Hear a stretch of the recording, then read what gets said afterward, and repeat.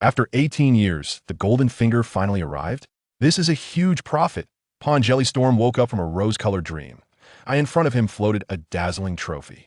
So beautiful that it was hard to look away. What is this? Am I dreaming? He stared intently at the trophy till a message popped up. Unique trophy, adult day.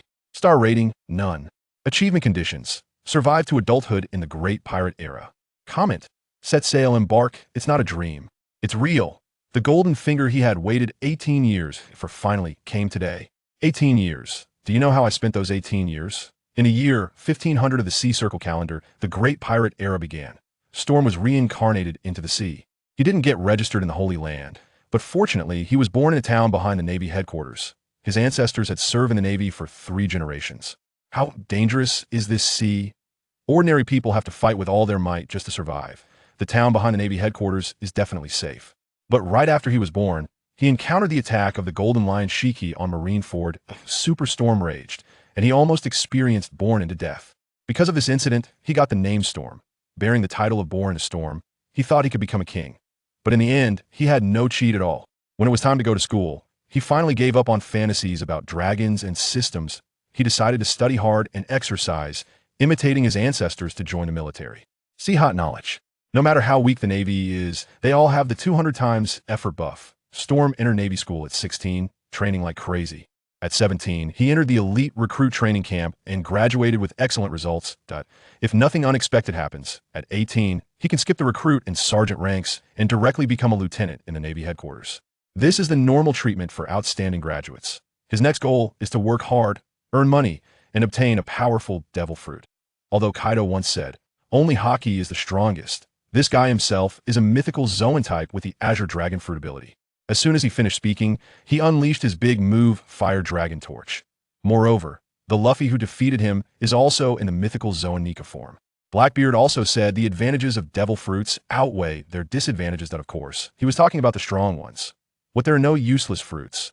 Only useless users is pure toxic chicken soup. Just like there are no useless martial souls. Only useless soul masters. Devil fruits clearly have ranks. The magma fruit is a superior version of the fire fruit. Both are Logia types, but a magma user can punch through a fire user. Storm doesn't reject strong fruits. He doesn't mind weak Logia types, nor does he mind strong Paramecia or Zoan types. Being a mythical Zoan is even better. He understands better than anyone what a version answer is. Right, Lord Nika? Now it's great he's been relying on the 200 times effort buff and has struggled for so long. And now the trophy has actually arrived? Tisich, since it has come, let's see. Storm tried to pull back his mouth, which was about to stretch to his ears, and began to study the trophy's abilities. The trophy emitted a swirling wave of energy. Before long, he understood everything. The trophy has 2 abilities. 1 is to obtain what he desires most. 2 is that the corresponding stars can enhance his own abilities. Usually, it's a choice of one or the other. But special trophies can do both. To get the trophy, there is only one method. Battle. The stronger the opponent and the fiercer the fight, the higher the level of the trophy obtained. In his view, this ability is like wishing plus leveling up. Looking at the Adult Day trophy again, it's a special trophy without stars. T can't level up but can grant wishes. It's called a 0-star trophy, but it's essentially a newbie welfare. Storm didn't rush to check the newbie gift pack. The best part is yet to come. 9-star item? He can use abilities without eating a fruit? This cheat is too outrageous. Storm tried to call out with his mind for another brand new trophy. Pawn Jellystorm's trophy. Physique. Haki, not unlocked. Comment. A crazy training Navy soldier. Qualified to be one of the 100,000 Navy soldiers besieging Whitebeard in the Marineford War. He wasn't sure how strong was for now. But this comment. High emotional intelligence. Not strong yet. Low emotional intelligence. Just a nobody. Physique and Haki each have 3 branches. Haki includes armament, observation, and conqueror's Haki. Physique branches. Strength, speed, stamina, healthy body, well-functioning limbs, normal eating and drinking, a promising future. Storm closed the trophy, comforting himself. Then he bathed, changed clothes, burned incense, adjusted his crown, and sat upright. Waiting for his mind to settle, he finally called out the initial Adult Day trophy. What is the sword in the stone that I've waited 18 years for? The trophy burst forth with a strange brilliance, eventually transforming into a silver-gray ring. Name, Devil's Ring. Star rating. Description, a creation of super ancient technology, the crystallization of wisdom from a super ancient kingdom. Effects. 1. Natural energy, can draw energy from the formless. Its own energy is nearly infinite. Point 2. Indestructible. The material is extremely hard and specially crafted. Cannot be destroyed. Point 3. Devil's power. Can suppress, draw, seal, and transfer any supernatural factors of a devil fruit. Can also use its own energy to exert fruit abilities. Comment. The devil cannot kill me. 1, 2. 9 stars. Storm was almost blinded by the brightness. Even more incredible are those 3 effects. What is the biggest weakness of devil fruits? Once eaten, one becomes a castaway of the sea. Cannot swim for life on this blue planet. This weakness is very deadly. But just like Blackbeard said, the advantages of the fruit outweigh the disadvantages. Ghost fruits, card fruits, these advantages can completely offset the flaws. Storm previously regarded eating a strong fruit as a small goal. He was prepared to never go into the water for the rest of his life. Now with this ring, he doesn't need to eat a fruit. He can use abilities without any consumption. Point 1 word. Song. Song means refreshing or pleasurable. His mood was as delightful as wearing new underwear for the new year. The Navy soldier put on the ring and headed out, going straight to the Navy headquarters. Justice doesn't take a holiday. On the first day of a new year, the headquarters building was still crowded. Storm, dressed in a blue and white uniform, was inconspicuous. He weaved through to the office on the top floor. Knock. Knock on the door. A deep, powerful voice came from inside. Come in. He pushed the door open and raised his hand in salute, palm facing backward. Commander. New recruit Pingley Storm reporting for duty. Storm? You arrived quite early, responded a burly man with purple hair, muscular and imposing. He was former Admiral Blackarm Yearsfor, the chief instructor of the elite recruit training camp. Storm was there to confirm his rank and position changes. Yearsfor glanced at him and drew out a letter with his strong left hand. Flicking his finger, the letter flew in front of him. This is a recommendation letter I wrote. Now, go next door to find Kazan. He will tell you everything. Kazan? Storm held the recommendation letter, somewhat confused, and went next door to the current admiral's office. Kazan seemed to have known already. As soon as Storm pushed the door open, he got straight to the point. Pingley Storm? Did you bring your resignation letter? Storm was taken aback. It wasn't a promotion, it was an expulsion. My ancestors bled for the world government and made contributions to the Navy headquarters. He regained his composure and, regardless of the other party's identity, directly questioned, what did I do wrong to be removed from the headquarters? Storm didn't have strong feelings about the Navy in this rotten world. The Navy was just an identity, a job. Disliking it was one thing, but being expelled for no reason was baffling. You didn't do anything wrong. Kazan scratched his messy hair.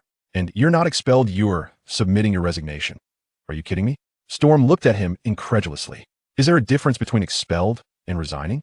Getting recommended into a secret unit for cursing the celestial dragons? This is absurd. By voluntarily resigning, the Navy wouldn't have to pay his salary? Does the world government have labor laws? Seeing Storm's reaction, Kazan finally realized, did Yearsfor not tell you the reason? He rubbed his forehead, a chilling aura emanating from him. Really, he recommended you to come here. Yearsfor's recommendation. Storm glanced at the letter in his hand and raised his hand to indicate. Teacher Yearsfor only gave me a recommendation letter and said Kazan would explain everything. Really, Kazan muttered his catchphrase. I knew he would give me extra work. What a hassle. Setting aside the facts, isn't this your own problem? Storm silently complained, not wanting to get involved in the conflict between the two generations of admirals, and quietly placed the recommendation letter in front of Kazan, stepping back to stand at attention. Kazan glanced at him, opened the letter, and read it quickly. Storm had no idea what was written inside, but he could see Kazan's chilling aura increasing, the temperature in the office dropping sharply, and he could even see the white mist. From his breath, new recruit. Kazan suddenly looked up at him, his voice cold. Did you publicly insult the celestial dragons as pigs in the recruit training camp? His expression was as cold as an ancient glacier, ignoring the ugly green checkered eye mask, which still held a bit of intimidation. First of all, it wasn't public, it was said in private conversation. Storm smirked slightly. Secondly, it wasn't an insult, it was an objective description. Lastly, I didn't say the celestial dragons are pigs. I said they're scum, even worse than pigs. There were certainly Navy personnel who cursed the celestial dragons at sea, like Carp, who dared to do so publicly in the Holy Land. He was a Navy hero, his son the leader of the Revolutionary Army, and his grandson was about to become a pirate captain. What's the harm in a few curses? The world government had no objections, but Storm was just a new recruit, and his immediate superior knew about it. For crying out loud, this could affect his career. Would he be sent to the Four Seas branch? That would be just great. Kazan's expression grew increasingly serious, his cold aura nearly freezing the entire office. The next moment, the spring breeze thawed, and the ice melted. Ha ha ha. He burst in a loud laughter. New recruit. Now I understand why teacher Zephyr recommended you to the sword unit. You're quite interesting. Sword unit? The Navy headquarters secret special unit. The blade unit? Storm caught the key information and pieced it together. Zephyr sent him to find Kazan just to recommend him to join. By the way, I won't call you Storm anymore. Kazan wiped the ice particle from the corner of his eye and became serious. Do you know about the sword unit? He knew a little but not much. Storm pretended to be a newbie and shook his head. The sword unit, also known as the blade unit, Kazan explained. It's a secret special unit established by the headquarters with a strategic position comparable to the SSG of Vegapunk. Members are simply former Navy personnel who submitted their resignations. Their mission is to combat pirates, including all pirates, even the pirate emperors. Besides that, they don't have to follow any orders. They're a guerrilla force that can act freely. After Kazan finished speaking, he fell silent, giving Storm time to digest. To be honest, what Kazan said was pretty much what Storm knew. What surprised him was that the blade unit could be compared to the SSG. The SSG, Special Science Group, sounded unfamiliar but had incredible combat power. Pacifistas, laser guns, bubble shields, green blood, and seraphim were all developed by them, essentially supporting the Navy's scientific force. Their status was self-evident. How could the blade unit compare? However, Kazan knew so much about the blade unit. Could he be the highest authority? Just like Kizaru leading the scientific unit? But Kazan later left the Navy and became the captain of the Blackbeard Pirates. If he was the highest commander of the blade unit, was he an undercover agent? A series of thoughts flashed through his mind, and at that moment, Kazan spoke again. Cursing the celestial dragons and still being sought after? This secret unit must have some serious issues. Storm, Teacher Zephyr gave you a very high evaluation in the letter. Kazan paused and casually recited a few points from the recommendation letter. Self-discipline, diligence, not blindly believing in authority, and having your own sense of justice. There was one point he didn't mention. Storm's family background was absolutely clean.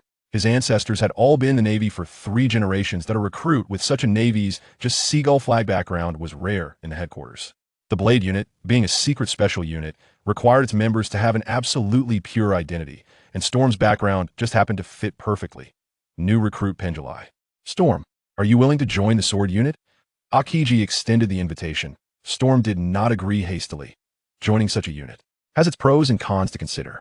Before I answer, I have a few questions. Ask away. How high is the confidentiality level of the blade unit within the Navy? Only the fleet admiral and the admirals are qualified to know the full list of members. What about the world government? The government. Akiji's expression was subtle. The government will not know of the blade unit's existence. Huh, is that true? Storm was shocked. This unit is incredibly independent. Not even the world government knows, since you can take on the 4 emperors. What about the warlords of the sea? Generally, without the approval of the elders, the Navy wouldn't dare to provoke the 4 emperors lightly. Even a minor friction could lead to a major war. But the blade unit dares to strike directly. Akiji looked at him deeply, slowly nodded. That is possible if they can take on the 4 emperors. We're the warlords. But I must warn you. Akiji became serious. Our unit will not take responsibility for your actions. You could be discharged at any time if the government orders it. They could even erase your existence. Point one last question. Storm instead smiled. If I join, will my salary increase? Of course, Akiji also smiled. The benefits of the blade unit are the best in the entire Navy. The blade unit welcomes your joining. Penduli Storm. Storm did not say anything. Silently saluted. He was on this ship. To make a long story short, the blade unit has a major mission. Akiji cut through the fluff. The situation in the New World has drastically changed, following Whitebeard, Kaido, and Big Mom. The red-haired pirates have risen. Shanks has become the 4th emperor. Your mission is to become a great pirate and infiltrate the New World, getting into the inner circle of the 4 emperors. Storm tilted his head, thumb pointing at himself. Me, to deal with the 4 emperors? So, I'm getting the undercover script of X. Drake, Storm thought to himself. Without eating the Nika fruit, what kind of pirate can I become, let alone the Pirate King? Is it too late to back out now? As he hesitated, Akiji added, of course, your current strength is still lacking. Storm swallowed his words. It seems something big is coming. For this undercover plan, the unit will provide assistance. Akiji continued. Have you heard the rumors from last year about the new recruit training camp? The rumor about the demon fruit rewards in the new recruit training camp is real. I could actually get my hands on it. Storm immediately reacted. IS Admiral Kazan, referring to the rumor that outstanding graduates can get a demon fruit. Why would there be such a rumor? Isn't it because of the incident 3 years ago? In the year 1515 of the Sea Circle calendar, Edward Weevil, who claimed to be Whitebeard too, directly overturned the new recruit training camp, causing heavy casualties. Only 3 people survived below Chief Instructor Zifa, and Zifa lost an arm. When this incident came to light, the Navy headquarters was in an uproar. The training camp was suspended for a session when it reopened last year to eliminate negative impacts and encourage new recruits. The headquarters not only increased security, but also promised generous rewards for graduates. Rumor had it that demon fruits were among them, but Storm thought at the time it was fake news. As an outstanding graduate, he didn't even see the peel of a fruit. But now, yes, that's it. Akiji nodded. There are indeed demon fruits, not only for outstanding graduates, but also prepared for the members of the Blade Unit. Storm's heart skipped a beat. He was both an outstanding graduate and now a member of the Blade Unit. Could it be? He rubbed the demon ring on his thumb. Admiral Kazan, can I get it now? Exactly. Akiji waved his hand, and 3 white ice orbs floated out from under the desk, under his mental control. They flew around Storm like satellites. Demon fruits are rare, even in the headquarters. The stock is limited. Akiji manipulated the ice orbs. These 3 are 2 paramecia types and 1 zoan type. Choose one to eat. Considered a benefit for joining the Blade Unit. If only I knew there was this benefit. What was all the earlier fuss for? Storm looked at the circling ice orbs. His eyes like Big Mom's when she's hungry. Through the ice shell, he could see the mysterious, swirling patterns inside. This was the superpower external attachment he dreamed of as a child. Akiji called the ice orbs back. The ice melted, and the 3 demon fruits revealed their true forms. Storm. Akiji smiled. Oh, you need me to introduce their names and effects? No. Storm's gaze was fixed on the fruits. I've seen the Demon Fruit Encyclopedia. The Demon Fruit Encyclopedia is something that could be considered precious, yet common, at least in the Navy headquarters library. Storm had seen several volumes that he used to wonder, why an entire sea? The only ones searching for fruits according to the encyclopedia seemed to be 2 black characters, Blackbeard and Sanji. Didn't others know? Later he realized that the vast majority of people didn't even know this thing existed. Even within the Navy, many didn't understand fruit information in this ocean where knowledge is also a treasure. Most people are undereducated, but Storm was different. He was clear about the shapes and abilities of the fruits in the encyclopedia. After all, who didn't have a few dream fruits? Goro Goro, Ope Ope, Pika Pika, Qinglong. Too bad those are all taken now. The 3 fruits Akiji took out were not his top choices, but he recognized them at a glance. The one on the left is the paramecia type Whip Whip fruit. The one on the right is the paramecia type Clay fruit. And the one in the middle, with rough skin and dark green color, is the zoan type Dragon Dragon fruit, ancient type Allosaurus form. Storm looked at the middle one, thinking of X, Drake. If he chose the Allosaurus fruit, now an ancient zoan type fruit is actually being rejected. I can't understand this operation. Storm stared at the Allosaurus fruit, feeling conflicted. Wouldn't that make me take on a job for X, Drake? Going undercover in the Beast Pirates? What a shame. He doesn't hate devil fruits, but the stereotypes are severe, like that saying. Flame fruit? Even a dog wouldn't eat it. There are too many people playing with fire on the sea. It's as rampant as the slaves in the Shampoo Islands. The main character can't even play with fire better than others, and no wonder he left the group. If the flame fruit is something even dogs wouldn't eat, then the ordinary and ancient zoan types are something dogs would shake their heads at if given a choice. Storm has no interest in the Allosaurus fruit at all, but he looked for too long, and it still caught Akiji's attention. Storm, this half-native, has a viewpoint about the fruit that's miles apart from the locals of this planet. He thinks the Allosaurus fruit is no good. But Akiji believes it's the strongest among the 3. Who cares about mud or whips in the ancient zoan category? Close combat is the way to go. Storm, do you want this Allosaurus fruit? Akiji asked, picking up the middle fruit. No. Storm decisively rejected it. I am looking at the other 2 paramecia types. Paramecia types have a huge gap between their potential. The Tremor fruit can destroy the world, while the Silence fruit, at most, can improve sleep quality.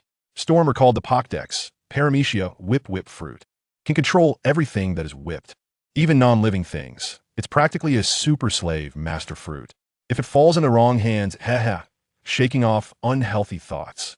He looked at the other one, paramecia Clay fruit, can create and control clay, and can even transform into a clay person. Calling it a special paramecia wouldn't be an exaggeration.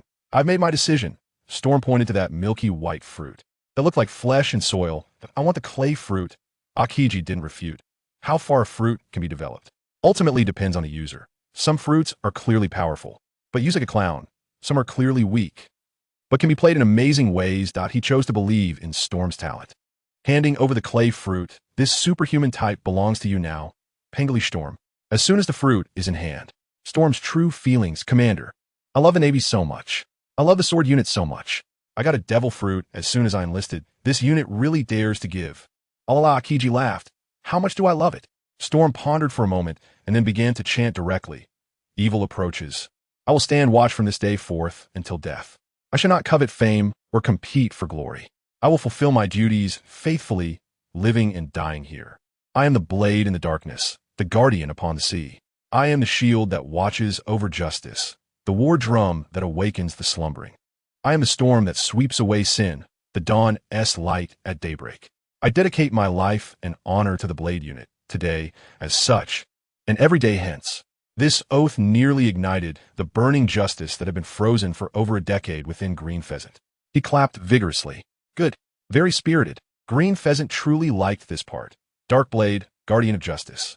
He quickly took out paper and pen from the drawer to jot it down. The rustling sound echoing continuously in the office. Storm stared at the clay fruit, and a few lines of text only he could see floated up. Name, clay fruit star level. None description. Paramecia type devil fruit effect. Any part of the body can turn into clay, and clay can be created out of thin air. Note, symbolizes unnatural evolution, cursed by the sea. Comment, I played with mud in the sea. The effect was not unexpected. It is indeed a special paramecia type, similar to Katakuri's machi fruit. It is not a Logia type, but surpasses it. Clay fruit. Lend me your power. Storm secretly used the demon ring to absorb and seal away all the supernatural factors within. Unbeknownst to anyone, a seemingly intact fruit completely lost its divine power. Looking at the information displayed on the trophy, it read, Name, Powerless Clay Fruit Star Rating. None description, bizarre looking. Disgusting tasting fruit effect. Aside from being inedible, it has no use whatsoever. Comment. Damn it. The side effects are gone. It's completely empty.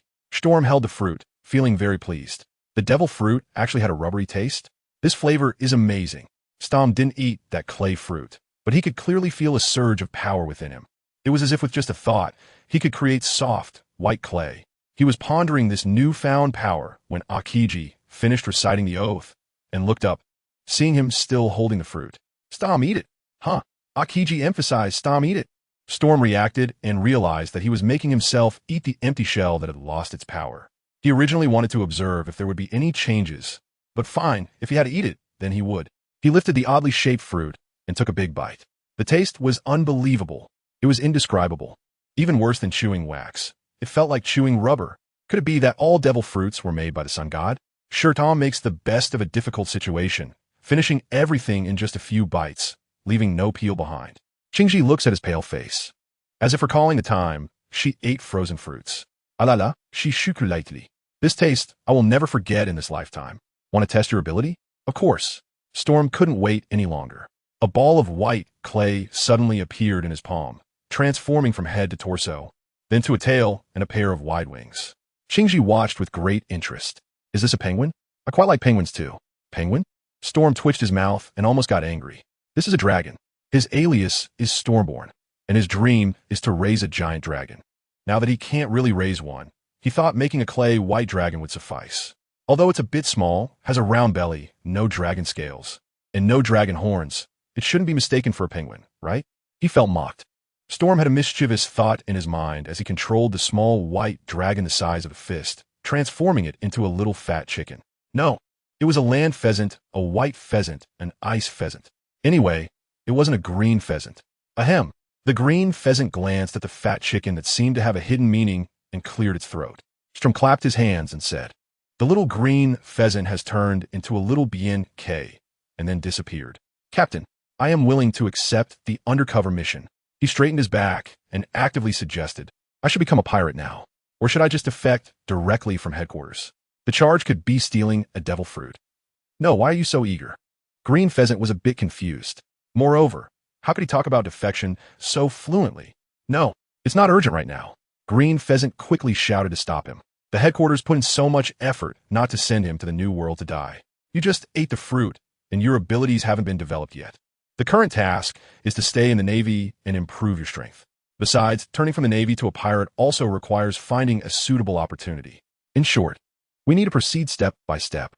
The so-called step-by-step approach was to let him temporarily forget that he was part of the sword unit and just think of himself as an ordinary Navy recruit who had just graduated. Green Pheasant specifically asked Strom, "Do you want to stay at headquarters in the future or go to the G-Series branch or the 4Cs? Those are the three conventional paths for the Navy." Shiru originally wanted to go to the 4Cs branch. The headquarters is a super elite group, 3 levels above the Outer Seas branch. He could have been a junior officer at the headquarters, but going to the 4Cs would mean he could be a school officer. There, a colonel is basically the boss, akin to a local emperor. Going to the 4Cs not only offers greater autonomy, but also makes it easier to make money and buy fruits. But now he's changed his mind. "Commander, I apply to go to Impel down. The grand trophy can only be obtained through fierce battles.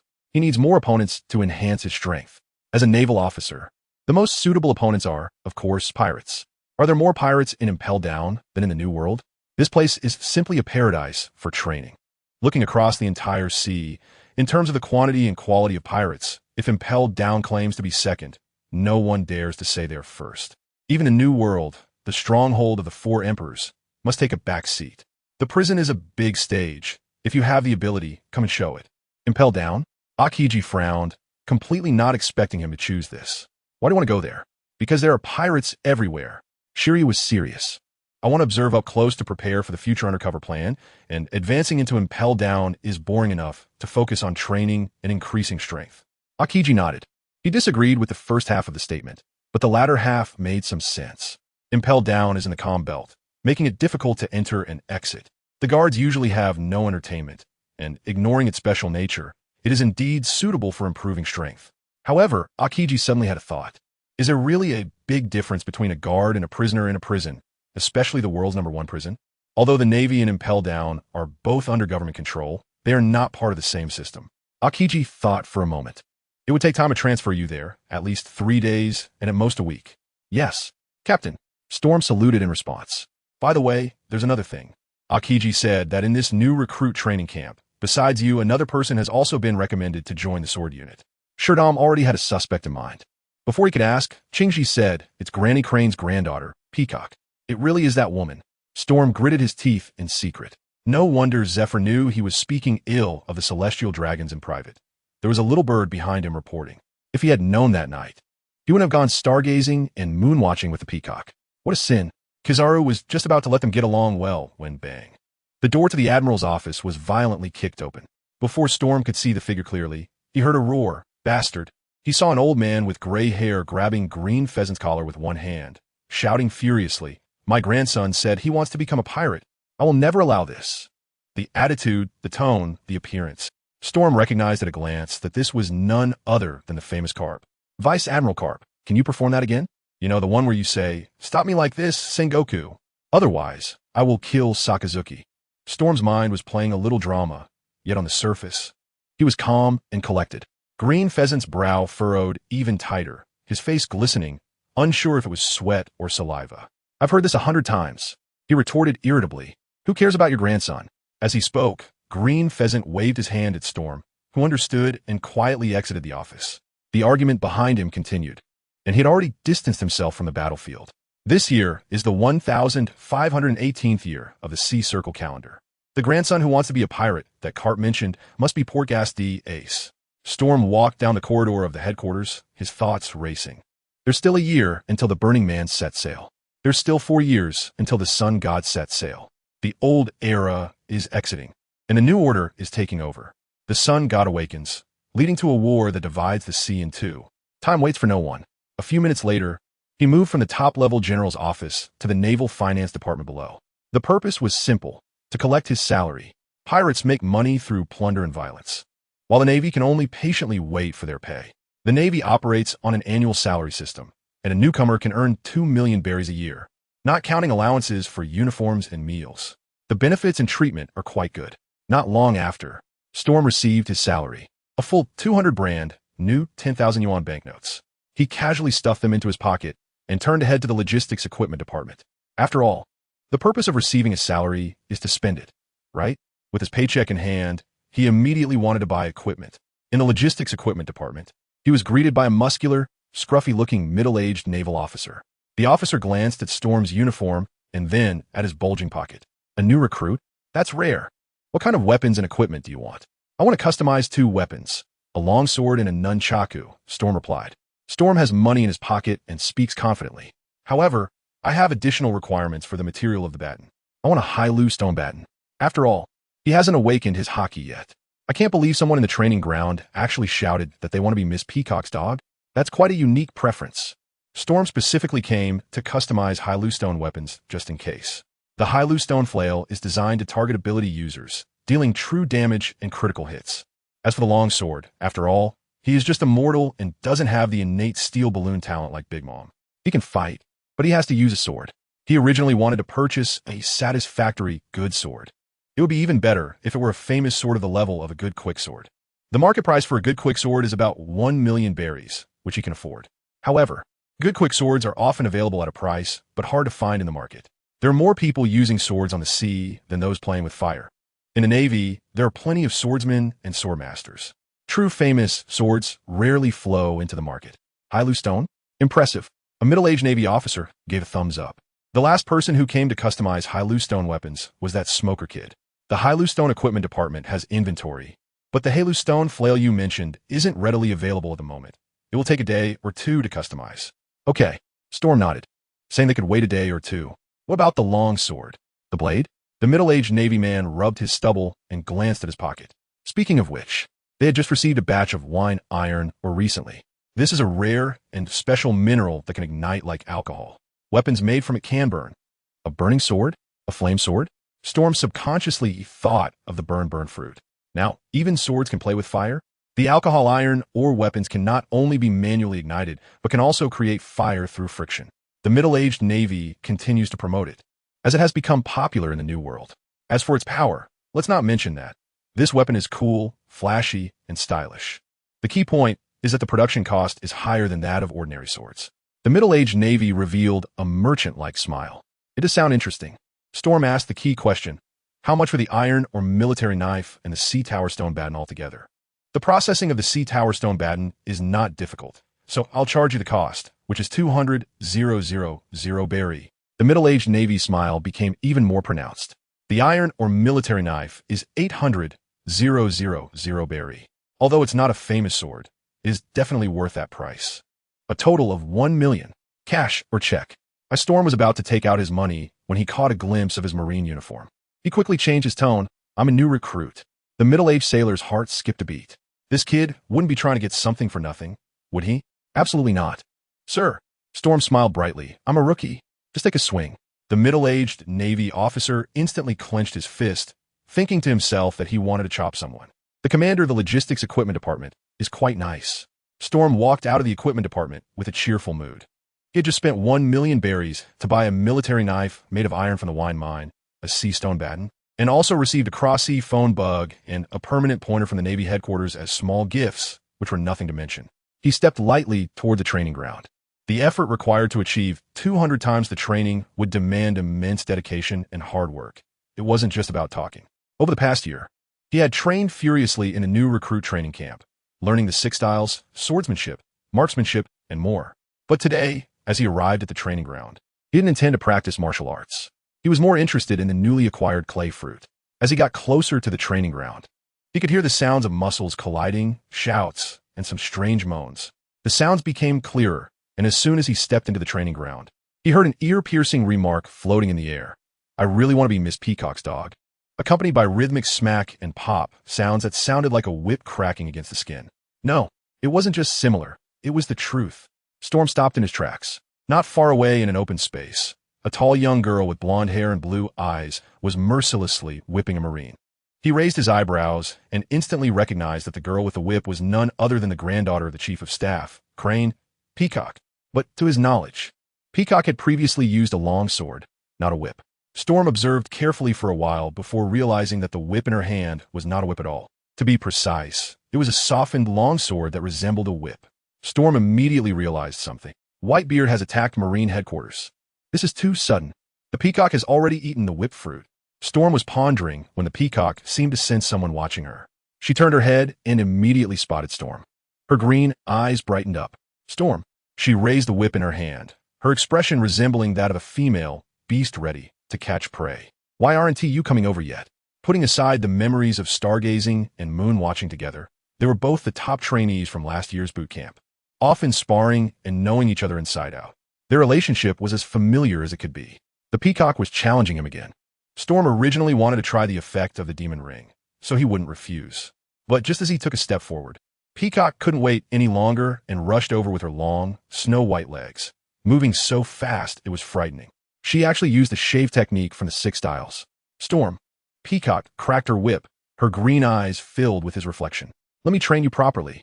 The soft sword transformed into a long whip, tearing through the air with a sound that sent chills down the spines of those around. Faced with this sudden attack, Shirtom stood frozen in place, as if he were stunned. Only his skin had turned into a smooth, clay-like white color at some unknown point. He neither flinched nor defended himself, and the peacock's long whip struck him with full force, but it was as if it had hit a puddle of soft mud, the dull sound echoing around. What? The peacock's eyes instantly narrowed into a slit, and the one closest to him could see clearly. Storm's left arm was struck, nearly severed by the whip, but strangely, what flowed out of the wound was not blood, but white clay. The clay gushed out of the wound continuously like a fountain, rising up along Storm's body. His size grew wildly, and in just a few breaths he exceeded 6 meters in height, resembling a giant. In the next moment, Storm brushed his chin with his right hand, and a crescent-shaped tuft of white beard took shape. Clay fruit? No, this must be the figurine fruit. After transforming, Storm let out a low and strange laugh. Gulalala. The peacock was still in shock, while the elite members watching from the sidelines erupted in chaos. Whitebeard, the world's strongest man. Whitebeard has attacked the Marine headquarters. Whitebeard has breached the Marine headquarters. Whitebeard has stormed the Red Line. Whitebeard has destroyed the world government. Screams and wails echoed in the training ground, continuously spreading outward. The peacock was a bit stunned by the commotion, but when she saw what the Whitebeard looked like, she was immediately speechless. With a round head and a belly like a soccer ball, covered in a stark white color, he looked like a poorly made clay doll from a small workshop. Aside from that tuft of white beard, where was the slightest trace of the world's strongest man's dominance? This must be Storm playing tricks. The peacock, inheriting Vice Admiral Crane's clever mind, quickly realized this ability must be the clay fruit that Admiral Kuzan mentioned. Storm had no time to manage the reactions of the surrounding navy. All his energy was focused on controlling this Whitebeard. Even earlier, when he was molding the clay little white dragon, he discovered that the Devil Ring allowed him to use his fruit abilities without any consumption, but it couldn't immediately enhance his development level. A 9-star ring does not equate to a 9-star development level. The trophy had long indicated that his development of the clay fruit was at a level. This level manifested in battle as the inferior version of Whitebeard before him. To be honest, Storm also thinks this Whitebeard puppet is too inferior. It's simply imitating Whitebeard and becoming Whitebeard, but it's not as good as White 2. It's ridiculous. Who has the time to carve it intricately? It needs to go all out. The peacock's earlier whip didn't cause any damage to Whitebeard 3, but instead, it embedded the whip deeply into its left arm. Storm controlled it, extending his left hand to grab the long whip. With a strong pull, the peacock immediately felt a great force, and the whip almost slipped from her hand. She gritted her teeth to release her ability, and the slender, soft whip instantly shortened and transformed back into its original form, revealing a gleaming cold sword in her hand. Just as Storm guessed, the peacock had indeed joined the sword troops after him and had eaten the whip fruit. However, because she had just consumed the fruit, her ability development was insufficient, and she could not fully utilize the control effects of the whip fruit. The whip regressed into a long sword, allowing the peacock to take back her weapon. Storm was not discouraged. He manipulated Whitebeard 3, striding forward with his elephant-like thick legs, charging toward the peacock. Boom! Boom! Each step of Whitebeard 3 caused a tremendous roar, leaving a series of large footprints on the ground. The watching elite members erupted in magical sounds again. This time, the peacock remained calm and was not affected by those around her. Whitebeard 3 raised its giant palm, as large as a grinding disc, and struck toward the peacock, creating a gust of wind. The peacock showed no signs of panic. She stomped her foot hard, successfully using the invisible air to her advantage. The peacock soared into the sky like a bird, evading the strike of Whitebeard 3. 6 styles, moonwalk. You guy. The peacock looked down from above at the white giant below. Who exactly is it? Whitebeard 3. Storm lifted his head and once again swung his giant palm, striking at the peacock in the air. Edward Titch. Who is this guy? The peacock exclaimed. She concentrated all her strength in her legs, rapidly contracting and then instantly extending, delivering a powerful kick that surpassed the speed of sound. Gale foot flying crane. A sharp, brief cry of a crane seemed to echo in the training ground. The peacock's heavy kicks stirred the surrounding air, forming a sharp wave shaped like a white crane. The flying speed of Gale foot flying crane was extremely fast, and in an instant, it flew from the sky to the front of Whitebeard 3. Storm transformed into Whitebeard 3, and his massive body lost the agility it should have had. Whitebeard 3 couldn't react in time and merely maintained his original posture, allowing Storm kick flying crane to hit him directly. The sharp vacuum slash effortlessly tore through the soft clay. The right arm of Whitebeard 3 broke off below the elbow on the spot. The momentum of Storm kick flying crane continued downward, leaving a deep gash on the training ground. Boom! After the deafening roar, the severed right arm of Whitebeard 3 finally fell to the ground, smashing into a pile of white cakes. After the full-powered explosion, Peacock inevitably found her breath a bit hurried. She was unable to maintain her moonwalk and was forced to fall from the sky. However, during this time, Peacock's eyes remained fixed on Whitebeard 3, missing not a single movement. Although a right arm was kicked off, Storm was completely unaffected. He didn't even feel a hint of pain. After all, it was Whitebeard 3 that took the hit. What did it have to do with Storm? Taking advantage of Peacock's brief exhaustion after her explosive burst, Storm swung Whitebeard 3 with his robust left arm, spinning it like a windmill. The Tyrannosaurus soared into the sky. At that moment, the left arm of Whitebeard 3 detached from the body and shot towards the peacock like a cannonball. This white clay cannonball flew through the air, rapidly growing ahead.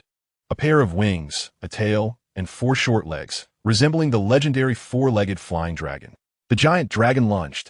The white giant dragon fiercely crashed into the peacock that had landed on the ground. However, this overly obvious attack failed to achieve the desired effect. The peacock nimbly dodged to the right, successfully avoiding the collision with the white giant dragon. Bang! The white giant dragon ultimately crashed into the training ground, turning itself into a shapeless mass of clay. The peacock listened to the death wail coming from behind, and a slight arc formed at the corner of her mouth. But at that moment, a rapid sound of slicing air came from behind her. Was that white dragon just now Storm's? Sensing danger approaching, the peacock instinctively turned around, and her peripheral vision caught sight of a fist belonging to a human, growing larger and larger. Intentional punch. Storm appeared behind the peacock without her noticing. He raised his fist, the size of a sandbag, and ruthlessly struck her in the abdomen. The peacock, who had been feeling self-satisfied just a moment ago, was hit in the abdomen the next second. The flamboyant peacock instantly turned into a curled-up shrimp. After being struck in the abdomen, she immediately staggered backward. At the end of her flight path stood the unyielding Whitebeard 3. Bang! The peacock crashed directly into the body of Whitebeard 3, like a bird flying into a net. She barely attempted to resist, but the intense pain in her abdomen rendered her unable to move for a moment. To make matters worse, Whitebeard 3 was like a human cage, trapping her tightly inside. The more she struggled, the greater the pressure from the surrounding clay became. Ultimately, she had no choice but to concede. You win. Sturm just received the surrender signal from the peacock. Suddenly, a silver-white trophy appeared before him. Silver trophy. Peacock trophy star rating. A 3-star silver trophy? Defeat your opponent to earn it. Storm suppressed the urge to check the trophy and walked silently towards Whitebeard 3. Under his mental control, a ripple of clay-like waves spread across the surface of Whitebeard 3. In the next moment, the peacock was spat out, helplessly falling to the ground. Storm, the peacock, gasped for breath. Just as she was about to say something to Storm in front of her, a loud shout from afar interrupted her words. Whitebeard 2. Just as the moment passed, a tall and robust figure seemed to flicker into existence beside Storm and the peacock. With a heavy and massive mechanical arm called Crusher attached to his right arm, he ruthlessly struck towards Whitebeard 3. Bang! Whitebeard 3's head suffered a heavy blow and exploded like fireworks. At that moment, Zifa, who threw the punch, was stunned. He claimed to not kill commanders and had never killed a pirate in his life. But why was this Whitebeard 2 so fragile? At that moment, Storm was also taken aback. He turned around and immediately saw Zifa beside him, along with a row of big shots not far away. Among those watching the battle were the Fleet Admiral Sengoku, Admiral Akiji, Admiral Kazu, Navy Hero Garb, as well as countless vice admirals like Shiru and others. Storm couldn't help but hold his breath. What do you mean by the Navy All-Star lineup? With this kind of power configuration, the 4 Emperors are here. Can we handle it? Storm and Peacock. Zephyr's face was as dark as if it had been coated with armed color hockey. What the hell are you all doing? Why is everyone shouting that Whitebeard is coming? Storm was about to explain when the Peacock, who had already stood up beside him, patted his shoulder and formally introduced. The strongest pirate in the world is right here. Teacher Zephyr, this is Whitebeard 3. Edward Teach.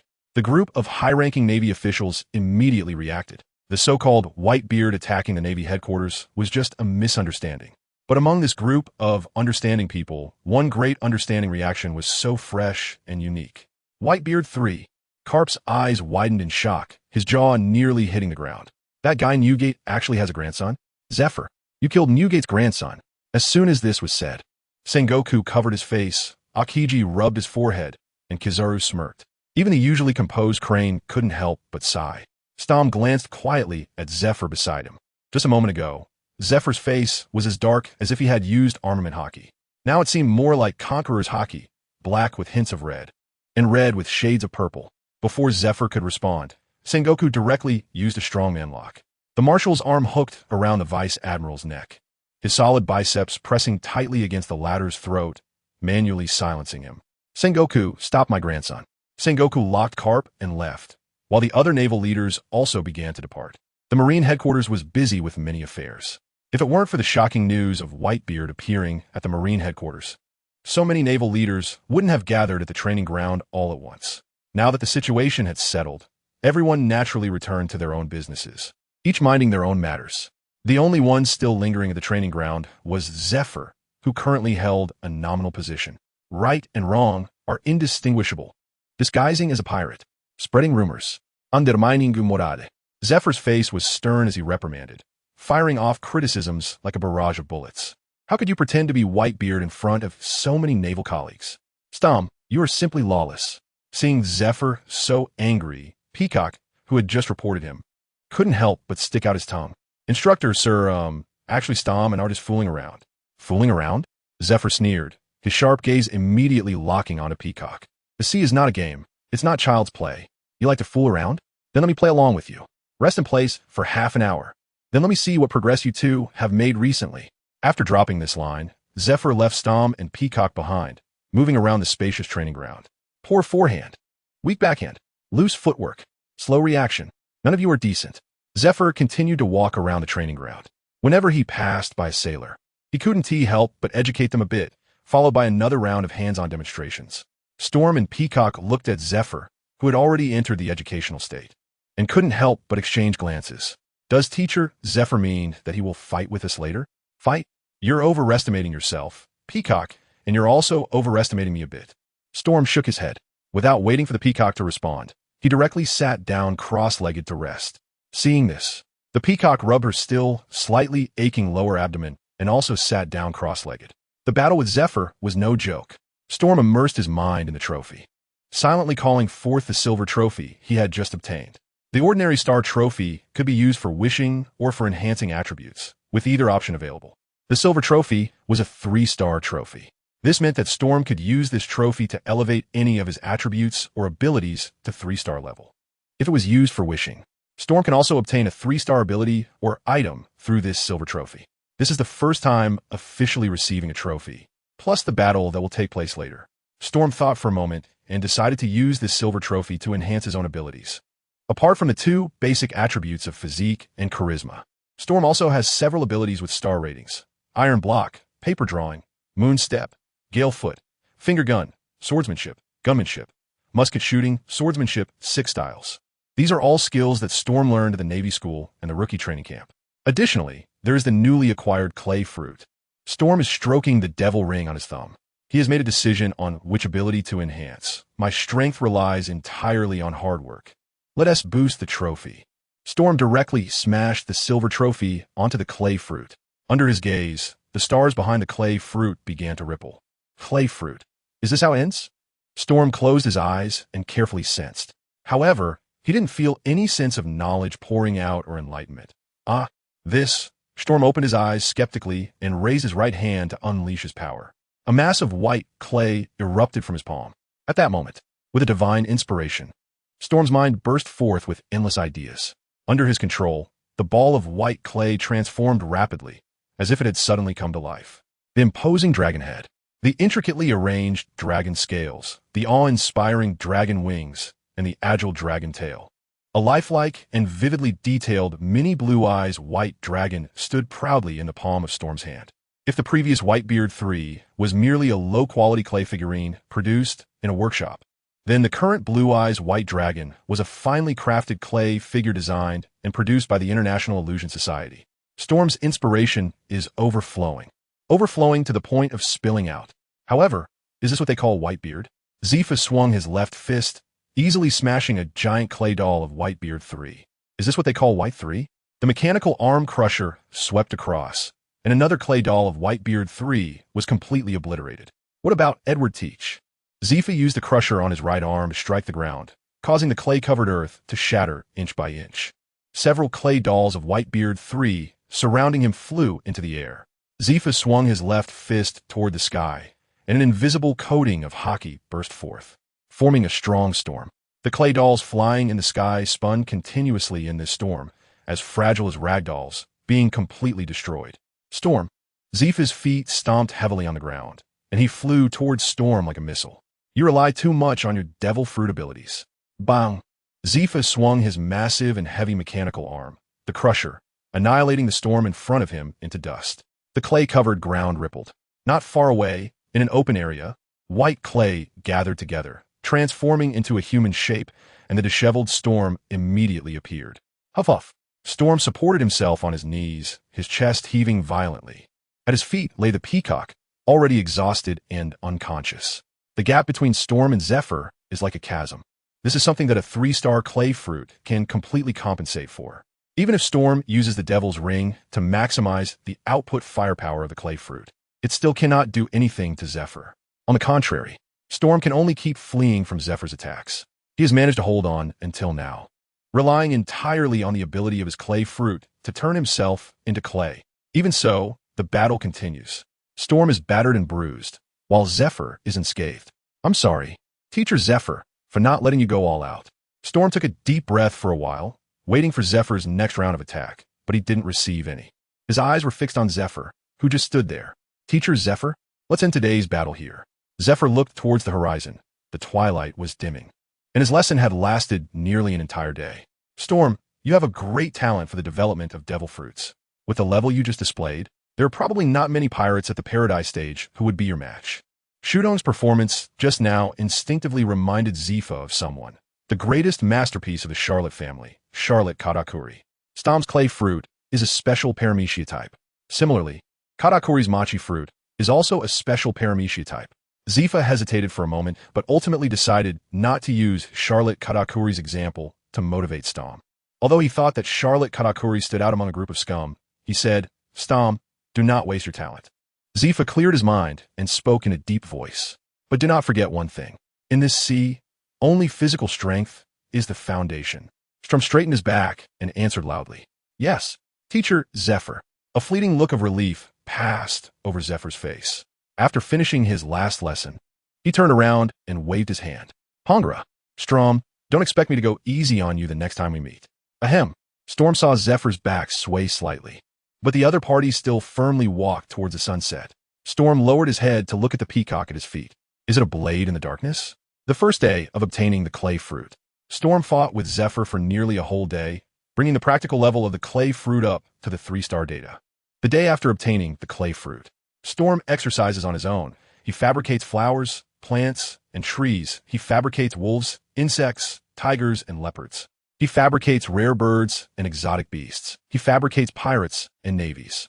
On the 3rd day of obtaining the clay fruit, Storm wanted to crush the thunder. Unfortunately, an order from headquarters was suddenly issued. Storm can only give up exploring the origin of life.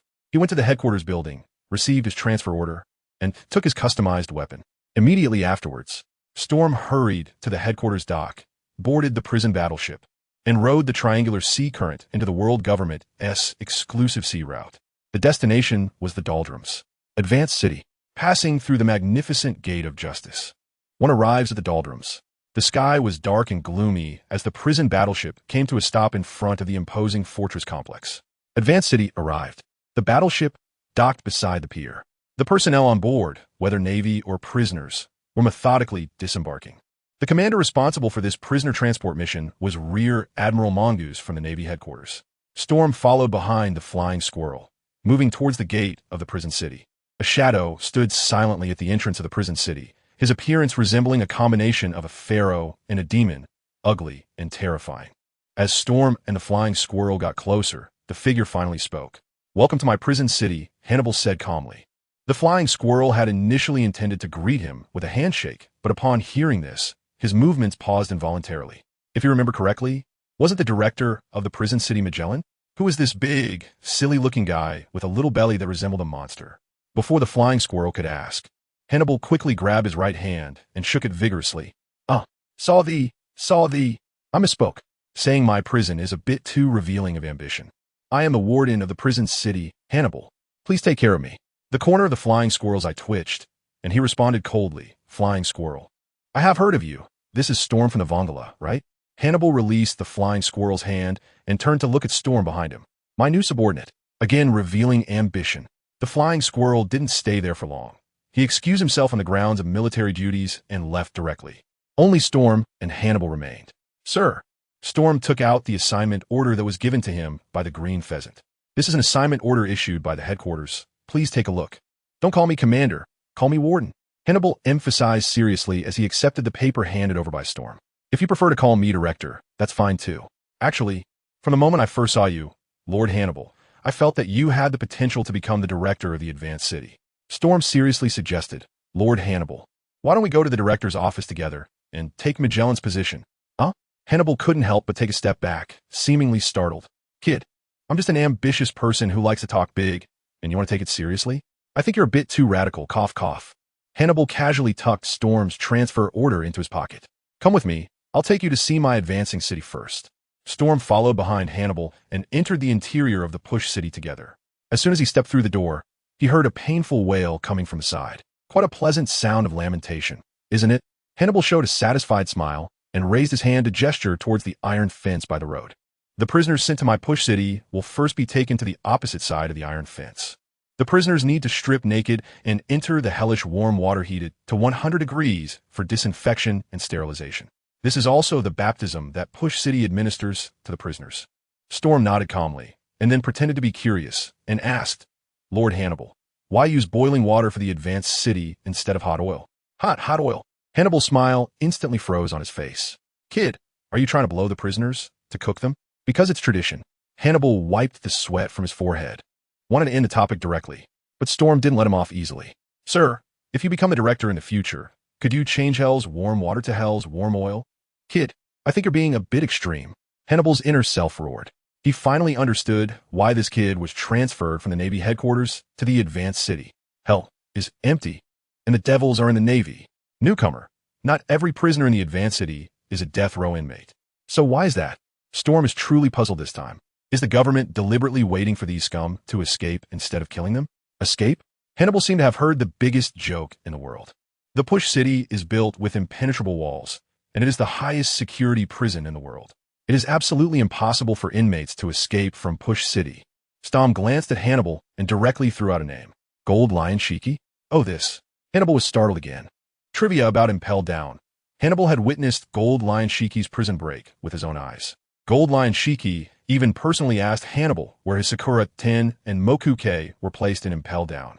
Being questioned consecutively by a newcomer made Hannibal feel a bit embarrassed. Newcomer, there are rules in Impel down. Subordinates are not allowed to talk back to their superiors. Really? I don't believe it. Sturm curled his lip. If the subordinates of the Advanced City really couldn't shut their boss's mouth, then Hannibal would have been thrown into infinite hell by Magellan on the very first day his ambitions were exposed. However, Sturm still quite liked Hannibal, this ostentatious commander. Seeing that Hannibal couldn't hold back his anger, he pinched his thumb and index finger together and drew them across his mouth, indicating zip it. Only then did Hannibal nod in satisfaction. The sea of the Advanced City wasn't very large. Hannibal led Sturm on a tour. From the initial baptism room to the generator room, medical room, monitoring room, and guard dormitory, etc.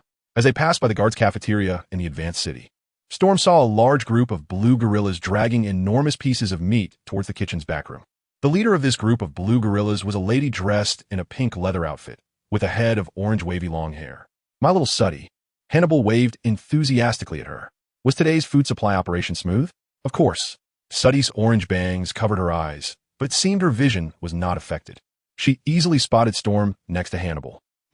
Is this the newcomer who's here to take my place?" In the midst of speaking, Suddy gently twisted the long-handled pitchfork in her hand. The pitchfork's prongs immediately fell off, and a long and slender whip appeared in her hand.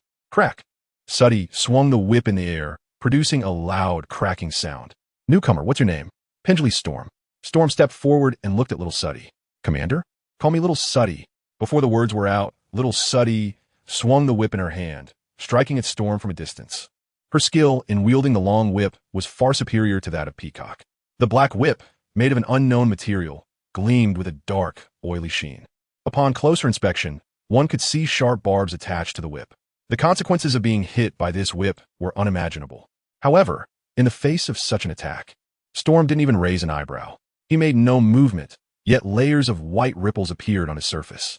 In the next moment, a white snake made of clay flew out from Storm's body, directly biting at the whip that had been swung toward him. Crack! Little Suddy's whip accurately struck the white snake's head, causing the soft clay to explode instantly. However, the white snake did not die as a result. On the contrary, after the explosion, the white snake transformed into a tightly woven clay net, firmly wrapping around the black whip. Storm controlled the clay as if it were a white chain, engaging in a struggle with little Suddy. "Little Suddy, Vongala, stop fighting!"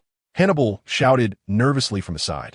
"If this continues, the blue gorilla will go out of control." Little Suddy was startled. She turned her head and, just in time, saw a blue gorilla that had been responsible for transporting food charging towards them.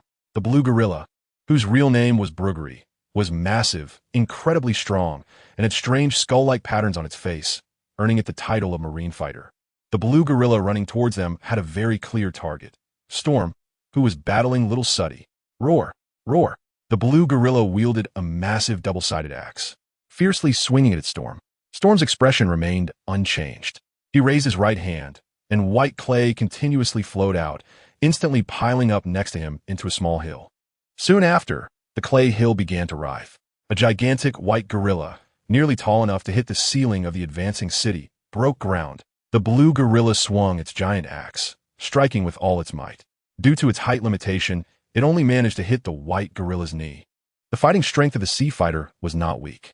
Even the sea kings of the windless zone could be easily sliced in two by the blue gorilla.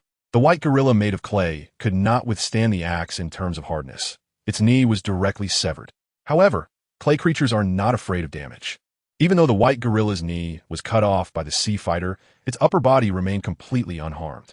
Storm manipulated the white gorilla, which raised its enormous fist and slammed it down. Boom! The blue gorilla that had just launched an attack couldn't evade the assault and was directly hit on the head by the clay giant's fist, accompanied by a loud bang. The blue gorilla was knocked over and completely lost consciousness. Silver trophy. Bruggery trophy star rating. A blue gorilla is equivalent to a silver trophy? Storm watched a group of blue gorillas charging over from a distance. In his eyes, there were not just a bunch of blue water monkeys, but a series of silver trophies. Strom's ears seemed to ring with hallucinations. The main quest has been triggered. Dominate and advance from the blue water monkeys. Stop. You all stop. Don't hit anymore. Hannibal forcibly inserted himself between Strom and little Suddy, trying to use his body to prevent the two from fighting.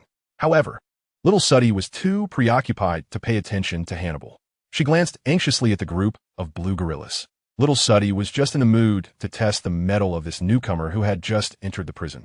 She wasn't crazy enough to want the blue gorilla army to incite a riot in the advanced city and create bloodshed.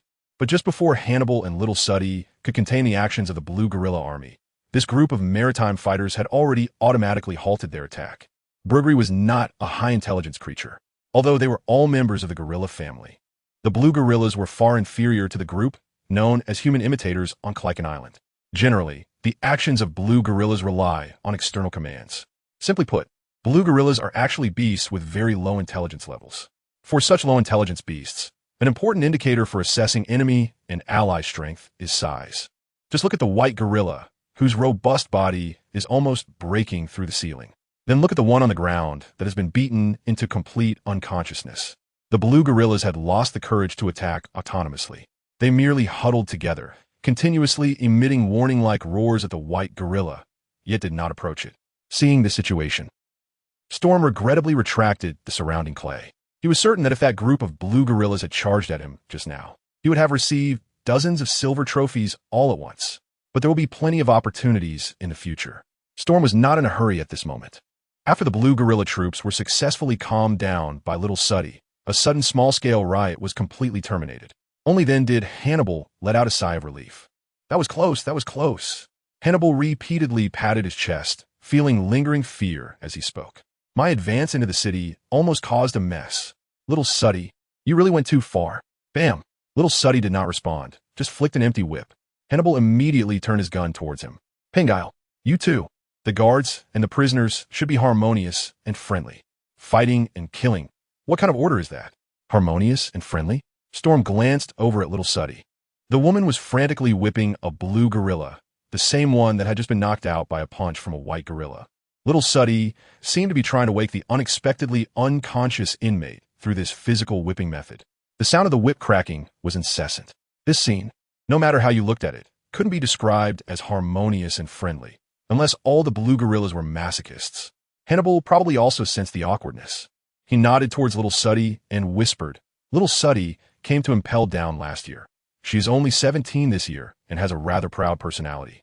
If you don't mind, I can introduce you to my subordinate Domino. My Domino is much gentler than Little Suddy. Crack! Little Suddy swung the whip again. Don't think I didn't hear you, Hannibal. Little Suddy stepped over, her high heels clicking on the floor. Do you want to try my red demon whip? Huh. Hannibal saw the situation was not right and frowned. He immediately retreated behind Storm, stubbornly insisting, You should call me Lord Hannibal, Little Suddy. I am a chief warden. Oomph. Little Suddy scoffed, too lazy to pay attention to Hannibal. She looked at Storm with great interest, resting her chin on her right hand, her pink tongue licking the corner of her mouth. It's a pity I can't hear the handsome guy's screams. Thank you for the compliment. Storm looked up and down at Little Suddy, and he had to admit that her outfit was indeed very eye-catching. However, it seems you really enjoy this kind of abusive play. Not exactly saying I like it.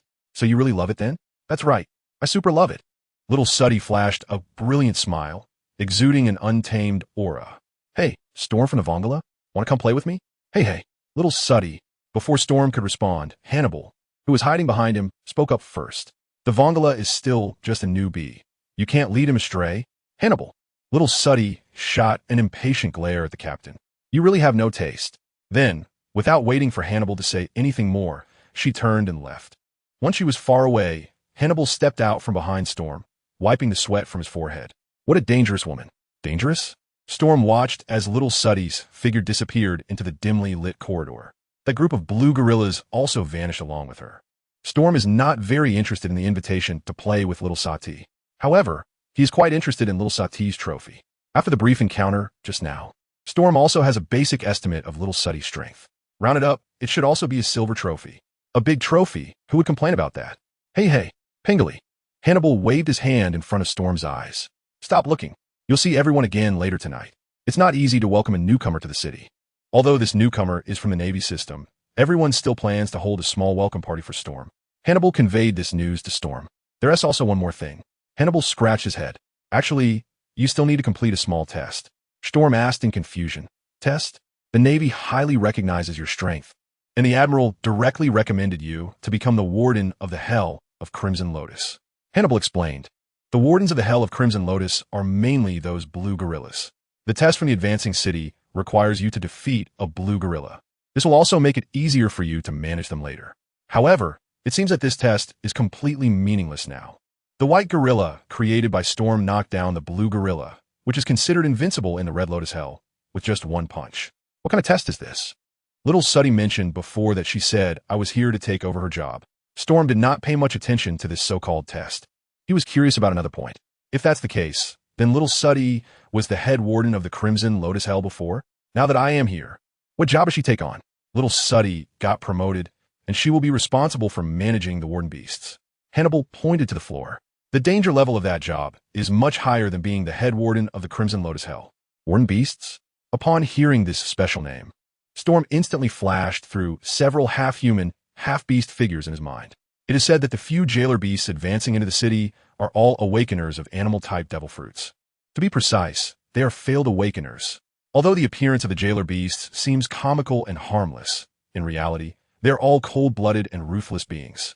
The failure of the awakening of the animal-type devil fruits has caused these failures to lose their original humanity. Within the entire scope of Impel down, if Magellan stands alone at the very top of the strength pyramid, then the strength of these jailer beasts is at least in the second tier. Storm is very interested in the jailer beast. After all, even the blue gorilla has a star rating of. So how high could the star rating of the jailer beast be? 4 stars? 5 stars? Or even 6 stars? Lord Hannibal, Storm eagerly asked. I don't mind taking the risk.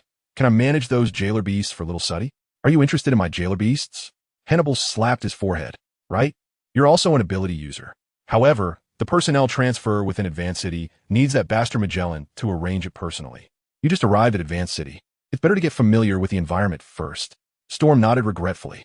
After the little interlude brought by little Suddy and the blue gorilla was over, Storm continued the tour of the advancing city with Hannibal.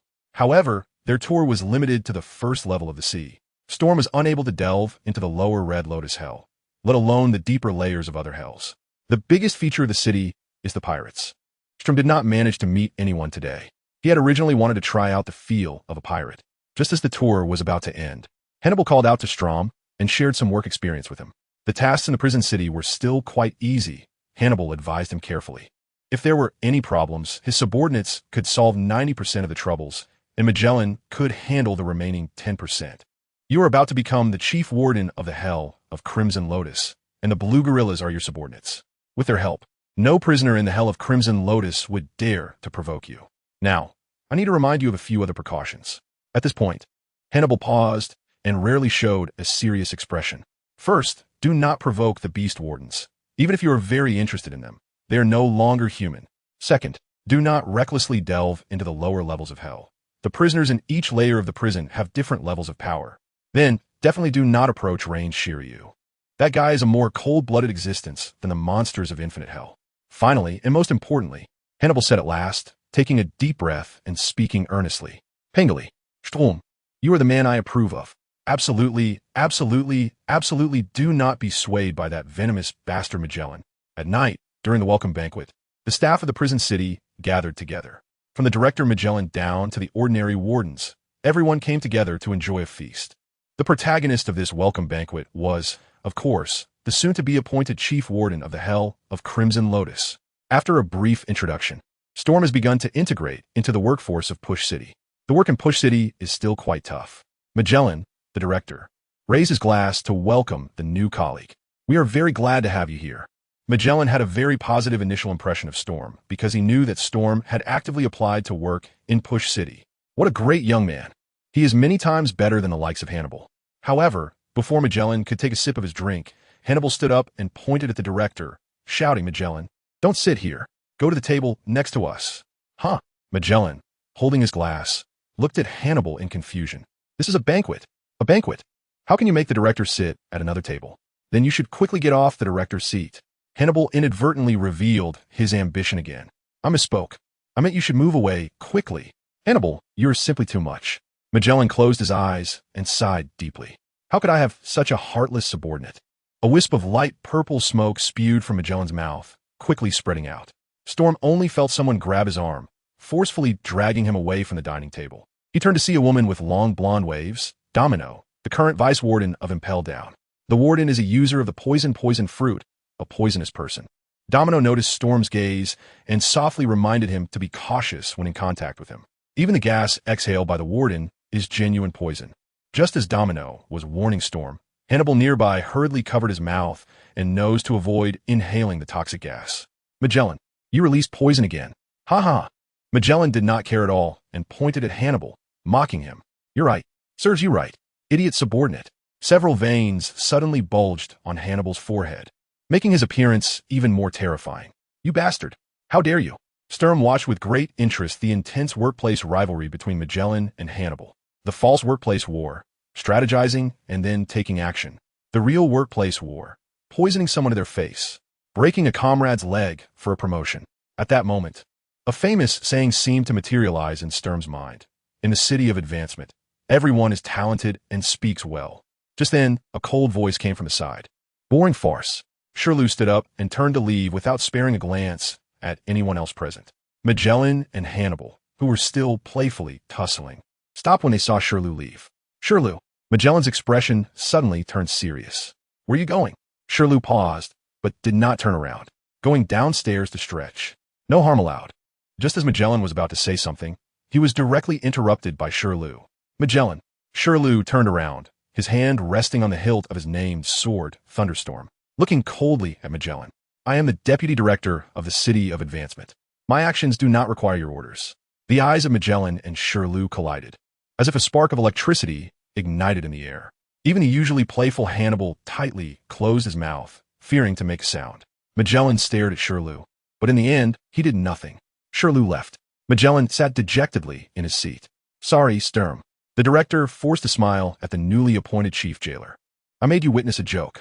Everyone continued to eat and drink, but with this incident, the atmosphere of the welcome banquet was thoroughly disrupted and ended hastily. The banquet was over. Sturm bid farewell to everyone and returned to his private room. The chief jailer still had the right to enjoy a single room. Inside, Sturm recalled the conflict that had just occurred.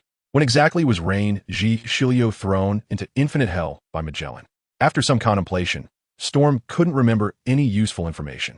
He only remembered that when Luffy was causing chaos in Impel down, Rain Shiru was already a prisoner of infinite hell. At that time, Hannibal was not the chief warden, but rather the deputy warden. This indicates that Shiru was imprisoned in infinite hell only in the recent years. Infinite hell? I want to go there too. Sturm shook his head, casting his thoughts aside. He summoned the silver trophy he had received earlier, as he needed it for the welcome party. Sturm was not in a hurry to use the 3-star trophy obtained by defeating the blue gorilla. But now that the banquet was over, he certainly wouldn't miss out on this silver trophy. Sturm was already aware of the trophy's ability enhancement effects. However, he had not yet tried its wishing function. But at this moment, Sturm did not want to use the trophy to make a wish. The teachings of Zephyr surfaced in his mind. Only physical strength is the foundation. Then he recalled Kaido's words. Only Haki surpasses everything. As for the current stage, Sturm's demand for domineering is not high. Moreover, he reasonably suspects that domineering requires sufficient physical fitness to achieve the corresponding effect. Sure enough, let's continue to allocate points. Increase physical strength. Sturm calls upon his own trophy. Strength, speed, stamina, a 3-star silver trophy. It can help Sturm increase his strength or speed to 3 stars. Alternatively, it can help him break through the current bottleneck in his stamina attribute. Sturm thought for a moment and made a decision. He smashed the silver trophy directly into the stamina attribute. Under Sturm's gaze, the stars behind the stamina attribute fluctuated and changed. And then it transformed from stamina to stamina. Just one more silver trophy is needed to upgrade stamina to 4 stars. Sturm clenched his fist. A thought flashed through his mind. I need more blue gorillas. The next moment, Sturm suddenly felt an overwhelming sense of hunger. It was as if every cell in his body was sending out nerve signals of hunger to the outside. Hungry. So hungry. Sturm stood up, his eyes gleaming green. He quickly searched the room for supplies. But in a room that had just been occupied, where would there be a stock of food? Sturm couldn't suppress the intense hunger. He burst out the door and ran back to the prison guard's dining hall along the same path. The welcome banquet had ended hastily, and there was still plenty of food left in the dining hall. Sturm immediately brought over a plate of roasted meat. Then came the second plate, the third plate, and a fourth plate. After a whirlwind of feasting, it was all gone. Sturm let out a loud belch.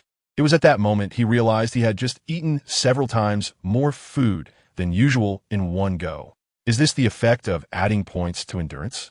Or the effect of adding points to physique? Sturm touched his round, bulging belly. Are you going to turn me into a rice bucket first? The next day, Sturm confirmed this guess.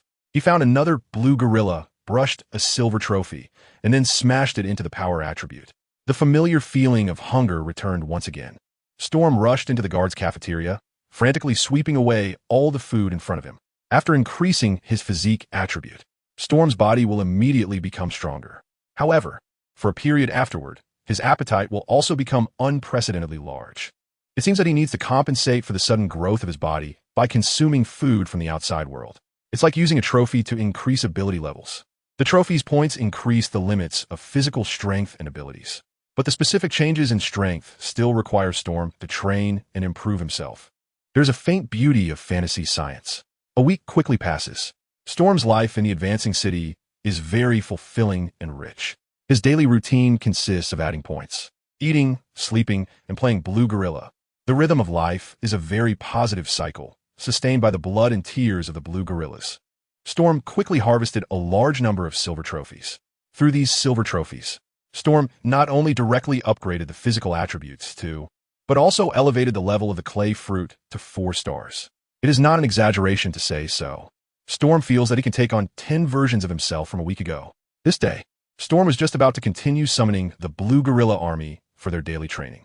However, just as he knocked out one of the Blue Gorillas, he unexpectedly discovered that the quality of the trophy had actually decreased. Bronze trophy, Bruggery trophy star rating. How could there be changes like this? Storm was a bit puzzled, and then he found another Blue Gorilla. However, the trophy provided by this one also had only 2 stars.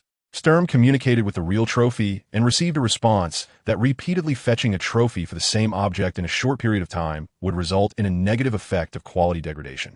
Storm finally realized the problem. Every member of the Blue Gorilla army had been beaten by him, some even more than once. It was time to look for a new source of trophies.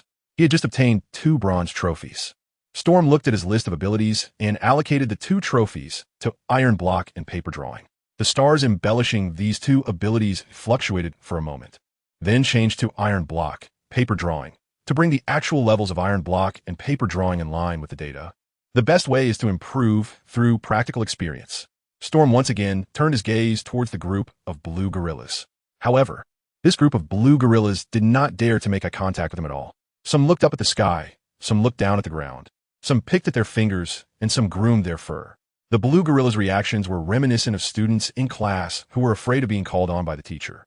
Under Storm's gaze, one Blue Gorilla suddenly picked up a nearby double-sided axe. But it was not for attacking. Instead, it held the axe like a mirror. If the Blue Gorilla could speak, it might have said, "Hey, this axe is really an axe." There is no doubt that this group of Blue Gorillas was completely subdued by Storm, even when Storm urged them to come before him. The group of Blue Gorillas remained as if rooted to the floor, not moving an inch. I seem to remember someone telling me before that the intelligence of the Blue Gorillas isn't very high. Storm was speechless. The Blue Gorilla was unwilling to be a sparring partner. Storm had no choice but to create a clone for practice. Clay clone. Storm's mind stirred, and he released a mass of white clay, manipulating it to blend together. In less than a moment, a white clay doll that looked exactly like Storm, aside from the color, appeared. This was a clay clone created using the ability of a 4-star clay fruit. Its basic attributes, whether strength or speed, were all at the 4-star level. The only drawback of the clay clone was that it lacked intelligence and could only mechanically execute the commands given by Storm. However, that was sufficient. Storm used clay avatars as training partners to hone his abilities in Iron Block and Paper Drawing. After a little more than half a morning, Storm finished his workout, drenched in sweat. Ugh. This abrupt feeling of stopping is so frustrating. The inspiration burst effect from the trophy boost has a limited duration. Once Storm's actual level caught up with the data, the continuous stream of inspiration in his mind felt as if someone had grabbed hold of his lifeline and suddenly choked it off. It's like having a cheat activated halfway, only to suddenly lose power. It's an incredibly frustrating feeling, like trying to sneeze but getting stuck with your mouth wide open and your belly full of air, only to find that you can't sneeze at all. Edge control in shooting is the most deadly. Storm looked gloomily at the Blue Gorilla army. Why couldn't this group of Blue Gorillas provide a higher level trophy? It must be because they weren't trying hard enough. The beast's instincts were quite sharp. The Blue Gorillas seemed to sense the malice in Storm's gaze. They all dropped their axes, lay on the ground, clasped their heads with their hands, and stuck there, butts up, showing no intention of resistance. In the past, little Suddy needed to use a whip to control this group of Blue Gorillas. But now, with just a glance, Storm could make the Blue Gorillas completely submit. This group of blue water monkeys had already become his shape. Go to the sea. Storm waved at the Blue Gorillas. The latter, as if granted amnesty, squeaked and scrambled away from the sight of the head jailer. As the guards of the Crimson Lotus Hell, this group of blue water monkeys not only had to suppress the prisoners in the Crimson Lotus Hell, but also had to take on the important task of supplying food to the advancing city. In simple terms, it meant going into the sea to catch fish. Sea King type. Storm retracted his clay clone and fell into deep thought. He now needed to find a new source for trophies. After some initial contemplation, He came up with two directions. One was the city of propulsion beneath his feet. The other was the calm belt beside him. There were indeed many pirates in the city of propulsion, but the number of sea kings in the calm belt was not any less. Storm has not fought against the aquatic king yet, but since the blue gorilla can provide silver trophies, the aquatic king can certainly do the same. Let's go find the pirates below. It's closer. Storm considered for a moment and decided to temporarily give up the trophy-collecting route of the Sea Kings. Speaking of which, there are quite a few powerful non-human entities inside the Impel down. Storm put on the uniform of the chief prison guard, strapped on a iron military knife, and hid the sea tower stone baton in his bosom. What does it mean to be a stoic male god? Storm strode forward, heading towards the large elevator lobby on the first level of the sea. Compared to the outside world, the technological level of Impel down was relatively good, with electric tools being widely used. Just as Storm was waiting for the elevator, the door to the elevator lobby swung open, and a group of medical personnel rushed out, carrying a stretcher.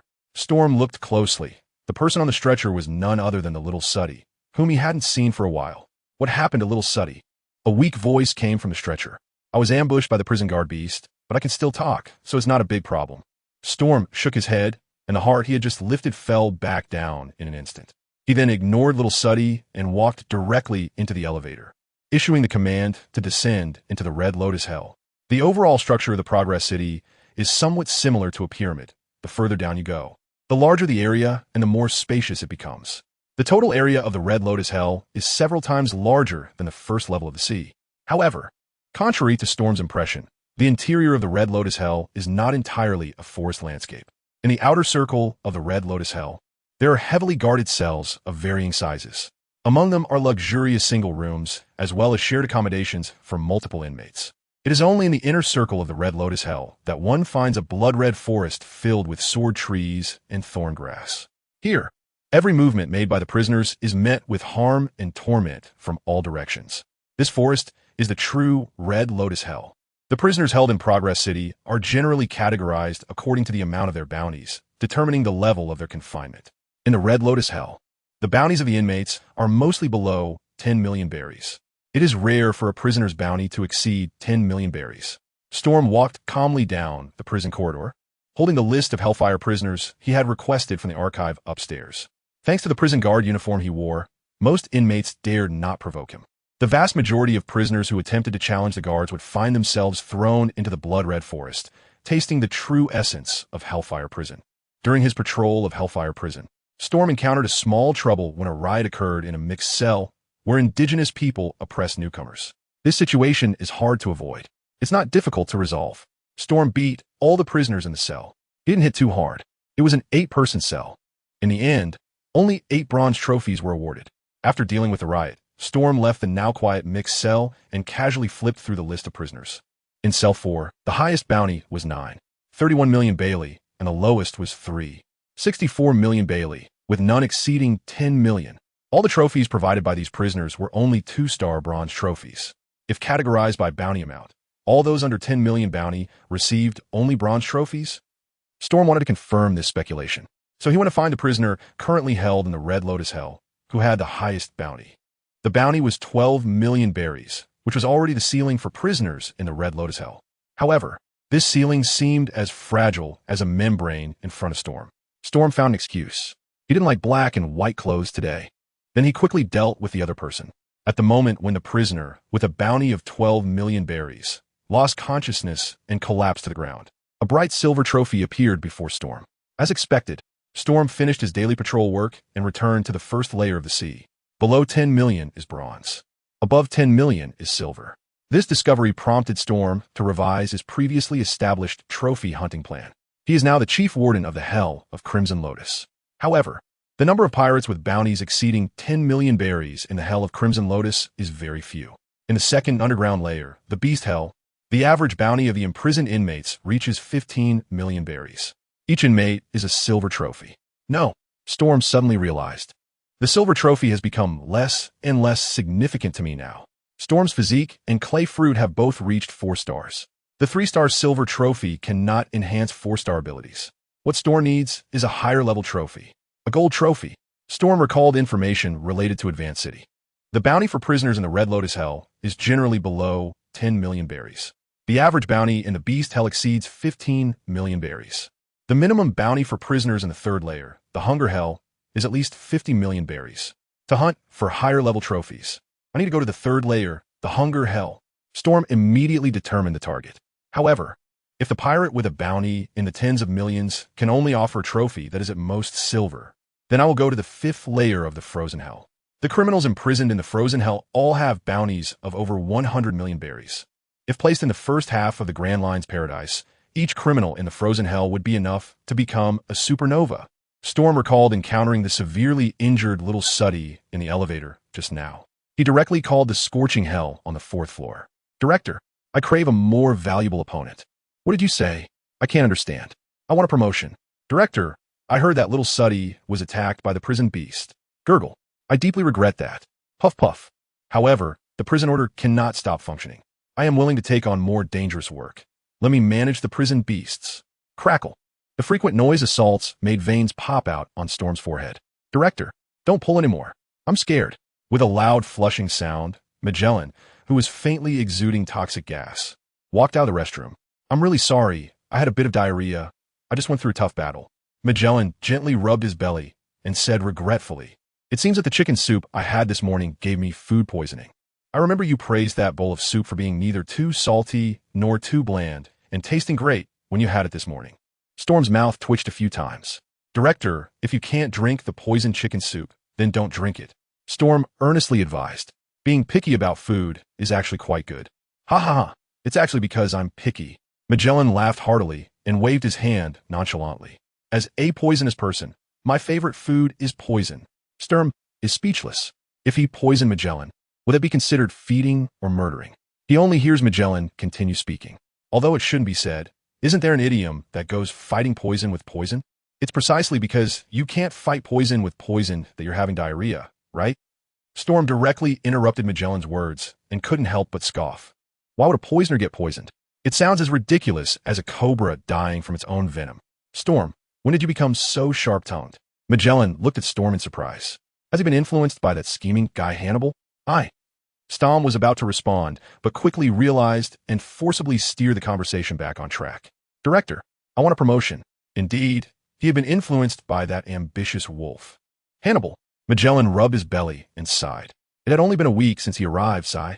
This time, without Domino's help, Storm retreated several meters away, avoiding the poisonous fog attack. He didn't want to inhale the toxic gas exhaled by Magellan. Ha! Magellan couldn't help but chuckle at Storm's vigilant expression. You're much smarter than Hannibal. Director, little Suddy, I know. Magellan nodded, falling into deep thought. Playing is one thing, laughing is another. Magellan quickly regained the imposing authority of the director of Impel Down. He seriously considered Storm's suggestion. This newcomer who had only been in Impel Down for a week had indeed exposed a severe problem the prison was currently facing. A lack of manpower. Impel Down. The 6 levels of hell. Each level housed a vast number of prisoners. These prisoners were all ruthless characters before being sent to Impel Down. Managing so many tough individuals together posed a great challenge. In fact, with Magellan's strength, he could completely suppress the entire Impel Down. The powers of the poison fruit would be doubled in such a special, enclosed environment. However, the problem was that Magellan himself could not withstand the toxicity of the poison fruit. Magellan, 41 years old, lived in the heat hell on the 4th level of Impel Down. He had to suffer from diarrhea for 10 hours every day to avoid being poisoned to death by himself, excluding meal and sleep times. Magellan only had less than 4 hours of work time each day. Because of this, Impel Down still needed other guards to help share the director's workload. In the past, the deputy director, Shiru of Arain, could effectively assist Magellan in managing Impel Down. Shiru was known as the Iron Wall of Impel Down alongside Magellan. However, in recent years, Shiryu's behavior had become more and more excessive. Magellan had seen Shiru kill prisoners more than once. Impel Down housed countless death row inmates. But that did not mean that Shiru, as a guard, could arbitrarily take prisoners' lives. Recently, Magellan and Shiru had clashed more than once. Yet Shiru remained unrepentant. The director was busy dealing with his diarrhea every day, while the deputy director was busy killing. The prison's guard duties were mostly shared among several other guards and a large number of prison wardens. Just at this critical moment, little Suddy was attacked by Guard Beast. Calling it an attack was somewhat inappropriate. From Magellan's understanding, little Suddy was injured during the management of the guard beasts when one of them made a small resistance. Given little Suddy's current strength, it was indeed too difficult for her to manage the cold and brutal guard beasts. During little Suddy's recovery, Magellan had planned to assign someone else to take on the task of managing the guard beasts. For example, Hannibal, and Hannibal. But now Stom had taken the initiative to apply to manage the guard beasts. Magellan couldn't help but hesitate.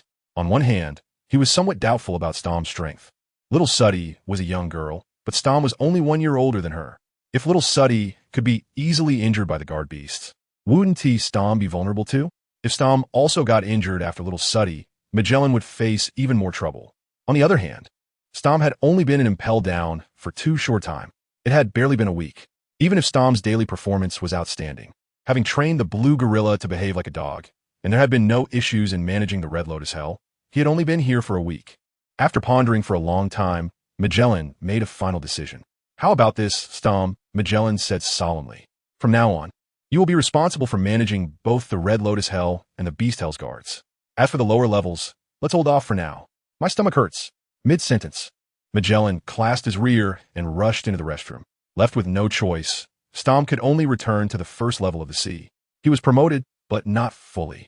The best outcome originally envisioned by Storm was that he would directly oversee the management of all the prison guards. From the blue gorillas of the Crimson Hell to the beast wardens of the Scorching Hell, all would fall under his management. But now, there is just an additional layer of the Beast Hell. I hope the level of the prison guards in the Beast Hell can be better than that of the water monkeys. Storm returned to the sea and entered his exclusive office.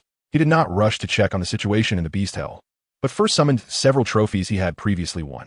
After surveying the Red Lotus Hell, he collected 8 bronze trophies and 1 silver trophy. Storm reviews his list of abilities. He the only silver trophy into the Iron Block. The remaining 8 bronze trophies are in a Moon Step, Gale Foot, Spear Technique, and Swordsmanship.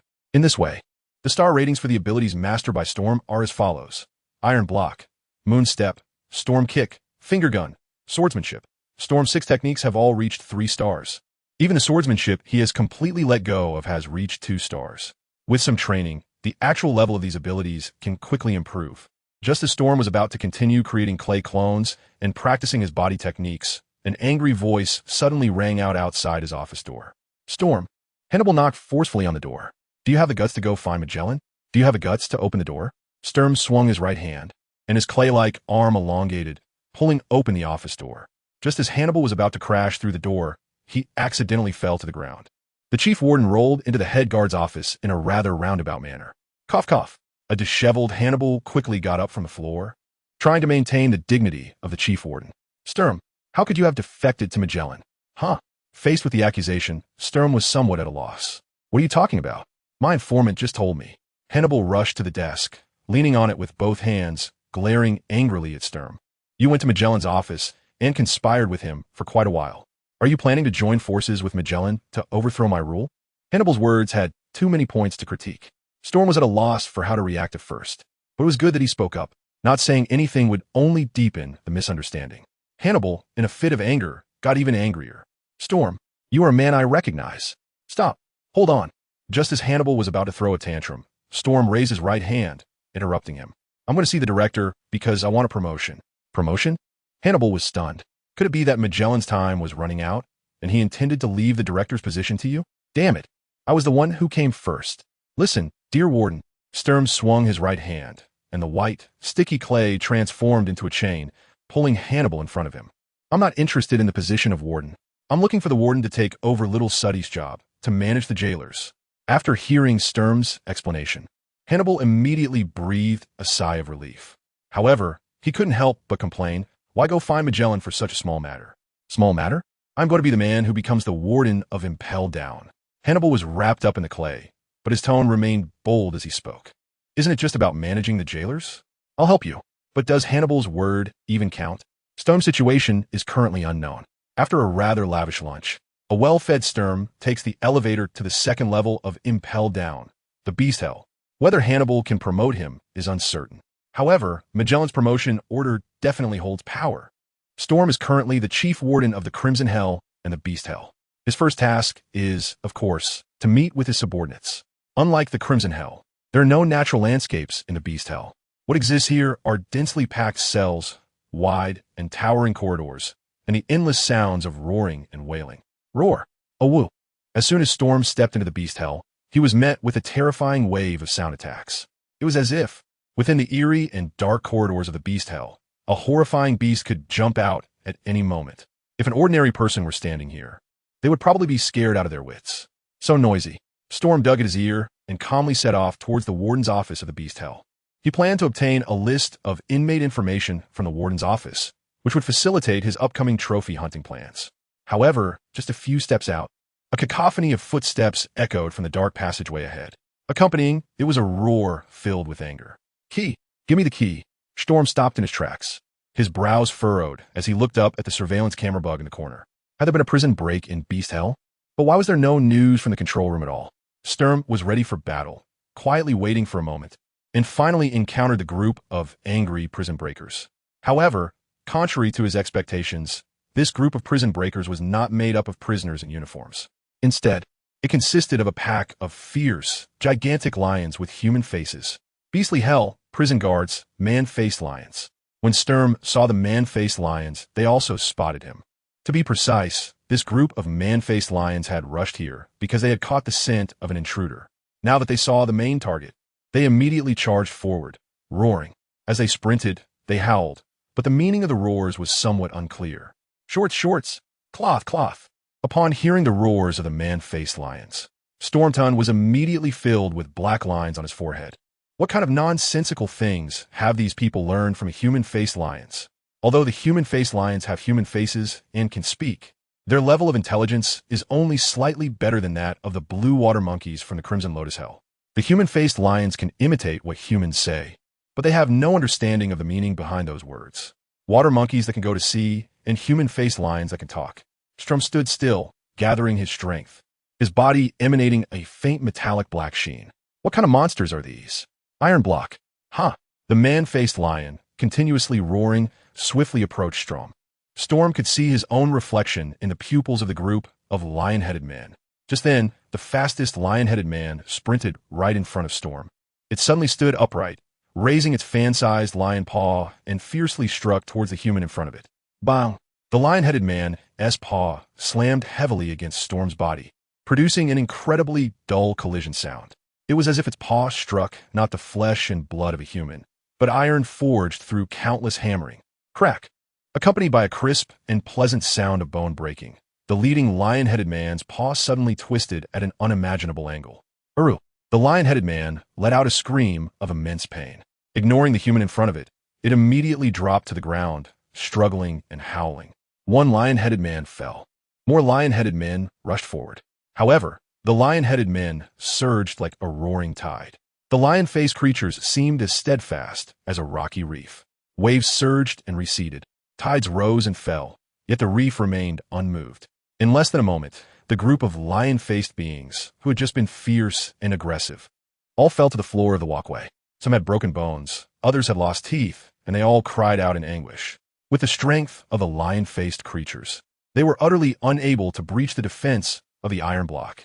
On the contrary, the more fiercely the lion-faced creatures attacked, the more severely they were injured. It felt like the lion-faced creatures were no stronger than the blue gorillas. Storm ended the effect of the iron block, tugging at his slightly damaged uniform. Then, he spread his 5 fingers, and clay surged forth, forming giant clay fists the size of grinding wheels. Clay rain. Storm's 5-fingered grasp landed precisely on each of the human-faced lions' heads with his clay giant fist. Bang! Bang! The unique sound effect echoed down the corridor of Beast Hell like striking a watermelon. Every human-faced lion that actively attacked was knocked unconscious on the spot by Storm. Silver Trophy. Human-faced Lion 9. After subduing this group of human-faced lions, Storm looked again at the surveillance phone bug in the corner. Guards of Beast Hell, come out and collect the strays. In the adjacent cell, the prisoners who witnessed the entire battle did not dare to speak up at that moment. They didn't even dare to entertain the thought of making any noise. In Storm's eyes, the human-faced lions were a group of little beasts that could be easily dealt with. But in the eyes of the prisoners in Beast Hell, any human-faced lion was enough to threaten their lives. Once Storm's figure gradually disappeared into the dark corridor. With not even a sound of footsteps left, the prisoners in Beast Hell finally dared to chat. How terrifying. They resolved all the human-faced lions in an instant. That was the uniform of the guard. A remarkable officer has come to the prison. I still prefer the previous little sooty, as long as it's not Shiru. Among the group of prisoners, the name Shiru of Rain seemed to possess a unique magic. As soon as the two characters Shiru were mentioned, all the prisoners lost their desire to talk. In the end, only an old prisoner sighed deeply, "This is hell." On the other side, Storm successfully obtained the prisoner list from the guards room in the Beast Hell. In addition, he also received a daily activity map of the guards in the Beast Hell. The map detailed the daily activity locations of the animal guards. The guards thoughtfully marked each animal guard with a threat level. In the guard's judgment, the man-faced lion that Storm encountered earlier was the one with the lowest threat level in the Beast Hell. Additionally, there were other beast guards such as the flying mantis, burrowing mouse, big-mouthed hippo, puzzle scorpion, and so on. Storm ignored these ordinary beast keepers and aimed at the monster boss in monster number 2, the chicken snake beast, Basilisk. The Sphinx with the body of a lion and the head of a human.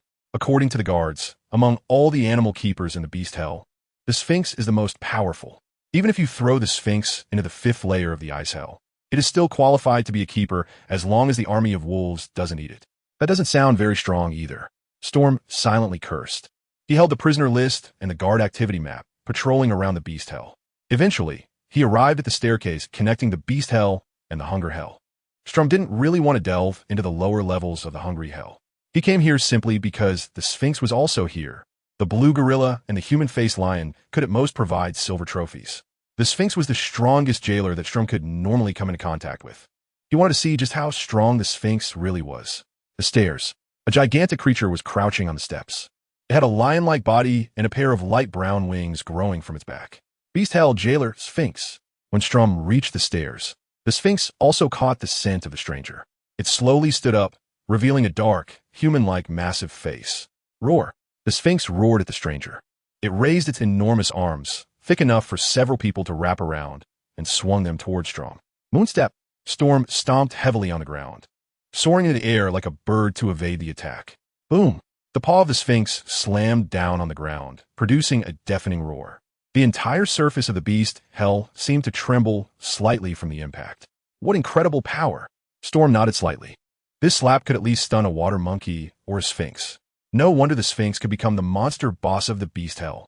Not hitting the target, the Sphinx erupted in another furious roar. Roar!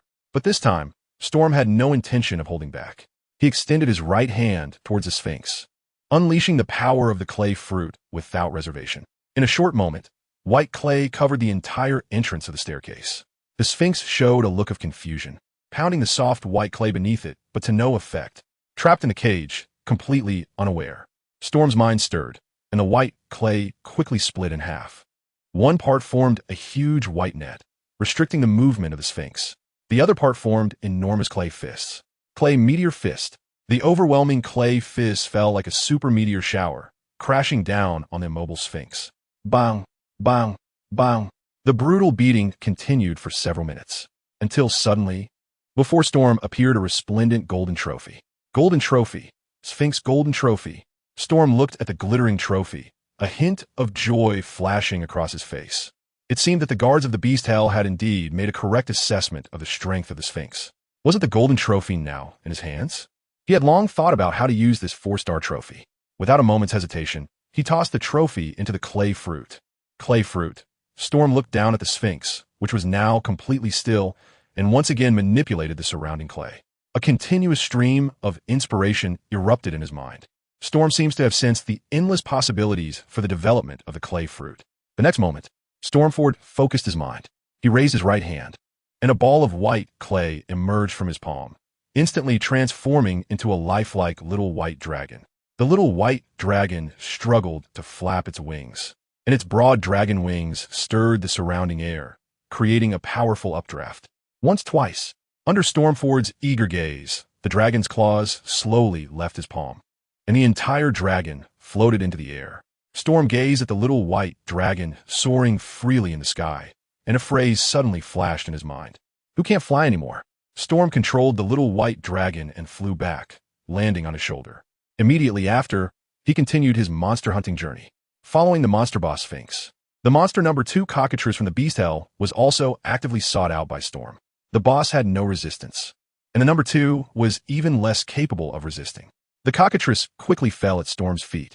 However, he was somewhat disappointed that while the Sphinx provided a golden trophy, the cockatrice only offered a silver trophy. The strength of the two was not on the same level. Storm went to find the mantis again, which was evaluated by the guards as monster number 3. However, number 3 could only provide a silver trophy. Among the lineup of the Beastly Hell's prison guards, only the Sphinx could provide a golden trophy. Stormton immediately extinguished the thought of continuing to search for other ferocious beasts. The silver trophies provided by the chicken snake beast and the scythe mantis, along with those from the previous group of lion-headed people. The number of silver trophies in Storm's hands has reached a total of 11. He decided to first absorb the ability enhancement effects brought by these 11 silver trophies before hunting for other trophies. Storm looked at the 11 silver trophies and threw them into the 6 style. Iron block, paper drawing, shaving, stormfoot, moon step, pointing spear, aside from swordsmanship and marksmanship. All my attribute abilities are 4 stars. Storm glanced at his list of abilities, his gaze lingering on the imposing attribute section for a moment. However, there was still dominance. Storm raised his right hand, flexing his fingers a few times. He wasn't sure if it was an illusion, but when he faced the human-faced lion earlier, he had intended to use them to train the iron block. However, during the process of using the iron block, he faintly sensed a different kind of effect. Now, by using the silver trophy to elevate the iron block too, this special feeling became increasingly clear. As long as he practiced a few more times, he would be able to grasp this feeling. Storm looked at the iron block and then at the hockey. Would the 4-star iron block become the key to unlocking the armed color hockey? Storm finished the tour of the Beast Hell and returned to the Warden's office on the sea level. He just sat down for a while when he heard a rapid knock on the door. Storm, open the door. Why is it always you? Hannibal? Storm manipulated the clay, opened the door, and looked out at Hannibal in silence. Is the work of the Warden really this leisurely? Have you forgotten my previous teachings? Hannibal, without a hint of shame, walked into the office with pride. As long as you have a capable subordinate, all the work can be handed over to her. My Domino is quite capable. Domino? Storm recalled the blonde, wavy-haired deputy warden. No wonder he hadn't seen Domino all day. It turned out he was being exploited by an unscrupulous boss. Poor worker. Hannibal walked briskly to Storm's desk. Just as he was about to say something, he suddenly noticed the dragon on Storm's shoulder. Hey, Storm, how come you have an extra dragon on you? Hannibal curiously leaned in, staring intently at the little white dragon. Did you create this dragon with your powers? Huh, clay can't fly. What's the use of this dragon's wings? What's the use? Storm looked at Hannibal, who was so close, and felt a playful impulse. The little white dragon suddenly raised its large wings and flapped them forward with a forceful motion. With a smack, Hannibal's face had a close encounter with the little white dragon's wing. What use is the little white dragon's wing? Of course, it was to give the Warden a big slap, his favorite treat.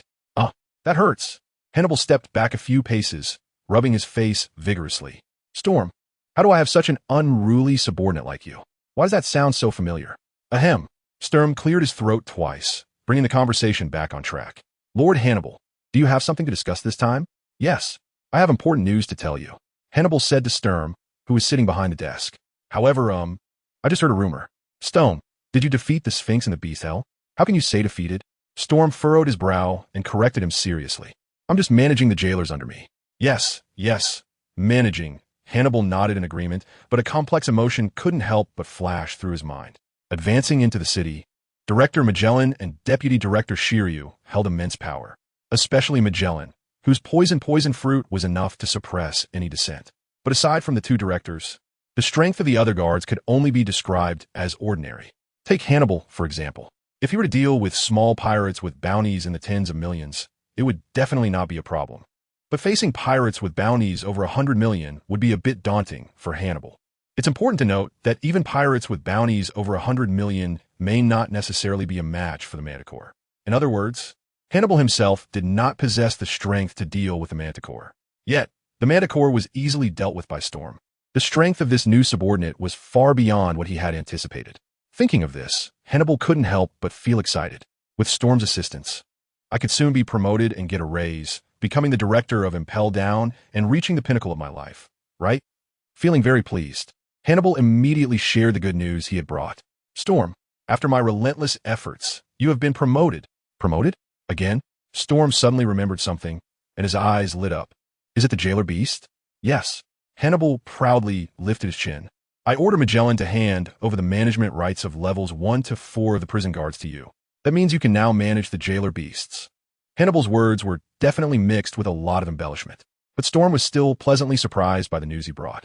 He never expected that Hannibal would actually help him obtain the management rights of the jailer beasts. Thank you, Hannibal.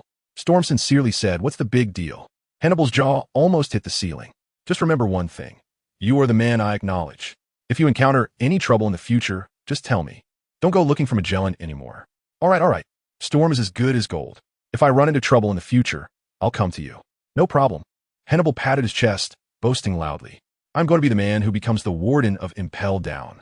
In the evening, news of Storm's easy defeat of the Sphinx had already spread throughout Impel Down. Most people were surprised by this. However, there were a few individuals who sought out Storm because of it. During dinner, in the prison cafeteria, the guards of Impel Down gathered together. Except for the injured and unhealed Suddy, almost all the prison staff were present here. Storm even spotted the long-lost range Shiru among the crowd. However, just as Storm looked at Shiru, the great swordsman seemed to sense his gaze. Shiru strode over with large steps, and the surrounding guards instinctively cleared a path for the deputy directors. Even someone as thick-skinned as Hannibal felt something was off with Shiru. Shiru, get away. All right, Hannibal said without hesitation, stepping back a few paces to shield Storm behind him. Storm glanced sideways at Hannibal. Headguard, didn't we agree that if there were any troubles, we would come to you? What are you doing? Are you the newcomer everyone is talking about? Shiru held a cigar, his right hand resting on the hilt of the famous sword Thunderstorm, his sharp eyes visible beneath the black brim of his hat. You look so weak. The moment the words fell, Shiru suddenly drew his sword. Storm's eyes instantly narrowed a few degrees, and the little white dragon on his shoulder shot forward, directly colliding with ranged Shiru. The thunderstorm of Shiru struck Storm with lightning speed, and the blade, gleaming with blood, easily sliced through the latter's body. Bang! Storm's little white dragon also collided with the head of Rain's silhouette, directly knocking off the black military cap on the other's head. So fast a sword. Storm's body split into two halves, with white clay continuously surging from the gap. Clearly unscathed. How terrifying. Nanny. Shiru looked at Storm, who had been cut in half yet remained calm and unbothered, unable to suppress his shock. Are you a Logia-type user? Before today, Shiru had no interest in Storm, the new chief jailer who had voluntarily applied to come to Impel Down. So he had no idea that Storm was a user of the clay fruit. At this moment, Shiru suddenly saw Storm's unique ability of body clayification and mistakenly thought that the other party had consumed a rather rare Logia-type devil fruit, something like the mud fruit. However, Shiru's shock did not affect Storm's subsequent actions. His body had nearly been cut in half by the thunderstorm, and the white clay poured out from the gap, covering the surface of his body. With the continuous filling of the clay, Storm's body expanded in the blink of an eye to a size comparable to that of Shiru. The distance between the two was already very close. The Storm's body grew larger, further shortening the distance between the two. Shave, Storm's figure suddenly vanished from the spot and reappeared right in front of Shiru. His right fist, enhanced and expanded by the clay fruit, swung forward with astonishing momentum. Caught off guard, Shiru was hit hard in the abdomen by Storm's clay-infused punch. Abdominal punch. Bang! A dull sound echoed. Just moments ago, the imposing ranged Shiru was sent flying more than 10 meters away by Storm's strike. Bastard! While flying through the air, Shiru quickly stabilized himself and skillfully flipped back to the ground. He glared fiercely at Storm and raised his famous sword, Raijin, once again. Logia-type users are not invincible. At least Shiru has enough means to deal with Logia-type users. Haki is the enemy of all ability users. But just as Shiru raised Raijin, an entirely different sensation surged through him. He immediately looked at Raijin in his hand and suddenly noticed that the blood-red blade was entangled with several clumps of white clay, which he hadn't noticed before. The white clay seemed to possess the ability of asexual reproduction. In an instant, the volume of the white clay expanded to several times its original size. The magnificent and stunning sword Raijin was covered with this special sheath of white clay, transforming it into a comically absurd white firewood stick. Shiru completely lost his sense of the weapon. Storm's combat experience is quite rich. He is very clear that regardless of the level of swordsman, their strength is basically dependent on their weapon. As long as one can lock down the swordsman's famous blade, the opponent's strength will plummet instantly. There surely can't be any bizarre existence like a great swordsman without a sword on the sea, right? Just when Shiru had just drawn his sword to attack, Shurtom quietly created several clumps of clay that stuck to the opponent's long sword. Now looking at it, the effect is outstanding. It has temporarily sealed Hiryu's famous blade. Storm took advantage of the opponent's moment of clearing the clay and quickly approached. Slash! The 4-star slash burst forth with lightning-fast speed, and Storm instantly arrived in front of Shiru. However, Shiru, the Vice Warden of Impel Down, was not slow to react at all. Seeing Storm approaching, Shiru no longer focused on clearing the clay from the thunderstorm. He swung the white clay stick in his hand, as if wielding an incredibly sharp long knife, slashing towards the incoming person. Paper drawing. Storm clearly sensed the change in airflow caused by Shiru's attack, his clay-like body rippling. Shiru's clay stick came crashing down directly towards Storm's head. However, Storm did not dodge or evade. While allowing the attack, he swung forward with a clay-heavy punch. Bang! Shiru's clay stick struck Storm's head directly, causing a portion of it to explode. White clay splattered in all directions like drops of water. Boom! Storm's heavy punch once again struck Shiru's abdomen, sending him flying backward. Cough! After enduring a series of intense blows to his soft belly, Shiru couldn't help but cough. A streak of crimson blood oozed from the corner of his mouth, sliding down his chin. Once was an accident, but what about twice? The surrounding Impel Down guards watched as Shiru was knocked back by Storm again, whispering among themselves. The Vice Warden was actually knocked back. The Chief Guard is so strong. He can actually overpower the Vice Warden. Is the prison going to change hands? Among the crowd, Hannibal quietly retreated. He didn't know if Storm was stronger or if Shiru was more formidable. But with the chaos in the prison and the guards and Vice Warden fighting in public, Hannibal sent out an urgent signal. Quick, go to the 4th floor and call Magellan. The two fighters on the scene paid no attention to the reactions of the onlookers. Shiru wiped the corner of his mouth. He didn't care about such minor injuries.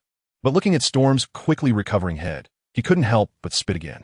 Damn it, there was no time to wrap his arm in hockey, and he couldn't effectively attack his opponent. Shiryu's peripheral vision caught a glimpse of Raijin in his right hand. After this round of attacks, the clay covering Raijin had increased significantly. At this moment, even if Shiru wanted to let go of the hilt, he couldn't, because the clay not only wrapped around Raijin, but also entangled most of his right hand. Shiryu's right hand now looked like a mutated, giant white mallet. I can't let this mud grow any larger, a thought flashed through Shiryu's mind. The next moment, he no longer hesitated and directly unleashed his armament hockey.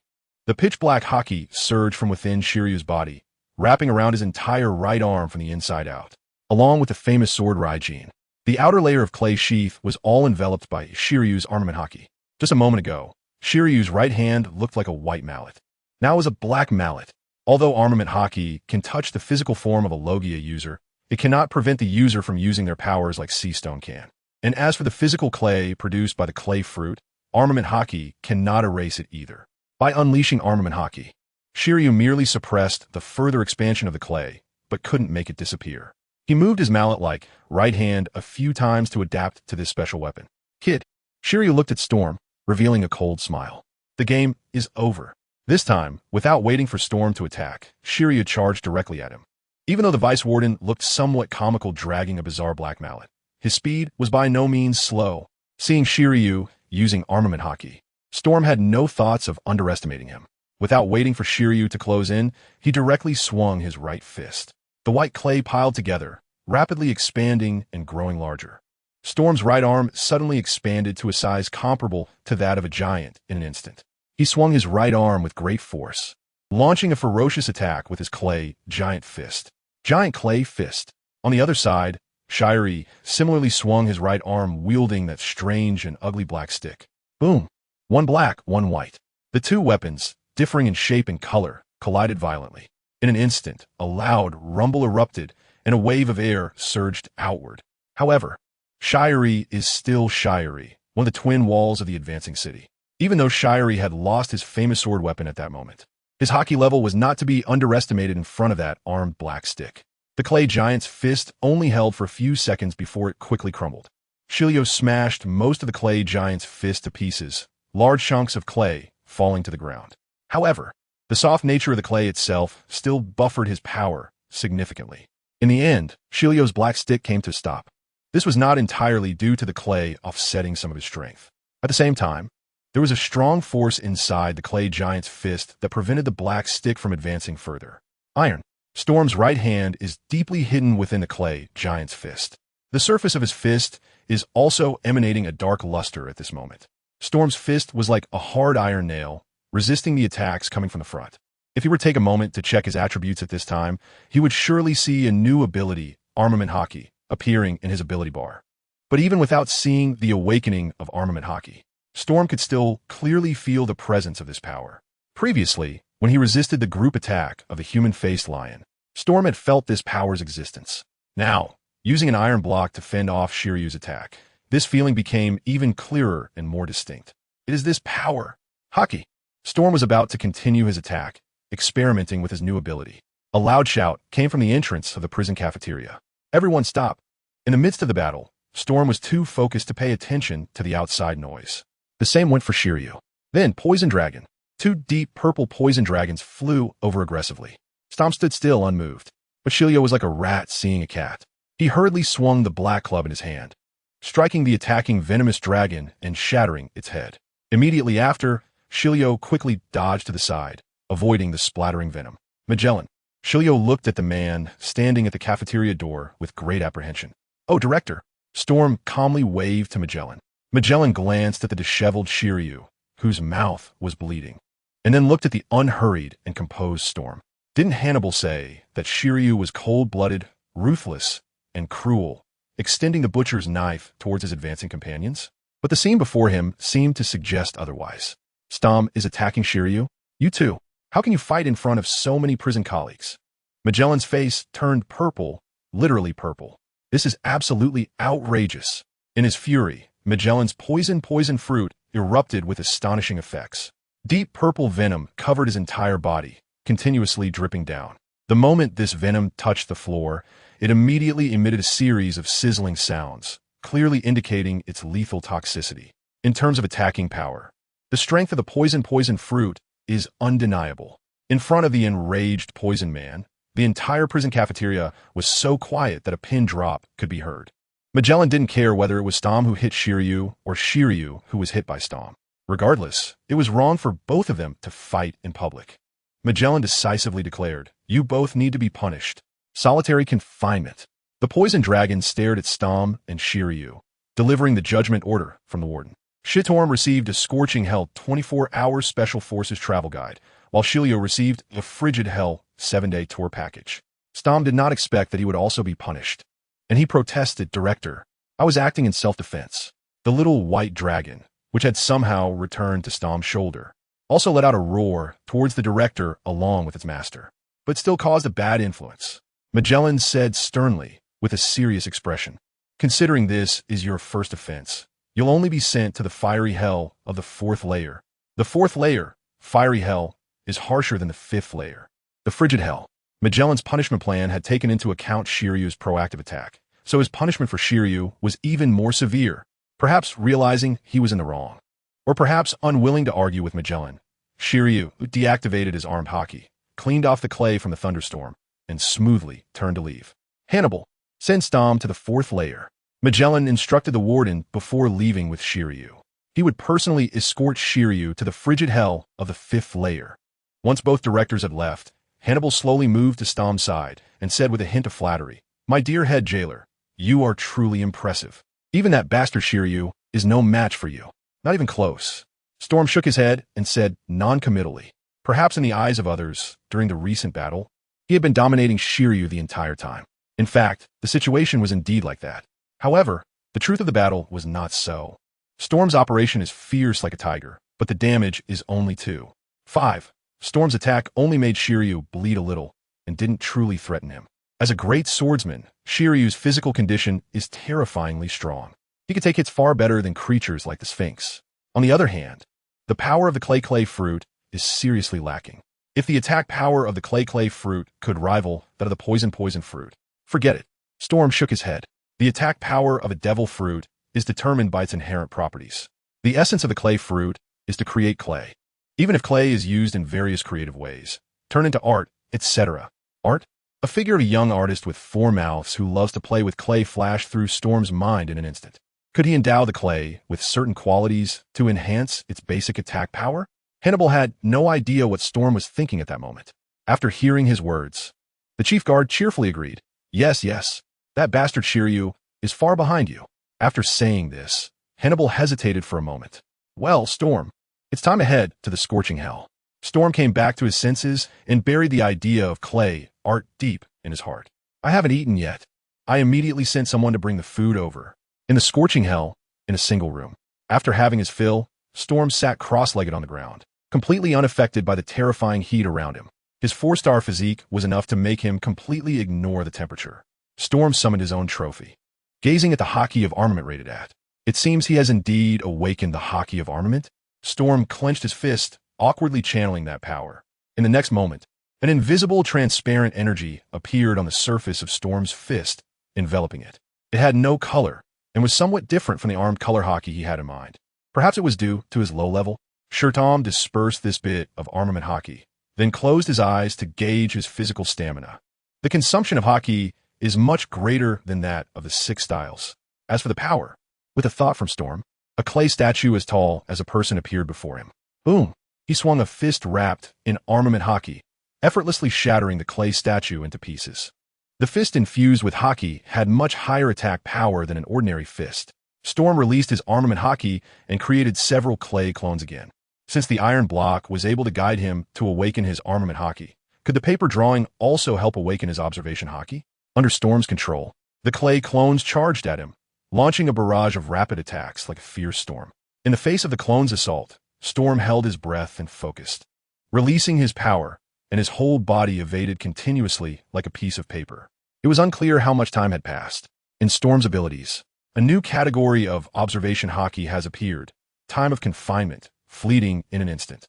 During this time, Storm has initially grasped the powers of armament hockey and observation hockey. Moreover, he has fully digested the previously enhanced Rokushiki abilities. What surprised Storm a bit was that after mastering all 4-star Rokushiki techniques, he gained a new ability, Life Return. Rokushiki is a martial art that surpasses the physical limits of ordinary humans. Life Return showcases the characteristic of Rokushiki that maximizes the development of physical abilities.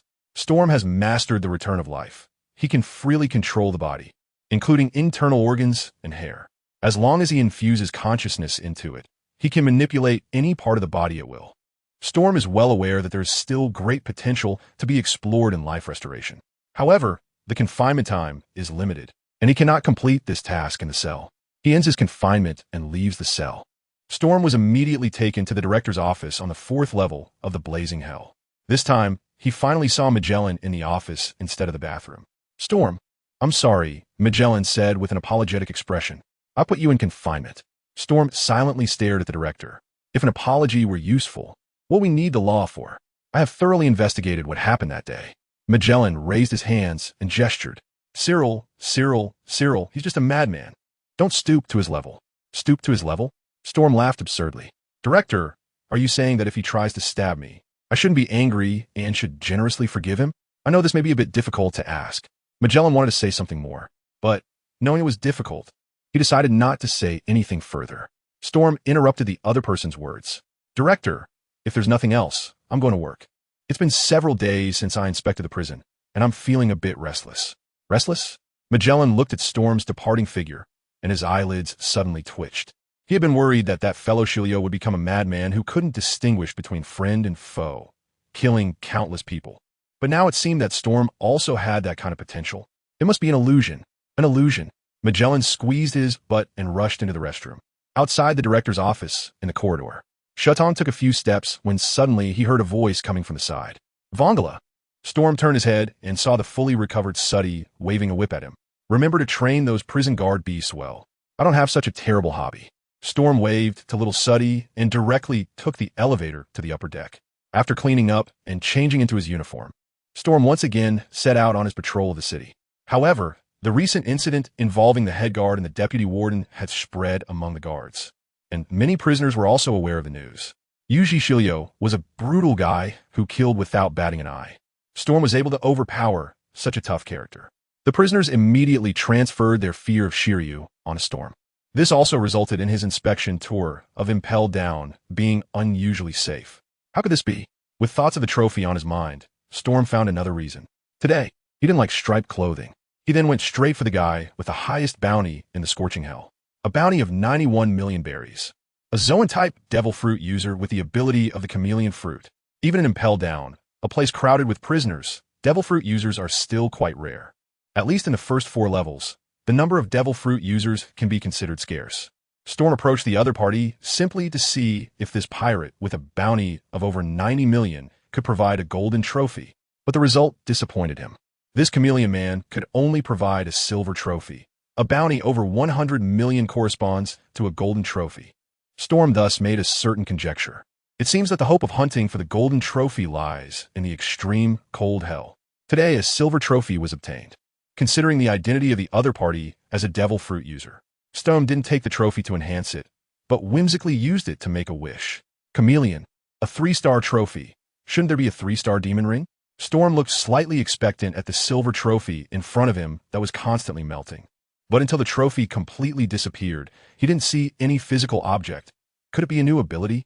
Storm checked his ability bar and saw a new ability. Name, color change star rating. Effect, freely change the color of one's body surface comment. How did I change color? Color change. The signature skill of chameleons. Storm released a mass of clay, its color changing continuously according to his will. The effect is that I can mold a more lifelike figurine. The clay art I want is not this kind of art. Is art just about colors? Shiru raised his right hand, and the little white dragon obediently jumped into his palm. His index finger slowly traced the little white dragon's body, the tip gliding over the patches of white dragon scales.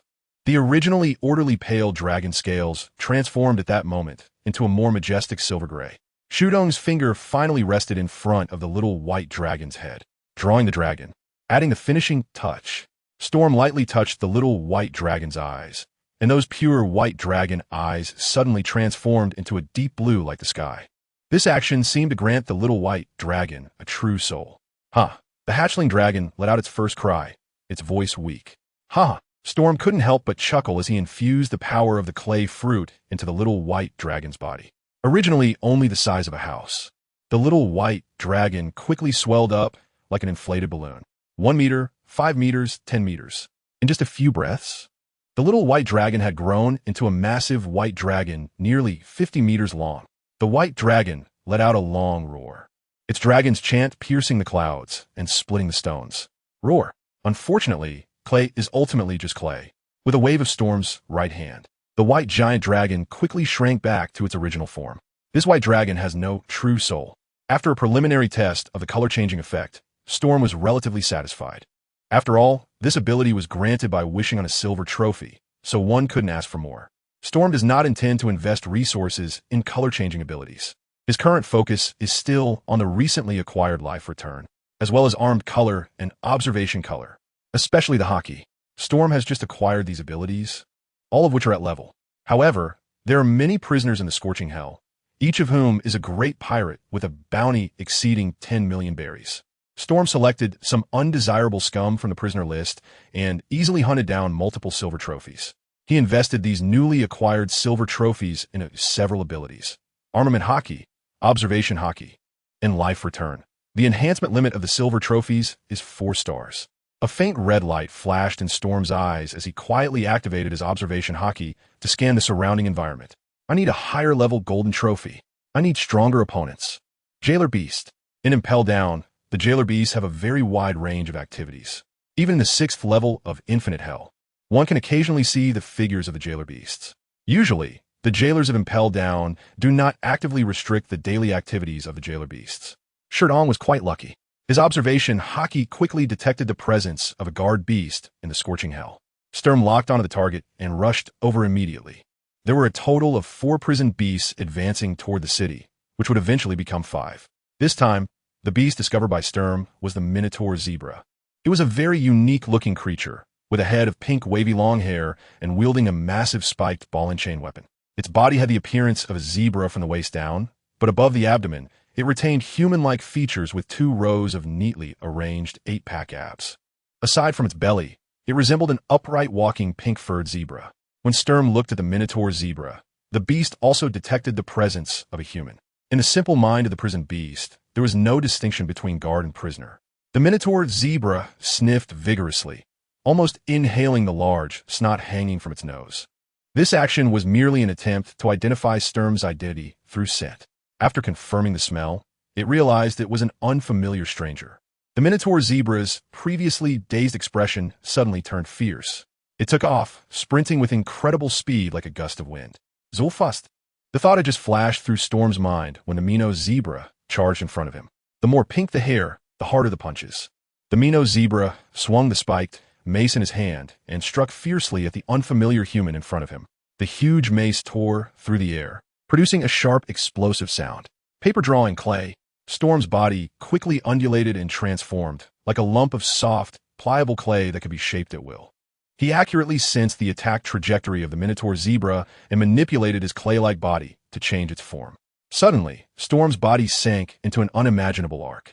The Minotaur zebra's heavy spiked mace barely grazed the edge of his clothing. Thud! Missing the target, the Minotaur zebra's weapon struck the ground directly. The earth immediately cracked and shattered, and the scorching ground of hell was instantly smashed into a massive pit several meters in diameter. Whether in speed or strength, the Minotaur zebra was a monster of a level. After dodging the attack, Storm swung his right fist forward without a second thought. White clay surged out, wrapping around his fist and causing it to instantly expand to a giant size. Giant clay fist. Bang! Storm's massive fist struck Minotaur zebra's abdomen solidly. The powerful force sent the Minotaur zebra flying several meters away. Its two black hooves carved deep grooves into the ground, kicking up dust. But upon closer inspection, one could see that the Minotaur zebra's abdomen was completely uninjured, only slightly reddened on the surface of its abdominal muscles. The defense of the prison beast was equally formidable. Sniff! The Minotaur zebra sniffed again. Its simple mind couldn't comprehend why the previous blow hadn't killed the unfamiliar human in front of it. But that was fine. If one hit didn't do the job, then two would. Tirelessly, the Minotaur zebra swung its weapon and charged again. Seeing this, Storm did not stay in place, but actively approached. With the enhancement of the shave, he unleashed agility speed comparable to that of the Minotaur. The distance between the jailer and the jailer beast quickly closed. The Minotaur swung its spherical wolf fawn club, while Storm also threw a punch. Unlike last time, this time, Storm's fist was enveloped in strands of black mist, which was the armed color hockey. Storm's domineering fist, entwined with hockey, collided fiercely with Minotaur's spherical spike club. Boom! Accompanied by a deafening roar, a visible wave of white energy transformed into a rolling shockwave, spreading out in all directions. In this vast, scorching hell, no matter where one is located, they can hear the astonishing force erupting from this place. Although there is a gap in basic attributes between Storm and Minotaur, the difference is not as significant as imagined under the enhancement of armament hockey. Storm gritted his teeth and stubbornly withstood the attacks from the Minotaur. As he persisted, the armament hockey wrapped around his right fist became increasingly clear and distinct in its pitch-black color. The two sides were locked in a stalemate for about half a minute. Storm's right arm trembled slightly. The Minotaur seized the opportunity, swinging its weapon and forcefully knocking the human in front of it away. Storm flew backward for more than 10 meters. By the time he landed, his chest was heaving violently, and his previously steady breath had become chaotic. The energy consumption of the armament hockey was somewhat beyond his expectations. The newly awakened armament hockey didn't consume this much, but the 4-star armament hockey. When Shirtong used it, he felt that his stamina pool was like a dam being opened, flowing out rapidly. The body is the foundation. The teacher does not deceive me. Storm breathed heavily for a few moments. Just then, he suddenly heard a neighing sound coming from ahead. Shill. Sturm fixed his gaze. The Mino zebra stood still, its spherical mace pointing at him, and a human-like mocking expression appeared on its elongated horse face. The battle was about to roar into action. Storm's eyes twitched violently a few times. He had been working diligently in the city for such a long time. Today, he was actually mocked by a horse. Huh. Sturm closed his eyes and took a deep breath. The next moment, Storm raised his right hand, and the power of the clay fruit was unleashed without limits. He initially intended to fight the prison warden beast as an ordinary person, but what he got in return was mockery. No more pretending. I'm going to cheat now. Minotaur zebra, I'm definitely taking your trophy today. Magellan can't protect you either. I'm serious.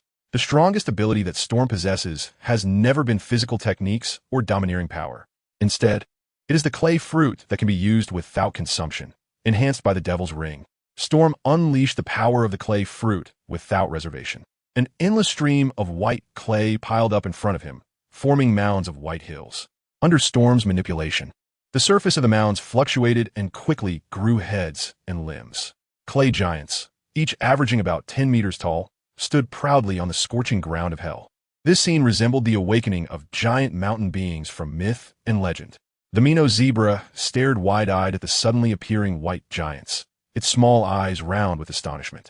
The complexity of the scene before exceeded what the Mino zebra's brain could normally process. The Mino zebra crashed. The prison guard beast malfunctioned. The prison guard would not remain calm. Storm manipulated dozens of clay giants, charging towards the Minotaur zebra. A brutal beating lasted for a full half-hour. It must be said that the Minotaur zebra's ability to take a hit truly exceeded Storm's expectations. He could swear to the demons in the fiery hell that he had no intention of seeking revenge, but in the end, the monster still fell under the iron fists of the giants. A brand new trophy appeared before Storm. The Platinum Trophy. Minotaur Zebra 5-star Platinum Trophy. Storm looked at the incredibly magnificent trophy in the void, instantly excited with gleaming eyes. As expected of the strongest jailer in Impel down, I acknowledged the quality of the trophy from the jailer beast. Storm put away the Platinum Trophy, controlling the clay giants to keep them away from the unconscious Minotaur Zebra. A prison beast, when defeated, can yield a 5-star Grand Trophy. Based on Storm's previous encounters with the Blue Water Monkeys, the Minotaur Zebra can at least still provide a 4-star Golden Trophy. All it takes is to beat it up once more. Storm reiterated that his actions were by no means a personal vendetta. Everything was for the higher trophy. After a while, the Mino Zebra slowly woke up. The greatest advantage of the Zoan-type Devil Fruit is its durability. The guard beast was originally a failed awakener of a Zoan-type Devil Fruit. Although they lost their human intelligence, they gained greater stamina and recovery. Doing sit-ups was a piece of cake. The Mino Zebra shook its still somewhat dazed head. It looked around and did not see the group of white giants that couldn't be killed earlier. Only the unfamiliar human it had easily knocked away before was present. Just a mere human. The Mino Zebra snorted, regaining its confidence. It picked up the spherical wolf fawn club that had fallen on the ground, rubbed its hooves on the ground a few times, and charged at Storm once again. Storm, who had rested for half an hour, was now back to his peak condition. With the experience from the last battle, Storm no longer uses hockey recklessly. He mainly relies on the 6 powers to deal with the Minotaur, only using the power of hockey when necessary. With the help of the tireless prison beast, the Minotaur, Storm continues to hone his armament hockey and observation hockey. The roar of battle echoes endlessly. In the director's office on the 4th level of the scorching hell, Magellan sits on the toilet, his face turning purple-red as a subtle pleasure suddenly washes over him. He just felt a sharp pain in his abdomen and was about to relieve himself thoroughly. But then, a deafening explosion suddenly erupts beside him. Boom! Magellan felt a tightness in his rear, and the urge to go vanished without a trace. Who is it? Do they have no sense of public decency? Can't they be quiet in broad daylight? Can't anyone let him have a proper bowel movement? Furious, Magellan pulls up his pants, takes 2 steps at a time, and rushes out of the restroom. Who is it? Magellan storms into the monitoring room of the scorching hell, wanting to find a culprit disturbing his detoxification process. Who is causing trouble in the prison? If the troublemaker is a prisoner from Impel down, Magellan vows to stuff that guy into the giant of poison's rear. The guards in the monitoring room had not yet noticed the director's arrival. They were all watching the surveillance. So impressive. The chief guard is truly amazing. Neither the deputy director nor the beast guards are his match. The giant core, the invincible giant core, has appeared once again. Although they were watching the surveillance, the guards suddenly let out a wave of enthusiastic cheers, as if they were watching an exciting action movie. The chief guard? The beast guards? Magellan's eyes widened as he roughly figured out the identity of the suspect. But what is this giant core that the guard are talking about? Magellan focused on the real-time surveillance footage transmitted by the monitoring snail. He just caught sight of Storm, who was out of breath, summoning a group of clay giants to launch a brutal group assault on the Minotaur Zebra. Is this Storm? Magellan rubbed his eyes in disbelief. How is the Minotaur Zebra in his hands so weak, like a stuffed zebra toy? What is happening in the monitoring room? It is temporarily unknown about Storm. He only knows that the Minotaur Zebra quickly provided another golden trophy. Repeatedly defeating the same target in a short period of time will cause the quality of the opponent's trophy to decline. Storm sat on the ground, recovering his strength, waiting for Minotaur Zebra's next awakening. Does this mean the trophy also has a cooldown time? And one more thing, to what extent will the quality of Minotaur Zebra's trophy decline? Not long after, Storm's confusion was answered. Silver trophy. Minotaur Zebra trophy star rating. That's enough. There's no need to continue fighting. Storm put away the silver trophy and planned to search for the next Warden Beast. A Warden Beast can provide a 5-star trophy and a 4-star trophy. Minotaur Zebra, Minotaur Cow, Minotaur Koala, Minotaur Rhino. These are the 4 5-star trophies. Absolutely cannot miss. Before going to find the next Warden Beast, Storm first threw the silver trophy he just won in his swordsmanship. Swordsmanship. The only 1-star ability left is marksmanship, which feels a bit awkward to look at. Shiru thought for a moment and decided to find an opportunity later to level up both swordsmanship and marksmanship to 4 stars. It wouldn't take too much effort anyway. The focus is still on the gold trophy and the platinum trophy. Storm's gaze was fixed on the clay fruit. After his continuous enhancements, the level of the clay fruit had reached. Storm immediately. The clay fruit has become his first 5-star ability. Shortly after, the only 5-star platinum trophy was also clay fruit. Clay fruit. Only 1 step away from 6 stars. The second prison guard beast, come to the bowl. A sharp red light flashed in Storm's eyes as he unleashed his observation hockey. The sound from the outside world were captured one by his observation hockey. At that moment, Storm sensed an exceptionally powerful target approaching him. The aura emitted by the other party was even stronger than that of the Minotaur. Director? Storm rushed over at full speed and saw Magellan walking slowly towards him. When Storm greeted him, Magellan's expression suddenly twisted for no reason, and a sharp pain shot through his abdomen. What were you just doing? Managing the prison guards. Storm replied calmly. The blue gorilla, the Sphinx, and the jailer beast. They are all creatures with low intelligence. Managing these prison guards requires a lot of effort. I know, Magellan nodded, just about to say something. But at the last word, his tone suddenly rose quite a bit, and he couldn't help but squeeze his legs together. Storm could vaguely see a faint purple poison mist drifting from the corners of Magellan's mouth. Director. Storm involuntarily took a step back to avoid the attack of the poisonous gas. You shouldn't have the habit of defecating anywhere, right? Although this is a normal physiological activity for animals, I still suggest you see a doctor. Magellan chuckled dryly, reminding him word by word. Manage the prison guards. Okay, don't make too much noise. Absolutely. Do not become Shiru. After dropping these words, Magellan immediately ran away with his but clenched. I don't know if it was just an illusion. Storm seemed to see purple smoke coming out from behind the directors, but absolutely do not become Shiru.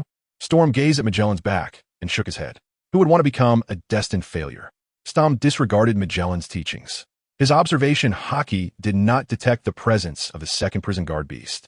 But it didn't matter. There were plenty of surveillance snail creatures in the advancing city. Storm arrived at the monitoring room of the scorching hell and, with the help of a powerful surveillance system, instantly locked onto the location of the second jailer beast. The Platinum Trophy hunting operation has begun. In the following days, Storm continuously seeks out the prison beasts for sparring and honing his skills. With the help of several prison beasts, Storm practices armament hockey in the morning, observation hockey in the afternoon, and exercises life return during his 3 meals. These 4-star abilities are all thoroughly mastered by him. Storm can now skillfully use the 2-color hockey in battle, and he can do so without wasting any hockey at all. The duration of his combat has significantly increased. Apart from the enhancement of his own abilities, Storm's greatest achievement is undoubtedly the trophies provided by the 4 prison guards. Leaving aside the trophy from the Minotaur Zebra, the Minotaur Cow, Minotaur Koala, and Minotaur Rhinoceros together provided Storm with 3 platinum trophies and 3 gold trophies. Storm has not yet used those 3 platinum trophies. He has only depleted those 3 gold trophies. Storm invested 2 golden trophies in endurance attributes and 1 in speed attributes. These 2 attributes became endurance, speed, after Storm fully mastered his suddenly enhanced physical attributes and the abilities of the clay fruit.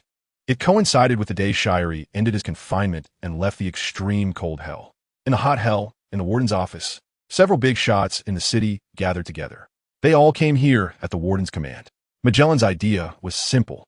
He wanted to take this opportunity to ease the relationship between Storm and Shiru, regardless of how the two had previously clashed. Now, Everyone set aside their grievances and worked together to govern Impel down. Bang! The door of the warden's office was pushed open from the outside. Shiru, who seemed to carry a hint of coldness, stepped into the office. At Magellan's signal, Storm approached and walked up to Shiru. Deputy Director. Storm looked at Shiru, who was within arm's reach, and a bright smile appeared on his face. The director wants us to set aside past grievances, but I think, when it comes to talking, it's too late. Storm suddenly raised his right fist, gathering all his strength at the tip of his fist, and slammed it fiercely towards Shiryu's big face. The pitch black and deep haki covered the surface of his fist, adding a bit more power. Shiryu never expected that Storm would attack him in front of Magellan. Caught off guard, Shiryu was directly hit on the left side of his face by Storm. Workplace breaking face punch. Storm's fist, wrapped in armament haki, slammed violently into Shiryu's face. The latter's jaw shook violently, undergoing a horrifying deformation. Thick blood mixed with a few white teeth traced a graceful arc through the air of the director's office. Shiryu's body was sent flying by this immense force, crashing directly into the wall of the director's office. The entire place fell into a deathly silence. An eye for an eye, a tooth for a tooth. This is my style. Storm shook his fist and turned to look at the dazed Magellan. Director, give me a ticket to the frozen hell. Send Storm to the frozen hell. After all, Magellan was the director of Impel down, and his reaction speed was the fastest among the few present. He absolutely could not allow a direct confrontation between him and Shiryu to erupt. However, no matter how fast the director spoke, he couldn't match the anger that was rising in the vice director's mind. Damn you! Accompanied by a roar that clearly leaked air, Shiryu, with a bruised face, climbed up from the messy ground. He had just returned from his vacation in the frozen hell and didn't even have time to retrieve his weapon before being brought directly to the director's office. But even without his famous sword, Thunderstorm, Shiryu was still a skilled swordsman. With his bare hands, he rushed towards Storm, his right fist raised high, radiating a dark and heavy hue. Arm color haki. Blot. In a fit of rage, Shiryu unleashed unimaginable speed, arriving before Storm like a bolt of lightning. Even Magellan was somewhat caught off guard.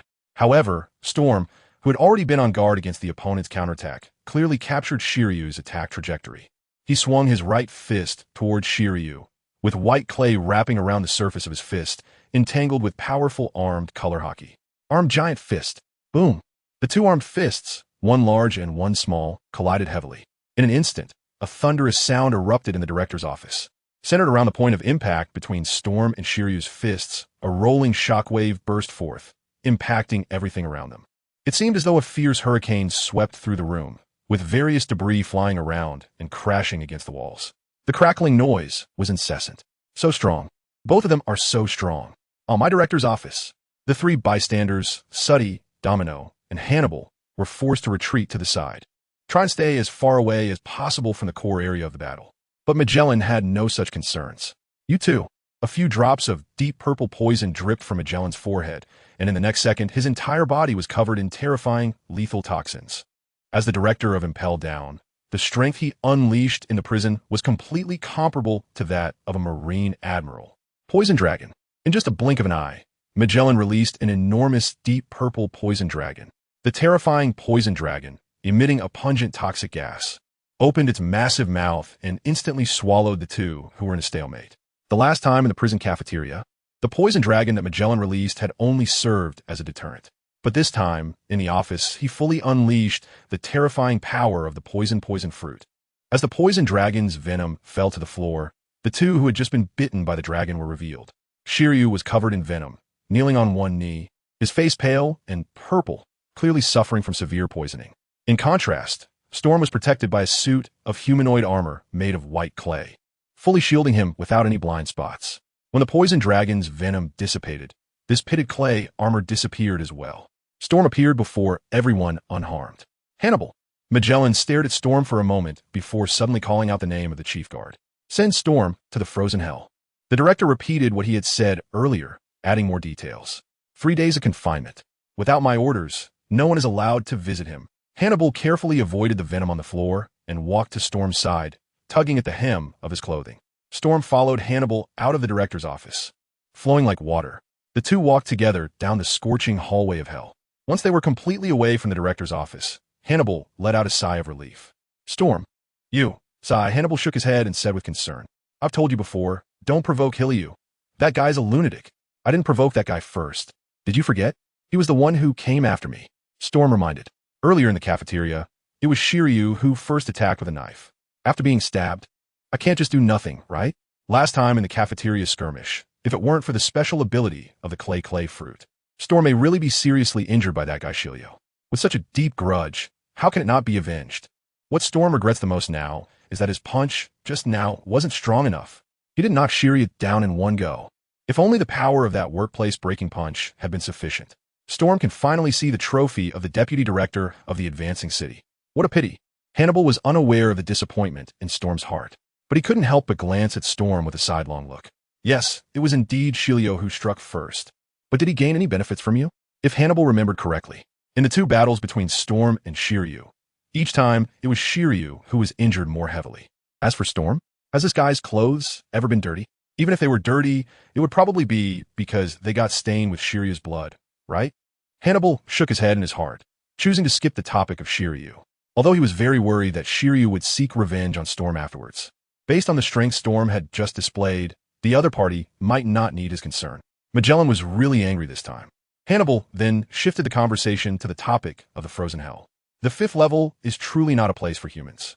After a while, when Magellan calms down, I'll see if I can help you switch floors. No need to bother. Storm quickly shouted to stop. He understood Hannibal's goodwill, but he really wanted to go to the extreme cold hell. Just now, Storm had publicly beaten up Shiru in the director's office. The main purpose was to vent his anger. The secondary purpose was to go to the extreme cold hell. Since Shiru could obtain a sentence of imprisonment in the extreme cold hell by beating his prison mates, there was no reason why Storm couldn't do the same. Storm now needs a large number of gold trophies to continue enhancing its abilities. The extreme cold hell is filled with criminals, with bounties exceeding 100 million. Storm has long wanted to hunt trophies in the extreme cold hell. He publicly beats up Shiru. This is Storm's plan for going to prison. Hannibal is completely unaware of this. He thinks that Storm is not letting him act out of concern that he might lose face with Magellan. Storm. Hannibal is initially moved to tears, but then quickly regains his spirits. Don't worry. I will definitely help you change floors. Hannibal. Sturm was very touched, and then once again refused the other party's kindness. You also don't want Hilliu to know that you tried to interfere with the director's orders, right? Hilliu? Hannibal stammered suddenly. A person's name, a tree shadow. Hannibal had never cared about exposing his ambitions in front of Magellan, because he knew that Magellan was actually a good person. But Hilliu? That bastard really would stab someone. I am sorry. Stem. Hannibal's mental state suddenly became gloomy. It's my fault for being so useless. Storm felt a bit guilty in his heart. But for the sake of the trophy hunting plan, he could only make do with Hannibal a little longer. Before he could say anything to comfort him, Hannibal inexplicably became fired up again. One day, I will become the Warden of Impel down. Storm patted Hannibal on the shoulder. Come on. Since they decided to handle things officially, Hannibal and Storm went directly to the Warden's office on the 1st level of the sea. Although I felt it was completely unnecessary. I might as well leave my weapon here. Hannibal pointed to the iron military knife at Storm's waist and couldn't help but make a sarcastic remark. Speaking of which, I've never seen you use a knife. Why do you carry it around? Of course, it's because it's cool. Huh. Ahem, actually, I used to use a knife back in the day. Back in the day, Hannibal said, speechless, rubbing his forehead. How old are you this year? Sigh. Why am I bringing up this topic? Storm took out the wine, iron, or military knife, and sea tower stone baton, placing them on a designated shelf. Just then, the telephone bug beside him suddenly rang. It was not the contact telephone bug for the advanced city. It was Storm's personal telephone bug. Storm glanced at Hannibal and casually picked up the phone bug. Alala. Storm didn't let the person on the other end of the phone finish speaking and succinctly replied, going to jail, don't disturb. With a snap, Storm hung up the phone. Hannibal looked over curiously. Who was it? Who cares who it was, as long as it's not Magellan? Storm put away the private phone bug and pushed Hannibal out of his office. Let's go to the extreme cold hell together. I heard from the guards before that you can pass through the extreme cold hell without wearing protective gear. Barehanded? Huh. Ha ha. Hannibal let out a dry laugh. After all, I'm going to be the man who becomes the director of the Advancement Bureau, right? On the other end of the phone bug, the paradise, a calm sea. Akiji was riding a bicycle, listening to the static coming from the receiver with confusion. What did he just hear? Alala. It must be because I slept too long. My brain is a bit fuzzy. Akiji scratched his messy, explosive hair. He must have dialed the wrong number just now. BZZZ. Akiji's private phone bug immediately emitted a special sound. That head-shaking motion only meant one thing. The number was correct. How could that be? Unconvinced, Akiji dialed the number again. But this time, all he heard was static. Shiryu's snail phone is no longer reachable. I remember Shiryu went to Impel down to be a jailer, right? Akainu and the snail phone are staring at each other, the harsh noise echoing across the sea. Who put him in prison? The freezing hell, the cold wind, is bone-chilling. Storm sat cross-legged in the single cell, his breath quickly turning into puffs of white mist. It was indeed as cold as the rumors had said. Storm raised his right hand and moved his fingers a few times, feeling not a hint of stiffness. Fortunately, I had previously upgraded my endurance attribute to 5 stars. Otherwise, with a 4-star physique, I wouldn't be able to withstand the cold of the frigid hell. Storm looked outside. His gaze crossed the frost-covered fence and reached the solitary cell across the way. The prisoner inside, with a bounty of over 100 million, was completely covered in ice, devoid of any signs of life. This prisoner had been frozen to death by the extreme conditions of the frigid hell. What a pity for a golden trophy. The regret within Storm flashed away in an instant. He expanded his observation hockey to explore the outer world. In Storm's perception, the trembling Hannibal had already disappeared into the frigid hell with a group of prison guards dressed in protective suits. It said that the chief warden is unafraid of extreme cold or heat. It seems this is indeed just a rumor. Regardless, Hannibal has finally left. Storm felt a sense of relief. He voluntarily entered the frozen hell, but he didn't really want to be imprisoned. He came for the trophy.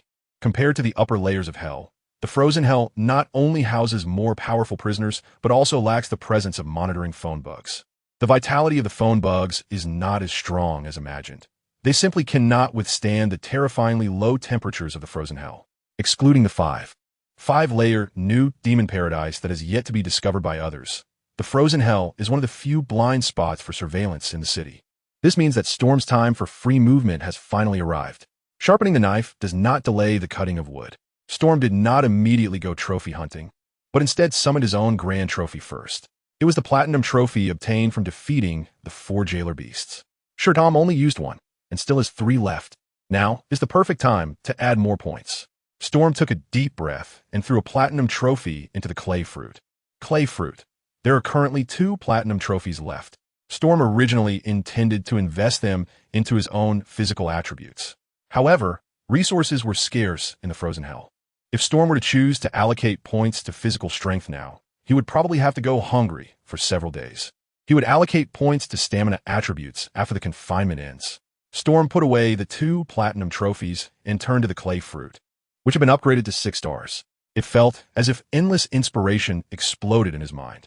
In an instant, Shiru realized the difference between 5.5 stars and 6 stars. He extended his right hand and pressed it against the ground of the cell, suddenly activating the ability of the clay fruit. Under the influence of the devil fruit's power, the solid frozen ground of the extremely cold hell, which had been frozen for countless years, instantly softened. Storm's right arm then fell down, directly pressing into the depths of the extreme cold hell. From the gap between his arm and the ground, a continuous stream of white clay gushed out like a fountain. 6-star level. The moment Storm had just a thought, the power of the clay fruit spread throughout the entire cell, and the frozen ground instantly softened into pliable clay. Awakening level. The awakening characteristic of the Zoan-type devil fruit grants the user unparalleled recovery and vitality. In contrast, the awakening characteristic of the Paramecia-type devil fruit allows the user to affect things beyond themselves. The instant Storm elevated the clay fruit to 6 stars, the clay fruit awakened. Shiru released the ability of the clay fruit, transforming the floor of the cell into a soft clay bed. He bounced and rolled on the clay bed, his expression filled with excitement, as if he had caught the Nika virus. After initially adapting to the awakened ability of the clay fruit, Storm no longer hesitated and immediately took action. The golden trophy, here I come, because it is confinement, not imprisonment. Storm was not shackled with the sea stone cuffs that symbolize a prisoner's identity. However, even if he were to be shackled with the sea stone cuffs, he would not be worried at all. Shiru can use the ability of the clay fruit by harnessing the power of the devil ring. Sea stone restrains those with abilities. What does it have to do with him, a non-ability user? This is something Shiru has already tested himself. When he first obtained that sea stone baton from the Navy Equipment Department, Shiru had tested the effect of sea prism stone on his restraint. The conclusion he ultimately reached was that sea prism stone is just a useless rock, of no practical use. Even back then, A rather vague prison plan had begun to form in Shittum's mind. Now he has been sent to the extreme cold hell, and the sea prism stone cannot hinder his actions. Storm stood in front of the cell door, walking steadily towards the barrier made of sea tower stone. The moment his body came into contact with the sea tower stone barrier, it immediately softened into clumps of white clay. The sea tower stone prison could not restrict Storm's movements. A cold wind blew through. Storm calmly stepped out of the cell door. The next action plan was, of course, to harvest the golden trophies in the extreme cold hell. The quality of the trophies is mainly linked to the strength of the opponents. In the pirate world, the bounty amount is undoubtedly the best symbol of strength. As Storm initially speculated, every pirate with a bounty of over 100 million could bring him a golden trophy. Storm started from his solitary cell, continuously scavenging the trophies of the prisoners around him. One golden trophy after another fell into his pocket. By the time Storm cleared out the entire area of his cell block, the number of golden trophies in his hands had reached double digits. A total of 15 golden trophies. This quantity was somewhat disappointing. Storm's footsteps finally stopped in front of a snow-covered dense forest. But it didn't matter in the icy hell. Besides the prisoners, there were also corresponding guards. Army Wolf. Before going to search for the Army Wolf, Storm was the first to call out his own trophy, planning to continue adding more points. One golden trophy after another disappeared like bubbles. One 5-star ability after another appeared in Storm's ability bar. Armament hockey, observation hockey, iron block paper, drawing, shaving, finger gun. In the blink of an eye, Storm has used up 12 golden trophies. Since the strength level of the Army Wolf is still uncertain, Storm deliberately kept 3 golden trophies. He had previously raised his endurance attribute to 5 stars, but the other 2 physique attributes are still only 4 stars. These 3 golden trophies are prepared for the strength and speed attributes. Everything is ready, only missing the Army Wolf. A sharp red light flashed in Storm's eyes, and his observation hockey swept through the dense forest in front of him like the wind. Found it. Sure Tom raised his right hand, creating a tall clay clone, which he maneuvered to charge into the dense forest ahead. The master of the forest quickly sensed the commotion. With a rustling sound, a pack of snow-white furred army wolves appeared before the clay clones. The army wolves were not as large as the beasts in the Hell of Beasts, but the eyes of each army wolf glowed a blood red, making them seem extremely formidable. Oh, whoa. With a chilling howl, 7 or 8 army wolves seemed to receive a command and rushed towards the clay clone. The army wolves moved at incredible speed, almost catching up to a Mino zebra. But no matter how fast the wolves moved, they could not outpace the clay of the clay clone. Under Shittum's control, the clay clone swung its fist forward with great force. Its massive arm exploded like a cannonball, scattering into 7 equally thick and sized clay tendrils. The tips of these clay tendrils were deliberately shaped into fists, striking precisely at the approaching army wolves. Clay rainstorm. The movement speed of the army wolves couldn't compete with the awakened clay fruit. They charged in like thunder, only to be knocked down by the torrential barrage of clay fists. Bang, bang, accompanied by 8 crisp sounds of heads being struck. All 8 army wolves that had surrounded them were knocked unconscious. Golden trophy. Army Wolves X8. Indeed, it is a golden trophy. A faint hint of joy flashed in Storm's eyes. But at that moment, a figure hidden in the shadows suddenly appeared.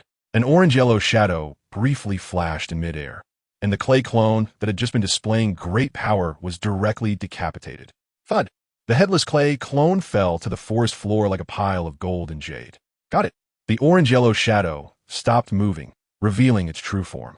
His hair and clothing were orange on the left and white on the right, with a huge lightning scar running from his forehead to his right eye. Notably, this guy's arms were not human arms, but rather 2 enormous scissors. A high-ranking officer of the Revolutionary Army, Lightning. Before Lightning could step forward to confirm the situation, the corpse of the clay clone suddenly emitted a peculiar sound. The clay seemed to soften as if affected by some force. The body of the clay clone and the head that had been cut off began to reassemble in Lightning's shocked gaze. Hey! The emotionless white eyes of the clay clone stared intently at Lightning, the corners of its mouth curling into a mocking smile. It hurts. Looking at the unharmed clay clone in front of him, Lightning immediately felt a sense of foreboding and instinctively took a few steps back. As far as he knew, the only person with the ability to manipulate clay and impel down was the newly appointed chief warden of the deep-sea prison who had just been sent to the extreme cold hell that morning. Lightning stared at the clay clone and softly uttered that name. Punkle Storm? Do you know me? Storm's voice thundered like a clap of thunder in Lightning's ears. The latter instantly felt a chill run down his spine. He could almost feel the breath coming from behind him. Lightning erupted into his fastest speed, fleeing the spot directly. It wasn't until he had escaped 10 meters away that he dared to turn his head and look back at where he had just stood. Sure, Tom stood there, looking this way with a gentle breeze and light clouds. When did this guy appear? Lightning was still in shock, his heart racing like a drum. Has he been standing there watching me the whole time I was attacking? With a unique half-yellow, half-white appearance and enormous dual scissors. Storm stepped forward, walking step by step towards the Lightning. You are a senior cadre of the Prisoner Revolutionary Army, Scissorman, Lightning, originally imprisoned in the extreme cold hell. Your identity has been exposed by the enemy, and a grave expression appeared on Lightning's face. Before he could speak, the chief guard continued the verbal oppression. I'm very curious.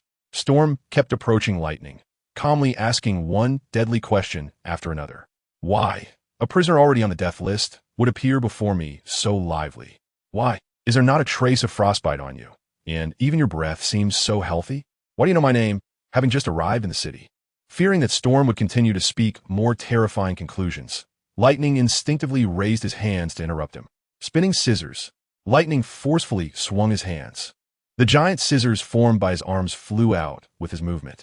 The two enormous scissors spun at high speed in midair, resembling two cold, gleaming discs. With a howl, the two giant scissors tore through the air, carrying a powerful momentum as if they were about to cut Storm in half. Storm stood still, motionless, allowing the attack of the giant scissors. The two giant scissors struck Storm's body almost simultaneously, leaving two deep wounds that could be seen down to the bone. Lightning could almost be seen from the wounds, revealing the cold winter scenery of the distant forest. However, what filled him with despair was that despite sustaining such severe injuries, the opponent had not shed a single drop of blood. You should have realized this long ago. The body of Stormna, now clayfied, instantly healed. Your attack is ineffective against me. The moment the words fell, there was a sound of blade. Storm's feet heavily stomped on the ground, and a strong rebound force allowed him to burst forth with astonishing speed, suddenly appearing in front of Lightning. His right fist had unknowingly been raised, covered in pitch-black armament hockey, and it shot forward like a nail. Iron block, a serious punch. Just at that critical moment, Lightning swiftly activated the ability of the Scissor fruit, transforming the surface of his body into the solid blade of scissors. The sound of Storm's cannon punch striking Lightning's body erupted with a crisp clang, like metal colliding. Lightning was immediately sent flying backward, soaring several dozen meters away, crashing into and breaking several large trees before finally coming to a stop. Dust mixed with falling snow swirled in the air. In the midst of the dust, Lightning knelt on one knee, blood dripping from the corner of his mouth, and a distinctly visible fist mark remained on his body. Although the special ability of the Scissor fruit helped him mitigate some of the damage, the restraining effect of armament hockey against devil fruit users still remained. A powerful punch from Storm dealt Lightning a serious blow. No wonder he's a monster who can hold his own against ranged Shiru. Lightning coughed up a mouthful of blood, his eyes resolutely fixed ahead.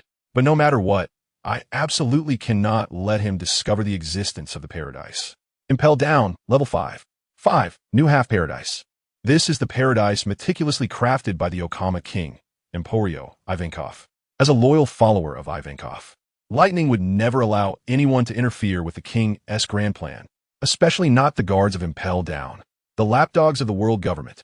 Lightning transformed his hands into giant scissors once again and plunged the scissors into the ground beneath him.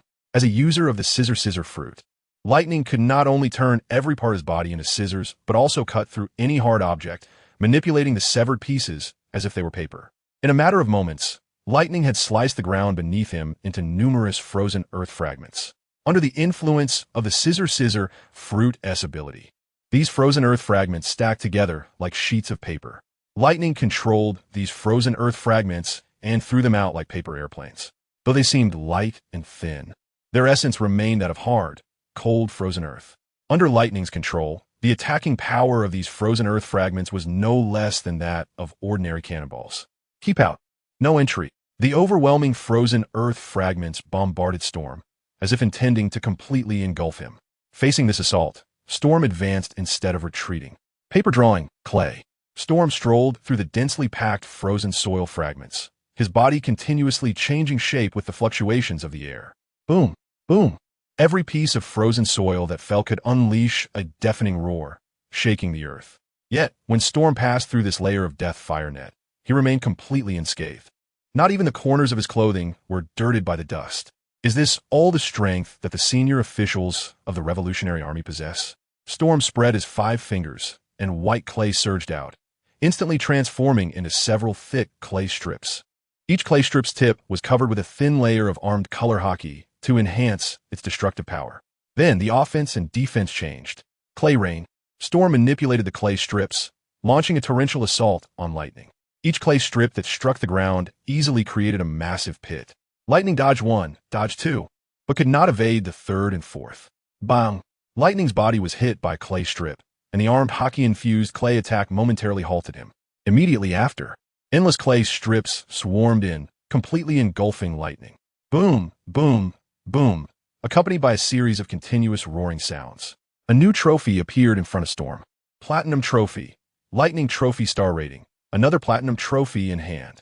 Storm put away the trophy and collected the clay again. On the pockmarked ground, the injured Lightning was lying deep in the largest pit. If it weren't for the rise and fall of his chest, he would almost look dead. Looking at the completely defeated Lightning, Storm's brow furrowed slightly. He was happy to have won a Platinum Trophy, but how to deal with Lightning became a small dilemma. Although Storm already knew there was a hidden 5 layer within the city, he had not thought about doing anything to the group of perverted new humans in the new demon park before. The trophies provided by the demon and the prisoners were the same. Since that was the case, why did Storm choose to go to the new transgender paradise instead of staying close? It's his first time coming to the extreme cold hell. Storm didn't expect to run into someone from the newbie fairyland so soon. Moreover, he encountered the second in command of the newbie fairyland. The commotion from the earlier battle was quite loud. If the entrance to the newbie fairyland is nearby in this dense forest, the people inside should have already noticed the situation. In that case, Storm thought for a moment, looking at the clay clone watching from the side, and suddenly a thought surged in his mind. A few seconds later, a tall and sturdy human appeared in the dense forest of the extreme cold hell. He was exceptionally tall, over 6 meters high, with long golden hair flowing down his back like a lion's mane. But the most striking feature was the huge, crescent-shaped white mustache that curved upwards on his face. Whitebeard 3, Edward Teach, has returned to the scene. Shitorm's clay fruit ability has awakened, along with the color-changing ability he acquired earlier. The Whitebeard 3 he created is no longer as rough and comical as before. At this moment, standing proudly in the extreme cold of hell, Whitebeard 3 bears an astonishing resemblance to Whitebeard in his 40s. Even if the real Whitebeard were to appear here, he would inevitably start to wonder if he really had an illegitimate child with Miss Buckingham back in the day. Storm looked at the clay clone in front of him. Or rather, he should now be called Edward Teach. Storm looked at Edward Teach and couldn't help but nod in satisfaction. The next moment, Storm stepped forward and collided with Edward Teach. He seemed to merge into Edward Teach's body like a drop of water. Move, Edward Teach. Storm concealed himself within the humanoid mech of Whitebeard 3. He was like a novice Gundam pilot, constantly familiarizing himself with the abilities of this new body. Once he had adapted to the new body, Storm began to tentatively imitate the real Whitebeard. Gura, Gura, I am Whitebeard 3. Edward Teach strolled through the frozen hellish forest. He held lightning in his hand, as if carrying a frail little chick. Just a moment ago, he used his observation hockey to scan the entire forest, especially focusing on the areas where lightning appeared, marking them as priority search zones. After careful searching, Edward Teach discovered a hidden entrance deep within the forest. His observation hockey allowed him to clearly hear the continuous noise coming from inside. If nothing went wrong, that hidden entrance was the gateway to the new human paradise on level 5. 5 of them Impel down. Edward Teach, or rather Storm hidden within the Edward Teach humanoid mech, had his destination set for the new human paradise behind the mysterious entrance. After a few minutes of walking, Edward Teach arrived near the mysterious entrance. Here, even without using his observation hockey, he could clearly hear the sounds coming from inside. Edward Teach no longer hesitated and stepped directly inside. The path was narrow at first, but after walking several dozen steps, it opened up to a spacious area. Edward Teach found himself in a vast cave. Although the height of the cave couldn't compare to the frozen hell outside, it was still dozens of meters high, sufficient for the giants to move about normally. The internal environment of the cave seemed specially designed, resembling a rudimentary grand theater. When Edward Teach entered the cave, the people inside were enjoying a wild celebration. A strangely proportioned person with an afro was passionately performing on the stage of the Grand Theater. Everything was available here. Drinks, food, weapons, and most importantly, there was freedom. This was the secret garden of Impel, Down's new human paradise. As the afro-headed performer turned around, he spotted the towering figure in the crowd. His eyes bulged in shock, his mouth opened wide, and his tongue involuntarily curled in surprise. Whitebeard.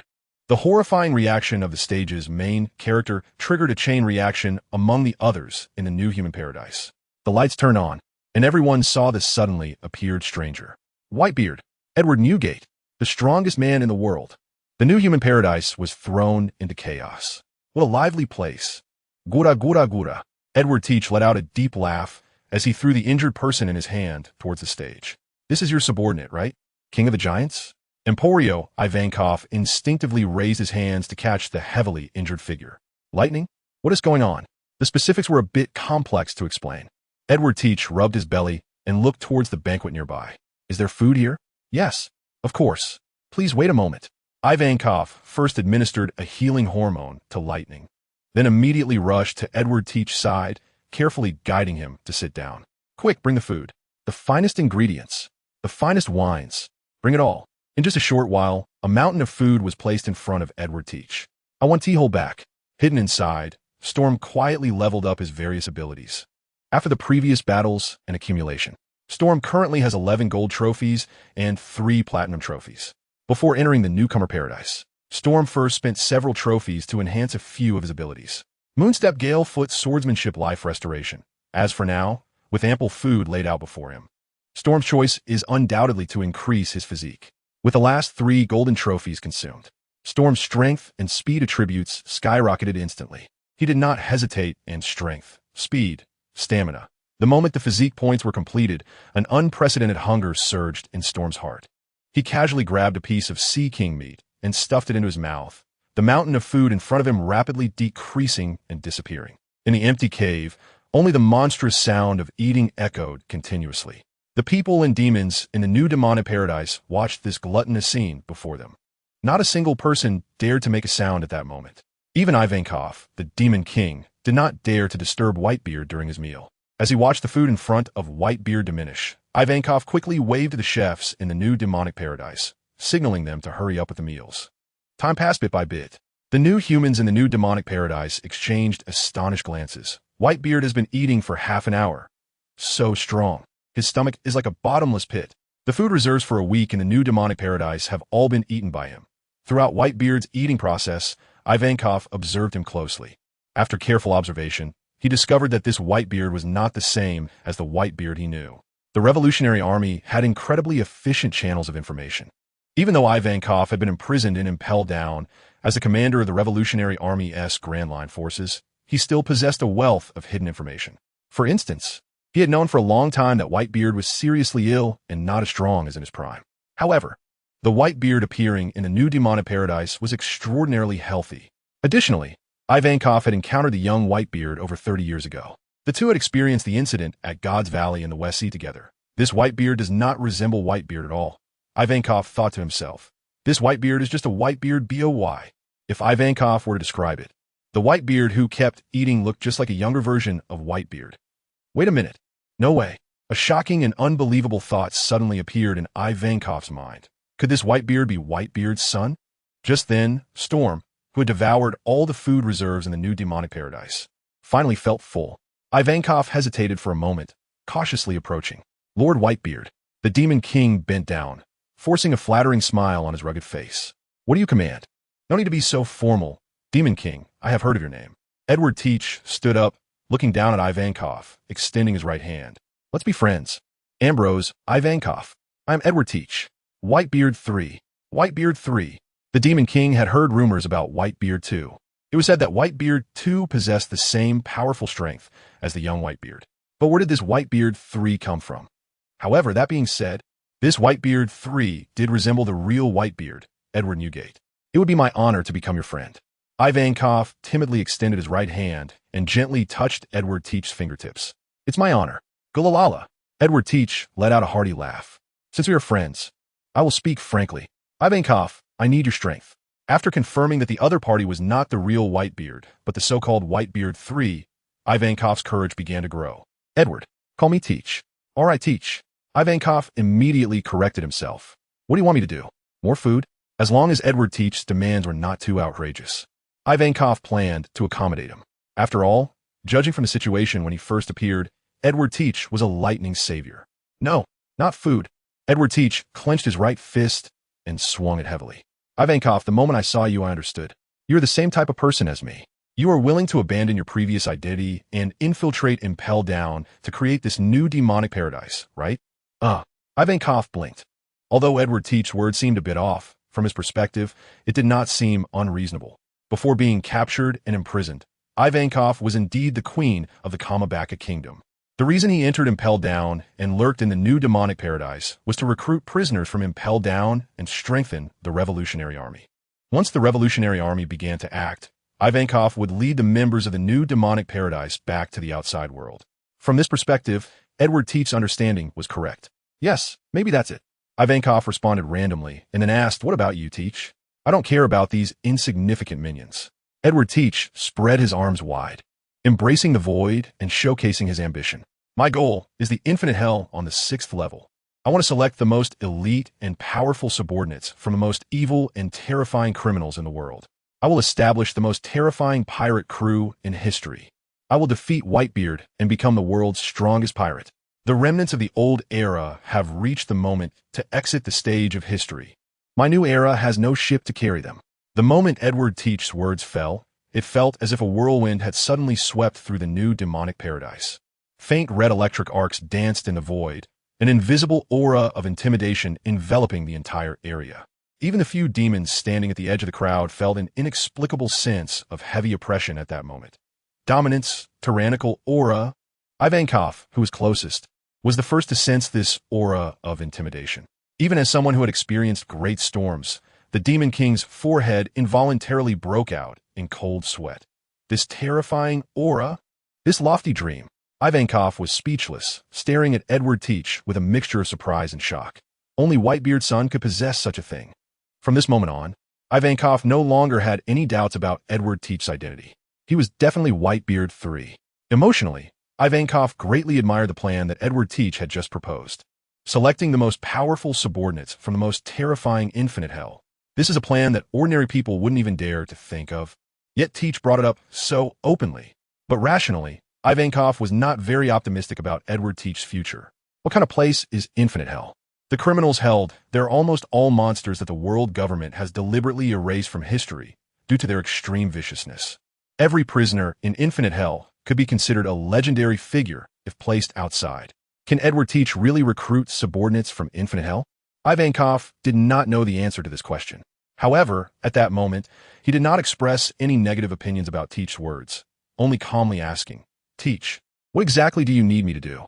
If Edward Teach wanted Ivankov to help with this recruitment plan for infinite hell, such as being responsible for the aftermath, assisting Edward Teach and his potential subordinates in secretly escaping from Impel Down, then Ivankov could grit his teeth and agree.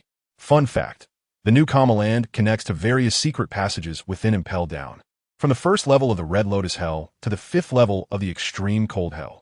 Each of the first 5 levels of Impel Down has dedicated secret paths leading to new Kama land. Even the guards of Impel Down are unaware of the existence of these secret passages. Ivankov has the capability to help a group of people move freely in the first 5 levels of Impel Down without being noticed. Edward Teach seemed a bit distracted, but upon hearing the words of the Okama King, he quickly refocused. Didn't I just say? My goal is infinite hell. Ivankov, let us go to infinite hell together. Edward Teach once again extended a friendship hand to the Okama King. We are friends. If we can't go through fire and water together, what kind of friends are we? Okama King, you will go to hell with me, right? Whether he would go to hell after he died, Ivankov was not sure. But the invitation from Edward Teach at that moment sounded to Ivankov like a call from hell. In an instant, Ivankov was drenched in sweat. He had initially wanted to repay Edward Teach for saving Lightning's life. But how did the situation develop to the point where he had to risk his own life for Edward Teach? You friends that aha. Ivankov wiped the cold sweat from his forehead, chuckled awkwardly, and asked vaguely, Teach, if you really enter infinite hell, how will you recruit those vicious criminals? What will I do? Gulalalala. Edward Teach laughed loudly, his booming laughter echoing through the cave. I will unlock all the shackles of the prisoners in infinite hell. I will initiate an unprecedented beast battle in infinite hell. Only those who survive the endless slaughter will be qualified to become my subordinates. In the future on a normal timeline, there indeed was a person who did just that. But that person was called Blackbeard Teach. And at this moment, the words spoken by Whitebeard Teach about selecting subordinates from infinite hell through a breeding method were, in fact, lies. Edward Teach was more accurately referred to as Storm. What Storm said to Ivankov was all the truth. He wants to enter the infinite hell. He wants to establish the most terrifying pirate crew in history. He wants to defeat Whitebeard, defeat all competitors, and become the world's strongest pirate. He also wants to select the most elite and powerful subordinates from the world's most evil and fearsome criminals. But who says that the most evil and powerful criminals in the world only exist in infinite hell? Look at Edward Teach. Isn't he also lawless and arrogant? To be fair, Storm is not Blackbeard. He has no interest in recruiting the trash from infinite hell. He is even less like the sun god Nika, who, for his own selfish reasons, facilitated the mass jailbreak of criminals from Impel down. Strom's goal has always been the legendary trophies of those powerful beings in the infinite hell. From the very beginning, Strom voluntarily applied to come to Impel down, precisely for the trophies from the countless prisoners held here. He didn't come to Impel down to work for the world government for a lifetime as a jailer.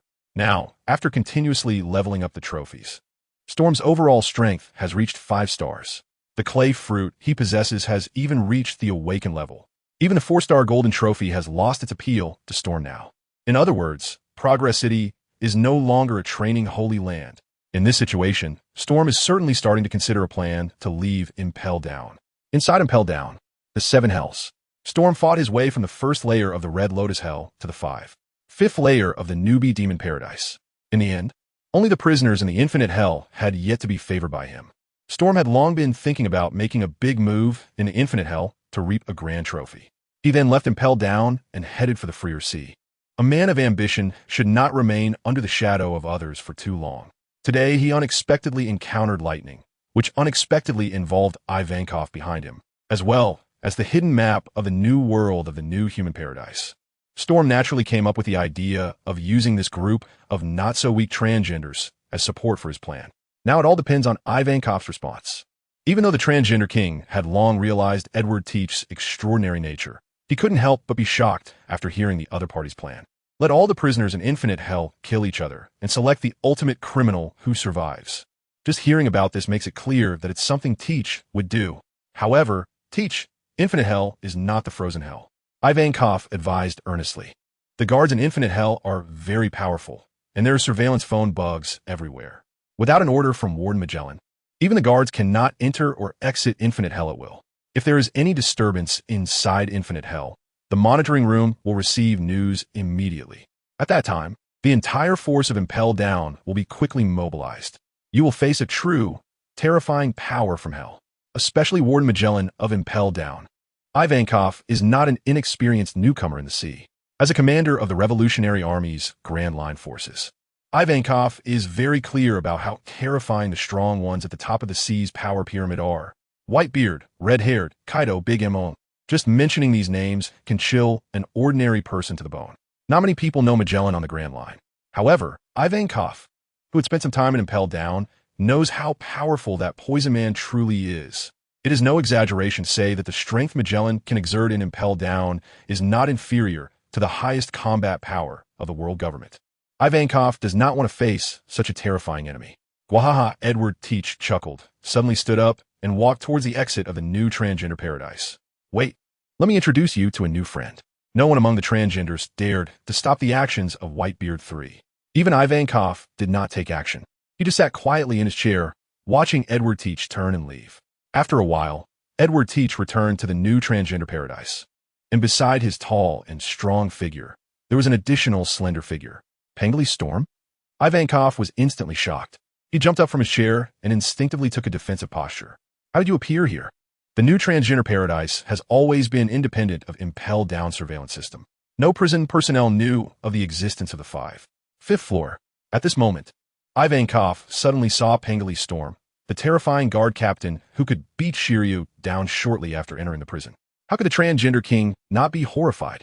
Teach, why are you just standing there watching? Calm down, Ivankov. Edward Teach said in a deep voice. Storm is my partner. I don't know if it's an illusion, but Ivankov felt that Teach in front of him seemed less sharp and unruly than before. However, he still clearly heard Teach's words. Pengli Storm, you are actually Teach's partner? No, you are mistaken, transgender king. Shiru's smile was wild and unrestrained. I am not the partner of Whitebeard III. I am the captain of Whitebeard III. The captain of Whitebeard? Upon hearing this, Ivankov almost dropped his jaw to the ground. A man like Edward Teach, who was renowned, was actually someone else's crew member? Indeed, even the world's strongest man, who is now famous all over the seas, was once one of a certain man's crew. In that instant, a vague shadow suddenly flashed through Ivankov's mind. This was before the pirate king Joel D. Roger, the captain of the Rocks Pirates. The closest to the title of pirate king was Rox D. Zebek, Whitebeard Edward Newgate, Gold Lion Shiki, Big Mom Charlotte Linlin, and Kaido of the Beasts. These legendary pirates, known worldwide, were all once members of the Rocks Pirates. Not to mention Captain John, Silver Axe, Wang Ji, Buckingham Stussy, and the former Empress of the Nine Snakes. On the ship of the Rocks Pirates, even Wang Ji, who was unknown back then, is now the overlord of the New World, occupying Hakanosu for years. I must be a bit dazed, Ivankov said, lowering his head and rubbing his forehead to hide his overly exposed emotions, to actually compare a young man to the Rocks D. Zebek of back then. When Ivankov raised his head again to look at Whitebeard III, he asked, Teach, is what you said true? Yes, Whitebeard III nodded heavily. Shiru is not only my partner, but also my captain. The scene before him was too unbelievable. Even the thick-skinned Ivankov found it hard to accept for a moment. But with Whitebeard III personally affirming it, the Okama king had no grounds to question it. Pongra Shiru, who exactly are you? Ivankov could only turn to Shiru, continuously throwing questions one after another. Why did you come to Impel down? What is your purpose? Is it for the infinite hell? You have too many questions, Ivankov. Shiru directly interrupted the words of the queen. I have no obligation to explain myself to you. Ivankov couldn't help but rub his face, trying to ease his current excitement. At that moment, on the other side, Lightning, who had been injected with healing hormones, slowly woke up from his coma. Your Majesty. Lightning's call immediately caught the attention of the queen. Ivankov quickly moved to his subordinate's side and gently lifted his arm. Be careful, Pengli Shiru. Lightning strained to maintain his consciousness and warned the queen. He has come to the frozen hell. After saying this, Lightning fell into unconsciousness once again. The atmosphere in the new transvestite paradise suddenly became a bit tense. Ivankov had just let down his guard, but now he had to be vigilant again. Pengli Shiru, did you do this to Lightning? It was me indeed. Storm unexpectedly gave a positive response. The pain and anger on Ivankov's face flashed away. Storm continued. You should feel fortunate, king of the transvestites. Fortunate about what? Ivankov replied coldly. Fortunate that Lightning wasn't killed by you? Indeed. Storm sharply responded. At least I didn't kill that she-male just now, but let Teach bring him to you. Ivankov's expression froze for a moment. Even though he felt dissatisfaction and anger over the fact that Pengli Storm severely injured Lightning, he had to admit that the other party's words did hold some truth. As the chief warden of Impel down, Pengli Storm also had the authority to execute prisoners. Even if Pengli Storm had actually killed Lightning, it would still be part of his duty. Even if we take a step back, if Pengli Storm had severely injured Lightning and then abandoned him in the freezing Hell's Forest, the unconscious Lightning would surely have been devoured by the crazed army of wolves. In that case, Ivankov would also lose this valuable subordinate. At that moment, a hint of relief unexpectedly surged in Ivankov's heart. Fortunately, the enemy Lightning encountered was Storm and not Shiru of the Rain. Otherwise, Lightning would undoubtedly be dead. Once he had sorted out his thoughts, Ivankov's anger dissipated significantly. Lightning was injured, but he was still alive, and that was enough. As for how Pengli Storm managed to leave the freezing Hell's prison and encountered Lightning, Ivankov had no intention of probing further. After all, Pengli Storm's identity was Chief Warden, not prisoner. The punishment he received was merely confinement, not imprisonment. The other party probably had 1,000 ways to leave the cell. Ivankov no longer wanted to dwell on such trivial matters. The tense atmosphere in the new she-male paradise gradually eased. Pengli Storm, Ivankov brought up the old topic. Are you and Teach really planning to recruit subordinates in the Infinite Hell? Our target is indeed the prisoners in Infinite Hell. Shut up, Storm. However, I initially didn't plan to come looking for you. a paradise for new transgenders. Even though the other party's attitude is quite unpleasant, Ivankov actually prefers it that way, because he doesn't want to get involved in the recruitment plan for Infinite Hell at all. Cherish life, stay away from crazy people. If that's the case, then please leave. Both of you. Ivankov couldn't wait to issue the eviction order. I wish you both success in your endeavors in advance. Transgender King. Storm tilted his head and looked at Ivankov with a sideways glance. Since when did you develop the illusion that you can stand aside? Ivankov was momentarily startled. What? Storm waved his hand, and Whitebeard 3 obediently stepped aside. Immediately after, he took a step forward and slowly walked towards Ivankov. The new Kamabaka Kingdom, a place that exists in the blind spot of the monitoring of Impel down. Stalin stepped in slowly, and the ground beneath his feet sprayed out clay like a fountain. The moment I appeared here, your fate was already sealed. Demon King, do you want to go to the Infinite Hell with me? Or do you want me to send you to the Infinite Hell? The atmosphere, which had just calmed down, suddenly became tense. Ivankov's eyes widened, almost bursting. But in the next instant, he suddenly blinked. A powerful shockwave erupted from his eyelid, rushing like a storm towards the approaching Stalin. Death Wink. Boom! The shockwave created by Ivankov's Death Wink exploded the moment it made contact with Stalin's body. A deafening roar echoed through the new demon paradise. Stalin, who was hit by the explosion of Ivankov's Death Wink, had his body torn apart. However, what flowed from the wounds on Stalin's body was not blood, but white clay. Meanwhile, the ground beneath Storm was also assimilated into a gigantic mass of clay by the power of the clay fruit. Flowing clay, Storm manipulated the clay earth beneath his feet, transforming it into undulating shapes like ocean waves. Giant hands emerged from the clay ground, launching attacks against all the inhabitants of the new half-moon paradise. The ground has turned into clay. I can barely stand. So many hands. I can't evade them at all. The members of the new half-moon paradise were originally prisoners absorbed by Ivankov from the previous 5 levels, with varying levels of strength. Faced with a widespread attack of the flowing clay, none of the half-human, half-demon members could escape.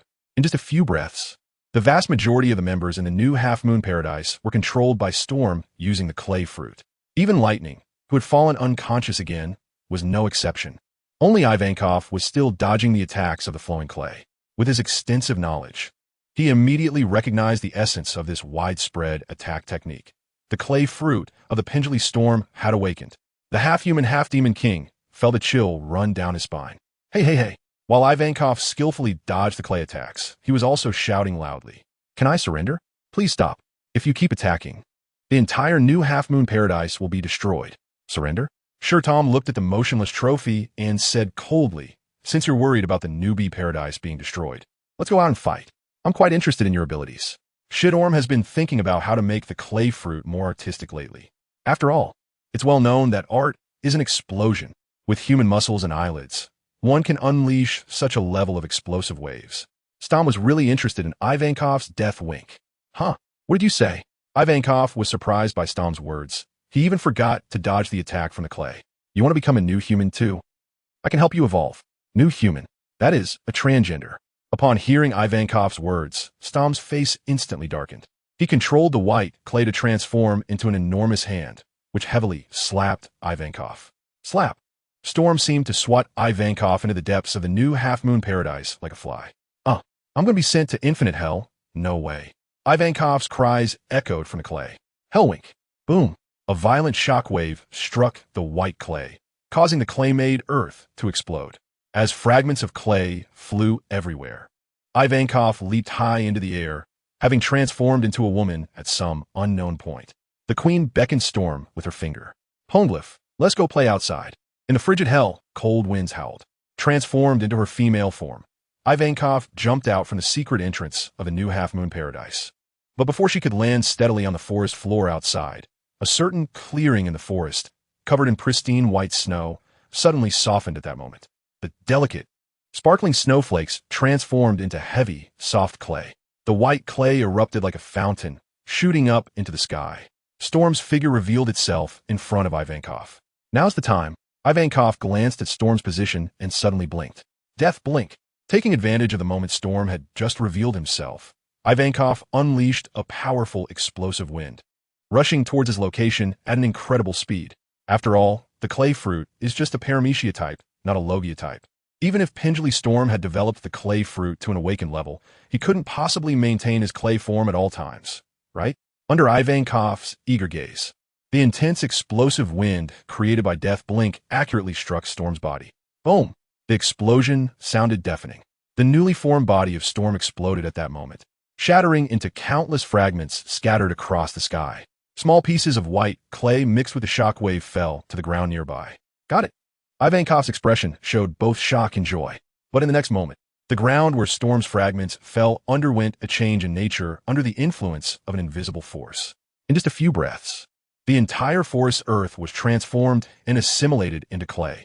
The trees that had stood in the forest for countless years were also turned into clay at that moment.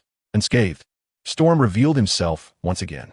He looked up at the half-airborne king of demons, manipulating the clay-transformed forest to launch a dense attack into the sky. Clay Tree C. Each clay tree was over 10 meters tall, with trunks thick enough for an average person to embrace. Countless clay trees gathered together to form a tightly woven white net. The powerful visual oppression made it hard to breathe. Ivankov looked down at the incoming clay tree C and took a deep breath. The next moment, her body suddenly curled up, her hands tightly hugging her calves, almost turning into a ball. Spin beauty. The ball-shaped Ivankov began to spin rapidly in midair, like a giant top. Bam! Bam! One by one, the clay trees collided with Ivankov's body. They struck like long white whips hitting the top. The immense force not only failed to slow down Ivankov's spinning speed, but instead became a boost to accelerate it. Ivankov's spinning speed increased, causing the air around her to spin as well. Eventually, this air gathered around her body, faintly forming a spherical protective shield. When the attack of the clay tree C came to an end, Ivankov continued to spin. Below, Storm couldn't help but raise an eyebrow. He lifted his right hand, fingers together. The clay trees that had just rushed into the sky twisted directly according to his will. One by one, the clay trees intertwined with each other, resembling threads in a spider's web. In the blink of an eye, these clay trees formed a true net of heaven and earth. Spider's nest. Storm manipulated the clay spider web, enveloping the spinning Ivankov within it like a net. The white clay continuously gathered and contracted inward, compressing Ivankov's space for movement. By the time Ivankov stopped spinning, the spider's nest had already reached around his body. Above, below, left, right? Ivankov struggled against the dizziness in his mind, looking around to find an escape route. But to his disappointment, all he could see was clay. Endless clay filled every corner of the space, leaving not a single seam visible. Even a strong individual like Ivankov found it hard to avoid feeling a bit suffocated in this moment. Ambrosia, male hormone. Ivankov first gave himself a shot. The slender and graceful female body instantly transformed into a muscular male physique. The next moment, Ivankov raised his hands, palms flat, forming a hand blade shape. New transgender fist 44, beauty secret. His eyes suddenly focused as he wildly swung his arms, launching high-speed attacks at the nearest clay. Dream strike. Uft, uft, uft. Ivankov's hand blades continuously struck the clay in front of him, producing a series of muffled sounds. The texture of the clay itself was relatively soft. Storm did not wrap any armed hockey around the spider's nest. Therefore, every chop from Ivankov was able to leave a huge pit on the spider's nest. Time continued to pass. Ivankov, relying on his speed developed over more than 40 years of being single, forcibly opened a way through the clay. It was only when the cold wind of the extreme hell blew against Ivankov's face that he realized he had escaped from the suffocating clay spiderweb. The series of counterattacks had consumed a lot of Ivankov's stamina, causing him to breathe heavily. But before Ivankov could rest, a shadow cast down from the sky completely covered him. Ivankov struggled to lift his head, and the sight before him instantly left him parched. Although he knew that awakened devil fruits could grant their users tremendous environmental influence, cold sweat poured down Ivankov's forehead. But still, this dragon was a bit too outrageous, wasn't it? On the ground of the extreme hell, a gigantic white dragon was lazily flicking its tail. Its silvery gray scales shimmered in the faint light reflected by the snow, emanating a chilling aura. Ivankov knew that Storm from the Vongala had a small white dragon, which he had seen through surveillance. But if the Okama king remembered correctly, the little white dragon from before, which was only the size of an ordinary cat, could even nest on a human shoulder.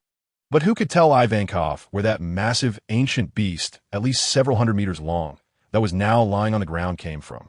Just as Ivankov was in a daze, The white dragon lifted one of its claws and gently pressed it against the ground around it. The clay-like earth seemed unable to withstand the pressure of this immense power and exploded with a boom. Endless clay shot into the sky, instantly constructing a towering wall of size in the extreme cold of hell. Ivankov looked at the seemingly endless clay wall ahead, his eyes nearly bulging out. He hurriedly shoved his hands into his large face, unleashing the power of his hormone fruit. Embryonics growth hormone, Embryonics excitement hormone. In a matter of moments, Ivankov released 2 different forms of special hormones. His already oversized giant face grew several times larger under the influence of the growth hormone. As the excitement hormone continued to infuse, his giant face instantly became flushed. Face shadow. Ivankov moved at high speed, leaving behind a series of blurred afterimages of his flushed face in the same spot. All these actions were preparing for his next move. Galaxy wink. Ivankov blinked rapidly, and each time he moved to a new position, he would wildly blink his eyes. Each face shadow released an incredibly powerful explosive wave. These explosive waves combined together, striking towards the approaching wall of size. The booming explosions echoed through the sky. Ivankov's galaxy wink left deep pits on the clay wall, each nearly 10 meters in diameter. But for this towering wall, the damage Ivankov caused was utterly insignificant. Under Storm's unlimited enhancement, the destruction caused by Ivankov couldn't even keep up with the wall's self-repair. In the despairing gaze of the king of the half-humans, the clay wall surged forward like a tsunami. This clay tsunami merely splashed a wave, and Ivankov was directly knocked down, crashing heavily onto the ground of extreme cold hell. The mountain-like clay then pressed down upon the body of the king of the half-humans, completely engulfing him in darkness. The king of the half-humans, Embryonics Ivankov, could no longer rise. After all the sounds of battle ceased, in front of Storm appeared a brand new trophy that seemed to be made of sparkling, transparent diamonds. Diamond Trophy. Embryo Ivankov Trophy Star Rating. 6-star Diamond Trophy. The legendary miracle person, the commander of the Revolutionary Army's Grand Line Forces, has only a 6-star rating? Storm was somewhat surprised, but felt that this evaluation was reasonable. Upon careful consideration, Ivankov's combat ability was actually not very strong. In a recent battle, he didn't even display any overwhelming power. The Diamond Trophy was not bad, though. Storm has the ability effect of the clay fruit, restoring the extreme cold hell to its original state. The awakened power has been fully digested. This was achieved through a battle with the Okama King, Ivankov. Storm has completely mastered the power of the awakened clay fruit. With the awakened clay fruit, he can forcibly assimilate the characteristics of the surrounding environment, coupled with the seemingly endless natural energy of the Devil Ring. As long as Storm is given enough preparation time, he can fully assimilate an entire island into a clay island. Rounding it off, Storm now possesses island-destroying combat power. It would be best to develop a few more awakened techniques for single target, group, and area damage. The reference for developing awakened techniques is based on those who have developed their paramecia-type fruits to the awakened level, such as Don Quixote da Flamingo, Kakuri, Treble, and Douglas Bullet. Storm pulled back his somewhat wandering thoughts and turned to look at the 6-star trophy he had just obtained. A diamond trophy. After confirming the news that 6 stars mean awakening, Storm had a new understanding of the strength associated with 6 stars. Based on his past experience, a 4-star golden trophy corresponded to a bounty of about 100 million berries. Simply put, 4 stars roughly correspond to the supernovas in the pirate faction. Then, 6 stars would likely correspond to the 7 warlords of the sea. If this level difference is correct, then 8 stars would be equivalent to an admiral. And the level of the 4 emperors? Storm gently stroked the devil ring on his finger. It seems that the strength of the devil ring is even higher than I previously expected. A 9-star level, which is probably equivalent to the level of ancient weapons, right? It truly is the crystallization of wisdom from the super ancient kingdom. With the devil ring in hand, it is essential to raise the development level of the devil fruit as much as possible. This choice is definitely all benefits and no harm. Storm looked at the dazzling diamond trophy in the void. In the past, he would have undoubtedly thrown this diamond trophy into the clay fruit without a second thought. But now, Storm, however, quietly changed his mind. The trophy possesses the powerful ability to grant wishes. The greatest reliance of Storm is the demon ring, which was obtained through a wish from the grand trophy. If one demon ring is so powerful, then imagine having 2 demon rings. Wouldn't that be incredible? Storm has 10 fingers on his hands. The demon rings he desires are not 1, not 2, not 3. To be fair, as a special paramecia. The strength of the clay fruit is decent, but it certainly can't be considered top tier. Setting aside the Nika fruit of the paramecia type that transforms into a bizarre evolutionary beast, or the Susu fruit that can perform resurrection surgery, or the Machi Machi fruit that manipulates conceptual abilities, which can be considered a playful fruit of causality. In comparison to these paramecia-type devil fruits, the clay fruit is simply too weak. In Storm's view, there are roughly two methods to enhance the strength of the clay fruit. The first is to diligently develop the inherent abilities of the clay fruit, advancing it to 9-star level. The second is to hunt for other powerful devil fruits and combine them with the clay fruit to increase its strength. For example, 2 explosion fruits that can make the clay fruit more artistic. Whether it's the explosion fruit of MR 5 for Baroque works or the bomb fruit of Gladius from the Don Quixote family, both can allow Storm's clay fruit to evolve into the Zoan type, human fruit. Mythical beast form of Daedara. Even excluding these 2 explosion fruits, there are other devil fruits that can help enhance the strength of the clay fruit. But no matter which devil fruit it is, Storm wants to obtain their power. He desires to become a user of multiple devil fruits. He needs more help from the devil rings. After going in circles, it's still the devil rings. The only question now is, can the 6-star diamond trophy grant a wish for a devil ring? Even a weakened version, a 6-star devil ring? The wishing ability of the grand trophy is not omnipotent. For example, when Storm defeated that chameleon fruit user before, he utilized the opponent's grand trophy to make a wish. At that time, he also fantasized about using a silver trophy to wish for a devil ring. However, he only obtained a 3-star chameleon ability. The strength of the diamond trophy is far greater than that of the silver trophy. But can the diamond trophy really grant a wish for a devil ring? Storm is unknown. He only has a diamond trophy in hand, and the risk of trial and error is too high. If the wish fails, it would be one thing not to obtain the demon's ring.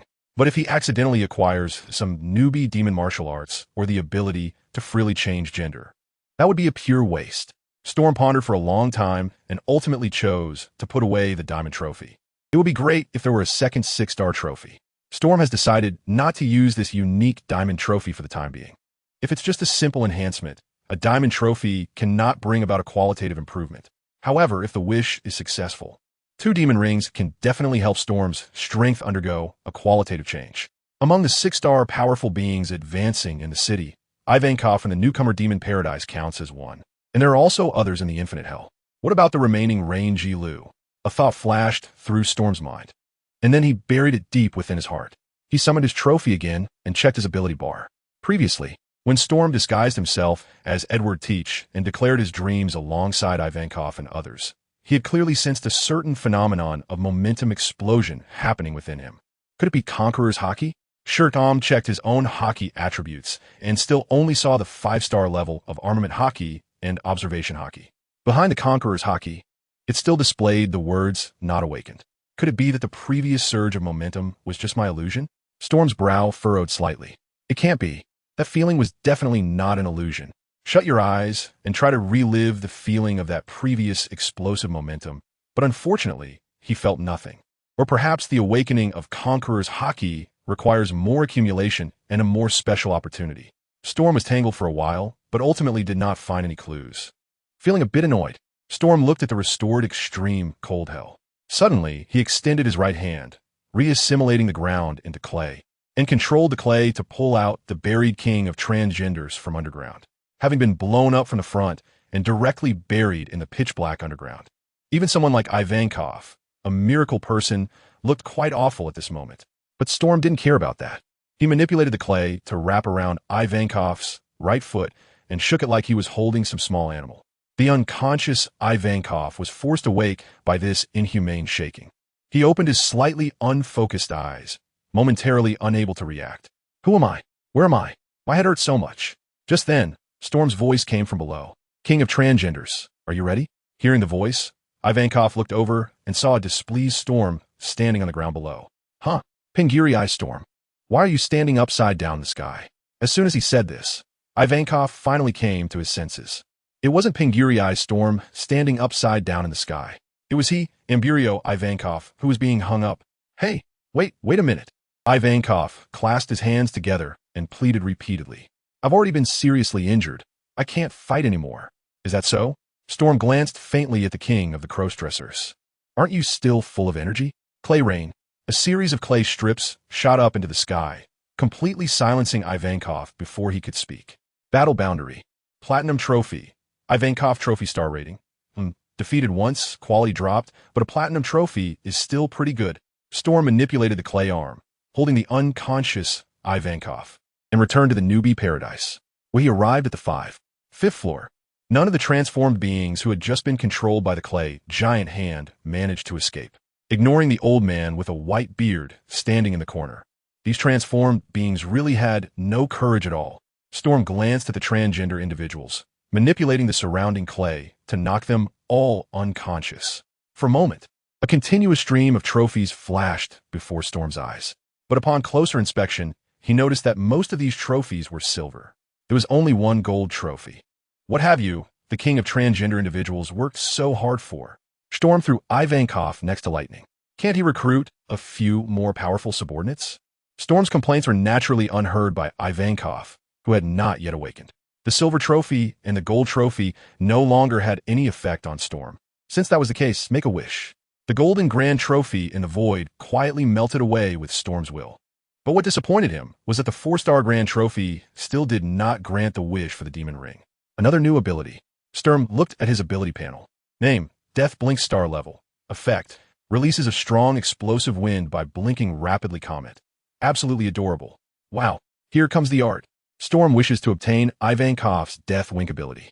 However, he does not intend to personally enter the fray to experience the effects of this skill, despite having witnessed many diverse and unique special abilities, including but not limited to Break Face Fist, 1000-Year Kill, Sister Hugging Kill, and Crow Flying Plane. Storm still finds that attacking through winking truly exceeds his psychological limits. It's better to test the attack effect of the Death Wink using the clay fruit. Storm raised his right hand, and clay gathered in his palm, shaping a vivid and lifelike large face. This large face resembled the face of the transvestite King Ivankov, but without the latter's extravagant and bizarre makeup. Death Blink. Under Storm's control, the large face suddenly squeezed its right eye. The two eyelids made of clay then crashed together. In the next moment, the right eye of the large face released a visible pale white shockwave. Bang!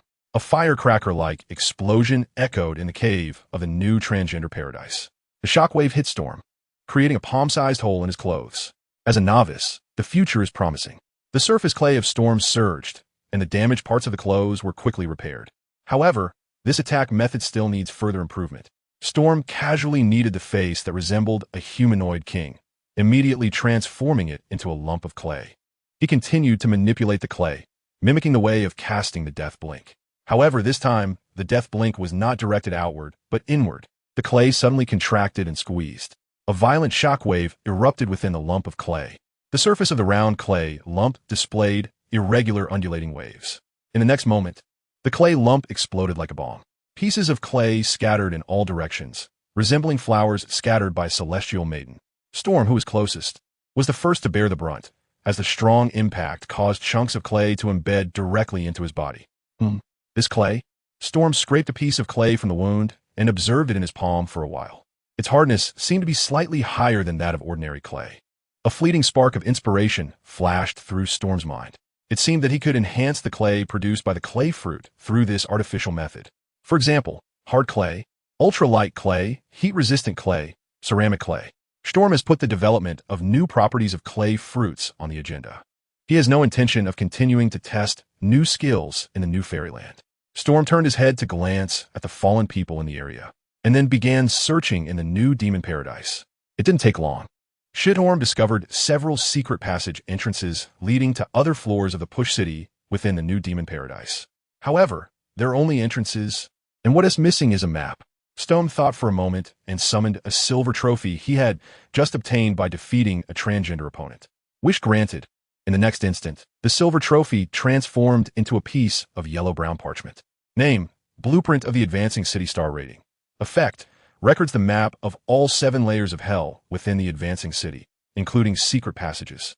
Comment, I solemnly swear I will not do good deeds. This is it. Storm held the blueprint of the advancing city and waved to the third Whitebeard, who immediately moved to his side. The two figures then disappeared into the nearest secret passage. Starting from a 5-layer new demon paradise. Storm quickly traversed through the secret passage. Fourth layer, the blazing hell inside the raging flames. Third layer, the hungry hell, a pile of dead bodies of prisoners. Second layer, the beast hell, the strong scent of beast layers. First layer, the red lotus hell, deep within the blood-soaked Needle Mountain. Storm's footsteps are found throughout all the secret passages within the advancing city. During this time, no guards discovered any trace of his actions. These secret passages are also the foundation upon which the new demon paradise relies for survival. Storm walked from the 5th floor down to the 1st floor, then descended from the 1st floor to the 4th floor. Finally, his steps stopped in front of the food warehouse of the Scorching Hell. The food warehouse. Most of the ingredients and supplies for advancing into the city are concentrated here. Storm avoided the surveillance of the phone bugs and quietly infiltrated the food warehouse. The clay fruits silently assimilated into the ground. A large amount of ingredients piled up deep in the food warehouse began to sink continuously as the ground softened. In no time, these ingredients penetrated through the Scorching Hell's floor, falling from the 4th level to the 5th level. This entire process happened extremely covertly. By the time Storm moved a large amount of food from deep within the warehouse, no one had noticed the unusual changes here. The food was ready.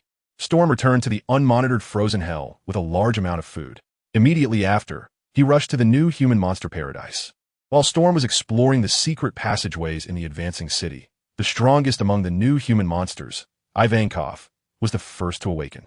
He helped to wake up the other unconscious human monsters. When Storm arrived with the food, Ivankov and the others were startled. Punkrel Storm.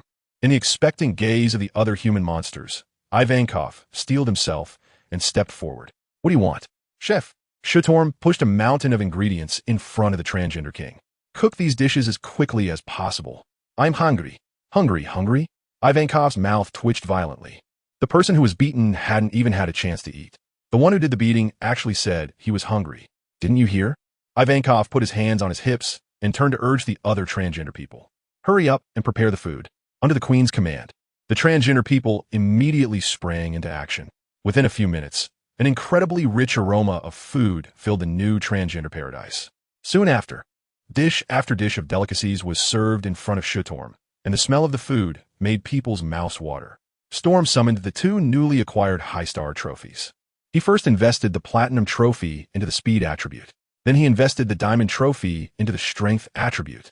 This is in contrast to the second Demon Ring, which still remains elusive. Storm values the enhancement of his own strength more.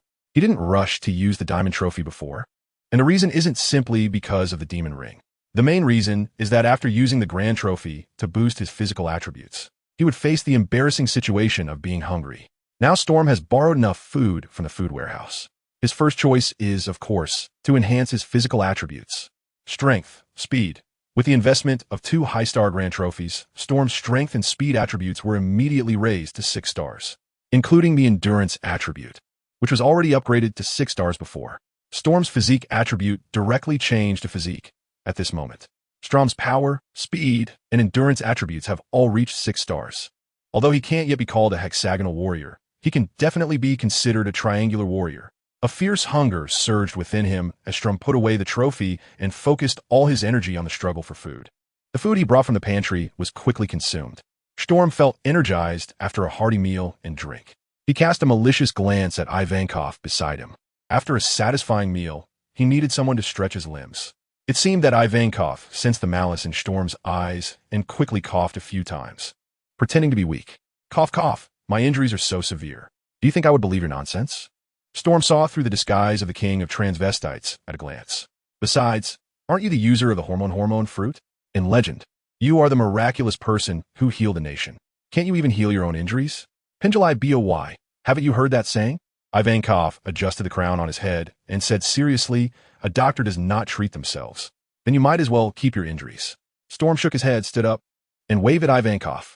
I will come to find you again, king of transvestites. I won't go easy on you just because you are a seriously injured patient.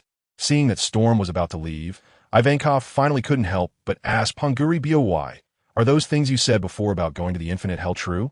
Of course it's true. Storm nodded. However, it is not time to act yet. When the day of action is about to begin, I will inform you. At that time, you just need to cooperate with me in taking action. Cooperate with you in taking action? Ivankov's forehead was filled with black lines. Are you saying that if you go to challenge Magellan, I have to follow you as well? Stom certainly saw Ivankov's ugly expression. He shook his head and said, You have no choice, king of the transvestites. Ivankov understood this principle all too well. The outcome of the previous battle had already made everything clear. Ivankov was no match for Stom, the head jailer of the Pengile.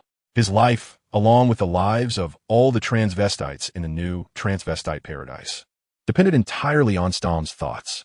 In this situation, what else could Ivankov do but agree to Stom's demands? In the next 2 days, Stom no longer continued hunting for trophies, but instead calmly focused on digesting the many attribute enhancements he had previously acquired, with the active cooperation of the she-male, King Ivankov. Stom has smoothly adapted to his remarkably increased power level. His physical attributes have reached 6 stars. The clay fruit has also reached 6 stars. Both the armament hockey and observation hockey remain at 5 stars. All branches of the 6 powers have been maintained at 5 stars. In Ivankov's words, if he hadn't seen Stom's appearance clearly, he would have thought that the greatest masterpiece of the Charlotte family had been imprisoned in Impel down.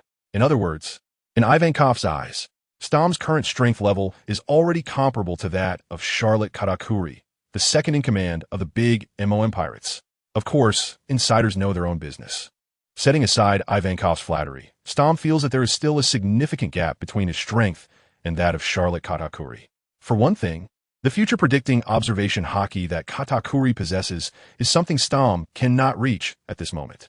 However, Stom is not discouraged by this. Just because he cannot predict the future now does not mean he won't be able to in the future. Just like how Stom didn't understand the art of clay before. But now he does. Impelled down the freezing hell, solitary confinement. Stom flicked his right hand, and a mass of white clay was thrown into the air. By the time these clay blobs landed on the ground, they had transformed into small white spiders. In the next moment, these white spiders seemed to be suppressed by an invisible force, their bodies suddenly compressing and collapsing. Then boom, boom. A series of continuous explosions echoed in the solitary confinement cell, creating deep craters in the cell's floor. After 2 days of continuous practice, Stom has successfully integrated the explosive technique of Death Blink into the clay fruit. Although the clay he creates cannot explode itself, it can produce explosions. Round it off a bit. Stom can also be considered half an artist. Tomorrow, the confinement time will come to an end. Stom assimilated the cell into clay, and then completely smoothed out the pockmarked ground that he had blown up. So tonight, the first experimental plan begins. In the evening, a satisfied Stom left the new fairyland. The moment he stepped onto the dense forest of the outside world, the forest floor was assimilated into clay, and his figure immediately disappeared. Stom did not penetrate the ground of the extreme cold hell. Instead, he merged with the surface of the extreme cold hell and the entire advancing city into one. With the special effect of the awakened clay fruit, Stom moved swiftly within the walls of the advancing city. He silently made his way from the frigid hell to the scorching hell, following the directional cues from the memory of the city's layout. The hunt had begun. After entering the scorching hell, Stom did not rush to escape from the walls. He used the environmental camouflage effect of his color-changing ability to search the cells in the scorching hell and finally found his target, the one with the highest bounty in the scorching hell. Specifically, that animal-type chameleon fruit user whom Stom had educated not long ago. Stom approached the vicinity of the cell, expanding the influence of the clay fruit. Then, he instantly captured the chameleon fruit user, who had a bounty close to 100 million berries. During this time, the chameleon fruit user did not make a sound and was directly knocked unconscious on the spot. A bronze trophy jumped out from the void. Stom directly ignored its existence. He assimilated the floor of the cell into clay, dragging the chameleon fruit user underground like prey. After a few seconds of descending movement, Stom finally emerged from the wall. However, the place he appeared in was no longer the scorching hell, but the frigid hell. In this way, a prisoner who was imprisoned in the scorching hell was unknowingly transferred to the frigid hell. Stom brought the still unconscious ability user down to the frigid ground of the hellish land. The next steps are the focus of the experimental plan. Stom first took out 2 fruits that he had prepared in advance, which he had borrowed from the food warehouse. Hope everything goes smoothly. Stom took a deep breath. He aimed the demon ring at a fruit and released the power of the clay fruit sealed within. As time passed, this ordinary fruit underwent an extraordinary transformation. Its originally vibrant skin slowly turned a clay-like pale color. Mysterious and complex spiraling patterns appeared on the pale surface of the fruit. Once Sturm had fully transferred the supernatural power contained in the demon ring, a clay fruit was freshly produced. The appearance of this special, superhuman fruit was identical to what Sturm had seen in the office of Akiji. Storm first checked his ability panel. He noticed that the clay fruit ability, which he had previously upgraded to 6 stars, had now turned gray. The transfer of the devil fruit power had rendered the original devil fruit ability unusable, which was to be expected. Storm could no longer feel the power of the clay fruit he had completely gotten used to, and for a moment, he found it hard to adapt. He then looked at the clay fruit he had created. Name: Clay fruit star level. None description. Paramecia type devil fruit effect. Slight the information related to the clay fruit presented on the trophy. It was completely consistent with the clay fruit Storm had seen at first. This was a genuine clay fruit. If someone else were to eat this clay fruit at this moment, they would also directly gain the power of the clay fruit. The preliminary preparations were complete. Storm first set aside the clay fruit. Then he turned his attention to the chameleon fruit user who had been forcibly brought over. Until this moment, the other party had not yet regained consciousness. However, he did not need to wake up anymore. Shitorm raised his right hand, instinctively wanting to unleash the power of the clay fruit. Suddenly, he realized that his clay fruit ability had just been transferred away. Storm shook his head, stepped forward, and single-handedly grasped the throat of the chameleon fruit user. Crack! With a clear sound of bones breaking, the chameleon fruit user instantly lost his life. Storm immediately pointed the demon ring at the heart of the corpse, attempting to transfer the demon power. This process happened at an incredibly fast speed. By the time Storm moved the demon ring away, he had already gained a brand new ability. Demon fruit, chameleon fruit. It was exactly the same as the experimental results he had previously envisioned. Storm looked at the new devil fruit ability, and a hint of joy appeared on his face. I had noticed earlier that some functions of the devil ring were somewhat similar to the dark fruit. However, the dark fruit can forcibly take away the abilities of the devil fruit users. In the description of the devil ring's effects, it only targets devil fruits. It seems that the devil ring can also forcibly plunder the abilities of the users. Storm did not intend to personally attempt the abilities of the chameleon fruit. He was guiding the demonic power within the demon ring, just as he had recently directed the power of the clay fruit. Storm transferred the devil fruit power of the chameleon fruit back into the remaining fruit. Under Storm's gaze, the fruit suddenly seemed to be painted with a splash of color, its skin shimmering with vibrant hues. Small, tiny protrusions began to grow from the surface of the fruit, densely packed, resembling the skin of a chameleon. Animal type, chameleon fruit. Storm held the devil fruit and looked at the trophy. The information presented by the trophy was the same. Name: chameleon fruit star rating. None description. Zoan type devil fruit effect. The user can transform into a chameleon and has the ability to change forms multiple times. Comment: everyone fruit mythical beast type, Achu Milov form. A genuine chameleon fruit. Storm weighed the animal type devil fruit in his hand, and a heavy stone in his heart immediately fell. This time, the devil fruit rebirth experiment was progressing smoothly, indicating that the overall value of the infinite hell was higher than Storm had previously anticipated. Based on Storm's previous experience, the number of ability user prisoners confined within the city was not very high. In the first 5 levels, there were basically no prisoners with devil fruit abilities. Storm did not know whether these ability users were imprisoned in the infinite hell or taken for other purposes, such as being used as experimental materials for Vegapunk's artificial devil fruits. But one thing Storm could be certain of was that many devil fruit users were definitely imprisoned within the infinite hell. Some of these prisoners had very powerful devil fruit abilities. According to legend, there was even a mythical Zoan-type devil fruit, which is rarer than a Logia type. There was one in the infinite hell, the animal-type dog fruit, mythical Zoan, 9-tailed fox form. Shutong sealed the devil's power from the clay fruit back into the devil ring. His clay fruit ability was restored to its original awakened state. The mythical beast-type 9-tails fox fruit has the ability of illusion. Storm's mind flashed with the figure of Katarina Dupont. This fruit is destined for me. The next morning, a group of guards arrived, breaking the deadly silence of the icy hell.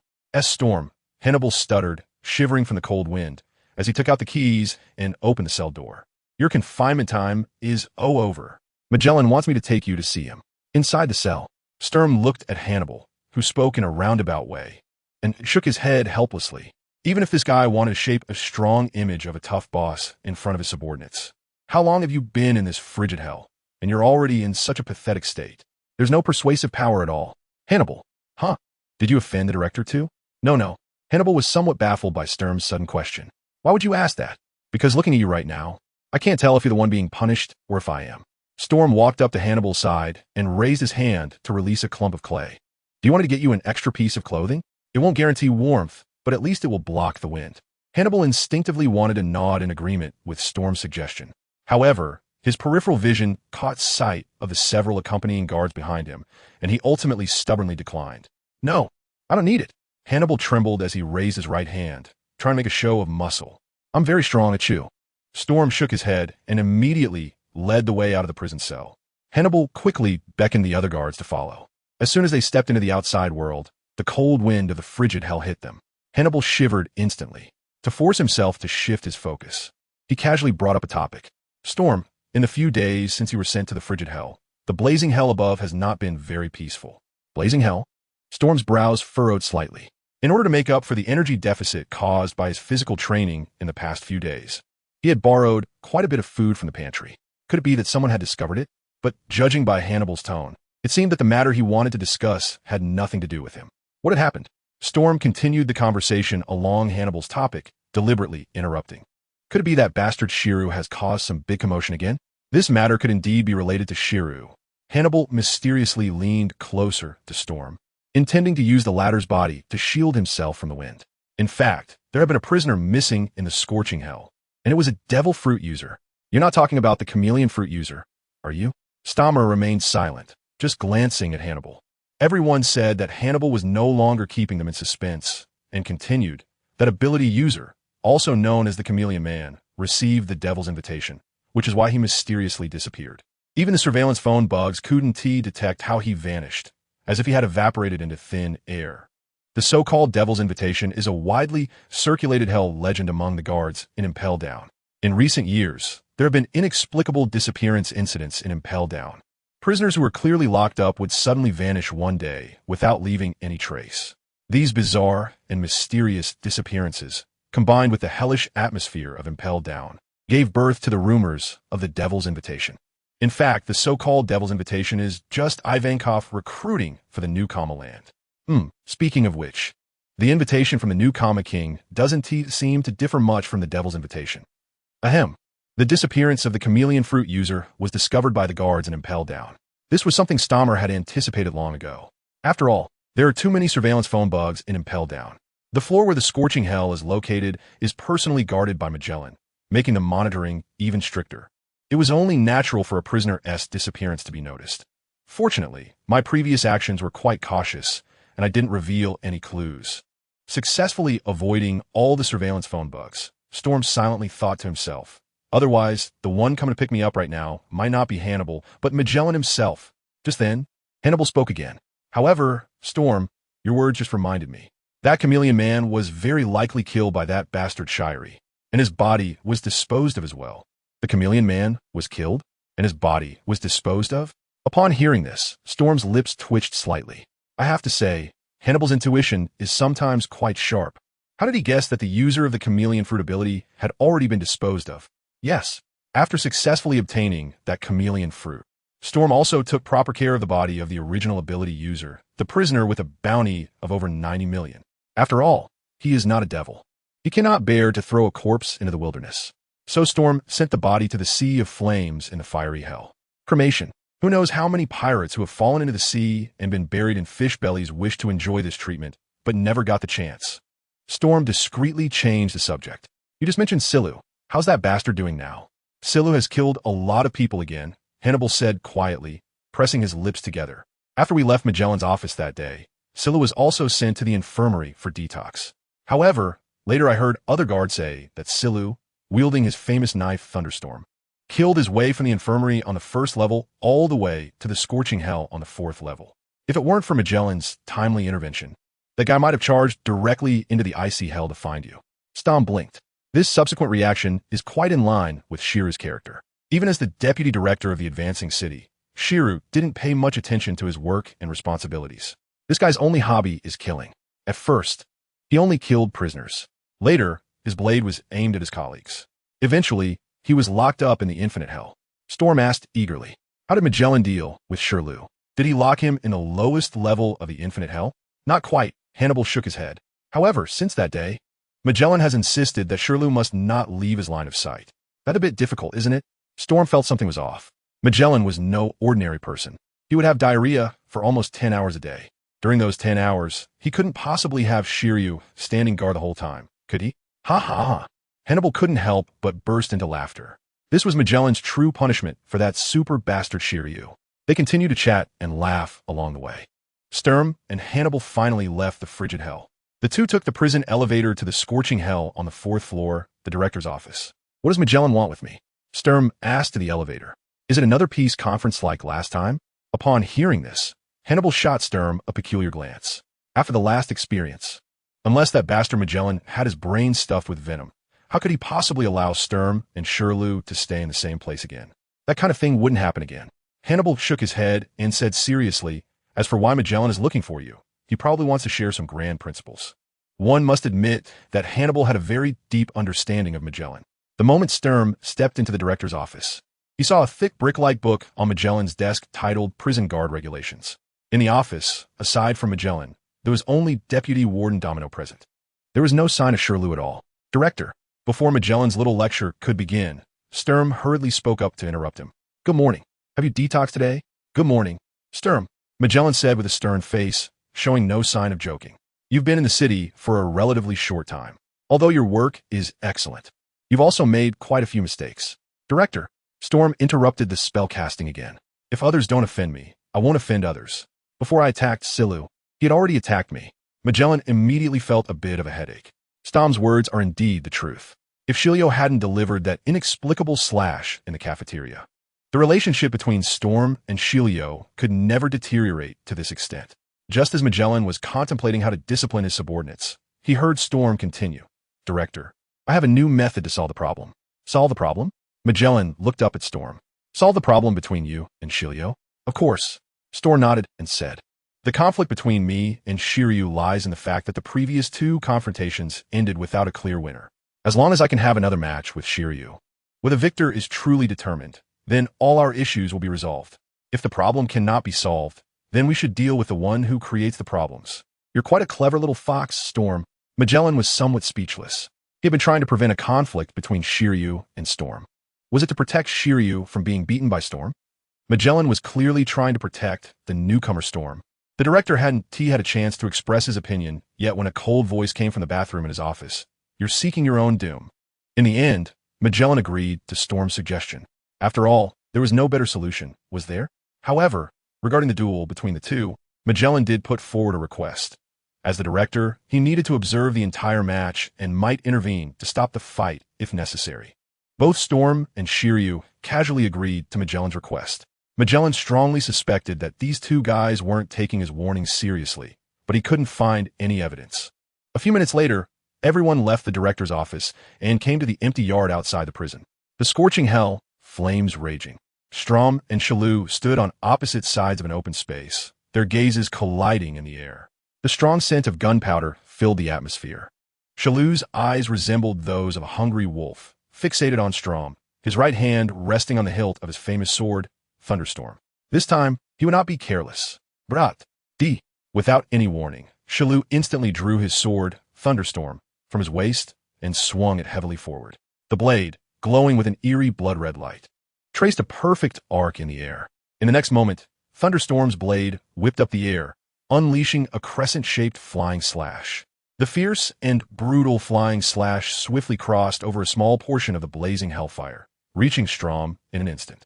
The momentum of the flying slash suppressed the surrounding raging flames, forcing them to cling tightly to the ground, nearly extinguishing them. Facing Shiru's flying slash, Storm showed no signs of panic. He lifted his right leg, channeling all his strength into his foot, and kicked forward vigorously. Gale kick. In an instant, Storm unleashed several incredibly sharp vacuum slashes to greet the crescent-shaped sword energy rushing toward him. Under the watchful eyes of the crowd, the flying slashes collided with the vacuum kicks. With a thunderous roar, the 2 shockwaves neutralized each other's power in midair. The rolling shockwaves spread out in all directions, extinguishing many of the surrounding fires. 6 dials. Storm leg. Shiru's perception was not weak. He quickly recognized the essence of Storm's abilities. Considering Storm's naval background, It wasn't surprising that he could use the 6 styles. Shiru tightened his grip on his famous sword, and a pitch-black color of haki surged from his forearm, wrapping around the blade of Raijin. In the next moment, Shiryu's figure left an afterimage in place as he rapidly closed the distance to Storm. And this was the moment Storm had been waiting for. White clay gushed from his body, wrapping around him and causing his figure to swell into a giant. By the time Shiryu reached Storm, the latter had transformed into a small giant-like monster. Shiryu's eyes narrowed slightly, and the Raijin in his hand suddenly turned into a cold gleam, slicing toward the clay giant. The attack from Raijin fell like droplets of rain from the heavens, the sharp sword light almost forming a straight line. Drizzle. But Storm's reaction was equally swift. The clay giant swung its massive fist, heavily striking toward the oncoming famous sword. The white clay was also wrapped in haki, increasing its power. Giant's armed fist, the haki-imbued fist, and the famous sword collided violently. It was as if a thunderclap echoed in the scorching hell, the intensity of the battle enough to shatter clouds and rocks. Boom! Shiryu's right arm muscles bulged as he concentrated all his strength into the Raijin in his hand. He initially thought Storm was just a clever little brat. He never expected the opponent's true strength to be this formidable. Shiryu gritted his teeth and persisted, grappling with the clay giant. However, on the other side, Storm was distractedly manipulating another offensive method. The power of the clay fruit silently assimilated the ground of the scorching hell. Not good. Shiryu's heart suddenly sank. The ground beneath his feet suddenly softened, transforming from a hard floor into soft clay. Losing support from below, Shiryu's body tilted, and his original strength slackened.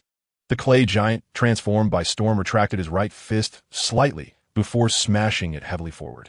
Bang! Shiryu was immediately sent flying dozens of meters away, rolling on the ground like a tumbling gourd. When Shiryu finally managed to steady himself and looked up ahead, he was astonished to find that the ground beneath Storm's feet had been completely assimilated into a mass of clay. Clay fruit, awakened power. Clay rain. Storm assimilated the entire ground into clay, and dozens of clay strips grew up from the ground, all attacking the opponent together. Shiru gripped the thunderstorm tightly, retreating while continuously swinging his sword. The blood-red blade created an impenetrable wall of water in front of him, like a shield. The clay strips created by Storm were directly cut apart as soon as they touched the sword light barrier formed by the thunderstorm. He squinted slightly, his thoughts stirring. Still, a portion of the clay strips transformed into heavy rain, relentlessly pounding toward Shiryu. However, the majority of the remaining clay strips, under Storm's will, merged together in groups. Originally, those clay strips were only as thick as an arm, but after continuous fusion, their diameters expanded. It was as if human arms had suddenly grown enormous, turning into the arms of a giant. At this moment, each clay strip had a diameter of nearly 1 meter. Clay downpour. Storm manipulated the gigantic clay arms, relentlessly launching attacks at Shiryu. The sword light barrier formed by Shiryu's thunderstorm had a limited protective area. It could withstand the previous clay rain, but could not hold back the current clay downpour. Shiryu understood this as well. He no longer swung Thunderstorm, but instead focused on enhancing his perception as much as possible. His eyes glowed with a scarlet light, using observation haki to track the attack routes of the thick clay arms. Boom! Each clay giant fist that struck the scorching ground erupted with a loud roar. Shiryu, fully utilizing his observation haki, frantically fled amidst the relentless assaults, like a wild boar running amok in a melon field.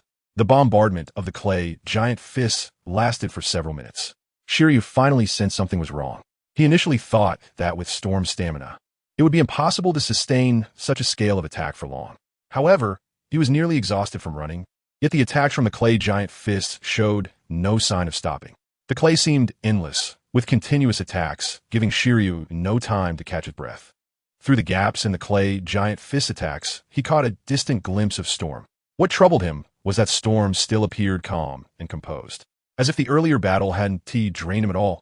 I must interrupt that little brat's rhythm of attack. After dodging for a while longer, Shiryu finally found a brief moment to catch his breath. He swung Thunderstorm with all his might, directly severing one of the clay giant fists. He then kicked the severed clay fist forward, disrupting the attack route of another clay giant fist. With this maneuver, Shiryu finally earned himself a fleeting opportunity to counterattack. Gripping the renowned blade, Thunderstorm, he infused power into the sword and fiercely slashed toward Storm.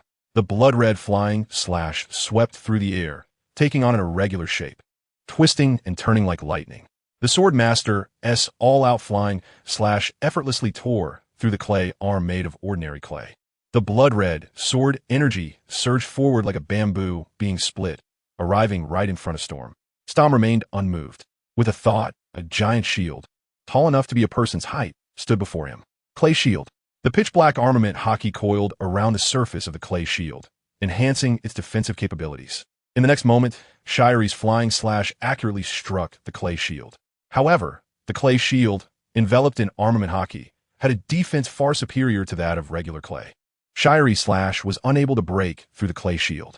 Such an attack could not threaten Storm behind the clay shield at all. Nevertheless, Shiru managed to buy himself a rare moment of respite with that flying slash. The relentless clay giant fists finally ceased their assault at that moment. Huff huff. Shiru stood in place, breathing heavily for a moment. Just as he was about to raise his sword and continue his attack on Storm, he suddenly noticed that the clay giant fists, as if receiving an invisible command, began to rapidly retract towards Storm. What is that? Shiru instinctively heightened his vigilance. However, the changes in the clay did not shift according to his personal will. Storm gathered all the clay, surrounding himself and piling it together. As the clay continued to change, a towering giant Buddha statue emerged from the depths of the blazing hellfire. This Buddha was immensely large, but even more massive were the countless arms behind it. 100? 1,000? Countless white arms piled together, blocking out the sun, beyond counting. Storm sat on the head of the white giant Buddha and launched his final attack on Shiru. Awakening clay, fruit, true, 1,000 hands. Countless giant clay fists struck the ground of the scorching hell. In an instant, the ground shattered and the space collapsed. Accompanied by countless flying stones and flames, Shiru was directly knocked down from the scorching hell to the extreme cold hell by Storm. Diamond Trophy, Reign of Shiru. The floor between the scorching hell and the extreme cold hell was violently breached by Storm. Above was a sea of blazing fire. Below was a cold ice field. The huge temperature difference created a terrifying pressure difference between the two hells. At the moment the ground shattered, an unprecedented powerful storm erupted in the scorching hell. My scorching hell. In the distance, Hannibal held his head in his hands, showing an expression of utter terror. My scorching hell has been breached by Storm. Magellan, what the hell have you been stopping? You clearly said it was fine before.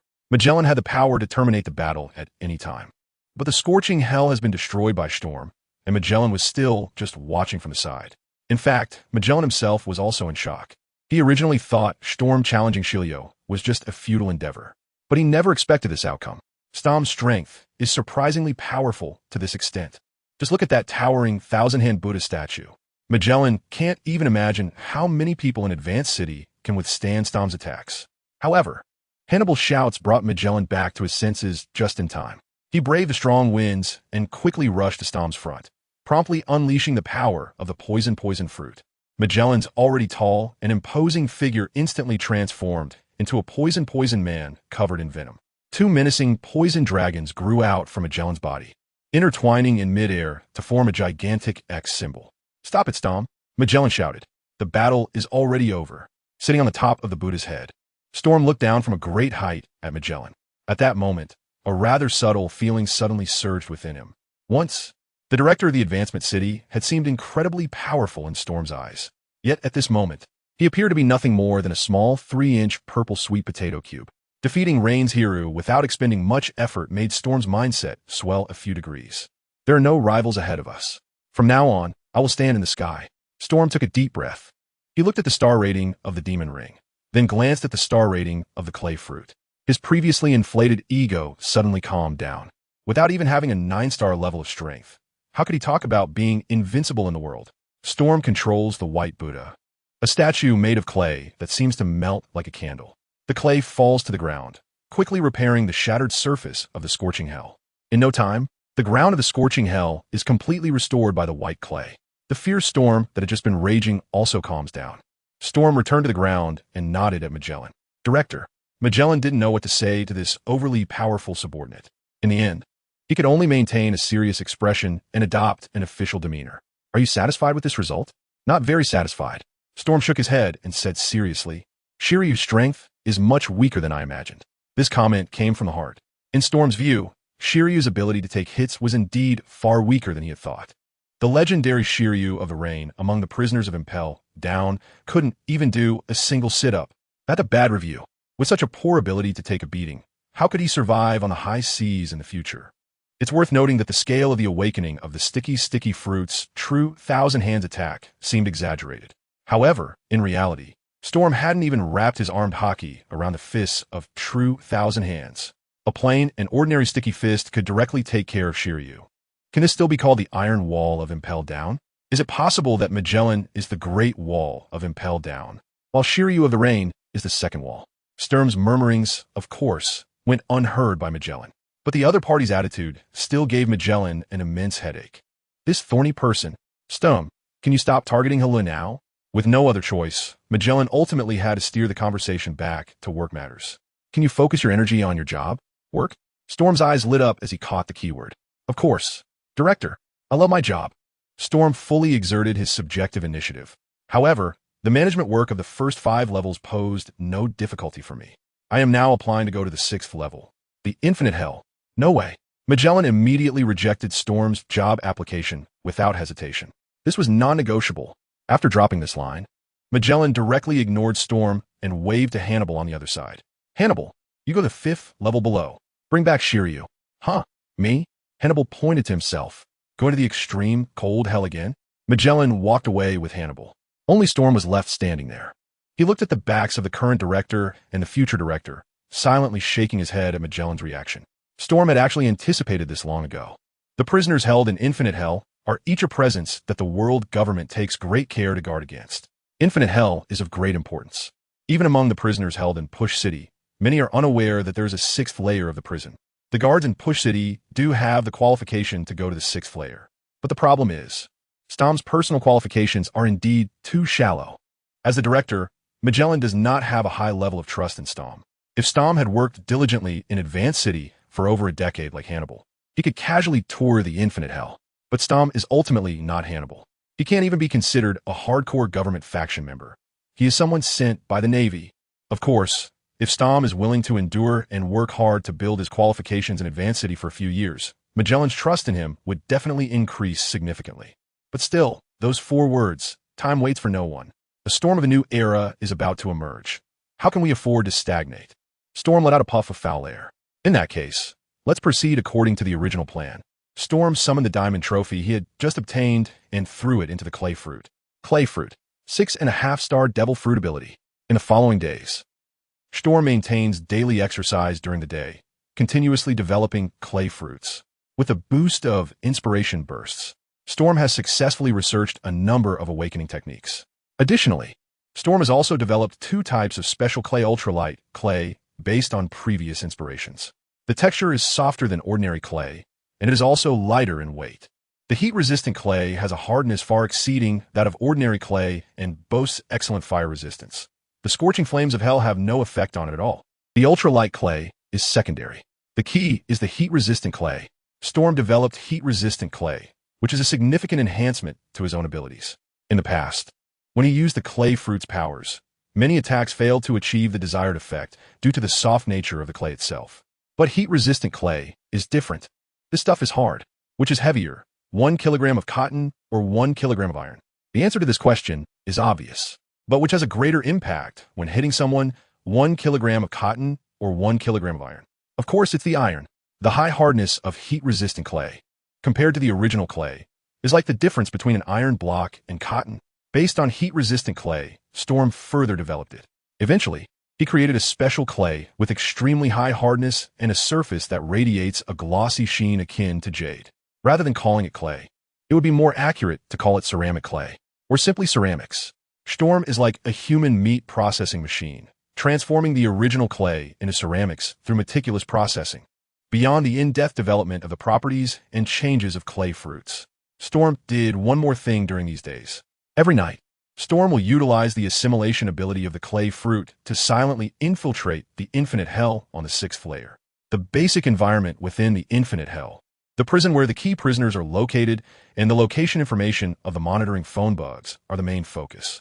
Storm is continuously gathering information about the Infinite Hell. This is a preemptive reconnaissance. Storm's ever-increasing power is constantly craving higher star-level trophies.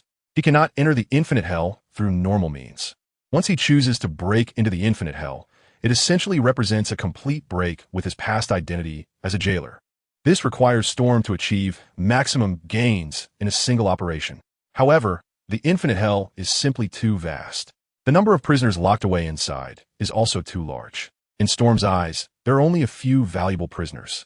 First and foremost is the Crescent Moon Hunter, Katarina de Pino, who possesses the nine-tailed fox fruit. Secondly, there is the World Destroyer, Bondi Waldo, who has the Momo fruit. Additionally, there are the Tyrant King Alvaro Pizarro, the giant warship Saint One the Evil Wolf, and the large barrel Baschote. Storm wants to successfully complete the hunting plan, so he cannot blindly pursue too much. He must deal the highest damage in the shortest amount of time, take down the most kills. This day, Storm has completed all the preparations. The Infinite Hell hunting plan officially begins. Advancing to the city, first layer, Red Lotus Hell. Storm quickly walked up to the target. Without giving the other party a chance to react, he raised his right fist and slammed it hard into the other person's face. Bang! The unprepared deputy director flew backward in response. The first target Storm set his sights on was none other than Shiru. A fierce battle erupted once again between the chief warden and the deputy director. The news seemed to take flight, rapidly spreading throughout the entire Impel down. On the fourth level, the scorching hell in the director's office and the restroom. What? Storm and Shiru are fighting again? Magellan, who was detoxifying, tensed up at the news reported by his subordinate. What was it this time? That bastard Shiru. Why does he always provoke Storm? Report to the director, shouted a guard standing outside the restroom. According to the information from the monitoring room, this time it was the chief warden who took the initiative to attack the deputy director. That overly energetic bastard Storm. With a roar, Magellan stepped out of the restroom. Adjusting his belt, his face was tinged with a deep purple, clearly indicating he hadn't fully detoxified. I must lock him up in the extreme cold hell. No, I want to throw him into the infinite hell. Ordinary guards dared not interrupt the furious director. Just then, a figure suddenly pushed open the door to the director's office and rushed in from outside. Magellan. A panicked Hannibal hurried to Magellan's side. He wanted to say something, but stepped back a few paces when he saw the purple toxin on Magellan's face. That guy, Shiru, is fighting with Storm again. As Hannibal reported the news, he also took the opportunity to criticize Shiru. It must be that Storm didn't hit him hard enough last time. Magellan, you see that Shiru always makes mistakes. You should lock him up in the infinite hell. Then let me take the position of deputy director. Finally, you can hand over the director's position to me. Bang! Magellan raised his fist as big as a sandbag and slammed it down on Hannibal's head. The latter immediately crouched down, holding his head. That hurts. What time is it? And he's still joking. Magellan casually grabbed Hannibal and ran out of the director's office with him. Hurry up and get those two guys under control. That's the key. Magellan and Hannibal left the director's office on the fourth level and boarded the moving elevator to the Red Lotus Hell. Just then, a shadow appeared outside the director's office door. Storm watched as the warden and the head guard moved away and immediately headed towards the monitoring room on the fourth floor. The person who had just clashed with Shiru in the Red Lotus Hell was actually just Storm's clay clone. The real Storm had already entered the monitoring room. The guards in the monitoring room instinctively raised their hands to salute when they saw Storm walk in. Head guard! Head guard! In the next moment, everyone suddenly sensed something was wrong. On the monitoring screen of the Red Lotus Hell, Storm was still fighting with Shiru. So who had just entered the monitoring room? Sorry. Storm raised his right hand and released strands of clay, instantly knocking out all the surveillance personnel. Several trophies then appeared before him. They were black iron trophies, even lower in rank than bronze trophies. Guard trophy star rating. Although an ordinary guard having a star rating can still be considered elite, Storm ignored the popping black iron trophies and moved outside the monitoring room again. He burst forth with agile speed, shifting to the front of the elevator. Storm's speed was too fast. By the time he knocked out all the guards in the monitoring room and arrived at the elevator entrance, Magellan, Hannibal, and the others had just barely reached the first level of the Red Lotus Hell. Storm saw the elevator finally stop at the first floor, and he once again used his clay fruit ability. A large amount of clay surged into the elevator shaft through the gaps, completely blocking the elevator system. As a result, those in the hell of Red Lotus who wanted to reach the infinite hell would have to rely on slowly climbing the stairs. After doing all this, Storm directly assimilated the ground beneath his feet into clay, and his entire body sank into it. In less than a moment, Storm had just arrived from the scorching hell of the 4th layer to the new demon paradise on the 5.5 layer. In the new demon paradise, there was a special phone bug that looked exactly like the monitoring phone bug in Impel down. Ivankov and the other demons relied on this monitoring bug to keep track of the movements of people inside Impel down. Long before Storm threw a punch at Shiru, Ivankov and the others had sensed the commotion and gathered in front of the monitoring screen. Just as Storm arrived at the new demon paradise, Ivankov and the other demons were still engrossed in watching the content on the monitoring screen. Left hook, right hook, yes, that's the feeling, yes, hit him, that bastard Shiru of Arain. He deserves to be hit. Amid the noisy crowd, the demon king Ivankov looked around and saw the unexpected guest. Punk Hazard Storm, weren't you fighting that bastard Shiru of Arain up there? The demon king Ivankov was startled by the sudden appearance of Storm. Before Storm could answer, Ivankov quickly reacted and incredulously said, "Could it be that the one up there is a fake?" Storm had no intention of explaining himself to Ivankov. "My actions are about to begin, O Kama King. It's time for you to play your part." Without waiting for Ivankov to respond, Storm took out his personal Den Mushy and dialed a number. The Den Mushy in Ivankov's arms also rang. "Stay in touch." After dropping this line, the ground beneath Storm softened again into clay, and his figure vanished underground. After this event, the previously bustling new Okama paradise suddenly fell silent. "Queen, what should we do? Should we listen to that guy?" The injured lightning, now healed, shook his head at Ivankov. His meaning was simple. The Vongala, Storm, was not trustworthy. "We have no choice." Ivankov shook his head, took out the Den Mushy from his pocket, and connected the call directly. "Vongala, what do you want me to do?" "You. Go to the stairs of the frozen hell and stop everyone trying to come down." The calm voice of Storm came through the phone bug. "Ivankov, this is your task. If you want to share this task with the other demons in the New World Paradise, I also welcome them to descend into the Infinite Hell." "Infinite Hell?" Ivankov looked at the surveillance phone bug, waving his hand to signal his subordinates to switch the surveillance footage. "Have you already gone to the 6th level?" "The 6th level.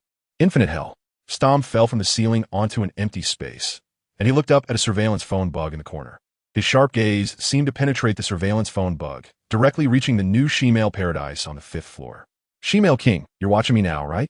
Ivankov's heart skipped a beat, and he waved to his subordinates repeatedly, signaling them to switch the screen back. This. Huh. Ivankov laughed. "Magellan has already arrived at the Red Lotus Hell. You need to be careful." Infinite Hell. Storm no longer conversed with the Demon King. He placed a phone bug on his shoulder, treating it as a makeshift intercom. At that moment, the prisoners in the Infinite Hell also noticed this unconventional newcomer. "Prison uniform? Huh. When did a newcomer arrive in the city?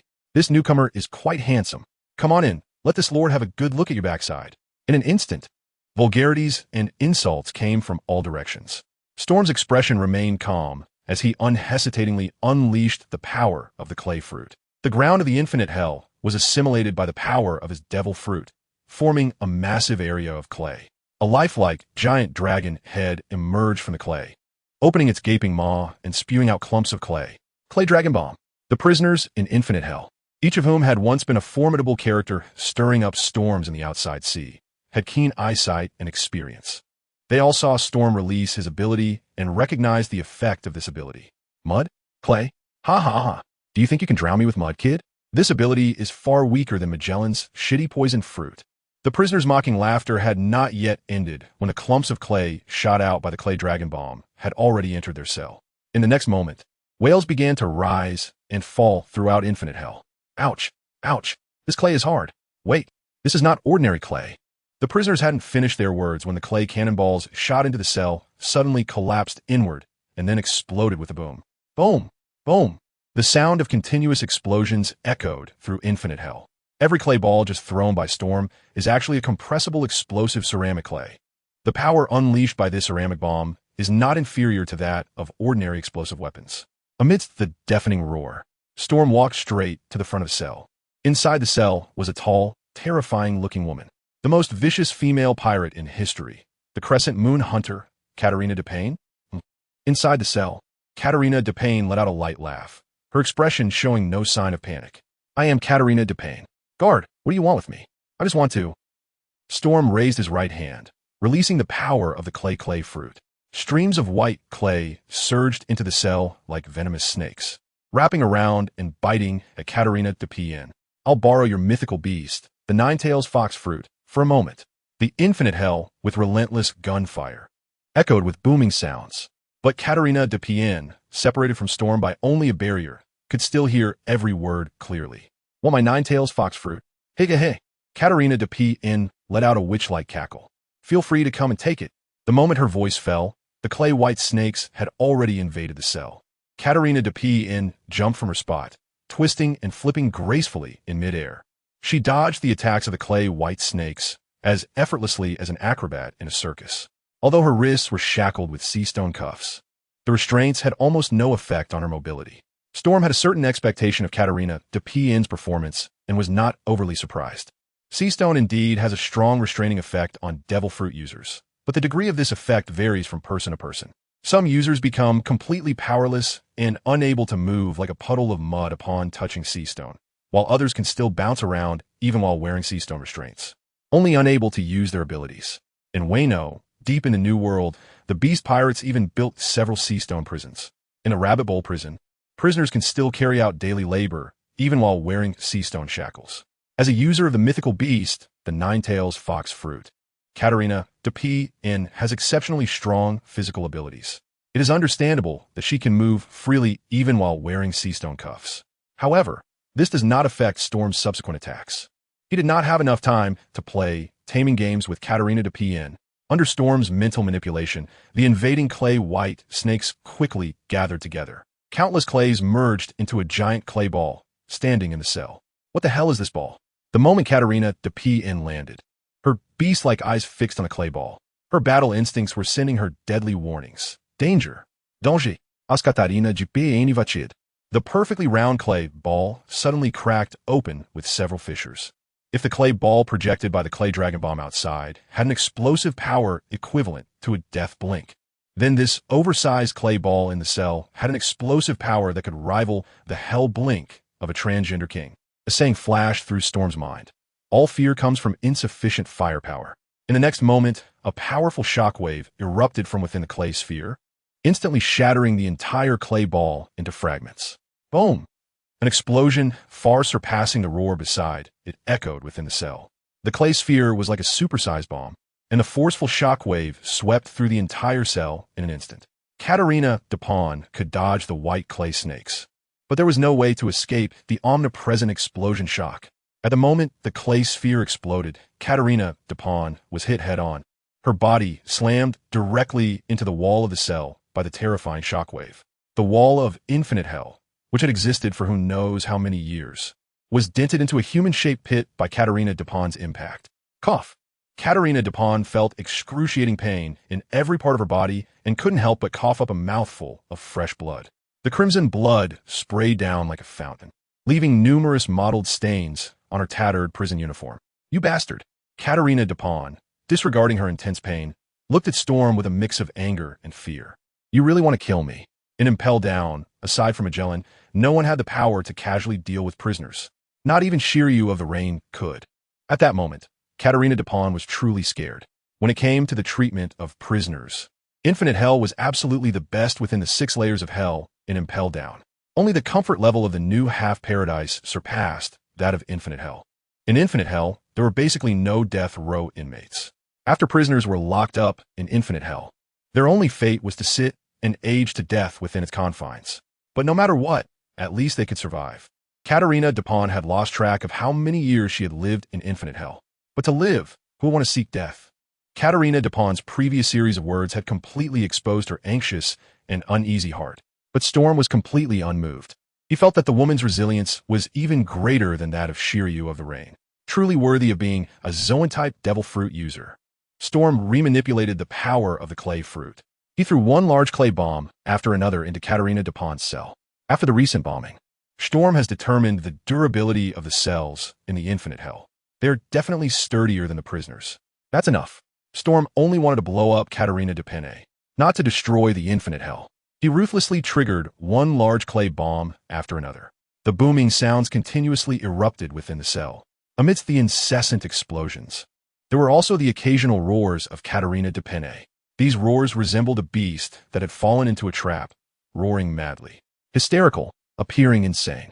However, as time went on, The cries of this legendary and most notorious female pirate in history, the infamous Crescent Moon Hunter, continued to weaken.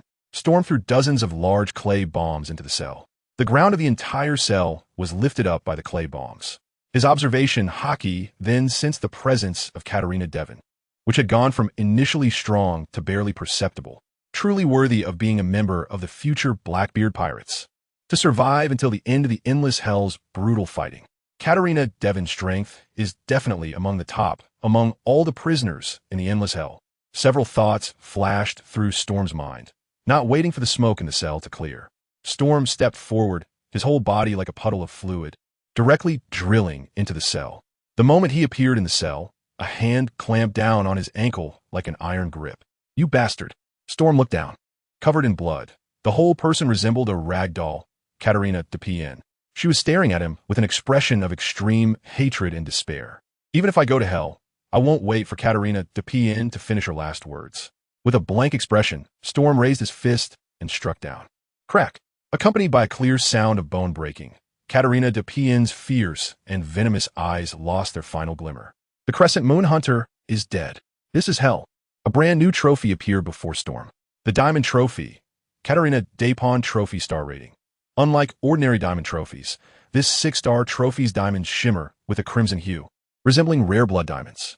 Blood Diamond Trophy, Death Trophy. It was previously mentioned that the trophy's abilities are wishing and level up. Normally, one cannot have both. However, the special Death Trophy can be used for both level up and wishing. Time was limited, and Storm couldn't afford to check the wishing effect of this special Blood Diamond Trophy.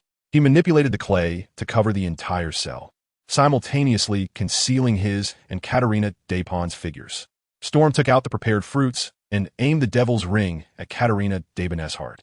With the experience from the previous Devil Fruit Resurrection experiment, Storm could now use the Devil's Ring to absorb the powers of other Devil Fruits without having to transfer the power of the clay fruit in advance.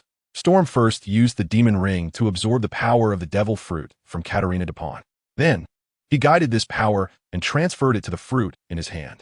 As time continued to pass, the fruit in Storm's hand underwent an extremely special morphological change. A dazzling golden yellow replaced the original color of the fruit. Strange, tail-like fleshy appendages slowly grew from the bottom of the fruit, propping it up like a support. Upon closer inspection, this fruit looked as if a fox had grown 9 tails. Zoan-type dog fruit, mythical beast-type, 9-tailed fox form. Finally obtained this target mythical beast-type devil fruit. A look of joy suddenly flashed across Storm's face. He placed a 9-tailed fox fruit on his shoulder. The little white dragon, which had been quietly following him, rippled its belly, absorbing the fruit. With this 9-tailed fox fruit, along with the previous chameleon fruit, the little white dragon's round belly had now stored 2 animal-type devil fruits. Storm, just as he was about to rush towards the next target, a hurried reminder from the Demon King came through his phone bug. Magellan and Shiru had already dealt with the imposter in the Red Lotus Hell. They have now also noticed the abnormal situation in the Infinite Hell. The two of them are heading your way. Storm fell silent for a moment. Then, he could start acting. "Hey, where did Teach go?" In a new human paradise, Ivankov questioned the phone bug. With such a significant event happening in the prison, how come I haven't seen Teach? In Ivankov's view, Edward Teach, who inherited Whitebeard's power and spirit, would definitely be a strong asset at this moment. But in the Red Lotus Hell, White 3 was nowhere to be seen. In the Infinite Hell, White 3 was also absent. This guy can't possibly be hiding at such a critical time, right? That's impossible. Ivankov was puzzled, but the phone bug no longer transmitted Storm's response. The only reply to Ivankov was the continuous sound of explosions. Ivankov looked at the screen of the monitoring phone bug returning from Infinite Hell, only to see Storm continuing to bombard the criminals. Huge, ferocious white dragon heads were emerging from deep within the earth. They opened their gaping maws and launched indiscriminate saturation bombardments on the prisoners in Infinite Hell. "Penduley Storm, you bastard." Ivankov put down the phone bug, his large face filled with serious emotions. "Your plan is definitely not what you initially said." Previously, Edward Teach had told the new Human King that he would select the strongest subordinates from the criminals in Infinite Hell.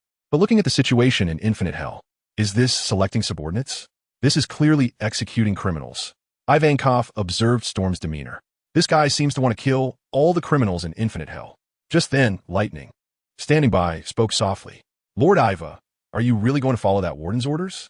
It's not that I want to listen to him, but I have no choice but to listen to him." Ivankov said helplessly, raising his hand to point at the figure in the monitoring phone book. If I don't intercept Magellan and Shiru, then the entire five layer will be sunk into infinite hell. Penduley Storm's clay fruit has awakened, and he can absolutely do this. By that time, the entire new human paradise will be ruthlessly destroyed. If Ivankov went to intercept Magellan and range Shiru, only he would be sacrificed. If he didn't take action, then the entire new human paradise would have to be buried with him. Choosing the lesser of two evils, Ivankov found it easy to make a decision. Lord Iva, Lightning quietly clenched his fists. At this moment, his heart was filled with feelings of guilt and anger. He felt guilty for not being able to help Ivankov. He was angry at Penduley Storm for arbitrarily persecuting them. But at this critical moment, Lightning still managed to maintain a calm mindset and asked, Lord Iva, should we take this opportunity to leave directly from Impel down? As soon as this was said, Ivankov immediately showed a contemplative expression. But in the end, he shook his head. The time is not right. Dolag hasn't started to act yet, so we temporarily don't need to break out. The new human king made the final decision and took a deep breath. All right, Lightning, I have made up my mind. Let me go intercept that bastard Magellan and Shiru. Ivankov, full of ambition one moment, revealed a cunning expression the next. However, my strength is no match for that bastard Penduley Storm. So how long I can delay is uncertain. Just as Ivankov was about to take action, a certain new human suddenly reminded him while observing the monitoring screen.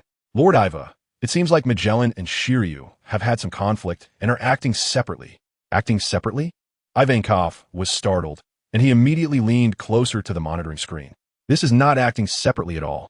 Shiru stayed alone in Red Lotus Hell, and only Magellan came down. The elevator has been completely blocked by Penduley Storm, and now he has to climb the stairs, with one less enemy to face. This is really good news. On the other side, in Red Lotus Hell, Magellan discovered that the elevator was completely blocked by clay and could only rush to the prison's main staircase in a hurry. Just a moment ago, he and Shiru had teamed up to deal with the clay clone that kept regenerating no matter how much they attacked it. The patrolling guards immediately reported that the monitoring room had been vandalized and that infinite hell had been invaded, among other news. At that moment, Magellan realized that all the riot actions inside the prison today were related to Storm, the new warden, Penduley Storm. Magellan rushed into the connecting staircase between Red Lotus Hell and Beast Hell, sprinting at full speed towards the 6th layer, Infinite Hell. What exactly do you want to do? Do you want to destroy Impel down? Moving solely on his legs was too slow. After running for a while, Magellan directly unleashed his fruit ability. Thick, slippery purple venom erupted from Magellan's body, quickly covering the entire staircase. Poison Road. Magellan stepped on the venom, using its slippery effect to dash downwards like a flying arrow. Before long, Magellan arrived from the 1st layer of Red Lotus Hell to the 5th layer of Extreme Cold Hell. Just as the Chief Warden wanted to build up momentum and charge directly into Infinite Hell, a robust figure stood at the entrance of the staircase to Infinite Hell. At this moment, the person appearing at the staircase of Infinite Hell would definitely not be prison personnel. Magellan instinctively stopped his steps, focusing his gaze on the person across from him. Ivankov, how did you end up here? Upon recognizing the figure, Magellan's pupils contracted slightly. According to prison records, you were supposed to have died in extreme cold hell. As the chief warden of Impel down, you don't even know whether the prisoners in the prison are dead or alive. Ivankov crossed his arms and winked at Magellan. Well, you really are derelict in your duties. The moment the words fell, Ivankov suddenly blinked at Magellan. Death blink. A powerful explosive wind burst forth from Ivankov, directly crashing into the staircase in front of Magellan. Under the impact of this shockwave, the staircase covered in venom was instantly blown apart. Even if he wanted to lay time here, Magellan's expression showed no fluctuation, as a terrifying purple venom dragon formed behind him. Penduley Storm definitely cannot escape from Infinite Hell, no matter how the new human king managed to avoid the ears and eyes of the prison personnel. In Magellan's view, everyone blocking his path now was undoubtedly Penduley Storm's accomplices. If that's the case, then let us execute them all. Poison Dragon. Just as the words were spoken, the action was swift. Magellan controlled the Poison Dragon and launched a lightning-fast assault on Ivankov, the king of the half-human, half-demon. Ivankov couldn't dodge in time and was directly hit by the Poison Dragon on his enormous face. A blinding, thick smoke erupted from Ivankov's face, accompanied by a sizzling sound of corrosion. Ivankov fell to the ground, letting out a heart-wrenching wail. He tried to cover his face with his hands, but feared contact with the poison. My face. My face is going to be dissolved by the poison. My face. Before Magellan could grasp the situation, the next moment Ivankov suddenly removed his face. That face, still emitting smoke, looked like a terrifying poison mask. Impossible to dissolve. Ha! Without a scratch, Ivankov flashed a sunny smile at Magellan. Because I wore heavy makeup. You've been fooled. Magellan watched Ivankov's face-changing performance, and poison flowed from his body like cold sweat. Boring trick. In the blink of an eye, the poison dragon behind Magellan transformed from 1 into 3.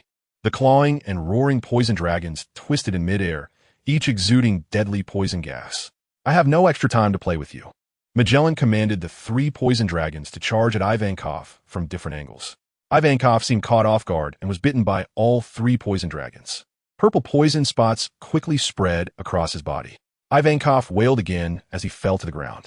This time, he did not get up to perform his face-changing skill. Rebel, this is the punishment you must accept. Magellan approached Ivankov, looking down at the figure on the ground.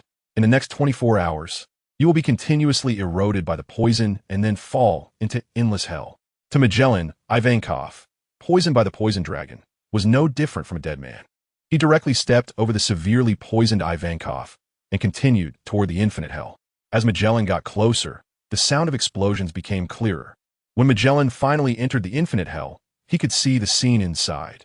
The ground was covered with artillery emplacements shaped like dragon heads, continuously bombarding the prisoners in their cells. Except for a few exceptionally strong prisoners, the vast majority of those confined in the cells had fallen silent. Magellan didn't know if these criminals were all dead. Probably, maybe most likely, they were all dead. Looking at the slaughterhouse-like scene before him, Magellan's eyes widened with rage. His gaze instantly locked onto the only figure still moving freely in the infinite hell. Pengile Storm. Magellan was furious, and a torrent of poison burst forth like a flash flood. What do you take life for? Director. Storm stopped his actions and looked at the newcomer. Just cleaning up the trash. Would anyone find that inappropriate? The prisoner in the infinite hell, Magellan, stared fiercely at Storm.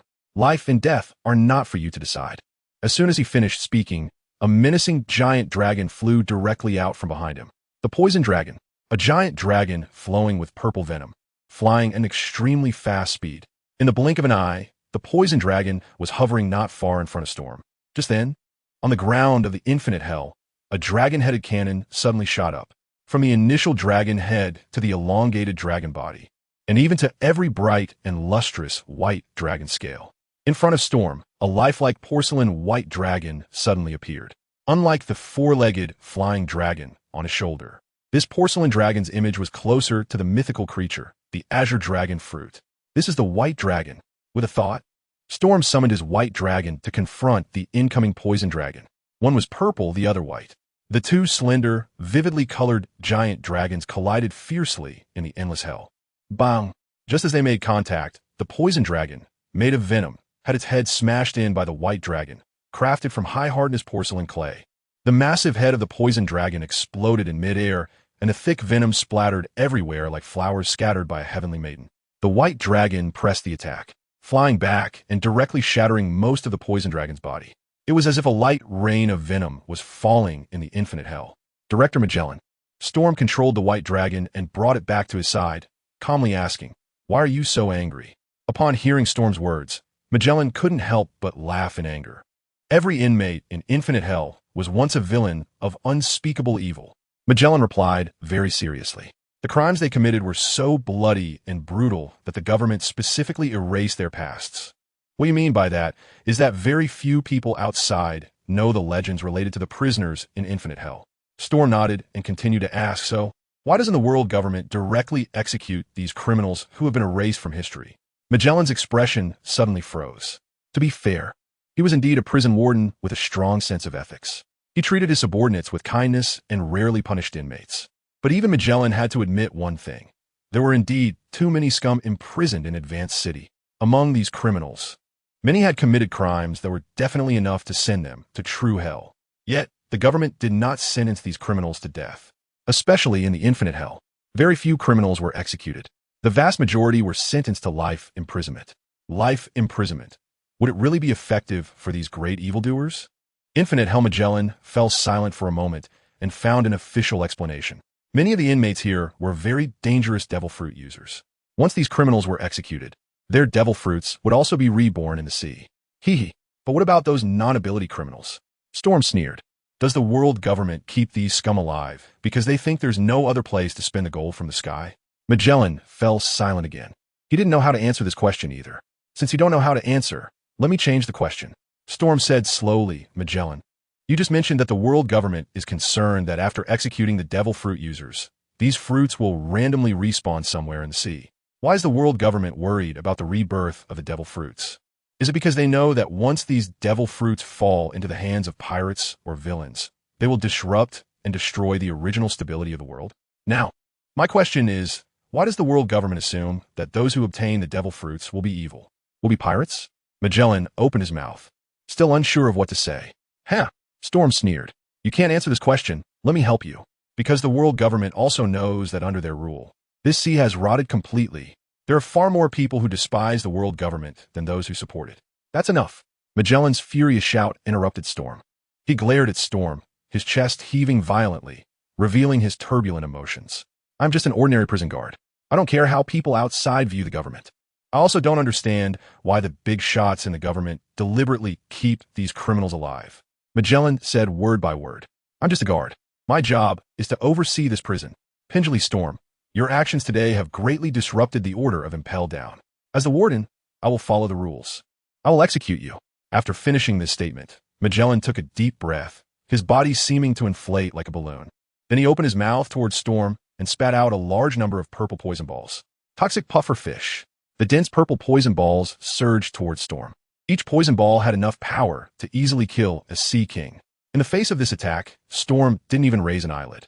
At the same time, beside him, the white dragon opened its dragon mouth, and clumps of hard clay flew out like a barrage of cannonballs. These clay lumps accurately collided with the toxic pufferfish, as if equipped with automatic trackers. In midair, the clay and poison once again collided. Under the massive interception system formed by the clay lumps, not a single toxic pufferfish reached Storm, all exploding like fireworks. Another rain of poison fell in the infinite hell. The 2 consecutive poison rains covered the ground of infinite hell with a thin layer of poisonous water. Magellan manipulated this poison water to form a poison path that allowed him to slide quickly. Riding the liquid passage, Magellan charged directly in front of Storm. After several battles, Magellan had realized that pure poison had no effect on Storm. But it didn't matter. If the ability was insufficient, then use physical techniques. With a whoosh, Magellan slid in front of Storm. He raised his hands and grabbed the 2 huge, curved black horns on Storm's forehead, yanking them off in one go. Holding the black devil horns in both hands like 2 short swords, he lunged forward to stab. Unfortunately, all of Magellan's actions were within Storm's perception. Before he launched his attack, Storm controlled the white dragon to fly back in front of him. The dragon's body coiled and piled up, forming an oddly shaped shield that was as tall as a person. Magellan's demon horn thrust fiercely forward, but it only collided with this white dragon shield. Ding! The demon's long horn struck against the hard porcelain soil, producing a crisp sound like metal clashing. The next moment, Magellan infused his fruit ability into the demon horn. The tip of the demon horn secreted a powerful venom that quickly softened and corroded the white dragon shield. With a hissing sound and a peculiar noise, Magellan's demon horn directly melted a large hole in the white dragon shield. Just as Magellan was about to press the attack and completely pierce through the white dragon shield, the white dragon suddenly looked at Magellan, its pale dragon eyes vaguely reflecting his shadow. Magellan sensed the movement and immediately turned his head to look. His gaze met the white dragon's in midair. A strong sense of danger suddenly surged in Magellan's heart. The next moment, the white dragon closed its eyes. A powerful shockwave was instantly released from in front of the white dragon, slamming directly into Magellan, whose half arm was stuck in the white dragon shield. A deafening roar erupted. Magellan was caught directly by this white dragon blink. The terrifying explosive force sent the director flying back, returning him to his original position. Cough, cough. Magellan covered his stomach and let out a series of coughs. Your strength is more troublesome than I previously anticipated, Storm. I didn't intend to use this move. The battlefield between Magellan and Storm is in the infinite hell. Although Magellan's poison fruit ability is powerful, the damage it can inflict is essentially indiscriminate. In other words, When Magellan fights Storm, he must constantly be aware that his attacks cannot affect the prisoners in the nearby cages. Even if those prisoners may already be dead, Magellan does not want to worsen the already dire internal situation of the Infinite Hell, even if there is just a 1 in 10,000 chance. However, it seems that if Magellan does not exert his full strength, it will be difficult to take down Storm, the mastermind behind it all. Magellan let out a deep sigh. Purple poison mist surged from his mouth, quickly spreading throughout the Infinite Hell. Poison cloud. Even pirates with bounties over 100 million would slowly lose their 5 senses upon touching this poisonous gas, ultimately becoming lambs to the slaughter. However, a fierce gust of wind blew from the opposite side. The dense poison gas of the poison cloud was largely dispersed. Magellan, don't bring out such trivial tricks to play. Behind Storm, several clay giant fans appeared at some unknown time. The wide flat blades were spinning at high speed, stirring up a level 8 gale. Otherwise, I would consider you trash on the same level as Shiru. You are just as much a scoundrel as that bastard Shiru. Upon hearing this, Magellan immediately cursed. Among the management personnel of Impel down, look at how diligent and honest Magellan, Hannibal, and Domino are as workers. In contrast, Little Suddy, Shiru, and Storm are all crazier than the last. In any case, Magellan would not let Storm escape from the Infinite Hell. Storm, if you die later, I will personally host your funeral. The deep purple venom covering Magellan's body suddenly changed color at this moment. Unlike the usual purple venom he released, the venom Magellan was currently emitting was an incredibly glaring crimson color, resembling blood. This is my forbidden technique. Behind Magellan, the crimson venom gathered together, slowly forming a gigantic humanoid creature. During the process of use, it could potentially destroy the entire Impel down. This is the Giant of Poison. As Magellan uttered the last word, the humanoid poison behind him finally took shape. With a crimson body, bat-like membranous wings, terrifying large horns, and a skull-like head. The Giant of Poison that appeared behind Magellan resembled the Red Devil from Hell Legends. The toxicity of a Giant of Poison far exceeds any other venom Magellan has released. Even the ground of Infinite Hell cannot withstand this fierce poison. At the point where the Giant of Poison contacts the ground, a constant hissing sound is emitted. This is the sound produced by the ground of Infinite Hell being corroded by the venom. Moreover, the Giant of Poison also possesses a terrifying contagiousness. This crimson toxin can rapidly spread from any surface of the material it contacts. This toxin can infect everything, including even non-living entities. Even the stones of Infinite Hell fall within the infection range of the Giant of Poison. The crimson toxin erodes and spreads at an unimaginable speed. Inside the prison closest to Magellan, those prisoners who had long been deprived of life by the clay dragon bomb found their bodies turning blood red the moment they came into contact with the Giant of Poison. Continuous pale, pink gas floated from their bodies. The terrifying toxicity directly vaporized the corpses. Under Magellan's control, the Giant of Poison swung its long, thick arms and struck hard at Storm. Faced with the attack of this crimson poison creature, Storm finally showed a serious expression. He no longer hesitated and directly released the awakened power of the clay fruit. The ground around Storm's standing position was instantly assimilated into white clay. Flowing clay. Storm controlled the clay-like earth, as if riding the turbulent waves, making it welcome the blows from the Giant of Poison. Boom! The Giant's massive palm struck the flowing clay hard. The terrifying venom left an incredibly deep blood-red handprint on the white clay. But even more astonishing was that the poison seeping from the blood-red handprint was spreading outward at an unimaginable speed. It took only a few breaths. The flowing clay that Storm had just controlled was completely stained red at the top by the highly toxic substance. The infection rate of the super toxin from the Giant of Poison showed no signs of slowing down. Seeing this, Storm decisively abandoned that part of the poison clay. Without the medium for transmission, the remaining clay finally stopped turning red. Seeing is believing. The toxicity of the Giant of Poison is even more terrifying than I had anticipated. Storm looked at the Giant of Poison with a very serious expression. On the other side, Magellan was equally surprised by Storm's gaze. Using the power of the devil fruit, he assimilated the surrounding natural environment. A complex emotion flashed in Magellan's eyes, a mix of shock and even more regret. Storm, your clay fruit has actually awakened. A strong individual who has developed a devil fruit to the awakened level is rare throughout the entire sea. Even within the powerful world government, those with awakened fruit abilities are scarce. In Magellan's view, if Storm hadn't caused today's commotion with his strength, he could have significantly enhanced the security of Impel down. Unfortunately, it's too late to say anything now, but it's just an awakening. Sure, Tom said lightly. Doesn't your poison fruit have any awakening? Magellan's giant of poison also has the effect of infecting the surrounding natural environment. With this level of development, who dares to say that Magellan's poison fruit hasn't awakened? Storm had no intention of discussing the awakening of the devil fruit with Magellan. He once again controlled the clay-like earth. Arm after arm of clay grew out from the ground, each arm capable of rivaling that of the poison giant. Under Storm's control, these clay arms avoided the heavily poisoned ground and ignored the massive poison giant. They charged directly at Magellan. To shoot a person, first shoot the horse. To catch a thief, first catch the king. As long as Magellan, the ability user, could be dealt with, the poison giant would also lose its effect. Magellan naturally noticed Storm's attack. His response was very simple. He just took a small step back. In an instant, Magellan merged into the body of the poison giant. The massive form of the poison giant became Magellan's best protective armor at that moment. The next moment, the clay arm struck down, heavily pounding against the body of the poison giant. Boom! Boom! The infinite hell echoed with a series of continuous collision sounds. Each strike of the clay giant fist caused violent waves on the surface of the poison giant, splattering crimson poison everywhere. However, at the same time, the clay fists that came into contact with the poison giant were quickly infected, turning a glaring red. As time passed, the toxicity of the poison giant infiltrated the interior of the clay fists, causing them to completely rot and dissolve into red clay.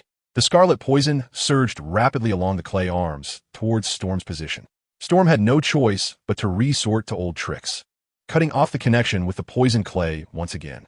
Clumps of red, rotting clay fell to the ground, resembling pools of foul-smelling mud, emitting a terrible odor. We must expand the attack surface. A thought flashed through Storm's mind. He expanded the power of the clay fruit once again, completely assimilating the empty space of the infinite hell into clay. Under Storm's control, the clay ground surged upward, resembling a white sea wave that reached the sky and the earth. Giant wave clay. Endless white clay surged towards Magellan and the poison giant. The poison giant, massive enough to rival a giant, appeared small like a red doll in front of this boundless giant wave clay. In just a moment of contact, the giant wave clay crashed directly onto the poison giant. The terrifying impact caused the poison giant to involuntarily stagger backward, ultimately being pushed out of the door of the infinite hell. Storm originally wanted to continue chasing after it, but at that moment his body suddenly stiffened, and he turned into white clay from head to toe. The scene was like a fading. To be precise, this Storm had returned to his true identity as a clay clone. The real Storm emerged from a cage somewhere behind. Beside him, the little white dragon contained a freshly baked devil fruit named Momo Fruit. Star rating: none. Description: Paramecia type devil fruit effect. The user can amplify the power, speed, volume, weight, and other attributes of themselves or any other objects they come into contact with by multiples. Comment: super doubling. The owner of this Momo fruit is the Platinum Trophy, Bondi Valdo Trophy. Star rating: Bondi Valdo's strength level is slightly weaker than Katarina Dapon. Storm withdrew his gaze from the trophy. However, the power of the Momo fruit was definitely not inferior to that of the Ninetails Fox fruit.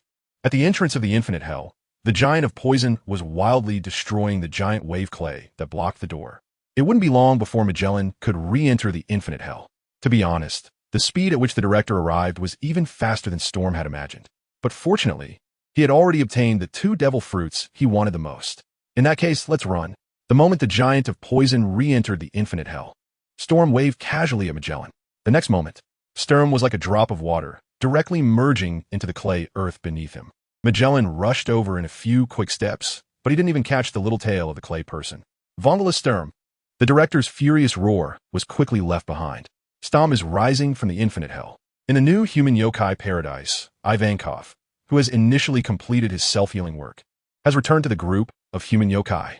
In the extreme cold hell, the hungry army of wolves is launching a bloody attack on a solitary prisoner. In the burning hell, several well-built but simple-minded beast guards are relentlessly punishing the inmates. Hunger hell, beast hell, hell of Red Lotus. Storm swiftly passed through layers of hell, unable to help but recall various experiences in Advanced City. At the end of hell, light emerged. The white dragon soared high. Beyond the sea is freedom. The sea is vast for fish to leap, and the sky is high for birds to fly. Storm sat cross-legged on the head of the blue-eyes white dragon. The strong winds high above causing his robes to flutter. He turned his head to look behind him. Below, the menacing siege castle quickly shrank into a small black dot on the deep blue sea. Only when the siege castle completely disappeared from view did Storm reluctantly withdraw his gaze. He had worked diligently in the siege castle for such a long time, and his key performance indicators far surpassed those of Deputy Director Shiru. At this moment of farewell, it was inevitable that a sense of reluctance and regret arose in Storm's heart. He could no longer find such a good monster farming ground on the sea. Ahem. Storm quickly cast aside this small feeling of regret. He began to tally up all the gains from this infinite hell hunting plan. Trophy after trophy leaped out from the void, neatly arranged together, a dazzling sight to behold. The first thing that caught Storm's eye was, of course, the 6-star death trophy. The diamond trophy, Katarina Dapeng. In addition, there was another 5-star death trophy, the platinum trophy, Bondi Waldo. Both Katarina Dapeng and Bondi Waldo were criminals that Storm personally dealt with. These two lifelong prisoners of the infinite hell not only contributed their trophies, but also their devil fruits. Storm's mind stirred, and the porcelain white scales of the blue eyes white dragon parted like waves. 3 devil fruits, each with different shapes and colors, appeared before Storm's eyes. The Zoan-type chameleon fruit, the mythical Zoan-type 9-tailed fox fruit, and the Paramecia-type Momo fruit. Putting aside the chameleon fruit, this ordinary Zoan-type devil fruit is truly worthless. Storm didn't even know how to deal with it. He was too lazy to think about how to handle the chameleon fruit. Shittum's focus is still on the 9-tailed fox fruit and the Momo fruit. One is a mythical beast type that could be considered the answer to the version, while the other is a superhuman type with simple and brutal effects. Storm looked at the 2 devil fruits and couldn't help but stroke the devil ring. If among the 3 devil fruits that Akiji had taken out back then, there had been the Kyubi no Kitsune fruit or the Momo fruit, there wouldn't have been any clay fruit situation at all. Storm suppressed his wandering thoughts and continued to examine the other trophies. In addition to Katarina Dapeng and Bondi Waldo, there were other criminals who were directly killed by the clay dragon bomb in the infinite hell. These individuals also provided Storm with corresponding death trophies. Unfortunately, among these death trophies, there were no 6-star diamond trophies. The explosive power of the clay dragon bomb was still a bit weak for the strong. However, there were also 2 5-star death trophies. Platinum Trophy, Plissy Platinum Trophy, Bu Van Clay. Storm had some impression of these 2 names. Before infiltrating the infinite hell, he had specifically conducted a covert investigation into the list of prisoners held in infinite hell, which included general information about these 2 individuals. Storm recalled the list of prisoners he had seen before. The owners of these 2 names were both notorious pirates with bounties exceeding 500 million berries. Placey, also known as Cunning Placey, is a Paramecia-type user of the teleportation fruit, with a bounty of over 800 million berries. Bardwong Grace, nicknamed Gray, is a Paramecia-type user of the launch fruit, with a bounty of 600 million berries. Character names and fruit abilities are from the USJ stage play. To be fair, aside from a few exceptions, there are basically no fakes among pirates with bounties over 500 million berries, whether it's Placey or Bardwong Grace. They were both formidable pirates before being imprisoned in Impel Down. Moreover, they both possess relatively decent devil fruits. The Paramecia-type teleportation fruit allows the user to teleport any object they touch to a designated location. The Paramecia-type launch fruit enables the user to create firearms from thin air and fire them infinitely. These 2 devil fruits are neither weak nor particularly strong. They are of average strength. Storm initially checked the list of prisoners held in infinite hell. He wanted to see if there were any unknown individuals among these prisoners who possessed powerful devil fruits. After looking through the list, Storm ultimately found that Katarina Devon and a few others were still stronger, whether from the perspective of their inherent strength or the abilities of their devil fruits. The strongest batch of criminals in infinite hell were those who would eventually become members of Blackbeard's pirate crew. Of course, infinite hell also imprisoned top-tier powerhouses like the Devil's Heir and the Lone Red. However, the former possesses a Paramecia-type combined fruit, while the latter is simply an ability-less person. Stone didn't take these 2 seriously at all. As for Plessy and Bardwong Grace, Tom also considered hunting the devil fruits of the 2 of them, but unfortunately, there was simply not enough time. Moreover, the transmission fruit and the launch fruit are clearly much weaker than the Momo fruit and other fruits. Storm had no choice but to give up on these 2 people. Unexpectedly, he saw their names in the death trophy now, the 5-star death trophy. There are only 3, Bondi Valdo, Plessy, and Bardwong Grace. But there are many ordinary platinum trophies. Storm counted carefully. There were exactly 23. Altogether, Storm currently has a total of 26 platinum trophies, a wave of sudden wealth. As for the 4-star gold trophies, there are also a large number of prisoners with bounties over 100 million locked up in infinite hell. These criminals have almost no chance of survival under the saturation bombing of the Clay Dragon Bomb. Storm took a quick glance. The number of gold trophies was simply too many to count. Moreover, these gold trophies were basically death trophies. This meant that the prisoners with bounties exceeding 100 million in the infinite hell had basically all been cleaned up by Storm. Cleaning up the garbage is everyone's responsibility. Storm is not interested in the gold trophy. The 4-star trophy is basically useless to him at this stage. Only the 5-star platinum trophy can enhance Storm's abilities. As for the 6-star diamond trophy, it is meant to raise Storm's power ceiling. Storm's gaze swept over countless golden trophies and 26 platinum trophies, finally focusing on the diamond trophy. Aside from Katarina Dupont, there were 2 other powerful criminals in the infinite hell, knocked over by the Clay Dragon Bomb. They were both acquaintances of Storm. Diamond Trophy. Basjot Diamond Trophy. Samwon the Wolf. These 2 6-star trophies are regular diamond trophies, not blood diamond trophies. This means that Basjot and Samwon the Wolf were not killed by the bomb, but merely knocked unconscious. 3 diamond trophies, 26 platinum trophies, and countless golden trophies. This is the entire harvest of this infinite hell hunting plan. With a thought from Storm, all the grand trophies vanished into the void. The only one left was the Blood Diamond Trophy of Katarina Dupont, the 6-star Blood Diamond Trophy. Previously, Storm had considered using the Diamond Trophy to make a wish. He wanted to see if he could obtain a second Demon Ring through the 6-star trophy.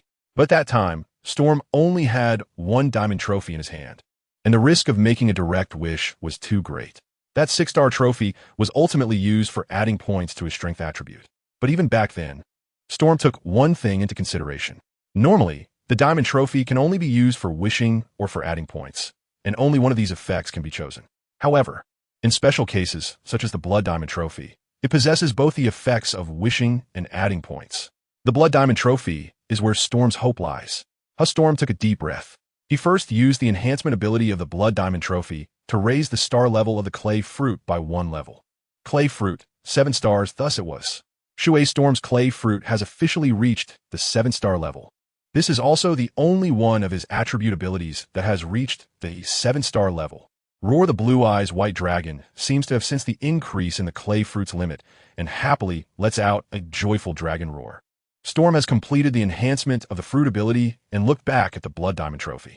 The blood-red hue that lingered around the trophy has completely vanished at this moment, leaving an ordinary diamond trophy quietly suspended in the void.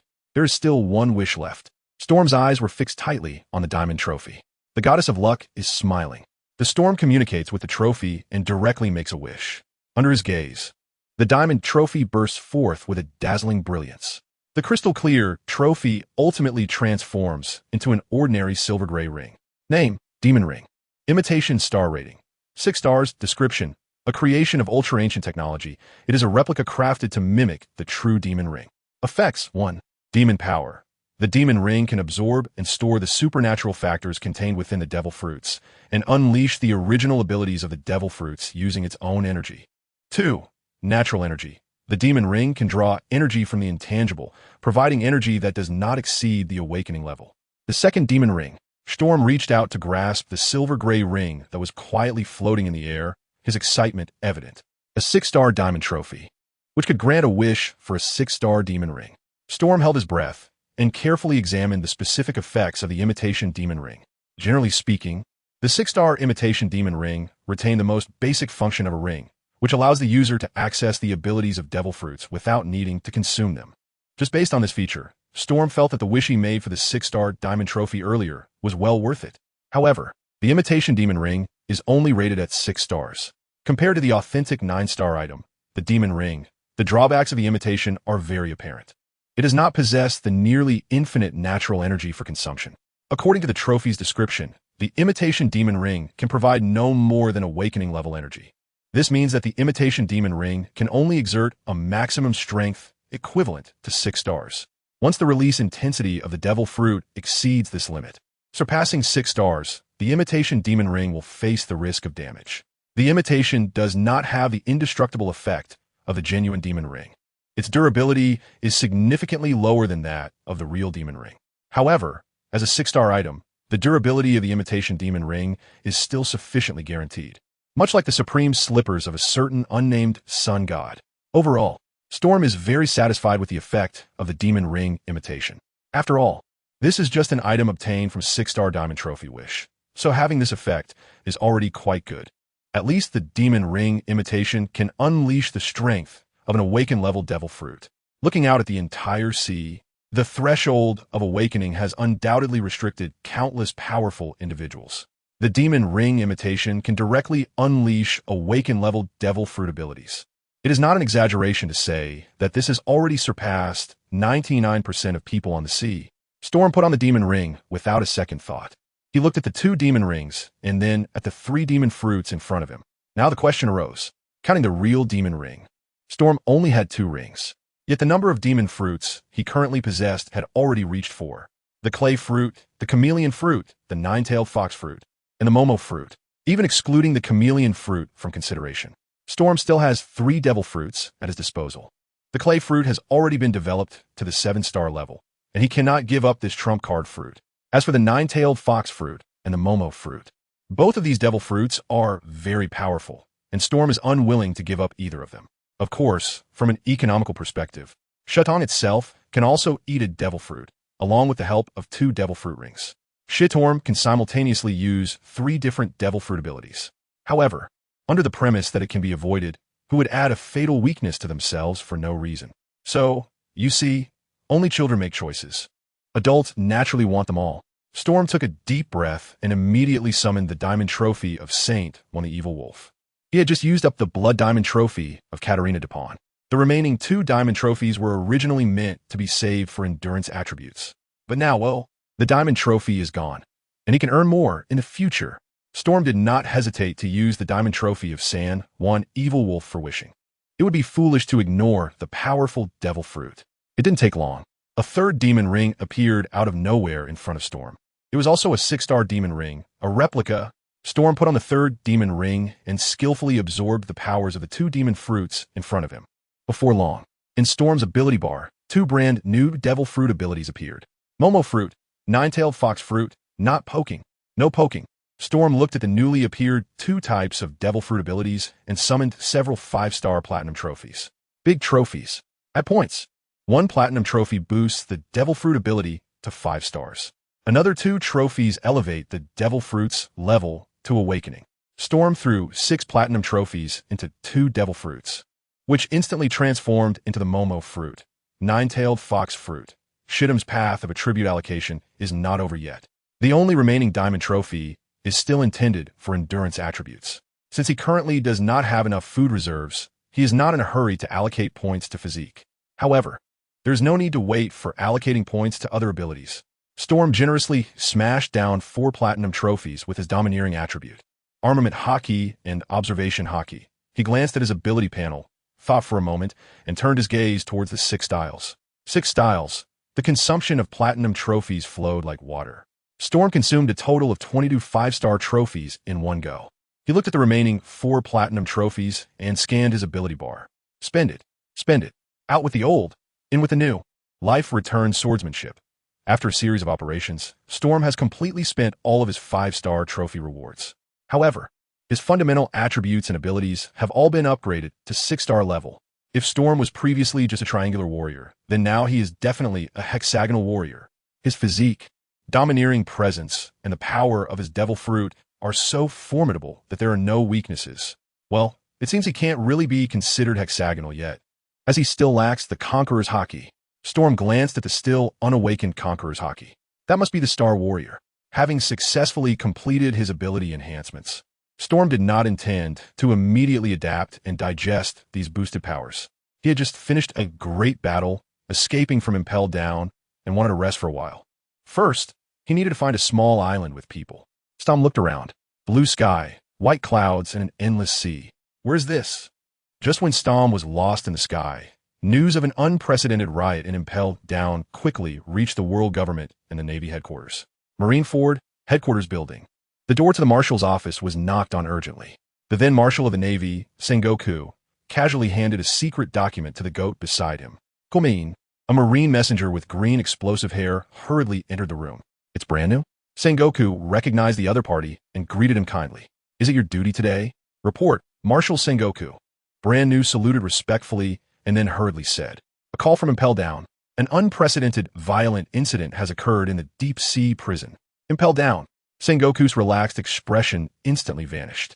What happened there? Did another prisoner escape from Level Infinite? Although Impel down is known as a fortress of copper walls and iron bastions, no prisoners have ever escaped from it. But that is just the official statement.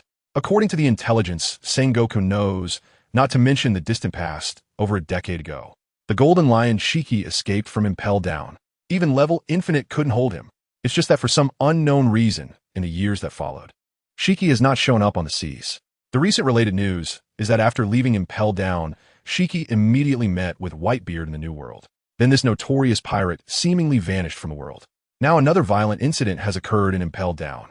Could it be that there are prisoners escaping from Level Infinite again? Is it the demon heir Douglas Bullet? Or the solitary red Patrick Redfield? Other small fry shouldn't be a match for Magellan. No one has escaped from Level Infinite. Brand New reported meticulously. However, the situation in Level Infinite is very tragic. Sengoku looked confused. Tragic? From the results, the vast majority of prisoners held in Level Infinite have been killed. Brand New said, according to the list sent from Impel down, the number of surviving prisoners in Level Infinite is no more than 10. How is that possible? Sengoku instinctively wanted to deny this information. Did Magellan go on a killing spree in Level Infinite? Magellan indeed released the Poison Giant in Level Infinite. Brand New relayed. According to the subsequent investigation, some prisoners died from the super toxicity of the Poison Giant. Regarding this, Magellan expressed deep remorse, and if the government approves, he is willing to commit seppuku to atone for his sins. Don't let him do something foolish. Sengoku quickly said, but why did Magellan do this? It was because someone else had already gone on a killing spree in Level Infinite. Brand New said, he almost cleared out the entire Level Infinite. Who? Punk Hazard Stomp. Sengoku vaguely felt the name was somewhat familiar. After a moment, he suddenly remembered. Isn't this guy a member of Sword? Akiji even arranged for him to be an undercover agent in the pirate camp. But who allowed him to do such undercover work? Somewhere in the Grand Line, a curly-haired young man riding a bicycle on the sea suddenly received a call from Snail. Akiji slowly took the snail out of his pocket and placed it on the handlebars of the bicycle. The ringing of the snail had not stopped during this time. Akiji rolled his eyes and finally answered the call. Moshi. Just as Akiji was about to speak, a very polite yet warm greeting came from the other end. Akiji, you bastard. Alala, Akiji lazily replied while digging his ear. It's Marshal Sengoku, what's the matter? Of course, something big has happened.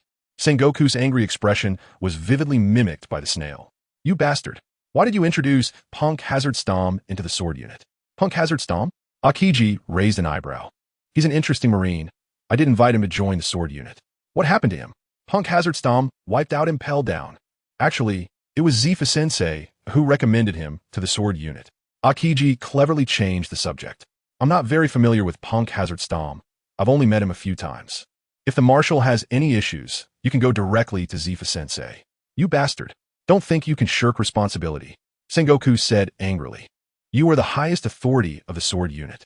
Now that a member of the Sword unit has caused a huge mess, don't think you can wash your hands of it. Alala, this kind of thing sounds very troublesome. Akiji scratched his messy hair. What exactly did Stom do? Wiping out Impel down seems a bit exaggerated, right? That's indeed my exaggeration. Sengoku's tone finally softened. However, although Punk Hazard Stomp did not wipe out Impel down, he almost turned it upside down. He executed over 90% of the prisoners in Level Infinite. He's really a powerful Marine. Akiji stammered for a moment before finally managing to respond. Sakazuki will definitely be very happy to hear this news. Now is not the time for you to be cracking jokes. Sengoku reprimanded coldly. Are you still treating Punk Hazard Stomp as a Marine? He caused irreparable major damage to Impel down. Marshal Sengoku, I have a question, Akiji said seriously. Besides the prisoners held in Impel down, did Punk Hazard Stomp harm any innocent lives? As soon as this question was raised, Sengoku fell silent. Regarding this question, I just confirmed the information with Impel down. Sengoku paused and then continued. Besides the criminals, Punk Hazard Stomp did not kill any of the guards or staff in Impel down. Isn't that good enough? Hawkeye felt a quiet sigh of relief in his heart upon hearing this. The Navy killing pirates is something that is difficult to avoid. Although what Sturm did this time was a bit over the line. If the Marshal wanted to convict a Navy member on the grounds of killing too many pirates, I think you should first send that ruthless bastard Akainu to Impel down. Sengoku was not fooled by Akiji's trick of changing concepts. Killing pirates in battle is not the same as slaughtering convicts who have already been sentenced in prison. Sengoku asked sharply, are these two the same thing? Those scum locked up in infinite hell deserve the death penalty. Akiji responded emphatically. What I don't understand is why the government deliberately spares their lives. Within the Navy ranks, there are indeed divisions such as Hawks, Doves, and Centrists. Generally speaking, Akiji falls into the Dove category. However, even among the Dove faction, not everyone is as kind-hearted as Zifa. Black Arm Zephyr, the non-killer admiral, has fought countless pirates throughout his life, but has never killed a single enemy.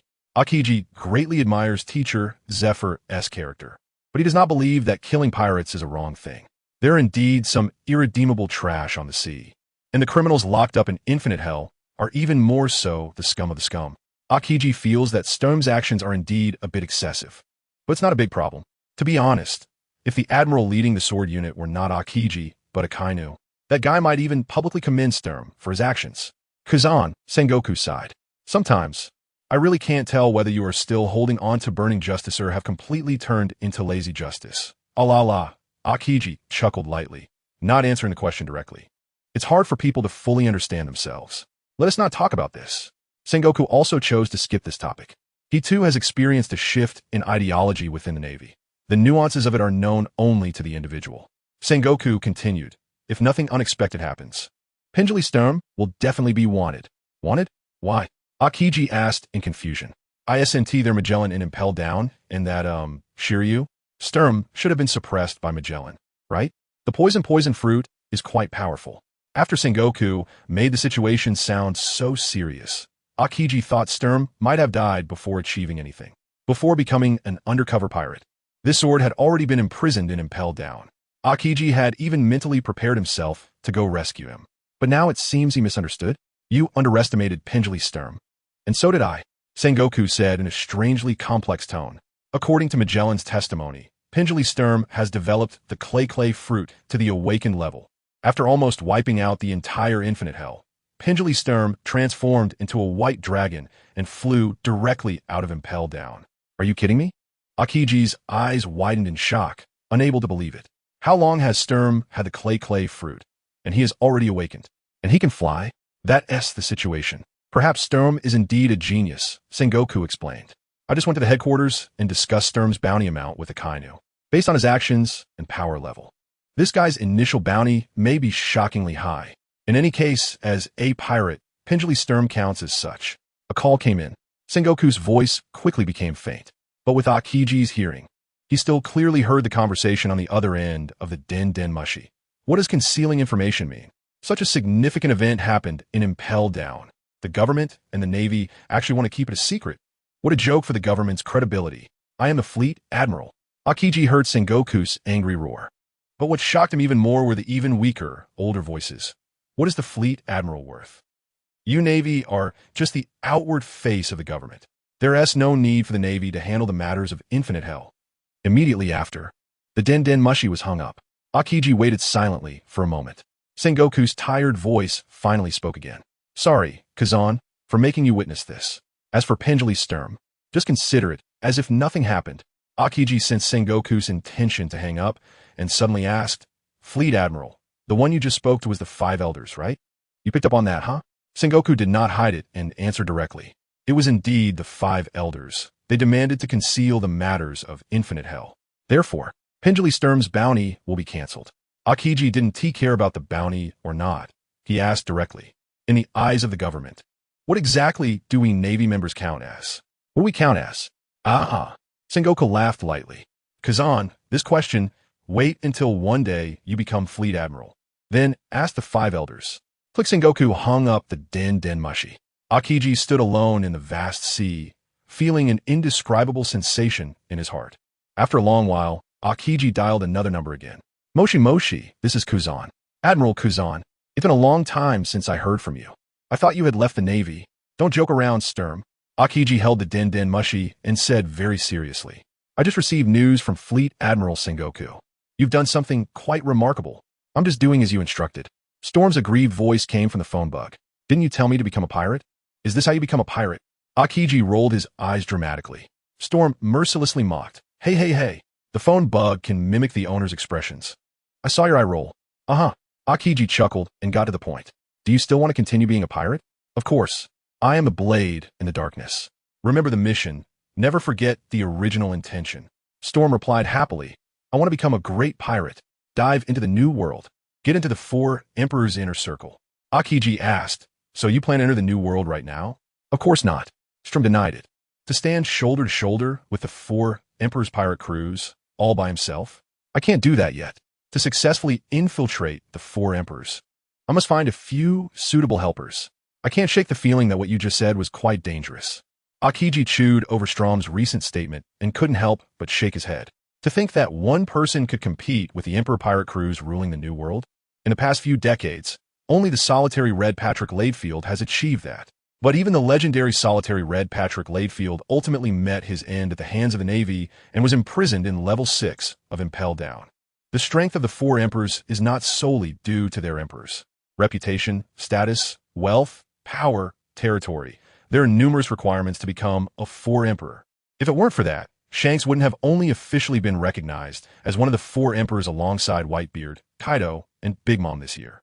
Akiji felt that Strom's thoughts were a bit dangerous, but he had no intention of dissuading him. The members of the sword unit can ignore orders from superiors and act freely. This was the rule established when the sword unit was formed. Even Akiji couldn't casually break this rule. Let's see how much of an achievement Strom can make. However, the idea of finding helpers is correct.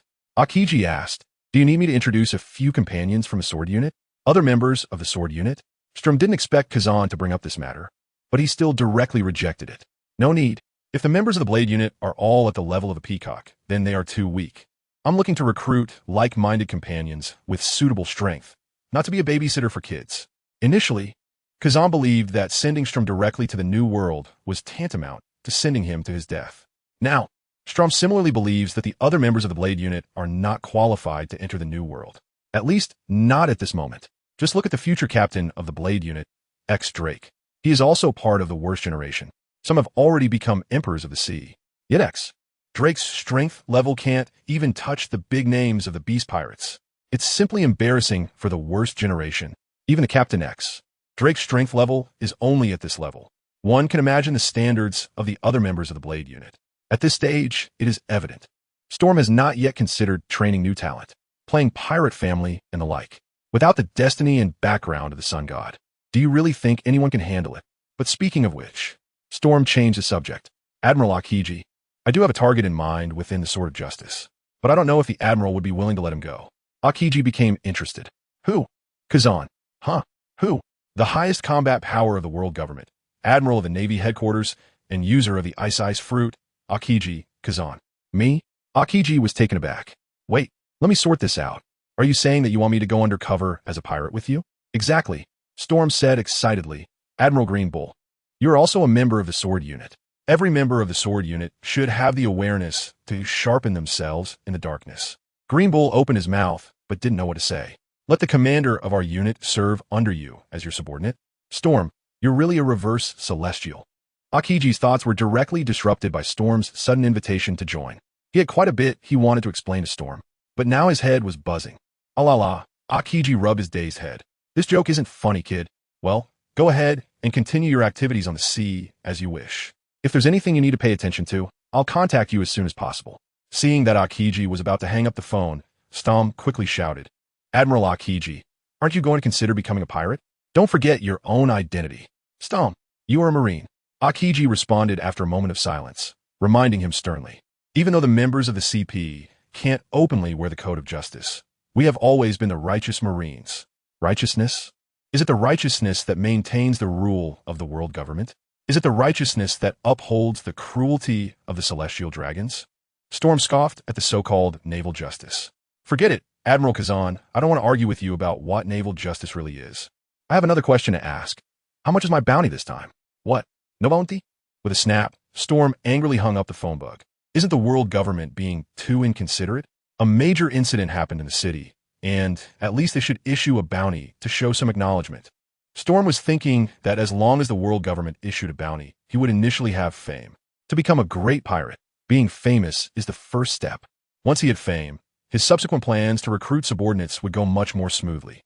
Otherwise, it would be very difficult for an unknown newcomer to approach some powerful individuals and ask them to join his crew. The world government's determination to cover up the fact had a significant impact on Storm's plans.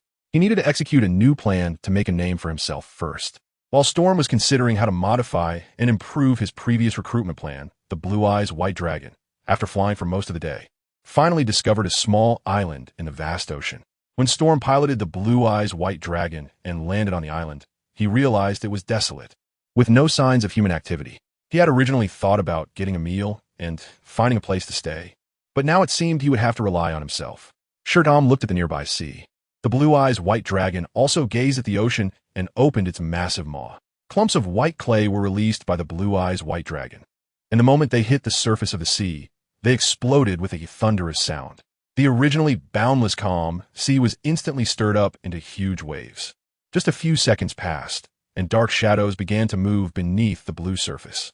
They were all sea monsters attracted by the power of the recently detonated explosive clay. In the calm belt, the nest of sea monsters, any slight disturbance on the surface would pique their interest.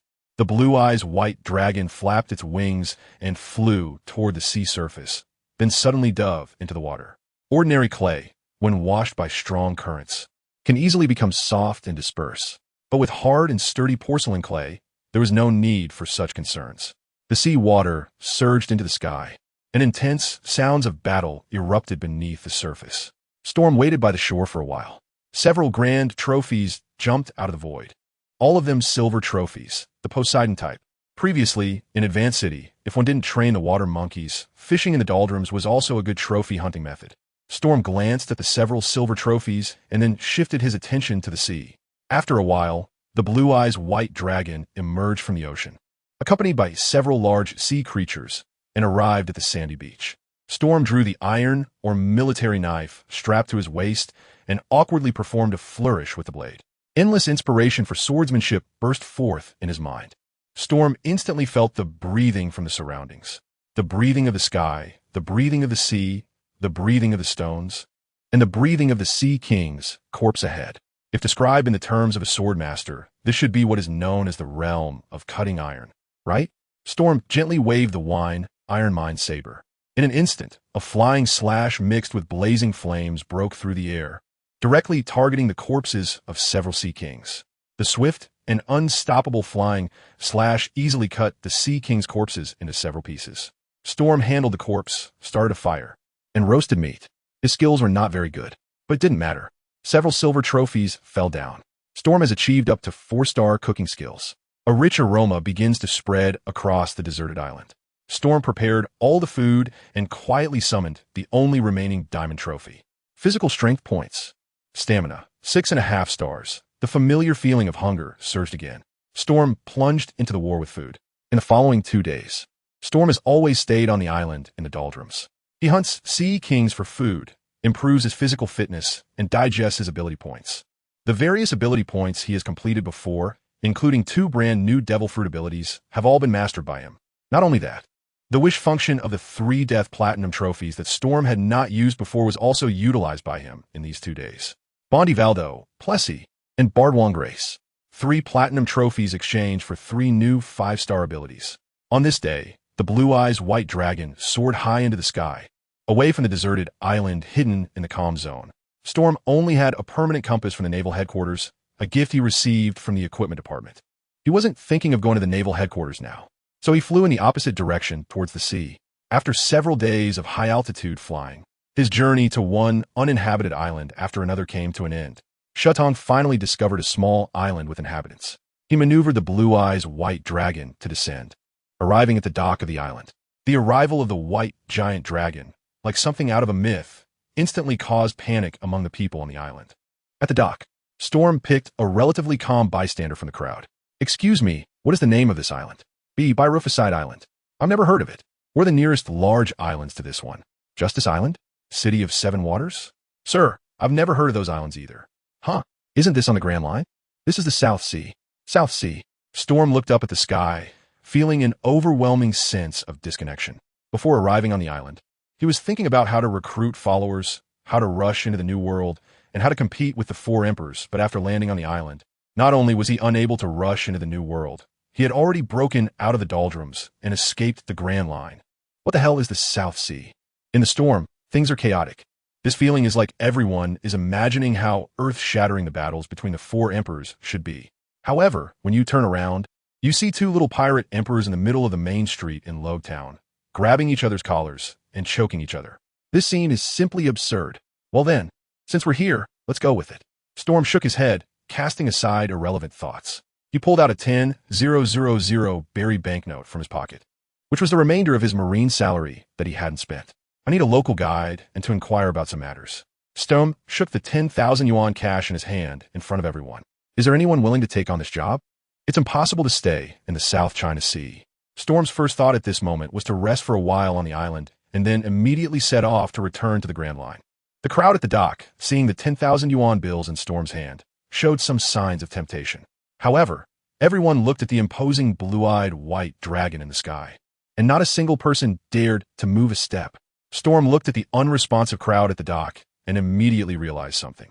He raised his hand to the sky, and the blue-eyed white dragon immediately flapped its wings and rushed towards him.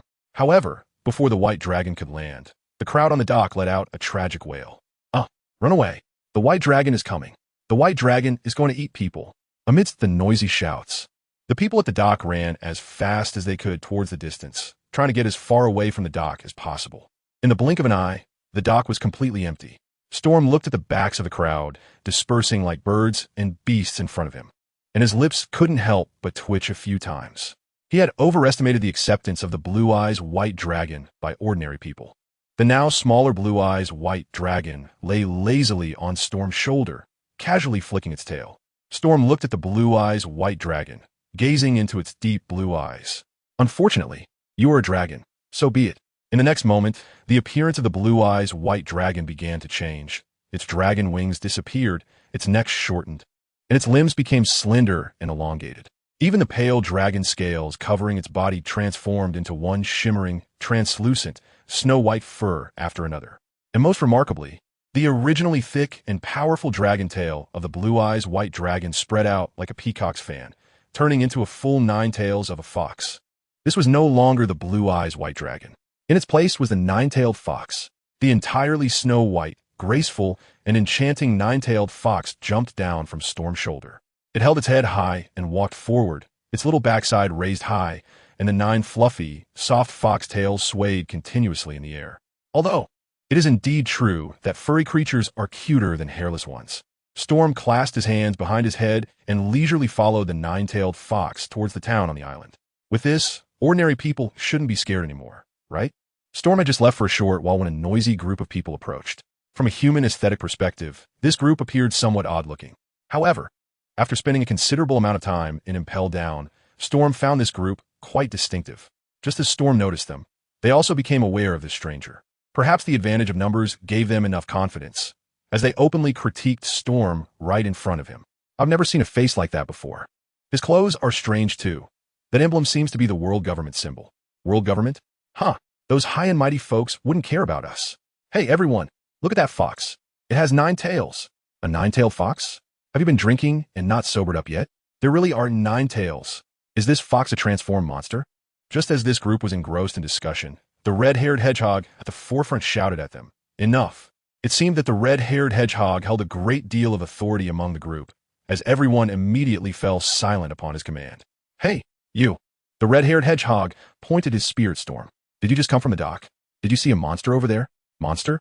Sure Tom glanced at the red-haired hedgehog head and then gestured towards the 9-tailed fox ahead, which was about the size of a house dog.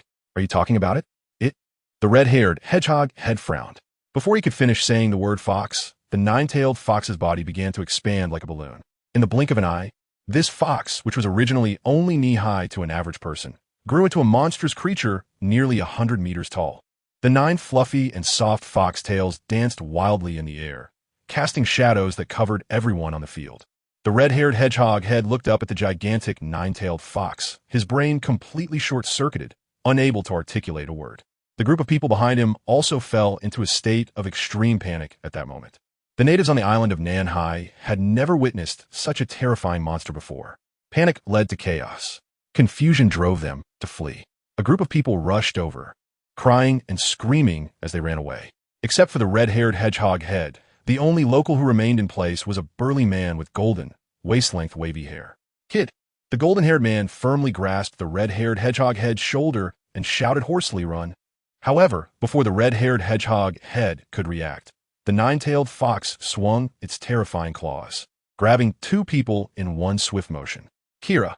At this moment, the red-haired hedgehog head finally snapped back to reality. Unfortunately, it was too late. The two struggled desperately, but they couldn't budge the nine-tailed fox's claws, not even managing to create a space to breathe. Just when the golden-haired man was about to resign to their fate, the red-haired hedgehog head let out a deafening roar of anger. "What a joke! How can I die here?" Sparks of magnetic arcs erupted from his body as he unleashed all his strength. "I'm going to be the Pirate King. It seems like I heard something very interesting." Storm looked at the nine-tailed fox, and the fox immediately brought the two of them to his side. "What kind of king did you just say you wanted to become?" The red-haired hedgehog was too busy resisting the bindings of the nine-tailed fox to respond to Storm's words. In response, Storm simply took a weapon from his bosom. The moment the sea stone baton touched the red-haired hedgehog's head, the magnetic arcs that erupted from him disappeared without a trace. The power was cut off on the spot. The red-haired hedgehog was completely trapped in a dire situation. His full-force explosion was nothing more than a dying struggle from beginning to end. After being touched by the sea stone baton, the red-haired hedgehog seemed to have lost even the strength to speak. Struggling against the sense of powerlessness, he barely managed to ask, Who are you?" Before inquiring about someone else's name, one should first state their own identity. Isn't that polite? Storm looked at the peculiar combination of the red-haired hedgehog head and the golden-haired wavy man, and he had a preliminary guess about their identities. He retracted the sea stone baton and let the nine-tailed fox release its hold on the two. "Your name?" "Red hair." "Kid." The red-haired hedgehog head, or rather Kid, glanced warily at the weapon in Storm's hand. "Eustace, Kid, it really is you." Storm then looked at the golden-haired wavy man beside him. Before he could ask a question, the latter spoke up on his own. "Kira." "Very good, Eustace, Kid, and Kira." Storm made the nine-tailed fox shrink back to its normal size, then waved at the two of them. "I just arrived at Belly-Faced Island and need a local guide. I've decided it's you two. Is that it?" I thought I would directly assign the task to Kid and Kira here, and the two exchanged silent glances. "Oh right, there's one more thing." Storm took out the 10,000 yuan bill that he hadn't spent earlier. Just as he was about to hand it to Kid, he thought for a moment and pulled out another new 10,000 yuan bill from his pocket. "This is your reward for being guides, 10,000 bailey each." "What are you staring at? Take the money." "Huh." Kid and Kira numbly accepted the bills handed to them by each other. They didn't know why. Clearly, they were making money, yet both felt that their dignity was being trampled on the ground by the other. This sense of lost dignity was even more severe than when they had just been caught by that nine-tailed fox. Storm didn't care about what Kid and Kira thought. He had finally found an inhabited island with great difficulty. The priority was to clean up and then find a restaurant to fill his stomach. It would be best to eat some fruits and vegetables. For the past few days, Storm had been eating seafood and was starting to get tired of it. "Lead the way, two guides." Storm raised his hand to signal. "By the way, explain to me on the way, has anything interesting happened recently? Are you two planning to go out to sea together? What about that group of people just now? Did they run away and are no longer needed? Good luck to you. I'm not interested in things happening on Belly-Faced Island. I want to know about the major events reported in the news. The Kingdom of Salb has erupted in a one-man revolution. Tyrant Bear? Belly-Faced Island." Storm followed behind the brothers Kid and Killer, entering a small town on the island. During the journey, he learned more about the one-man revolution from the two brothers. According to news reports, in the Kingdom of Sorbet in the South Sea, a man named Bear destroyed the king's palace and army, single-handedly abolishing the king's ruling order. The newspaper also gave Bear an evil and terrifying title, Tyrant. The information regarding the one-man revolution was consistent with what Storm already knew. Tyrant Bear, or rather Tyrant Green Bear, after experiencing the one-man revolution, eventually embarked on the path to becoming a pirate. Future warlord of the sea, user of the pawpaw fruit, Bartholomew Kuma. Thoughts flashed through Storm's mind. At that moment, Kid and Kira stopped at the entrance of a building. Kid introduced with a tone that was both proud and satisfied. "This is my headquarters." Storm came back to his senses. He looked at the small building in front of him, which was about several stories high, and politely clapped his hands. During the previous conversation, Kid and Kira had introduced their general situation. In short, they were the gang leaders on Belly-Faced Island. It sounded like they were even weaker than Capone Beach. "So, where's the inn I wanted?" Storm turned to look at Kid and Kira and asked, "Is there still a restaurant?" Upon hearing Storm's words, several veins instantly bulged on Kid's forehead. If it weren't for the fact that he couldn't beat the other party, he would have wanted to curse right then and there. This is my territory. Of course it's my treat. Then, thank you for the hospitality. Storm certainly wouldn't refuse someone's invitation to dinner. Then, can't you finish such a small amount of food? Physical strength is the foundation. No wonder you two are so weak. Storm looked at Kid and Kira, who were already rolling their eyes in disbelief, and couldn't help but chuckle. Kid and Kira wanted to argue back, but they simply couldn't open their mouths. They were afraid that if they did, the food they had just eaten would come spewing out. Kid and Kira had lived for so long, yet they had never seen a human like Storm who could eat so much. The food reserves in the headquarters were almost depleted because of him, a monster. From any angle, this guy was just a monster. Storm shook his head, swept all the food in front of him away, and then stopped. At this moment, Kid and Kira finally calmed down, although their bellies were still swollen like those of a 9-month pregnant woman. I have a question for both of you. Storm clapped his hands to attract the attention of the two. Do you have any maps here, or on the island of Bellyfaced, that record the location of the kingdom of Salb? Storm's original plan was to take a brief rest on this small island before turning back to the Grand Line. The South Sea, as well as the 4 Great Seas, held no appeal for Storm now, feeling as insignificant as a small pond.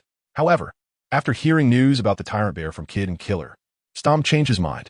His previous idea was to recruit a few companions who could enter the new world with him and fight against the 4 emperors in the first half of the Grand Line.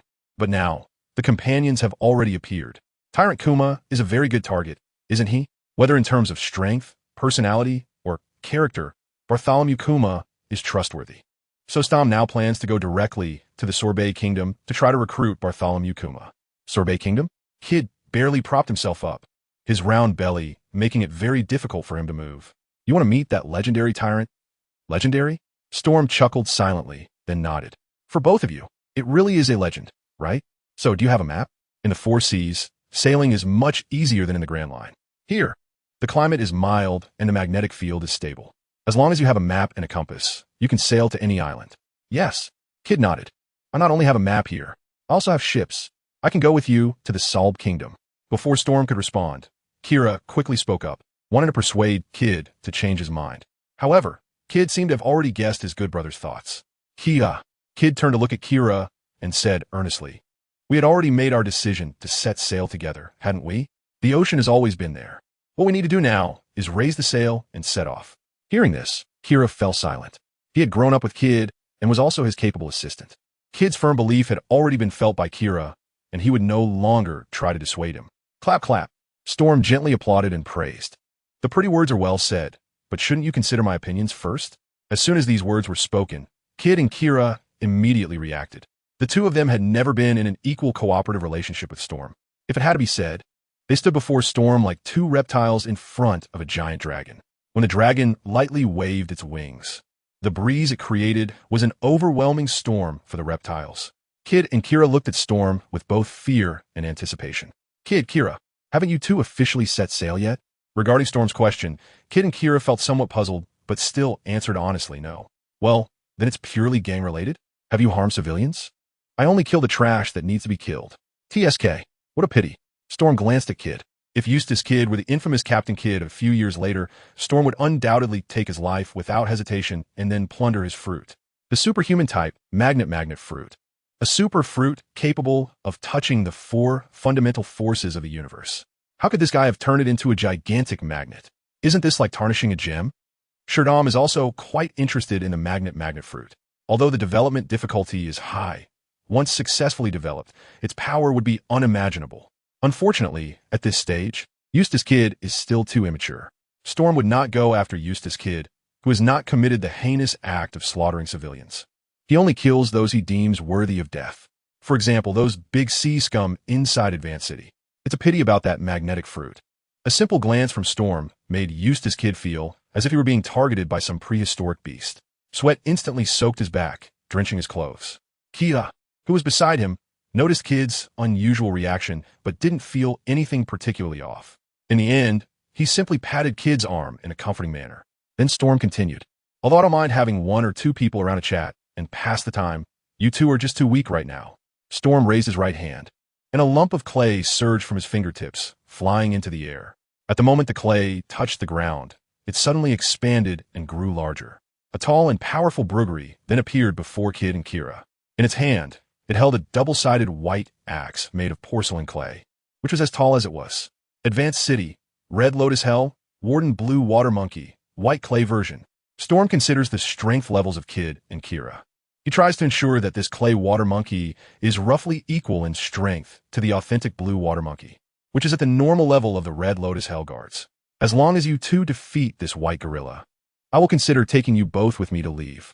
Sure Tom waved his hand, and the white water monkey, holding its gigantic double-sided axe, slowly walked towards Kid and Killer. This promise is absolutely valid before I leave by Rufusite Island. Under the silent intimidation of the white water monkey, Kid and Killer slowly stood up from their positions, looking defiantly at their enemy. In the next moment, the white water monkey swung its giant axe, and the battle began. Storm was not interested in this childish fight battle scene. He patted his butt, left Kid's headquarters, and wandered alone around the town outside. Leisure, shopping, and relaxing the mind.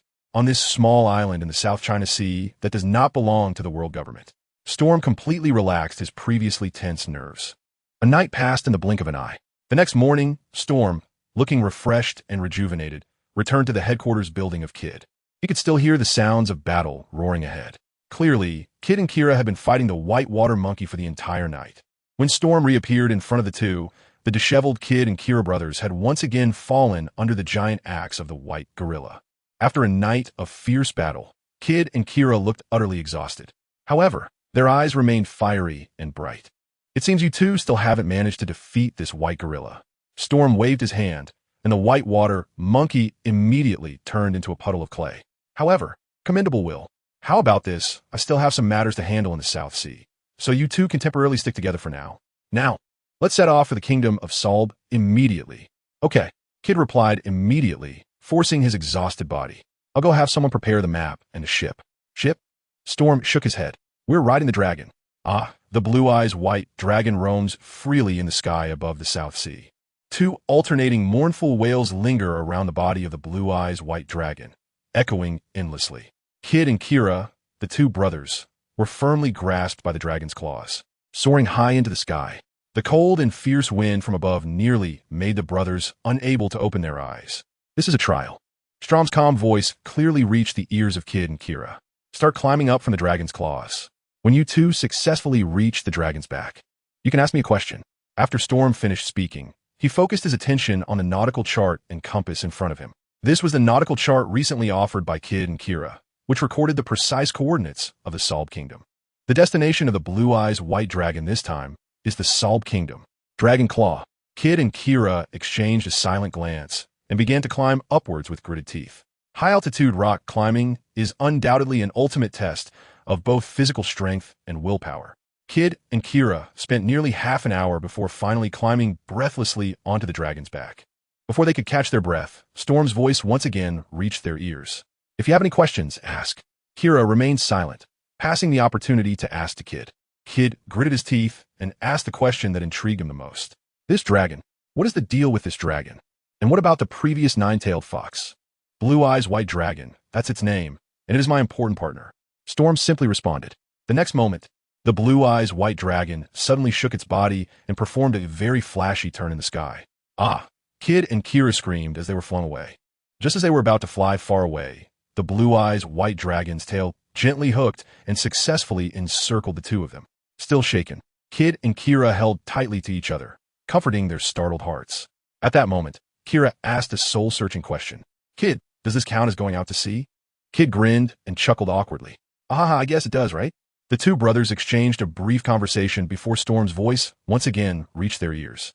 This time, the route was from the dragon's tail to its back. Kid and Kira took a deep breath in perfect harmony. With the experience from the first time, their second climb took significantly less time. This time, it was still Kid who asked the question. He no longer focused on the Blue Eyes White Dragon and Nine-Tailed Fox issue, but instead brought up another matter. Yesterday, you poked me with a stick. As he said this, Kid felt a bit strange, but he steeled himself and continued. What was that stick, after all? Sea stone. Storm gave a straightforward answer.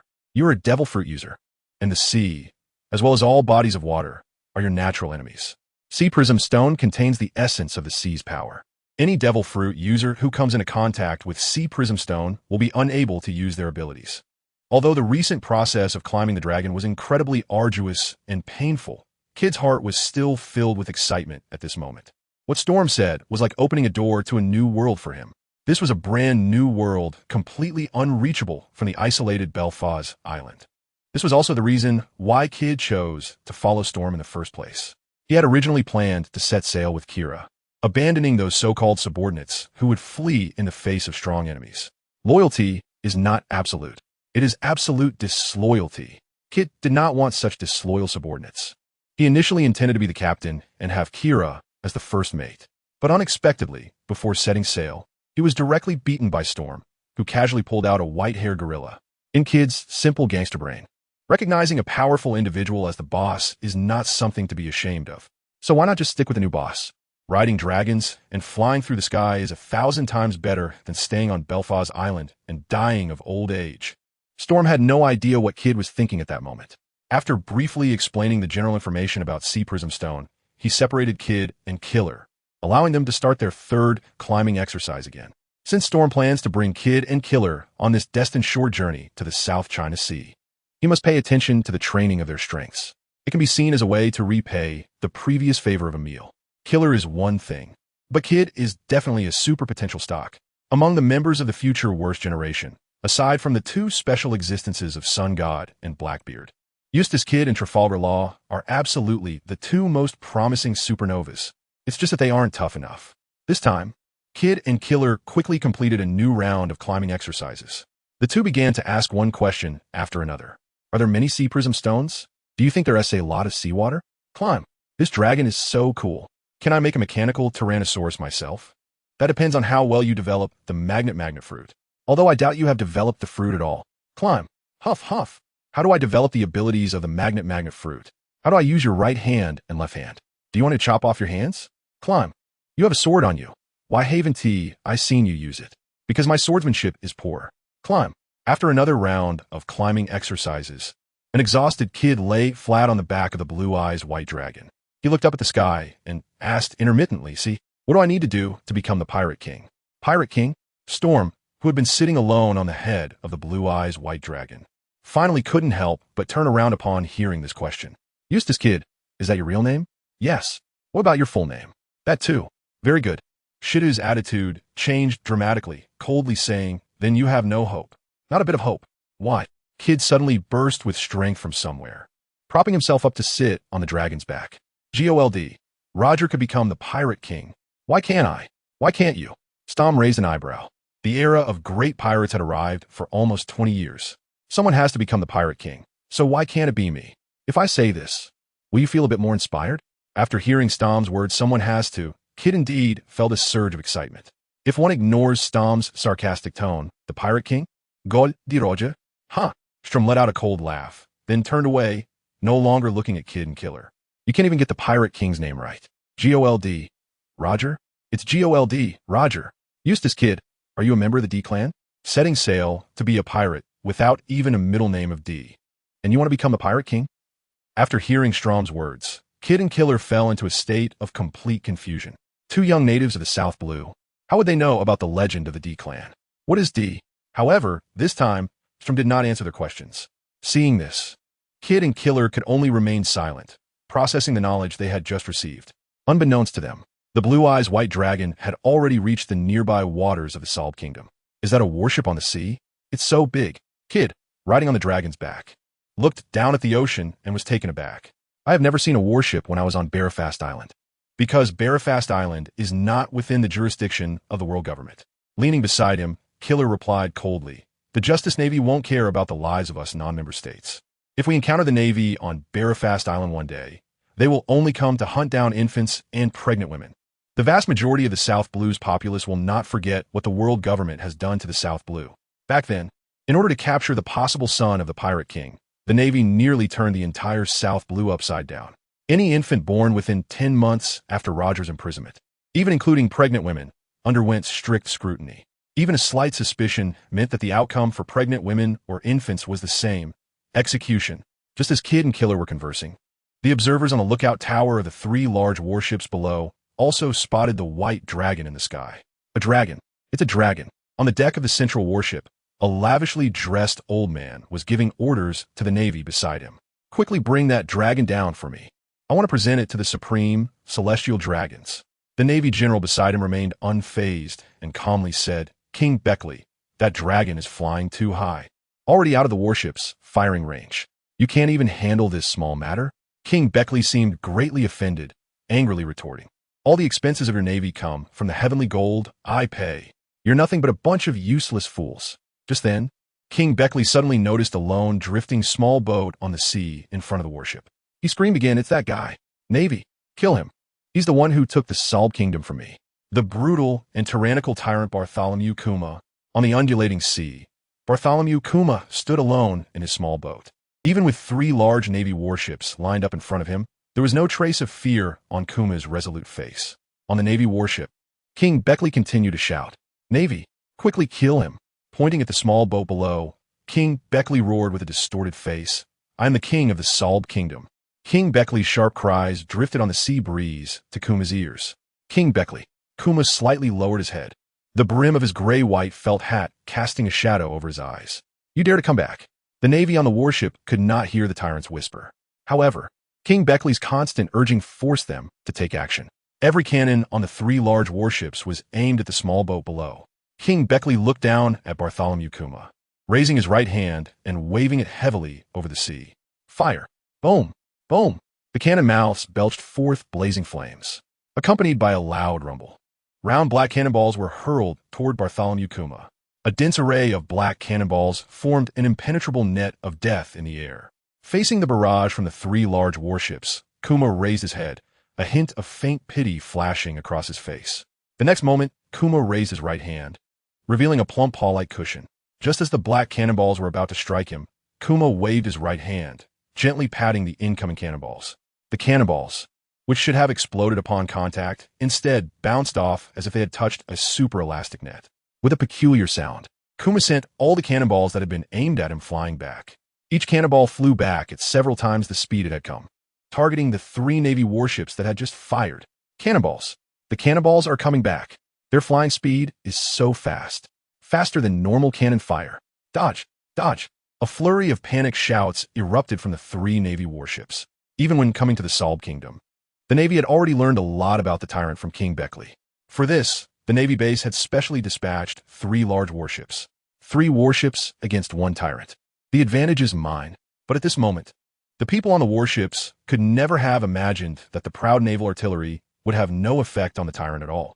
Just as the return cannonballs were about to collide with the Navy warships, chaos erupted on the Navy warships. Many Navy personnel chose to jump ship to escape. Meanwhile, the once arrogant King Beckley was now terrified, sitting helplessly on the deck of the warship. It wasn't that he didn't want to escape, but his legs had gone soft from fear. At that moment, a thunderous dragon roar erupted from the sky, piercing through the clouds and splitting the rocks. This was the dragon's roar infused with the essence of death. Roar. The terrifying dragon's roar, accompanied by a powerful explosion of wind, descended from the sky at a violent sound speed. The colorless sound wave formed an invisible protective wall in front of the 3 Navy warships. Boom! The returning cannonballs collided with the explosive wind barrier created by the dragon's roar. Before they could even hit the warships, they exploded in midair. The dazzling firelight illuminated the faces of everyone on the 3 Navy warships, but none were harmed. The Navy personnel on the 3 warships were too weak to discern who had suddenly intervened to save their lives. But Kuma looked up directly at the sky. Are there other enemies? After clearly seeing the figure of the legendary creature flying in the sky, the hidden eyes of the bear behind the lenses instantly narrowed. Dragon? On the head of the blue eyes white dragon, Storm slowly stood up. He raised his hands high and leaped backward. The leap of faith. Kit and Kira, who were still lying on the dragon's back, were immediately shocked. Hey, you, me, how about he just jump down like that? Jumping from such a height. And below is the ocean, he would die, right? What about the dragon? What are we going to do? Kid, look below. It's an angel. For a moment, Kid and Kira were in a state of confusion like headless flies. When they looked down again, they found that the situation had changed. Storm fell towards the vast ocean, his whole body in free fall in the air. At that moment, white clay surged from behind him, quickly forming a pair of pure white, crystalline wings. Storm stretched its white wings freely, soaring through the sky like a bird with agility. In less than a moment, Storm arrived between the naval warship and the single-person dinghy. Angel? The big bear immediately noticed the pair of pure white wings behind the suddenly appearing stranger. As a priest, he instinctively associated this with the mythical creatures recorded in the Bible. However, the big bear quickly denied this guess. No, it's a superhuman. Having participated in the Revolutionary Army and being well-informed, the big bear made a clear judgment about Storm's abilities. But the dim-witted and brutal King Beckley did not have this insight. Seeing a birdman descending from the sky, King Beckley truly believed an angel had arrived. He rolled and crawled on the deck, rushing to the side of the ship, pleading to the sky. Angel, great angel, please kill that tyrant. Although it was a plea for help, King Beckley's words carried an air of arrogance. You. Storm turned his head and glanced at King Berkeley. It's so noisy. Suddenly, clay fell from the sky. A strange wave of energy appeared above King Berkeley's head. Clumps of white clay descended from this other space like a fluid. King Berkeley was drenched in clay from head to toe, transforming him into a clay figure. He couldn't move, couldn't retreat, and even his mouth couldn't open. He could only roll his eyes. The Navy on the battleship saw King Berkeley being controlled by the clay and instantly realized that the situation was dire. King Berkeley was under attack. Quickly, prepare the weapons. It's the enemy. Storm furrowed his brows as he looked at the group of Navy personnel invited by King Beckley. From his experience, these 3 large warships were not the kind of advanced vessels that an ordinary branch base could deploy. Which branch base across the seas would require such high-level large warships? Therefore, it was highly likely that these warships came from a G-series branch. The Navy on the warships might also be elite Navy personnel trained in the G-series branch of the Grand Line. For these colleagues, Storm did not intend to do anything excessive. You all quiet down too. He summoned falling clay. Above the 3 warships, space rippled like folds. A continuous stream of white clay fell from the void, suspended in the air like a super waterfall connecting heaven and earth. Under the onslaught of the falling clay, the 3 iron warships appeared to be wrapped in a layer of white clay liquid. Meanwhile, the Navy personnel moving about on the warships transformed into clay statues under the baptism of the clay. In just a brief moment, Storm had dealt with the 3 large Navy warships on the spot. This ability is pretty good. Name, Falling Clay Star Rating. Effect, designate a large area within a line of sight to teleport a massive amount of clay and attach it to enemies. Comment, eat my divine justice from the sky. This 5-star ability was a new power that Storm obtained by wishing for it through the trophy of a user of the transport fruit. After trying it today, the effect was outstanding. Bartholomew Kuma, seeing this suddenly appearing angel directly controlling the 3 warships, instantly realized that this angel might not be an enemy. At least, this angel was not one of King Beckley and the Navy's group.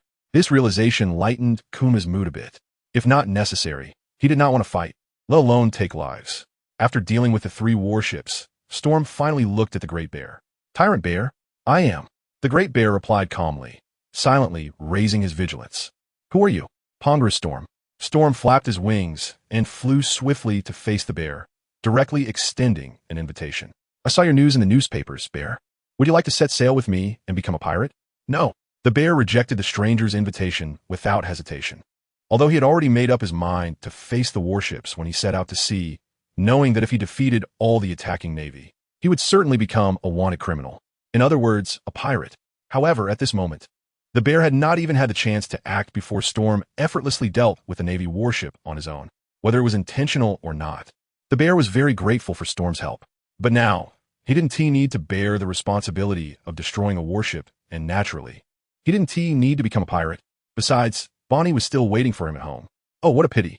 Storm said this, but there was not a trace of regret on his face. He also knew that it was impossible to recruit subordinates solely through words. He was the least skilled at talking big. Since that was the case, bang, Storm snapped his fingers. The clay covering the 3 warships instantly vanished without a trace. The naval vessels returned to their fully armed stance. Please begin your performance. Storm revealed a sunny smile. Tyrant. No, Angel. The big bear widened his eyes, looking at Storm in disbelief. Are you really an angel? Could you be a devil that escaped from hell? Just a moment ago, the big bear was silently thanking this angelic benefactor for helping him deal with his enemies. But now, his gratitude towards Storm had completely vanished. This angel had clearly controlled all the enemies, warships, and cannons. Suddenly, for no apparent reason, he released them from control. Is it just because he refused the other party's invitation to join? Isn't this bullying honest people? What? Storm smiled at the big bear, completely unaware of how terrible his recent actions had been. In the news reports, he was labeled a tyrant who single-handedly overthrew a country's existing regime with ease. Was he really a coward who saw the enemy but dare not fight? Behind Storm, the sound of continuous clicks echoed from 3 liberated naval warships. It was the sound of hundreds of naval soldiers preparing weapons, loading ammunition, and calibrating cannons. If the big bear continued to hesitate, the Navy's formidable ships and cannons would show him no mercy. Storm looked at the big bear with anticipation. He was eager to know whether this first honest person of the sea would choose to resort to violence and resist in anger at this moment. Amidst Storm's teasing and the threat of the warship's cannons, the big bear slowly raised his right hand and quietly activated his pawpaw fruit ability. Under the influence of the pawpaw fruit's effect, the surrounding air began to gather towards the big bear's palm, forming a small, delicate light-colored air paw on that cushion. However, the air paw gathered and then dispersed, only to gather again and disperse once more. Storm couldn't help but shake his head when Big Bear delayed his attack. To put it nicely, Big Bear has a gentle personality and doesn't like to fight. To put it harshly, Bartholomew Big Bear is just a super honest person who is submissive and accepts his fate. However, Storm likes such super honest people. He no longer waited for Bartholomew the Great Bear to launch an attack on the warships and unleash the ability of the heavenly clay once again. Under the overwhelming flood of white clay, 3 naval warships, along with all the living souls on board, were once again firmly controlled by the white clay. The seemingly invincible naval warships and the hundreds of sailors, as well as His Majesty the King, were merely part of Storm's tyrant play. Seeing the 3 naval warships once again controlled by the ability of Angel, the Great Bear couldn't help but breathe a sigh of relief. He had never been one to seek conflict. Unless faced with an unavoidable situation, the kind-hearted Great Bear did not wish to harm others. However, while the bear meant no harm, humans had the heart to hunt bears. After Storm completely addressed the concerns regarding the warship, he focused all his attention on Big Bear. Although Big Bear had not yet accepted his invitation to join, Storm already regarded him as his future partner. So as a captain, it is quite reasonable to conduct a simple test of his subordinate's true abilities, right? Storm placed his right hand on the wine iron or saber at his waist and suddenly drew the blade with lightning speed. The sharp sound accompanied a flash of bright blade light. Storm's sword suddenly unsheathed, and the sharp blade unleashed a fierce flying slash.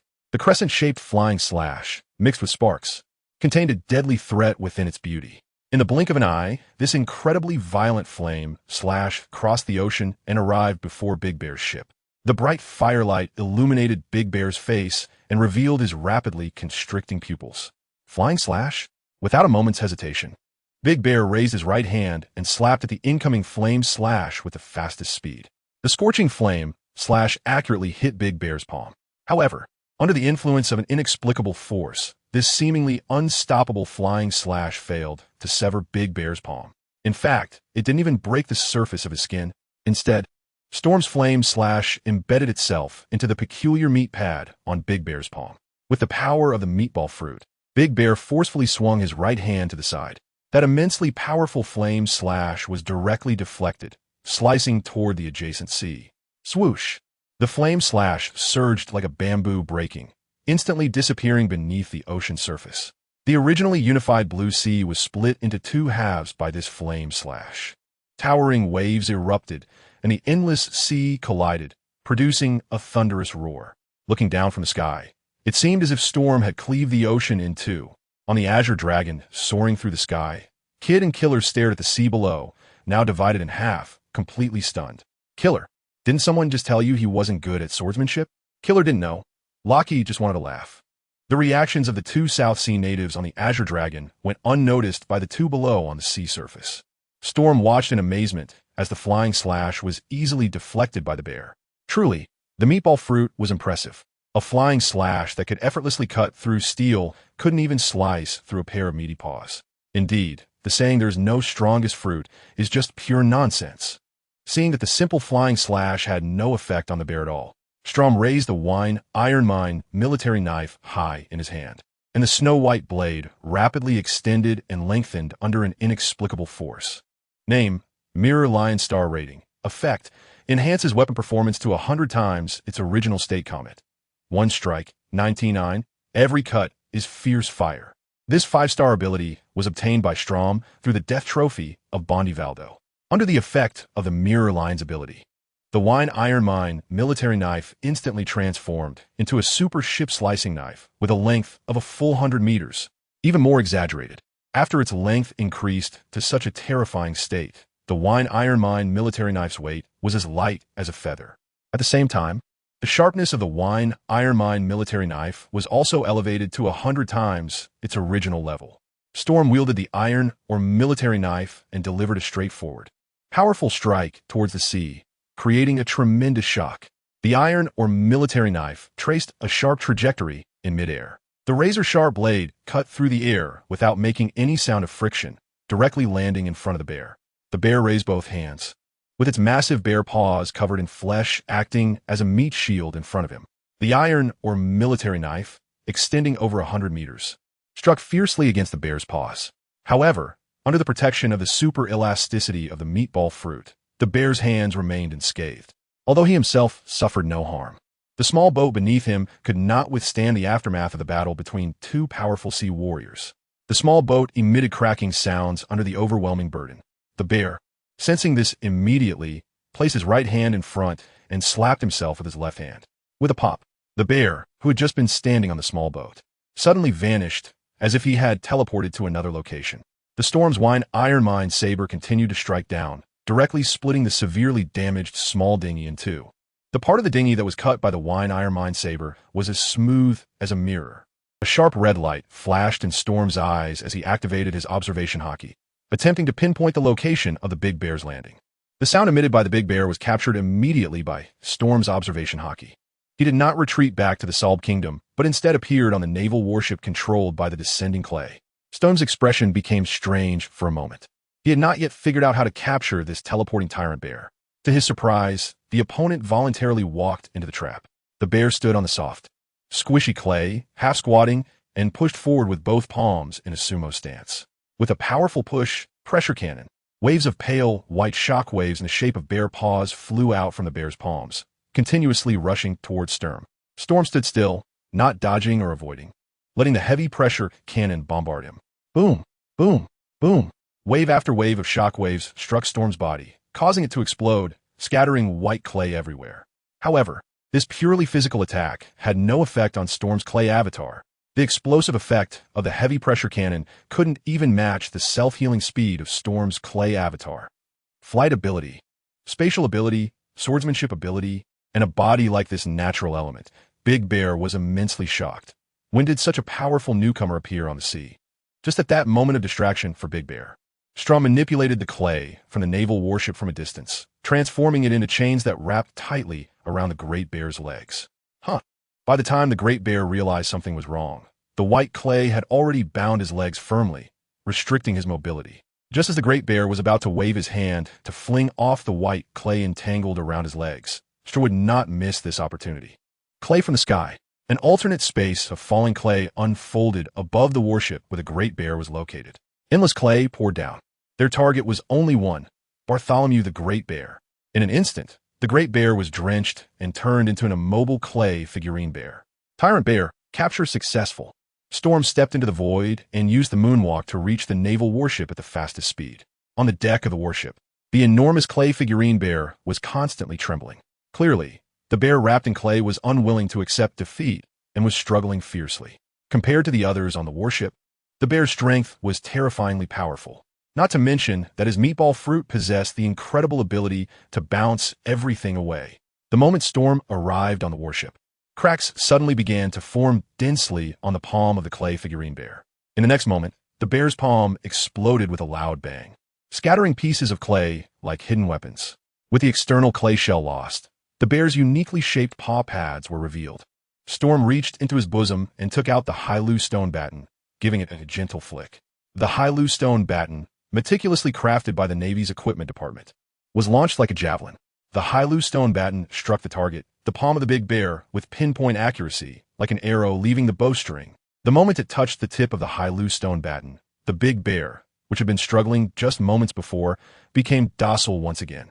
Shitchit manipulated the clay, revealing the head of Bartholomew Kuma, Sea Prism Stone. Kuma's peripheral vision caught sight of the Sea Prism Stone baton, and with his experience, he instantly recognized the nature of this weapon.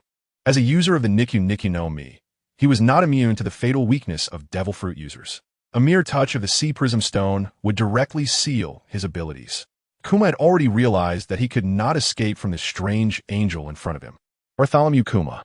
Shirtom strolled up to the clay figurine bear and casually asked, "Do you believe in gravity?" Gravity? The bear frowned at the man who suddenly started talking nonsense in front of him. "I'm religious." Huh? Storm was almost caught off guard by this unexpected answer. He had just thought of the gravity that exists between people. Our encounter is guided by fate. It was specifically meant to attract the big bear, but he didn't have the chance to say it all, and it died in his throat. Storm was silent for a while. He really wasn't good at persuading others with reason. Then he had no choice but to persuade them with force. Sherdom raised his right hand, the dark and deep armament hockey wrapping around the surface of his fist. Armament iron block. Not long after, in front of Storm appeared a brand new trophy. Diamond Trophy. Bartholomew the Great Bear Trophy star rating. The Great Bear Trophy is only 6 stars? It's 1 level weaker than expected. Storm frowned as the trophy appeared in the void. I originally thought that the big bear would have 7-star strength, but I didn't expect it to be on the same level as the she-male King Ivankov. Storm looked at the big bear that had been knocked unconscious and couldn't help but shake his head. He raised his eyes to the sky, and the Blue Eyes White Dragon responded to his call. It then flew down towards the 3 naval warships. As the distance between the Blue Eyes White Dragon and the 3 warships closed to a certain extent, it suddenly hovered in mid-air. The 2 people on the dragon's back were immediately thrown off by this movement, landing on the deck of the naval warship with loud cries. Thud! Thud! With the sounds of landing, Kid and Killer tumbled onto the deck of the naval warship. Fortunately, the softness of the clay was strong enough that they both sustained no injuries. Without needing to be reminded, Kid and Killer immediately got up from the ground. Having just witnessed the battle between Storm, the Tyrant Bear, and the 3 naval warships, their awe for this new boss reached its peak. Boss. Storm took a faint glance at Kid and Kira. He said nothing, but once again controlled the clay on the battleship. Strands of white clay flew out from the Navy battleship, wrapping around the Blue Eyes White Dragon. The Blue Eyes White Dragon pulled 3 Navy battleships closer to the nearby Salb Kingdom. At the edge of the coastline of the island where the Salb Kingdom is located, a group of elderly men gathered. Leading them was a short, weathered old man. He was the former king of the Salb Kingdom and the current ruler, Berdug. After the outbreak of the one-man revolution incident, he was slandered by King Beckley and the newspapers as a tyrant, but was elected by the people as the new king. However, Bartholomew Kuma did not concern himself with politics. The real management of the Salb Kingdom was still in the hands of the former king, Berdug. Berdug was well aware of what his successor, King Beckley, was like. To reduce the tribute to the celestial dragons, King Beckley even divided the entire country in 2, willingly abandoning half of the kingdom's territory and its people. Over a decade ago, the Revolutionary Army, then known as the Brave Army, overthrew King Beckley's rule and expelled him from the country. But this year, King Beckley returned, ruling the country with even more brutality than before. This time, King Beckley even intended to actively send troops to kill the innocent people living in the abandoned half of the country. Kuma wanted to protect these innocent people, which is why he initiated the one-man revolution to drive King Beckley away again. However, today, King Beckley returned with 3 Navy battleships to the Salb Kingdom. If Kuma were to be defeated, the rule of the Salb Kingdom would fall back into the hands of King Beckley. At that time, Berdug had no idea how many more acts of wrath and hatred King Beckley would commit. King Kuma Berdug gazed at the sea, murmuring softly, "We must win." Just then, Berdug suddenly saw the shadows of 3 ships appearing on the sea. However, these 3 battleships did not resemble the iron-gray battleships he remembered from the former king. Even more strangely, in front of these 3 white ships, there was a gigantic creature pulling the ships. What is that? Berdug couldn't help but rub his eyes. It had wings, like a dragon. The Blue Eyes White Dragon dragged the 3 Navy battleships all the way to the shore before coming to a stop. Storm manipulated the clay, transferring all the living people on board the warship to the shore. Among them were Bartholomew the Bear, King Berkeley, and the Navy soldiers. Storm was the last to leave the naval warship. As soon as he disembarked, he noticed a group of elderly people standing on the shore. Boss. Kid and Killer stood beside an elderly man with gray hair, guarding him on either side. This old man was the current king of the Salb Kingdom. "I'm not the king," Bulldog explained calmly, squeezed between the 2 young men. "I am the regent of the kingdom, Bulldog. What regent? What regent? Kid frowned and said impatiently, if you govern this country and you're not the king, then who is the king? Bartholomew Kuma is the king of the Salb Kingdom. Bulldog said in a deep voice. At least, he is still the king of this country for now. All right, kid. Killer. You go check the supplies on the warship. Storm waved at the red-haired hedgehog and the golden-haired, wavy-headed figure, then approached Bulldog. Excuse me, Your Excellency, where's the palace of King Big Bear? Bulldog's eyes were fixed on the beaming Storm, his peripheral vision catching a glimpse of the clay figurine bear beside him. Bulldog couldn't shake the feeling that this big bear looked very familiar. Who are you? Punkrelli Storm. A pirate captain who wants to invite Big Bear to set sail, but hasn't succeeded yet. Pirate captain? Pirate? Bulldog raised his gray-white eyebrows, looking at Storm with curiosity. You don't look much like a pirate. Old man, isn't there a saying that goes, you can know a person's face, but not their heart? Storm glanced at the clay figurine bear beside him and instantly peeled off its outer layer of clay. Look at this tyrant. He seems quite formidable and strong, but in reality, he's just an indecisive man. King Bear. Seeing the unconscious Bartholomew the Great Bear, Bulldog was instantly shocked. Pirate, what have you done to him? Old man, your speed of changing your tune is a bit too fast, isn't it? Storm's mouth twitched. Don't worry, I just did a simple test of the tyrant's strength. And I didn't go too hard. You should wake up soon. Bulldog was unwilling to take Storm's word for it. He leaned on his cane and quickly walked over to the big bear, bending down to listen to his heart for a while. After hearing that the big bear's heartbeat was still steady and strong, Bulldog finally let out a sigh of relief. He turned to look at Storm, his expression even more strange. Are you really a pirate? Even though I don't have a reputation yet. No flag, no ship, and no subordinates. Storm swore resolutely. But I really am a pirate. This world is becoming increasingly incomprehensible to me. Bulldog fell silent for a moment, exhaling a breath of murky air. So, young pirate, what brings you to the kingdom of Sorb? To recruit subordinates. Storm said generously, by the way, plunder. Bulldog's pupils narrowed slightly, and he pretended to be calm as he replied, the kingdom of Sorbii is very poor. What does that have to do with me? Storm pointed to the 3 warships on the surface of the sea. Do you see those 3 ships? I see them. Old man, do you know how much it costs to build a large warship? In this turbulent sea, what is the hardest currency? It's not the berries issued by the world government, nor is it the precious metal gold. It is the seemingly unremarkable ships. In the world-renowned shipbuilding city, Water 7, a well-maintained second-hand ship costs around 100 million berries. And a brand-new ship is priced at least 300 million berries. You should know that even the legendary sea treasure devil fruits have an average selling price of only about 100 million berries. By this price comparison, a brand-new ship can be exchanged for nearly 3 devil fruits. Additionally, the ships publicly sold by Water 7 are often just wooden sailing ships aimed at pirates and merchants. What about the warships that the world government and the Navy rely on to navigate the seas and maintain order? Taking the 3 warships that Storm just captured in battle as an example. These are made of steel, have 4 masts, and are equipped with dozens of cannons on the front and sides, capable of safely crossing the doldrums as large battleships. Each large warship has a hull length of nearly 60 meters, according to the knowledge Storm learned in naval school. Ships of this length can accommodate 800 naval personnel for ocean operations. Each of them often costs tens of billions of berries. Storm is also unclear why the world government. It is also possible that the Navy headquarters is sending out 3 large warships all at once to hunt down the tyrant Bartholomew Kuma of the Sorbet Kingdom. In any case, these 3 warships have now directly benefited Storm. He just happens to have no ships available. When he recruits other crew members in the future, Storm can point to the warships and say, these are my ships, big and comfortable. Of course, Storm cannot possibly use all 3 warships himself. He has no intention of keeping one for preservation, one for display, and one for missionary work.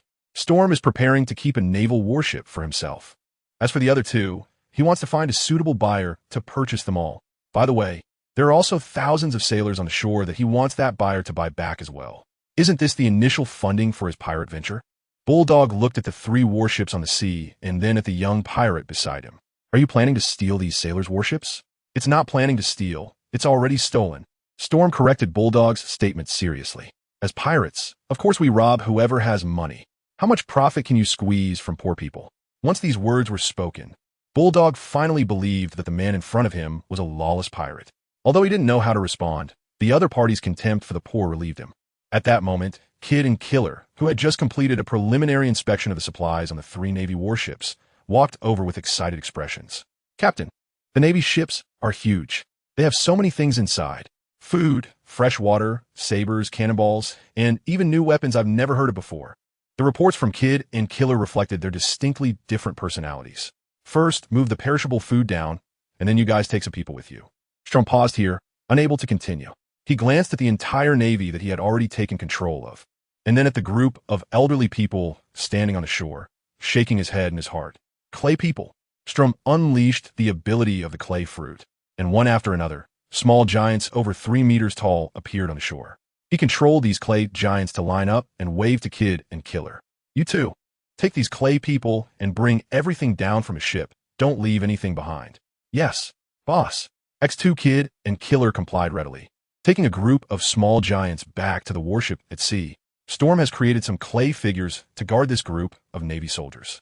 He then manipulated the clay to grab the unconscious Big Bear, as well as another important prisoner, King Beakley. The Nine-Tails Fox. A vivid white fox leaped out from Storm's body. Its magical appearance, identical to the legends, startled Bulldog and the other elderly people nearby. Old man, I won't continue to chat with you here. Storm leaped and landed on the head of the nine-tailed fox, sitting cross-legged. I'm going to the palace of the Great Bear King now. Do you want to come along? Palace? How does this pirate know where it is? Bulldog was taken aback.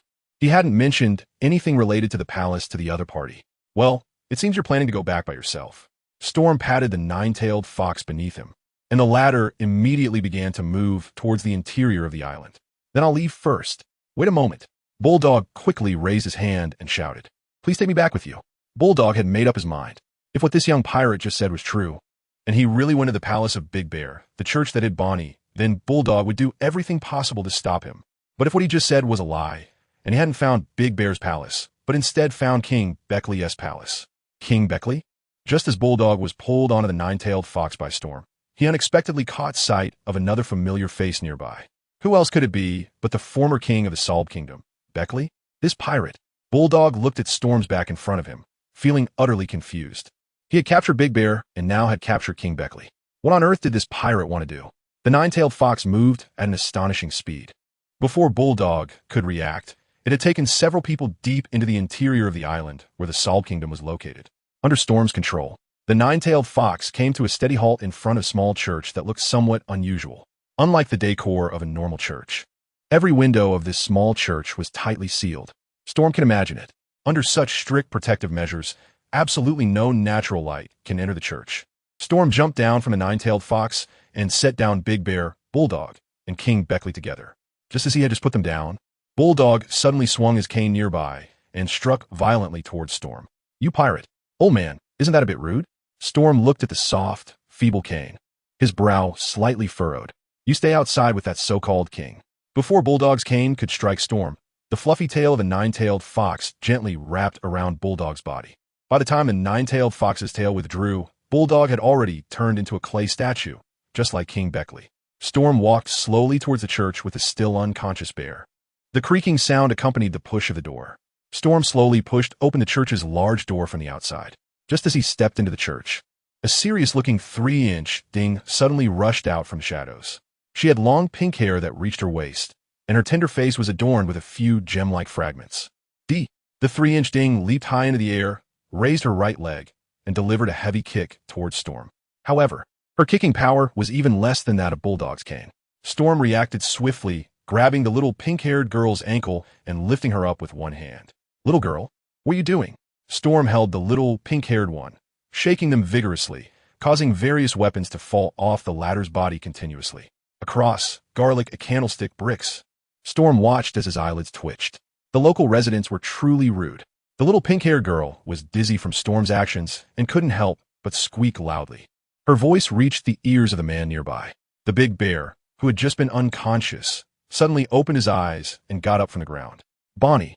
The big bear looked at his daughter, who was being controlled by Storm, and raised his right hand nervously, wanting to rescue her. But the distance between Storm and his daughter was simply too close. In the end, the big bear only raised his hands above his head and saluted Storm with a French military salute. Let go of Bonnie. I'll agree to whatever you want. Dad. Jolie Bonnie was hanging in midair, tears the size of beans streaming from her eyes. Hey, you guys are making it seem like I'm a scumbag. Storm grabbed Bonnie's ankle and gently threw her towards Big Bear. Bartholomew Big Bear, spend more time with your daughter. Bonnie. Big Bear saw Bonnie flying over and immediately raised his arms to embrace his daughter, forgetting everything else. Are you okay? I'm Fina. Bonnie curled up in Big Bear's arms, trying hard to hold back her tears. The uncle who had just been standing beside Storm shot a cold glare at him. Huh, that person just now. TSK. Bonnie gathered her courage and continued. That person just now didn't hurt me. Big Bear personally checked Bonnie's body and, finding that she indeed had no injuries, let out a sigh of relief. He looked up at Storm, recalling the other person's words. What did you mean by that just now? Don't you know? Storm casually shaped a clay doll of Jolene Bonnie, poking her fingers at its face. Your daughter has a terminal illness. Wow, another me. Jolene Bonnie's eyes lit up as she looked at the lifelike clay doll that appeared in Storm's hand. She struggled out of the bear's embrace and ran over to Storm with her little short legs, thumping along. Can I take a look at her? Jolene Bonnie stood in front of Storm, lifting her face and looking at him with a pitiful little gaze. Here you go. Storm casually handed the clay doll Bonnie to the real Bonnie. Ever since gaining the ability of a Nine-Tails fruit, Storm only needs to touch the target object to perfectly replicate their appearance. The magical ability of the nine-tailed fox fruit transforming shape, combined with Storm's original clay fruit, it allows him to easily replicate the clay doll of any creature he comes into contact with. For example, the clay doll of Bonnie at this moment. Wow. Little Bonnie hugged her clay doll and couldn't help but spin around, momentarily so happy that she seemed a bit lost. But at that moment, a thought flashed through her little head, recalling another thing Storm had just said, and she couldn't help but ask, what is that terminal illness? Bonnie, don't ask. The Big Bear, coming back to his senses from the huge mental shock, immediately shouted to stop upon hearing his daughter's question. Bonnie, being so young, didn't know the meaning of terminal illness. But how could the Big Bear not understand? He looked at Storm with a humble and pleading expression and said, no, don't say it. Storm glanced faintly at the Big Bear, ignoring the father's concerns. He squatted down to roughly the same eye level as Bonnie and then explained in a calm tone. The so-called terminal illness is a disease that ordinary people will definitely die from once they contract it. Storm extended his index finger and gently tapped the few translucent gems on the face of the clay doll Bonnie. As far as I know, the real name of the illness you are currently suffering from is jade scales. When Storm first entered the church, he noticed it immediately on Jolie Bonnie's pale, delicate face. There were several irregularly shaped, scale-like heart scars. Under the dim light inside the church, the scars on Jolie Bonnie's face shimmered like blue gemstones. Perhaps this is the true origin of her name. Bonnie is her first name, while Jolie, jewelry, as her surname truly means jewelry. In the pirate world, the surname comes first, followed by the first name. It must be said that Bear put a lot of thought into giving Bonnie the surname Jolie. After all, as Storm knows, Bonnie is not Bear's biological daughter, but rather his adopted daughter. This is yet another very long story. In Storm's mind, the life trajectory of Bartholomew Kuma inevitably surfaced. Over 30 years ago, at just 9 years old, Kuma participated in the God Valley incident as a slave. Due to the intrusion of the Rocks pirates, Kuma consumed the pawpaw fruit in the chaos and escaped from God Valley. Along with Kuma, there were Ivankov, the king of the demons, and Bonnie's biological mother, Ginny, who also escaped the incident. The relationship between Kuma and Ginny can be described as childhood sweethearts. However, after escaping from God Valley, fate no longer favored this poor bear. Kuma and Ginny spent over a decade together, participating in the Revolutionary Army and becoming its backbone. Until, during an operation, Ginny was captured by the world government and forced to become a celestial dragon's wife, later giving birth to Bonnie. During her pregnancy with Bonnie, Ginny contracted amber lead syndrome and was abandoned by the world nobility, allowing her to return to the sea. After enduring great hardships, Ginny made her way back from the Red Line to her hometown, where she lived with Kuma.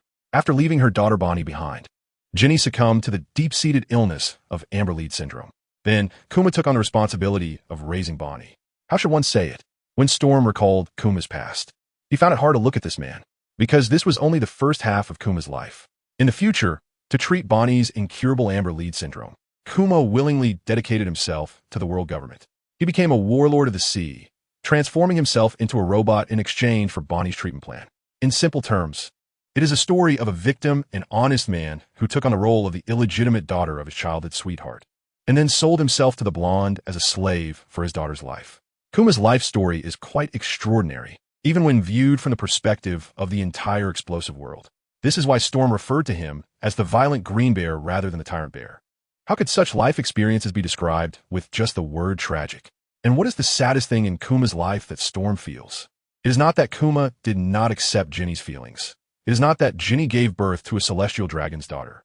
It is not that the Revolutionary Army leader Monkey D. Dragon completely ignored this so-called revolutionary comrade. Rather, it is that Kuma has always been submissive. Kuma has never truly rebelled, not even once. Storm mourns his misfortune, but he is even angrier at his unwillingness to fight. Jade Scales. When this nightmarish name echoed in Bear's ears once more, his heart was filled with despair. About a year ago, Bear had gone through great lengths to find a doctor who recognized Bonnie's symptoms. That doctor had informed Bear about Jade Scales. Patients afflicted with Jade Scales would find that any natural light, whether sunlight or moonlight, would worsen their condition, even if they managed to shield themselves from natural light. The extent of Jade Scales would continue to spread over time. Last year, the doctor diagnosed Bonnie, stating that the child could live a maximum of only 5 more years. What made Bear even more desperate at that time was that he had finally found a doctor who knew about Jade Scales, only to be told that this condition was untreatable. Bear vaguely remembered when Jinny returned from Mariewa, her entire body covered in blue stone-like growths. Could it be that Bonnie would follow in Jinny's footsteps? Bear's pupils lost focus, and he could not respond normally. So this illness is called Jade Scales? Bonnie paused for a moment, tightly gripping her clay doll, forcing a smile as she said, "I thought it was called blue gem disease." As she spoke, she took a step back. When she retreated to Bear's side, she finally could not hold back any longer and dropped the clay doll, burying her head into Bear's belly. After a while, a faint sob emerged from Bear's belly. This sob seemed to signal something. Overwhelmed with fear, Bear couldn't help but embrace his daughter. The father and daughter began to cry loudly together. "Bonnie, my daughter, Daddy, I'm going to die." Wah! In the dimly lit church, the cries of Bear and Bonnie echoed like a haunting melody. Are both father and daughter crybabies? Is this some kind of family tradition? Storm couldn't help but dig in his ears and said with a displeased expression, "The sea doesn't believe in tears." Instead of wasting time crying, it's better to think about how to find a doctor to treat the illness. As soon as these words were spoken, the father and daughter, who were still crying and holding their heads, suddenly froze. Huh? Big Bear lifted his head, revealing a confused face smeared with tears and mucus. Treat the illness? Didn't you just say that Jade Scales is a terminal illness? Bonnie couldn't help but turn her head to look at Storm. Didn't you say that ordinary people who get it will definitely die? Are you two ordinary people? Storm couldn't help but roll his eyes dramatically. Just by looking at Bartholomew Kuma's physique, one could tell he was definitely not a normal human. In the sea, some races have innate abilities that are simply stronger than those of other races. This is an undeniable fact. For example, the giant race, and also the fishman race. As for Bartholomew Kuma, he is also a member of the rare race, known as the Bacchania. The racial value is very high. Kuma forcefully ignored the latter part of Storm's statement, that the terminal illness, or whatever. Kuma casually wiped his face. I heard a doctor mention lead disease before. That too is an incurable terminal illness, and even led to the downfall of a nation. Lead disease has had successful treatment cases, but you just don't know it. Storm said, as for the phrase the destruction of a nation, you must have heard of the miracle worker who saved a nation, right? The queen of the Kamabaka kingdom. The Okama king, Emporio Ivankov. Emporio Ivankov. Bartholomew Kuma's pupils instantly constricted. This is his close friend. Back then, he, Jinny, and Ivankov escaped from the Valley of the Gods together as slaves. Can Ivankov cure plea disease? Even green jade scales? I'm not sure how strong the Okama king's healing hormone is, or if it can treat green jade scales. Storm shook his head and said calmly. However, it is an absolute fact that surgical fruits can cure lead poisoning. Besides surgical fruits, I have 2 other treatment options for your reference. The first is the world's greatest mind, Dr. Vegapunk, whose medical skills are beyond what most people can imagine. The second is Germa 66, an evil kingdom from the North Sea that possesses top-notch cyborg technology. The 3 treatment plans proposed by Storm at this time are based on all the intelligence information he currently possesses, and he has summarized the 3 most likely solutions to cure jade scales. First and foremost is Trafalgar D, water law, and his Opnomi, surgery fruit. The power of the surgery fruit is undeniable. The fact that the world government is willing to offer 5 billion berries to purchase the surgery fruit demonstrates its extraordinary value. There's even a joke that the price of the surgery fruit is 5 billion, while Trafalgar Law's bounty is 3 billion. Excluding the added value of the surgery fruit, After some calculations, Trafalgar Law's actual bounty is negative 2 billion berries. However, overall, the surgery fruit's ability to treat diseases is still very powerful. In Storm's view, even if Trafalgar Law at this stage cannot completely cure Jewelry Bonnie's jade scales ailment, he can at least alleviate her symptoms through the non-injurious cutting characteristic of the surgery fruit by artificially removing the gem scales that have grown on Jewelry Bonnie. Although it cannot completely cure jade scales, it is still an effective means to contain it. Therefore, Storm also proposed Vegapunk as a treatment direction. In the normal timeline, Vegapunk is the doctor who successfully solved Jewelry Bonnie's jade scales ailment. This genius scientist, known as the greatest mind in the world in the literal sense, is not only a scientist but also a highly skilled doctor. Vegapunk can definitely cure Jewelry Bonnie's jade scales. As for Germa 66 in the North Sea, Stom mentioned them because he feels that Germa 66 is like a weakened version of Dr. Vegapunk. Setting aside other abilities, Germa 66, or rather Vinsmoke, Judge, may not necessarily be inferior to Vegapunk in terms of human modification and genetic engineering. This expertise could be used to treat Jewelry Bonnie's green jade scale. Of course, aside from a surgery fruit, there are other healing methods at sea that can be considered apart from Vegapunk and Germa 66. Storm remembered that the Big Bear once roamed the seas, searching everywhere for a cure for Jewelry Bonnie. But who did he find? The natives of the South Sea Torino Kingdom, the terrifying human imitators of the Sinister Kingdom, the residents of the future kingdom of Bakamoya, the labor nation of Tequila Wolf in the East Sea, the weather researchers of the Small Sky Island of Visalia, and even Peach Island and Boeing Island. In fact, these are just a few islands where the Straw Hat Pirates members trained. Storm was quite puzzled. Despite Bear looking in so many places, he still couldn't find the right one. There are plenty of famous doctors on the sea. There are also many devil fruit users with healing abilities. For example, there's Dr. Kuroka's, the ship's doctor of the Roger Pirates who has been staying at Reverse Mountain. There's the mysterious witch Dr. Kureha, who lives in Drum Kingdom. There's Princess Mancheri, a healing fruit user from the Dontak Kingdom in the New World. And there's Marco, the first division captain of the Whitebeard Pirates, who has the Phoenix fruit. The abilities or techniques mastered by these individuals might also be able to heal the green jade scales. Storm also didn't know if Big Bear had looked for these people.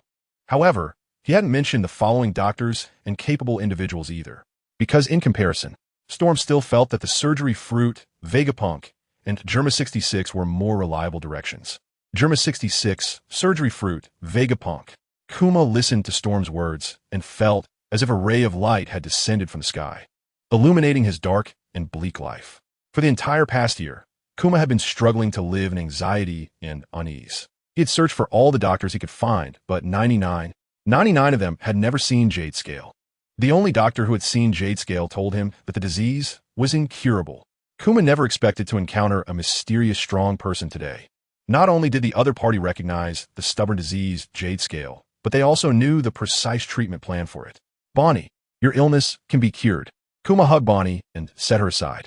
Immediately after, he knelt down to Storm in gratitude. Thank you for the reminder. I'm immensely grateful. Kuma expressed his heartfelt gratitude to Storm in a humble Digiza posture. Bonnie, watching her father's stance, also wanted to kneel down. No kneeling. Storm glanced over. The clay doll that had just been tossed aside by Bonnie immediately transformed into a beanbag chair. This soft white beanbag chair opened its big mouth and gently caught Bonnie, pulling her onto it to sit down. The little girl didn't understand Storm's words, but she could feel the kindness from him, and a smile appeared on her small face. She lay down on the soft clay sofa, bouncing around and letting out cheerful laughter of haha. The Big Bear had been a bit nervous at first, but upon hearing Bonnie's laughter, his old fatherly heart melted instantly. Tyrant, don't think too early. Shudong's voice once again drew Big Bear's attention. The 3 plans I just mentioned all have certain difficulties. It's like Vegapunk. Since the MADS organization was forced to disband, Vegapunk has become a part of the world government. This world number 1 scientist has been staying on Punk Hazard Island in the New World. The current Punk Island is not the Ice and Fire Ruins Island. It will be a few years later. As the base of the world's number 1 scientist, the world government has deployed a large amount of protective forces on Punk Hazard Island. If Big Bear continues to search for Vegapunk on Punk Island, he will definitely be discovered by the world government. As for Trafalgar Law and Germa 66, the former is a lone wolf and has a submarine, making it extremely difficult to track his movements. The latter is easier to deal with. Germa 66 is essentially a mercenary kingdom. As long as there's money, everything else is negotiable. But the problem is, Storm looked around the small, narrow, dark chapel and asked from the bottom of his heart, "Do you have money, Big Bear?" Treating illnesses requires payment. The flicker of hope that had just ignited in Big Bear's heart was instantly extinguished by the cold reality of the question. There's only one disease at sea, and that is the disease of poverty. Undoubtedly, Big Bear was a patient suffering from this disease of poverty. Moreover, he was in a critical condition. Out of morality, I did not want to see a poor little girl die right in front of me. Storm said calmly, "So I have provided you with 3 methods to treat Jade Scale." The silent bear raised its head and stared at Storm. "However, what I can offer now are only methods." Storm continued, "If you want to know more details, or if you need me to provide other assistance, that's a different price." Hearing this, the bear silently nodded. At that moment, another man's figure flashed through his mind. "Dorag," the bear said slowly, I will seek help from others." Storm seemed to guess what the bear was thinking, and he suddenly asked, "Are you talking about Embryo Ivankov? Do you know Ivankov?" "Ivankov is my friend." Storm raised his eyebrows and said calmly, "However, don't think about looking for him, because Ivankov is now imprisoned in Impel Down." Impel Down? Bear's eyes widened. He certainly knew what that place was. How could it be? Dragon? Huh, Dragon? The revolutionary considered to be the most vicious criminal in the world by the world government? Storm let out a cold laugh, interrupting the bear's words. "Although it's not good to speak ill of others behind their backs, I still advise you to stay as far away from that revolutionary as possible, Bear." A flicker of anger crossed the bear's face. Dolag was a comrade who had fought alongside him for many years, but Sturm, across from him, was also a benefactor who had done him a favor. With this in mind, the bear suppressed his displeasure. Why? Huh? Storm seemed to have heard some joke and scoffed again. What was the revolutionary doing when Ivankov was imprisoned in Impel Down? What was the revolutionary doing when your daughter was afflicted with the emerald scales? Moreover, what was this most wicked criminal in the world doing when Jean Bay was taken away by the world government? Have you heard the story of the captain of the Sun Pirates? Kuma was left bewildered by Storm's series of questions. To be honest, ever since Bonnie was born, Kuma had distanced himself from the Revolutionary Army due to Bonnie's emerald scales. He hadn't paid attention to news about Dragon and the Revolutionary Army for a long time. But the moment the bloody reality was presented before Kuma, he realized that his friend, his comrade, Dragon, seemed to be less reliable than he had imagined. Kuma hesitantly asked, "Did you just say Fisher Tiger?" "Yes." Storm nodded. Fisher Tiger dared to climb Mary Joa to rescue slaves, igniting an unprecedented slave liberation movement. What was that revolutionary doing when his own right and left arms were captured by the celestial dragons? The most vicious criminal in the world? He is even worse than a fishman. Stomp sincerely respects anyone who dares to devote themselves to the revolutionary cause. But the question is, who did Monkey D? Dragon change the fate of? Rather than calling Monkey D, Dragon a revolutionary, Stomp feels that this person resembles a leader of a peasant uprising, and a leader who talks empty words all day long without doing anything substantial. A closer examination reveals that Monkey D, Dragon, has basically not participated in any significant events. That would be fine, but what leaves Stomp speechless is that as the supreme leader of the Revolutionary Army, Monkey D, Dragon remains indifferent to the life and death of his important subordinates. The king of transvestites, Emporio Ivankov, the commander of the Revolutionary Army S Grand Line Army, has been imprisoned in Impel Down for many years. Monkey D, Dragon, pays him no mind. Jean Bay, the commander of the Revolutionary Army S East Blue Army, has been captured by the world government and turned into a tragic experiment for the 5 elders. Monkey D, Dragon, ignores her as well. Yet when his own son comes of age and sets out to sea, Monkey D, Dragon, immediately rushes to Lowtown to personally protect him. Is he really engaged in revolution? Or is he just playing house? If Monkey D, Dragon, were a newcomer who had only recently come into contact with revolutionary ideas, it would be one thing. However, he started forming the Revolutionary Army long ago, right after the O'Hara incident over a decade ago. In other words, Monkey D, Dragon, has been involved in revolutionary activities for at least over 10 years. Yet this revolutionary army has no guiding ideology, no action program, and no revolutionary slogans. It only has acts of resistance.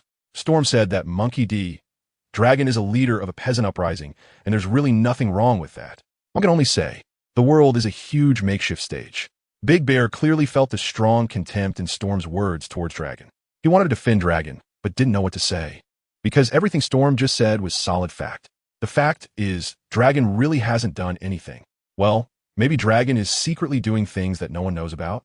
That's all I have to say. You think about it yourself, Bartholomew Big Bear. Storm shook his head and turned to walk towards the church's main door. You have protected your daughter very well, but the terminal illness green jade scale cannot be cured just by protection. Of course, you can also pray to God, turn to your Bible, and seek help from your deities. Let's see if the divine will respond to your prayers. Or perhaps the divine will enjoy your tragic life while laughing heartily with both hands on their belly. After saying this, Storm walked straight out of the church. He was afraid that if he continued speaking, he would not be able to help but throw a punch and beat the big bear again. At least, he did not want to hit the other's father in front of daughter. That would set a bad example for the child. Sturm left the dim church and stepped into the bright outside world, feeling the heaviness in his heart lift instantly. Thoughts of Manchi di Dorag, the Revolutionary Army, Nika, and other frustrating matters were immediately cast out of his mind. Woo-woo, at that moment, a whimpering sound reached Sturm's ears. He walked towards the two clay figurines placed beside the small church, which he had carelessly left there earlier. "Old man, don't take me for some kind of nice guy." "Okay." Storm stood in front of the clay bulldog and warned it in advance. "If you attack me again, I'll show you what baptism from hell really means." Throwing the bulldog into boiling hot oil or scalding water seems a bit inhumane. However, throwing the opponent into the sea to let the cold seawater cool down their overheated brain is another matter. Storm can still do it. Bam! Storm snapped his fingers, freeing Bulldog from the bonds of clay. "You despicable pirate." Bulldog had a fierce expression. "How could you sneak attack an old man like me? Can you not be so unreasonable?" Stormsmut twitched. "Clearly, you were the one who ambushed me first, okay?" Storm did not want to reason with a stubborn old man.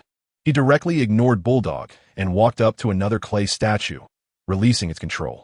In the next moment, the former king of the Salb Kingdom, King Beckley, collapsed at Storm's feet like a homeless stray dog. Pirate Lord! Pirate Lord!" King Beckley knelt on the ground, crying and begging for mercy. "I have money. My country has money. Whatever amount you want, I can get it to you. Just let me go." A whistling sound echoed in the air. Storm glanced over. Bulldog swung his cane and struck King Beckley on the head. Bang! The old man's strength was quite impressive. Such a thick cane hitting King Beckley's head immediately created a large bump on his forehead. "You scum!" Bulldog continued to swing the cane, hitting King Beckley hard. "You set fire to the entire South. How dare you come back? Stop hitting me! Stop hitting me!" King Beckley protected his head with his hands and shouted in defense. "I did this for the future of the Salb Kingdom. The East Sea. In the East Sea, there's the beautiful kingdom of Goya, where no garbage exists. Even the celestial dragons have praised the beauty of that kingdom. For the sake of future happiness, we must be resolute in reforming the country." King Beckley should have kept quiet. As soon as he started to defend himself, Bulldog's anger surged as if doused with hot oil, almost igniting him. "So this is your reason for burning your own people? Go to hell. Trash King." Bang! Bang! Bulldog's cane fell on King Beckley like rain. The latter curled up on the ground, trying to avoid damage as much as possible. But the old man's stamina was always limited. After a short while of hitting, Bulldog became out of breath and had to stop. Storm timely asked, "You just said you were very rich?" "Yes, I am rich. I have a lot of money," replied King Berkeley, who was not young himself and had just suffered a beating, responding weakly. "As long as you let me go, I'm willing to give you all my money." Burdock's eyes widened, and he immediately wanted to raise his cane to thoroughly beat this scoundrel of a king to death right there. But this time, Storm did not allow him to act recklessly.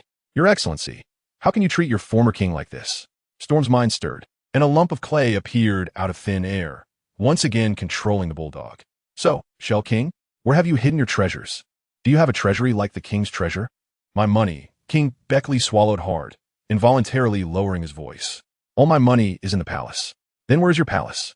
It was destroyed by that tyrant." King Beckley replied helplessly, but then he ignited hope again. "However, my country is still here. As long as I can become the king of this country again, I will have endless treasures." Storm's smile instantly disappeared, and he coldly asked, "Are you saying you have no money?" "I don't have money right now, but my people still have wealth." Beckley immediately replied, "Pirate Lord, if you don't mind, I can give you half of the wealth of the Salb Kingdom, as long as you can help me regain my throne. This is the first time Storm has been promised something by the king. Do you know something? What? As long as I want, even if you die, that money can be mine." Without waiting for King Beckley to respond, Storm stuffed a lump of clay into his mouth. Immediately after, Storm turned to the bulldog beside him, looking quite puzzled. "Didn't they say that the kingdom of Salb had experienced a one-man revolution? Why didn't you guys just get rid of this trash before?" We old bones don't have the ability to storm the palace and defeat the army, Bulldog said helplessly, gesturing toward the church nearby. That was King Bear's decision. Not just this time. I remember he did the same the last time as well. Fun fact.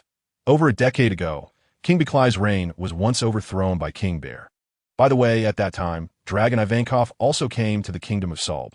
The three leaders of the revolutionary army gathered together, overthrew the original ruling power of a kingdom, and then just left, until this year, King Bear once again overthrew King Beklay's brutal rule. This is what is called the one-man revolution. And then, King Bear let King Beklay go once again. Storm looked at the bruised and battered King Berkeley speechlessly. Why do you insist on keeping this worthless trash who can only make empty promises alive? This kind of thing is not something we can decide. Burdog sighed and shook his head, then quietly said, whether it was the revolutionary army back then or the current Great Bear King, their actions are not influenced by us small fry. What else can we do besides accept their decisions? Storm fell silent for a moment, then shouted towards the nearby church. Bartholomew the Great Bear, did you hear me? Storm roared. Revolution is not child's play. It's not a dinner party. How long are you going to remain so naive? With a sudden rush of footsteps, Big Bear ran out from the church. Storm temporarily didn't want to pay attention to the other party. He casually squeezed a white dragon and directly rode it into the sky. The strong winds a high altitude blew through Storm's robes. He looked at the three warships on the sea, took out a telephone bug from his pocket, and dialed a familiar number. Moshi, Admiral Akiji. Do you want a warship? Warship? At the moment he heard Storm's voice, Akiji's heart almost skipped a beat. Pongara Storm, what outrageous thing have you done again? As soon as those words were spoken, Akiji was momentarily stunned. What did he say again? Outrageous? Admiral Akiji, don't you think your words are too hurtful to me? Storm sat on the head of the Blue Eyes White Dragon. High up in the sky, he didn't have to worry about walls having ears and responded without restraint. As a member of the Blade Corps, I have always been quite dedicated to my job and law-abiding. Dedicated to my job? Akiji could agree. But law-abiding? How could such a phrase come out of your mouth? In Akiji's view, if it weren't for the fact that the Vondelish Storm had joined the Blade Corps ahead of time, just based on the things he did in the Advanced City, he could have been sent into the Advanced City. All right, let's not talk about that. Akiji rubbed his head and chose to skip over this extremely troubling issue. What's the situation with the warship? It's like this. Storm briefly explained. A couple of days ago, I went to the South Sea. South Sea? Wait. Kizaru couldn't help but interrupt Storm's words. How did you end up in the South Sea? I was flying and just flew out of the doldrums. Shitstorm shrugged, and the phone bug made a pouting expression in response. What can I do? I'm just as desperate. Akiji felt a throbbing in his brain. This feeling was like having a belly full of ice cubes during the hottest part of midsummer day. The bone-chilling cold surged from his stomach straight to the top of his head, making his nerves ache from the cold.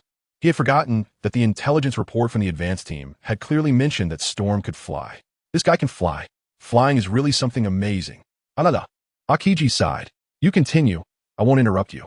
Right after that, Storm briefly recounted the events that took place in the kingdom of Sol Bay. In simple terms, that's how the three warships came about.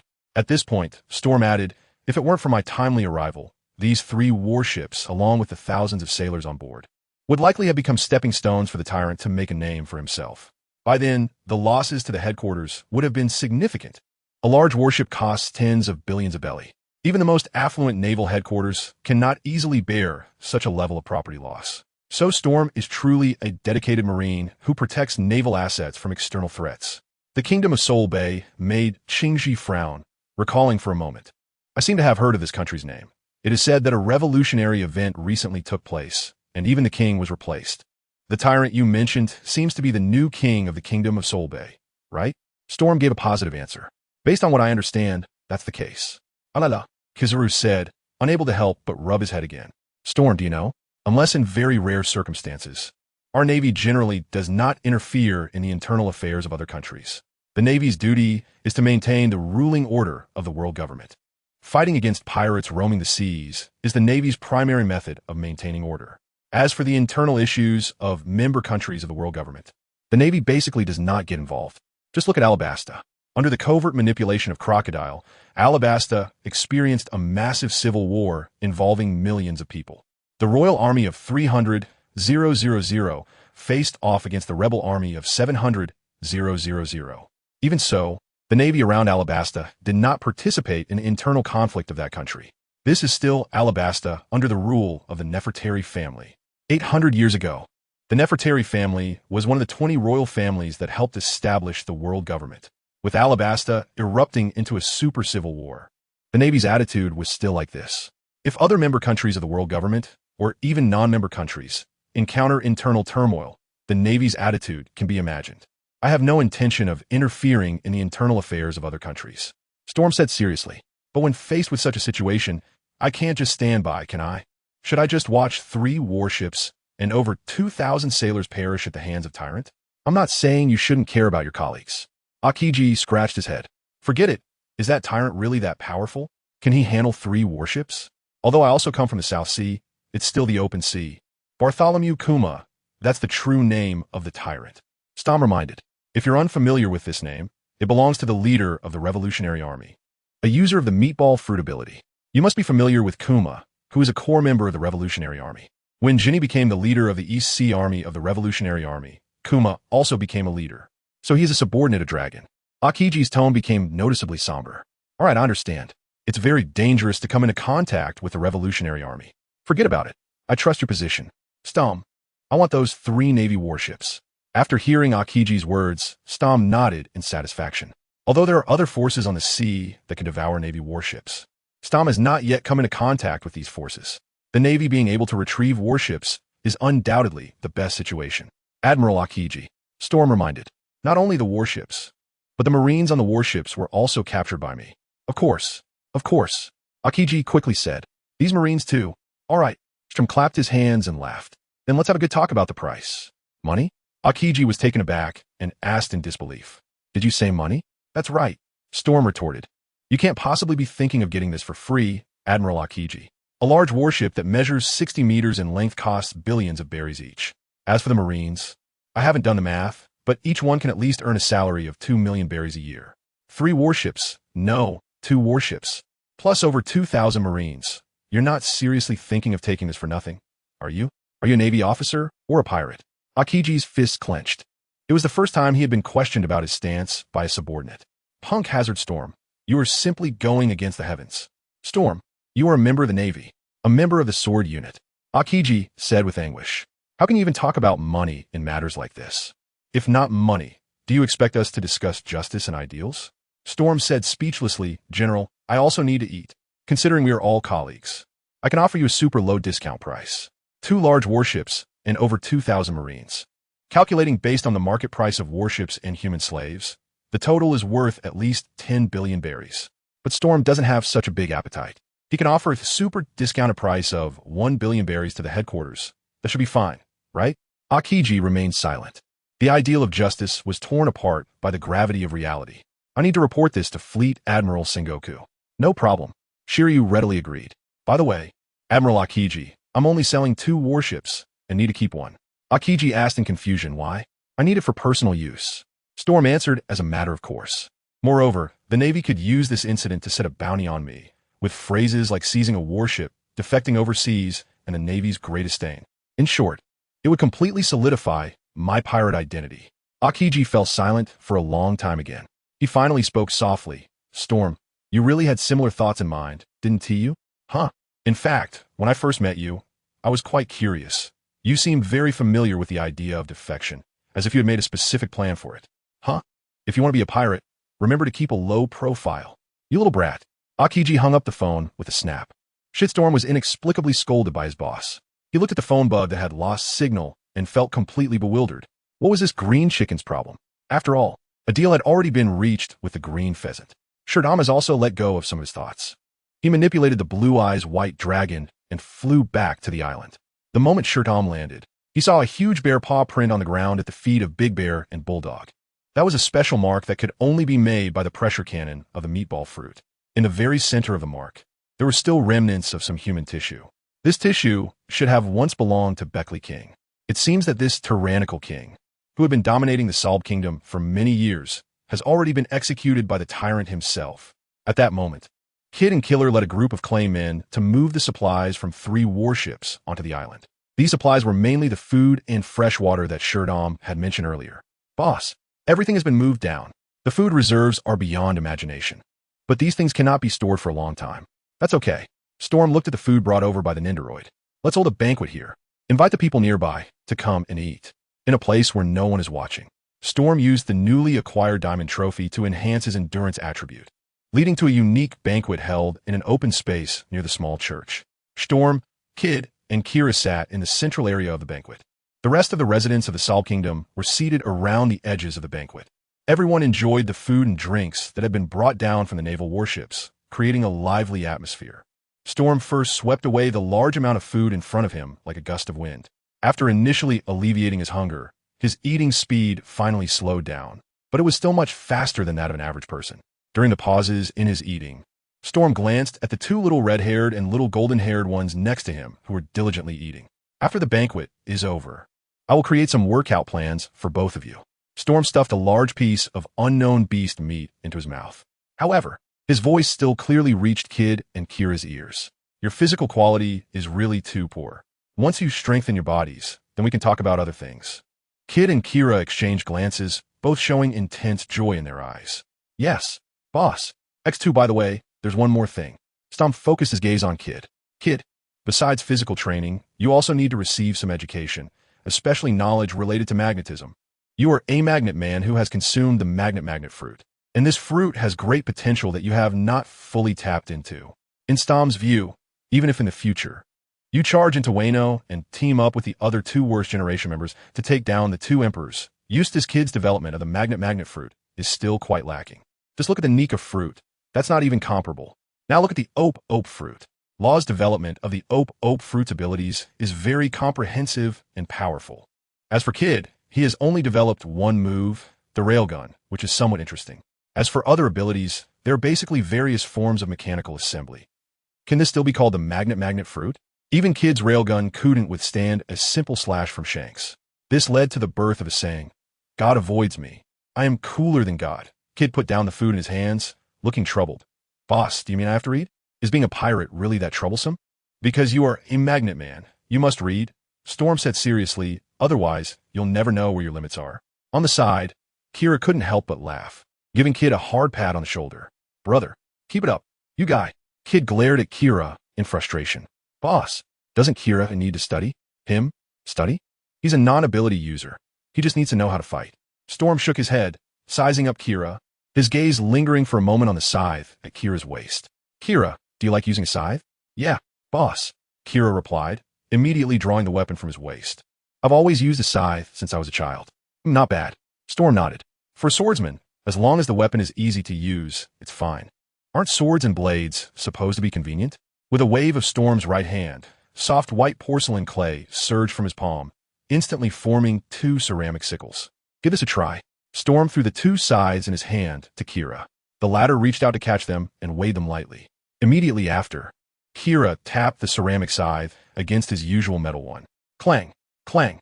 The collision between the ceramic scythe and the metal scythe produced a crisp sound like the clash of iron and steel. Kira carefully examined the blade of the ceramic scythe and found that it had no nicks at all. In contrast, his own scythe had several small cracks on it. What a hard blade. As long as a weapon feels comfortable to use, that's all that matters. Storm looked at Kid beside him, who was eagerly watching, and also gave him a grip of the ceramic pirate sword. How much do you understand about the realm of swordsmen? Killer tilted his head, his tone confused. Realm level? Well, it seems you don't understand at all, just a pure novice. Storm shook his head and roughly explained. Swordsmen can generally be divided into three realms. First, there are the swordsmen who simply wield their swords. There's not much to say about this stage. You could be considered a swordsman at this point. Secondly, there are those swordsmen who have comprehended the breadth of all things. Sure, Tom picked up a piece of leafy vegetable in front of him with chopsticks and threw it high into the air. The next moment, the wine iron mine knife was drawn from its sheath, and the pure white blade danced in the air, creating a silver-white ribbon. Kira and Kid, who were very close, could see clearly that the blade of the wine iron mine knife had indeed struck the leafy vegetable. However, what puzzled Kira and Kid was that although Shittum's weapon had clearly hit the leaf, the thin leaf showed no signs of damage at all. It simply floated down along with the force of the blade. How could this be possible? Kira reached out to pick up the leafy vegetable and brought it closer to his eyes, yet he still saw no signs of injury. Clearly, boss, you hit this leaf. Yes, some swordsmen can strike their opponent and yet cause no harm at all. Storm waved to Kira, gesturing for him to hand over the scythe weapon. Are you still using this scythe? Kira quickly passed the weapon over. Boss, if you want to use it, go ahead. Storm took the sickle and employed the same old trick. He threw the sickle into the air and then lightly slashed forward with the iron or military knife, as if cutting through butter with a hot knife. The Storm's iron or saber effortlessly severed the blade of Kira's scythe. This scene of slicing through iron like mud once again opened Kira's eyes. A swordsman who understands the breadth of all things can achieve the ability to cut through steel, which represents the second level of a swordsman's realm. Storm handed the broken scythe back to Jira. On the sea, people commonly refer to the iron-cutting swordsman as a swordmaster. Above the swordmaster, there's the great swordmaster. However, that's not something you need to understand right now. Jira held the scythe with both hands, gazing at the blade's smooth, mirror-like edge, and nodded solemnly. I understand, boss. This time, Jira's address to Storm was much more sincere than before. Before today, Jira viewed Storm merely as the new boss, and there wasn't much depth to their relationship. But after this little swordsmanship lesson from the Vongala teacher, Jira had already regarded Storm as half of his own. After all, the word Storm had just spoken reflected his situation with Kid. Kid and Jira, these two native sons of the South Sea, had neither lineage nor renowned masters. They had truly developed purely through wild, unsophisticated means.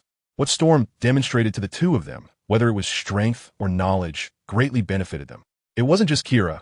Kid also had similar thoughts and eagerly asked, Boss, do devil fruits also have levels? Of course they do. Storm casually pointed at the ground, and the earth was immediately transformed into soft clay. If you have a deep understanding of your own abilities, you can extend them into the external environment. This state is called awakening. All right, you don't need to try it now. You haven't even figured out magnets yet, so don't think about awakening. In short, whether it's swordsmanship or fruits, they're all abilities built on the foundation of the body. Once you have trained your body well, everything else will follow. Storm considers that today's lesson content is already rich enough. He plans to temporarily refrain from teaching these two about hockey. Given their current physical condition, even if they knew about hockey, they wouldn't be able to use it at all. Kid and Killer excitedly nodded in agreement. Got it, boss. The banquet continues.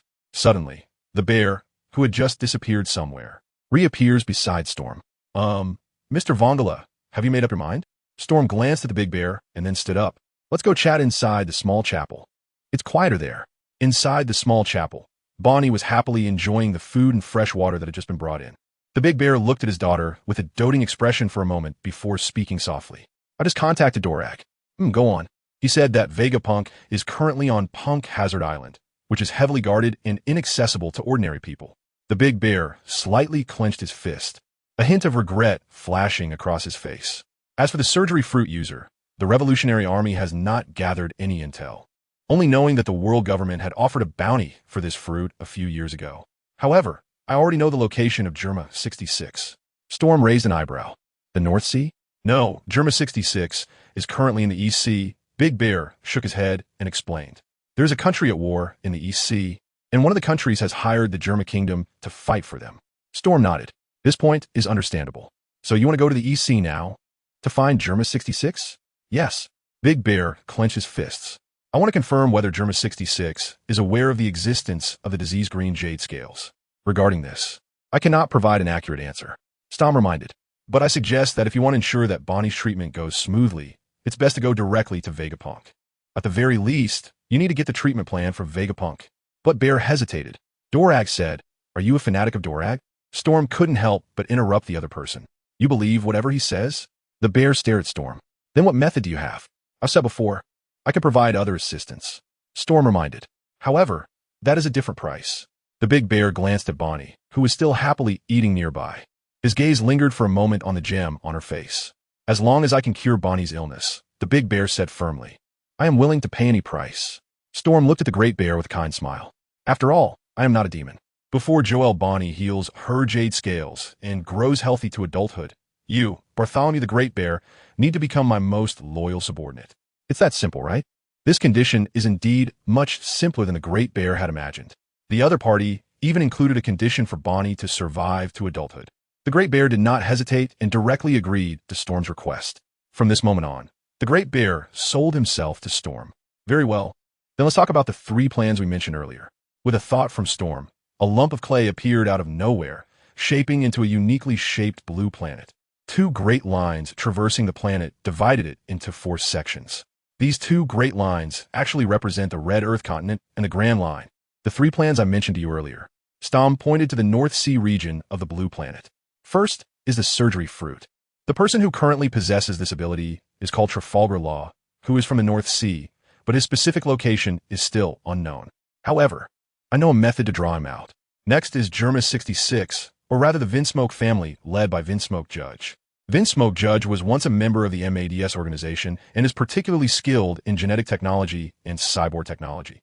In these 2 areas, his abilities may not be inferior to Dr. Vegapunk. Lastly, there is Dr. Vegapunk, who is currently located on Punk Hazard Island at the forefront of the New World.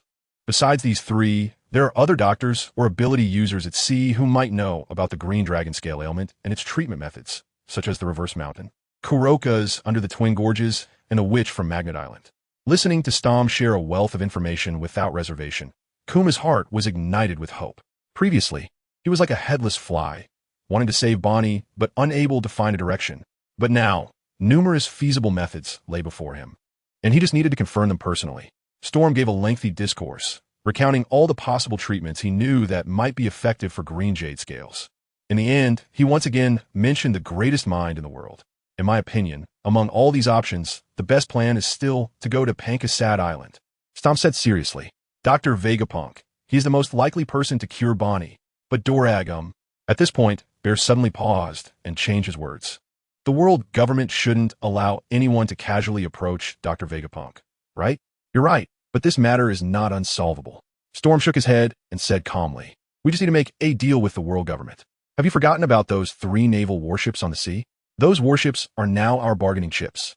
Of course, aside from the bargaining chips, we also need a mediator for the deal. Storm's mind flashed with the figure of his superior.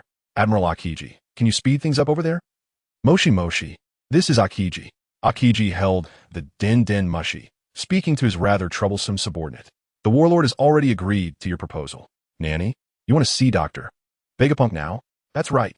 On the other end of the Den Mushi, Storm said seriously, meeting with Dr. Vegapunk is the core condition of this deal. Storm, why do you always have to give me trouble? Akiji rubbed his head in pain. Your current identity isn't even Navy. And even if you were Navy, it would be very difficult to get in touch with Dr. Vegapunk. Although, Storm said softly, those are 3 large warships, you wicked little brat. Akiji couldn't help but scold. Why do you want to see Dr. Vegapunk? Because I want to treat my subordinate's daughter. Storm did not hesitate and gave an answer directly. That 6-year-old girl was suffering from a very serious illness. If not treated early, she was likely not to live past 10. It turned out to be for the little girl-esque treatment. Green Pheasant's expression softened considerably, but the next moment, he suddenly sensed something. Wait, subordinates? Where did you get subordinates from? Oh, I just recruited a subordinate, and you know his name too. Storm said lightly, Bartholomew the Great Bear. You, Akiji stammered, unable to utter a complete sentence. Dallarge's subordinate, the commander of the Revolutionary Army, known far and wide for his brutality as the Tyrant. How could he now be a subordinate of Storm? Don't be so surprised, Commander. Storm calmly comforted, I'm going to be a great pirate, and if I don't gather a few subordinates, that wouldn't make any sense. But your subordinate is Bartholomew Kuma. Akiji sighed, holding his forehead. Oh my Storm, your surprises just keep getting bigger. Thank you for the compliment. That's not a compliment, Akiji said indignantly. Even if you're a member of the sword unit, you shouldn't act so recklessly. Is that so? Shitorm threw out a rhetorical question. Am I really more reckless than Vice Admiral Carp, who raised Monkey D. Dragon? Akiji was instantly at a loss for words. Carp and Dragon. The hero of the Navy, Carp, actually raised the world's most notorious criminal, Dragon. From any perspective, this is a tremendous challenge to justice. Akiji had no idea that what the hero of the Navy did was far more outrageous than he imagined. Just having a Revolutionary Army leader was enough to leave Akiji speechless. So what if you add a son of the Pirate King, and then add a grandson of the Sun God? One can only say, the monkey family gets stronger with each generation. As for wanting to meet Dr. Vegapunk, I will report this to Admiral Sengoku. Akiji wisely chose to skip the sensitive topic of Carp's family. Although your intentions are good, don't have too high expectations for this. Storm smiled brightly and expressed his thanks in advance. Then thank you, Admiral Green Bull. Hey, didn't you hear what I just said? Green Bull was about to say something, but then he realized that the call had been abruptly ended on the other end. Storm has been called by Akiji several times. This time, It's his turn to hang up on Akiji. This guy. Akiji looked at the silent phone and couldn't help but laugh and cry. After pondering for a moment, he chose to dial another number. Hello, it's the Warring States General. Kingdom of Salb. Storm calmly stepped into the small chapel. How is it? The waiting bear asked with concern on his face. Did the world government agree to let us meet with Dr. Vegapunk? After successfully recruiting Bear, Storm had also revealed a certain degree of his own information to him. He did not inform Bear that he was a member of the sword unit, but he did tell him that he had contacts within the upper echelons of the Navy.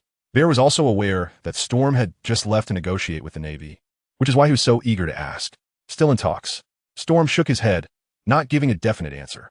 However, it's important to be fully prepared for everything. I thought carefully and realized that we cannot put all our eggs in one basket. Besides communicating with the Navy, we need to make other preparations as well. What else do we need to do? Big Bear asked in confusion. Is it to go to the East China Sea to look for Germa 66? That could be one option, but that's not what I meant. Shiru shook his head and asked, do you know about the 7 warlords of the sea system? Of course I do, Bartholomew Kumas said, a hint of disgust flashing across his face. They are a group of pirates who have been recognized by the world government and can legally plunder. That's right, but the 7 warlords of the sea are also a group of pirates who can communicate directly with the world government. Storm reminded, if there is still no news from the Navy, we could try to reach out to the world government from the pirate side. Is that possible? Generally speaking, Bartholomew Kuma's intelligence level is still intact. Can we trust the pirates? Most pirates are untrustworthy. Storm replied immediately. However, you misunderstood my point. We can contact the world government through the 7 warlords of the sea system. But I'm not saying we should seek help from those great pirates who have already become warlords of the sea. What I mean is, we can also become warlords of the sea. In Storm's original plan, there was no goal of becoming a warlord of the sea. However, now that we have successfully recruited Kuma and need to meet with Dr. Vegapunk, the 7 warlords of the sea system established by the world government undoubtedly aligns very well with Storm's own interests. He could even use the 7 warlords of the sea system to seek some special resources that are usually very difficult to obtain. On Punk Hazard Island, there are valuable treasures to be found. Moreover, becoming a warlord of the sea has another advantage. As a pirate, Storm no longer has to worry about being hunted down by the Navy. Becoming a warlord of the sea. Kuma showed hesitation. Isn't that very difficult? I don't think it's difficult at all. Storm casually said. The simplest way to become one of the 7 warlords of the sea is to defeat an existing warlord. The 7 warlords of the sea are recognized by the world government as super pirates.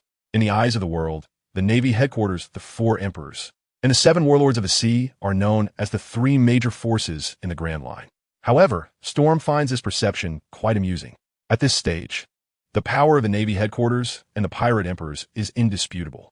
But when it comes to the 7 warlords of the sea, their reputation sounds fierce, but their actual achievements are lackluster. In terms of real accomplishments, there are hardly any impressive figures among the 7 warlords.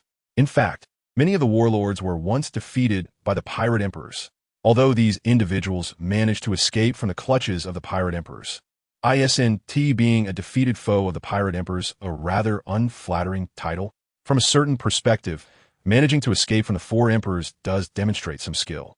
Normally, pirates can only become 7 warlords of the sea after gaining recognition from the world government and receiving an invitation. However, there are always exceptions, just like Blackbeard Marshal D. Teach, who is still diligently playing the role of subordinate in the Whitebeard Pirates. His rise to become a warlord was not due to an invitation from the world government. Blackbeard essentially self-recommended himself. Shiru also considered recommending himself to become one of the 7 warlords of the sea. However, his current strength is sufficient, but his fame is severely lacking. Therefore, he has to choose a simpler and more direct way to defeat a warlord of the sea, stepping on the opponent's reputation and status to promote his own fame, and thus become the new warlord. At this stage, the members of the Warlords of the Sea organization are not much different from Shittum's impression of the original 7 warlords. Dracula Myhawk, Boa Hancock, Trafalgar Law, Don Quixote da Flamingo, Bartholomew Kuma, and Crocodile, along with the tyrant nearby, together make up Shittum's impression of the original 7 warlords. However, at the moment, Bartholomew Kuma has not officially set sail and has not become a warlord of the sea. The last warlord of the sea, whose name is somewhat unfamiliar to Shiru, is the king of lizards, Hanavda. He is also the only Zoan-type devil fruit user among the warlords of the sea, possessing the Zoan-type dragon fruit, ancient type Tyrannosaurus Rex form. Shutong is well aware that the members of the Warlords of the Sea have gone through alternating iterations. Unless something unexpected happens, this Warlord of the Sea, known as the King of Lizards, will be the one who swiftly defeats Port Gasti, Ace after he enters the Grand Line in the future. However, Ace has not set sail yet. This King of Lizards is still comfortably serving as a Warlord of the Sea, just like Crocodile and others. The Warlord of the Sea, Bartholomew Kuma, furrows his brow slightly. This kind of thing should be quite difficult, right? Kuma knows that each Warlord of the Sea is a notorious and powerful pirate. Each Warlord of the Sea has their own legendary experiences before becoming a pawn of the world government. If it weren't for that, these pirates wouldn't have received invitations from the world government. A certain unnamed snake princess once said that she was appointed as a Warlord of the Sea precisely because of her formidable strength. Difficult? Stom looked at Big Bear with a strange expression. Are you perhaps underestimating your own strength? In my opinion, even you, Big Bear, are qualified to be one of the 7 Warlords of the Sea. Although in the current judging of the grand prize, Big Bear only has a 6-star rating. However, Stom believes that some of the 7 Warlords of the Sea are not even as strong as Big Bear. That's right. Shichibukai Storm is that sand crocodile who couldn't even defeat the Straw Hat Kid who just entered the Grand Line. At that time, the Sun God was not yet the Sun God. Rubber against sand. There were no attribute advantages like rubber against lightning. As a result, the sand crocodile, who was at home, still couldn't win against the Straw Hat Kid and even had his was shattered by the latter. Such a record is simply embarrassing. Now let's look at Bartholomew Kuma. Although this tyrant has more serious personality issues than one might imagine, his racial talents are good, and his devil fruit abilities are strong. Among the Shichibukai, Kuma's strength absolutely ranks at the top. Me? Kuma touched his big face. The bruise just inflicted by Storm had not completely faded. Kuma didn't expect Storm to have such a high opinion of his strength. Wait a minute.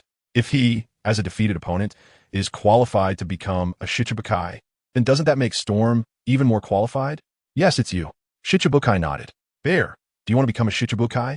If you do, you just need to add another name to the hunting list. No, Bear shook his head and refused. I have no ambition for the position of Shichibukai. Then listen to my plan.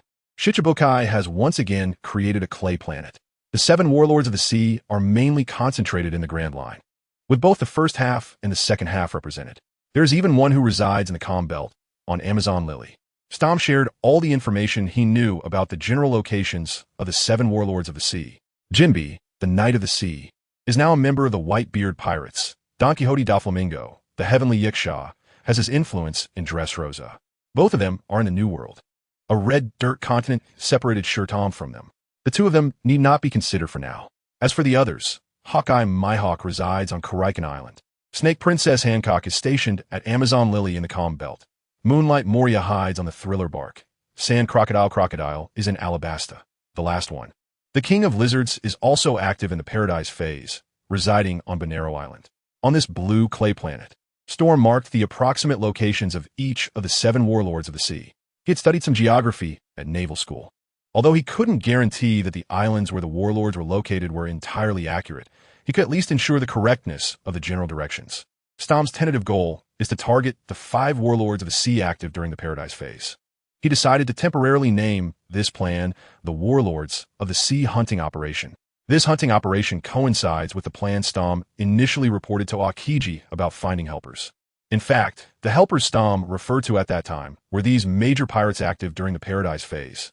After all, his current identity is that of an undercover member of the Sword Unit becoming a pirate. The helpers that Storm can recruit are naturally pirates.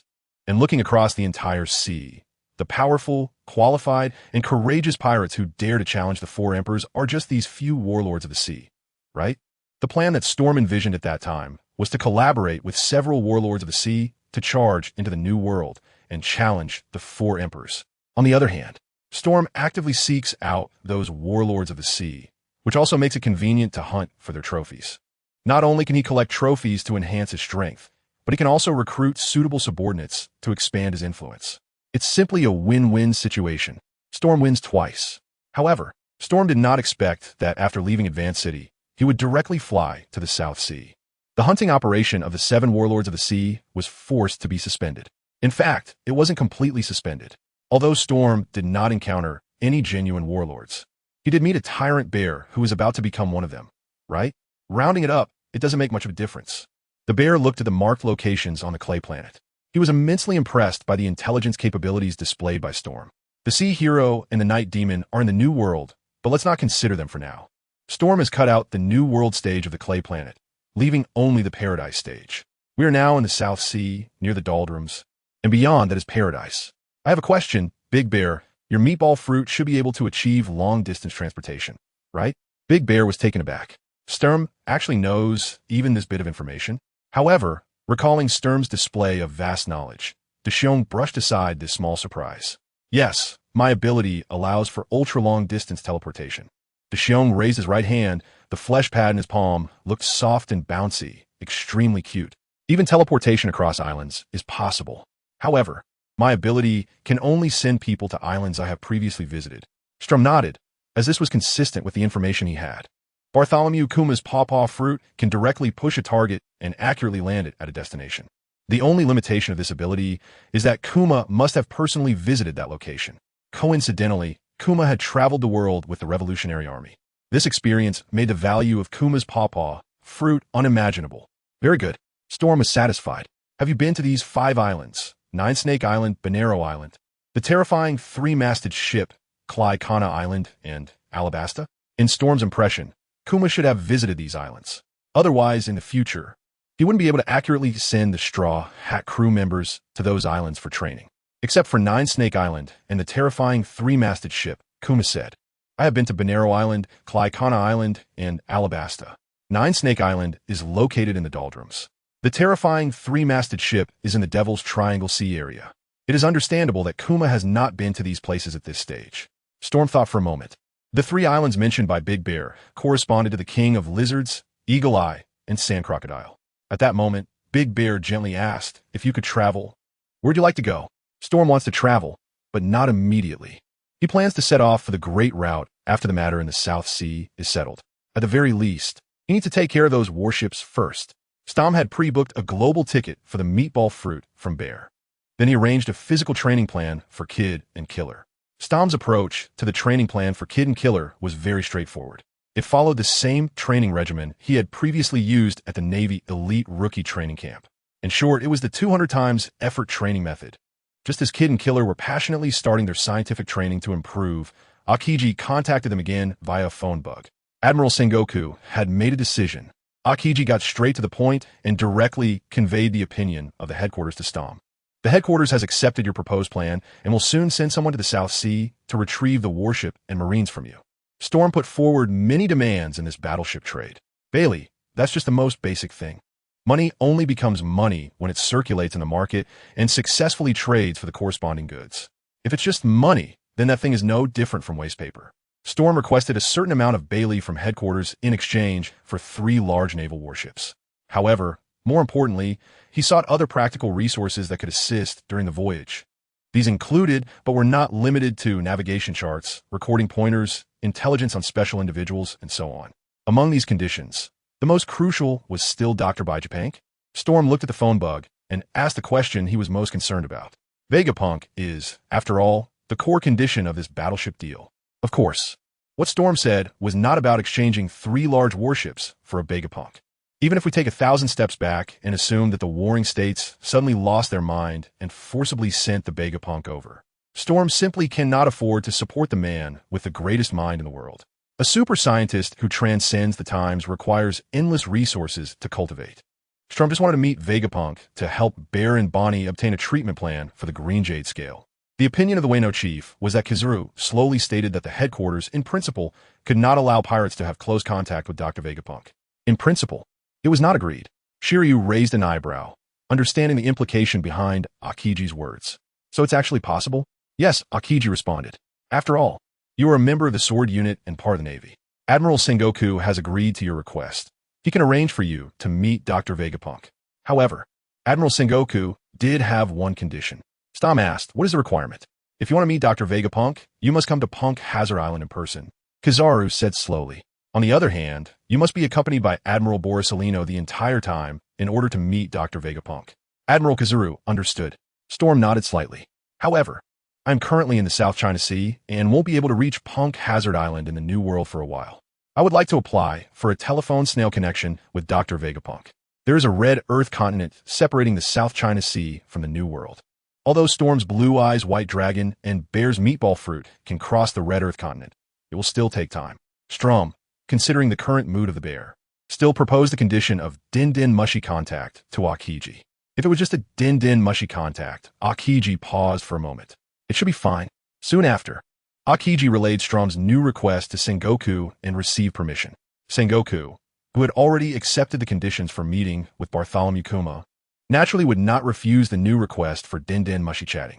Storm quickly received a new phone bug number from Green Bull.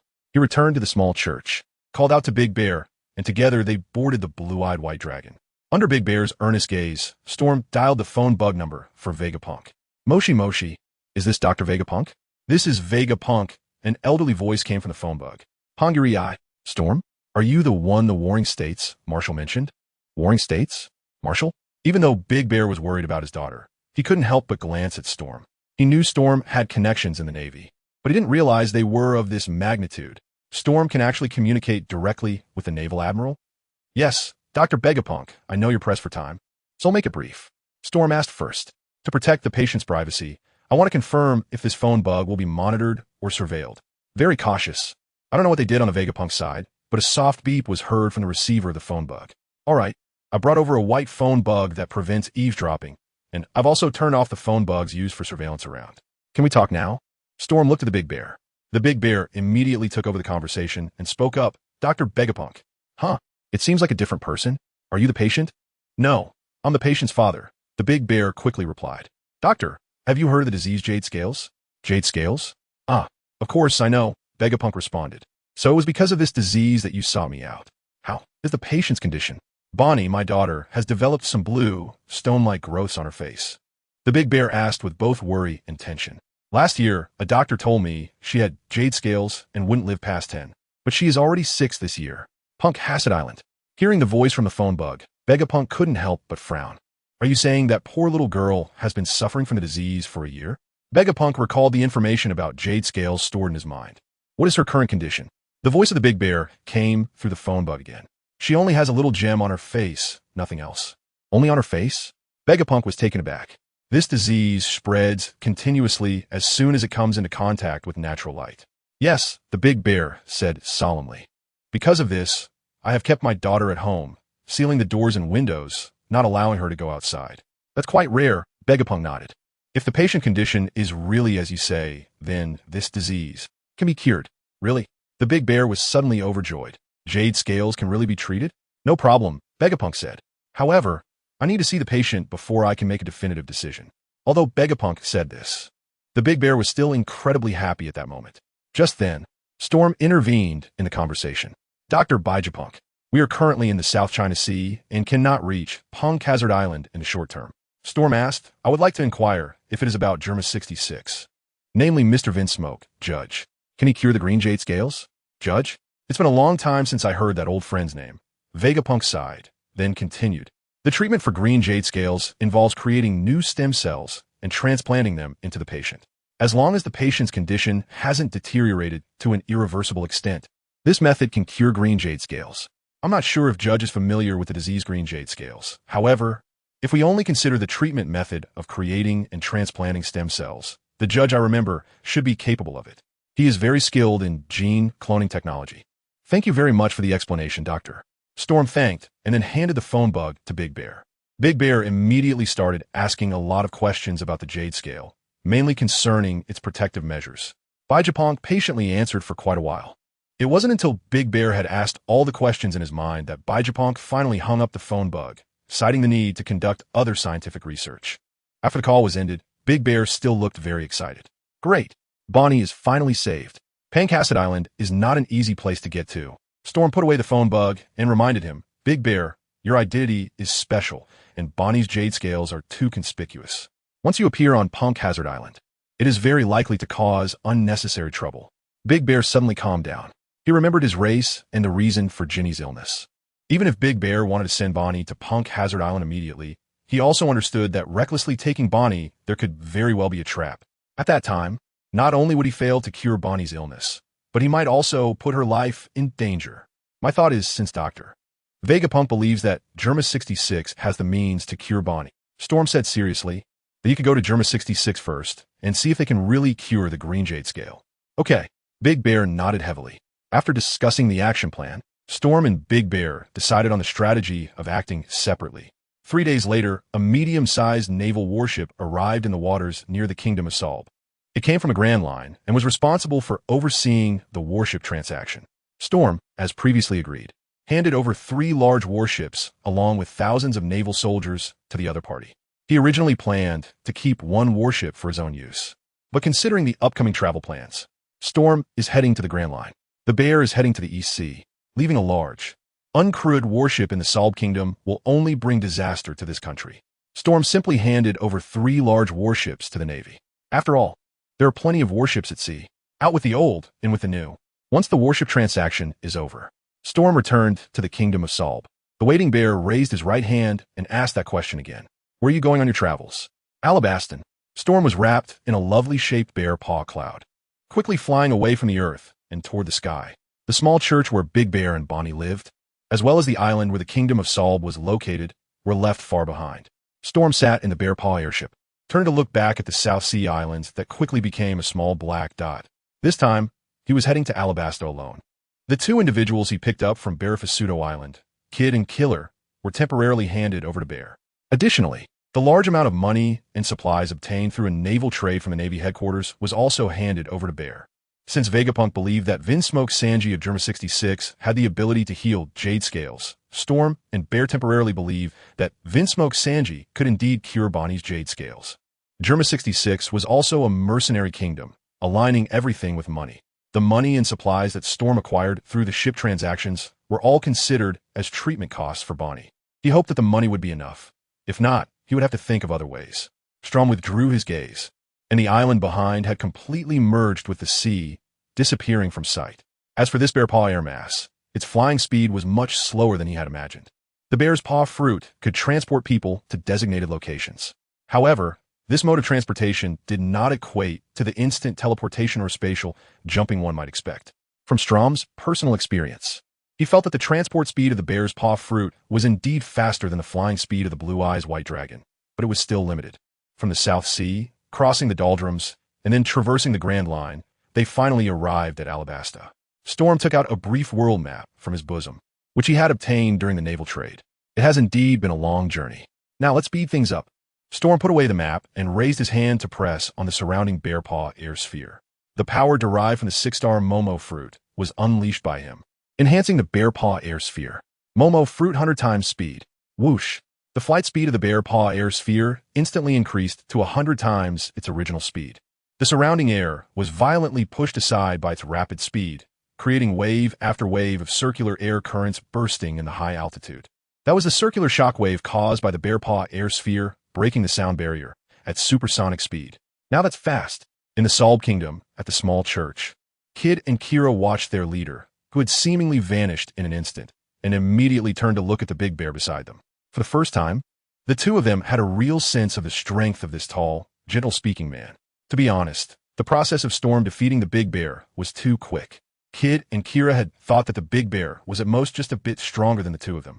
Now it seemed that this man was much stronger than they had imagined. Just that terrifying method of vanishing in an instant. If an ordinary person saw it, they might mistakenly think that the tyrant liked to erase corpses. Kid and Kira's little calculations were unknown to the big bear. After sending Storm to Alabasta, the big bear turned back to the small church and earnestly reminded Bonnie to take good care of herself and not forget to eat. As he finished speaking, the big bear then looked at Bulldog beside him. Bulldog, this country will be entrusted to you. Yes, King Bear. Bulldog tightened his grip on the cane in his hand and replied solemnly. After saying this, the former king fell silent for a moment before hesitantly speaking. That man riding the white dragon is trustworthy, King Bear. Although there had been some friction between Bulldog and Storm, Bulldog had seen everything that Storm had done. In Bulldog's eyes, Storm's reliability was far superior to that of the group of revolutionaries that appeared in the Salb Kingdom over a decade ago. The gentle, simple-hearted Big Bear could follow this man, which made Bulldog feel very reassured. Bulldog's view of the man riding the dragon remained the same as at the beginning. Pendley Storm did not seem like a pirate. If all the pirates in the world could be like Pendley Storm, that would be great. I know, Bulldog. The big bear smiled gently. Storm saved Bonnie. and I will keep my promise to always follow him.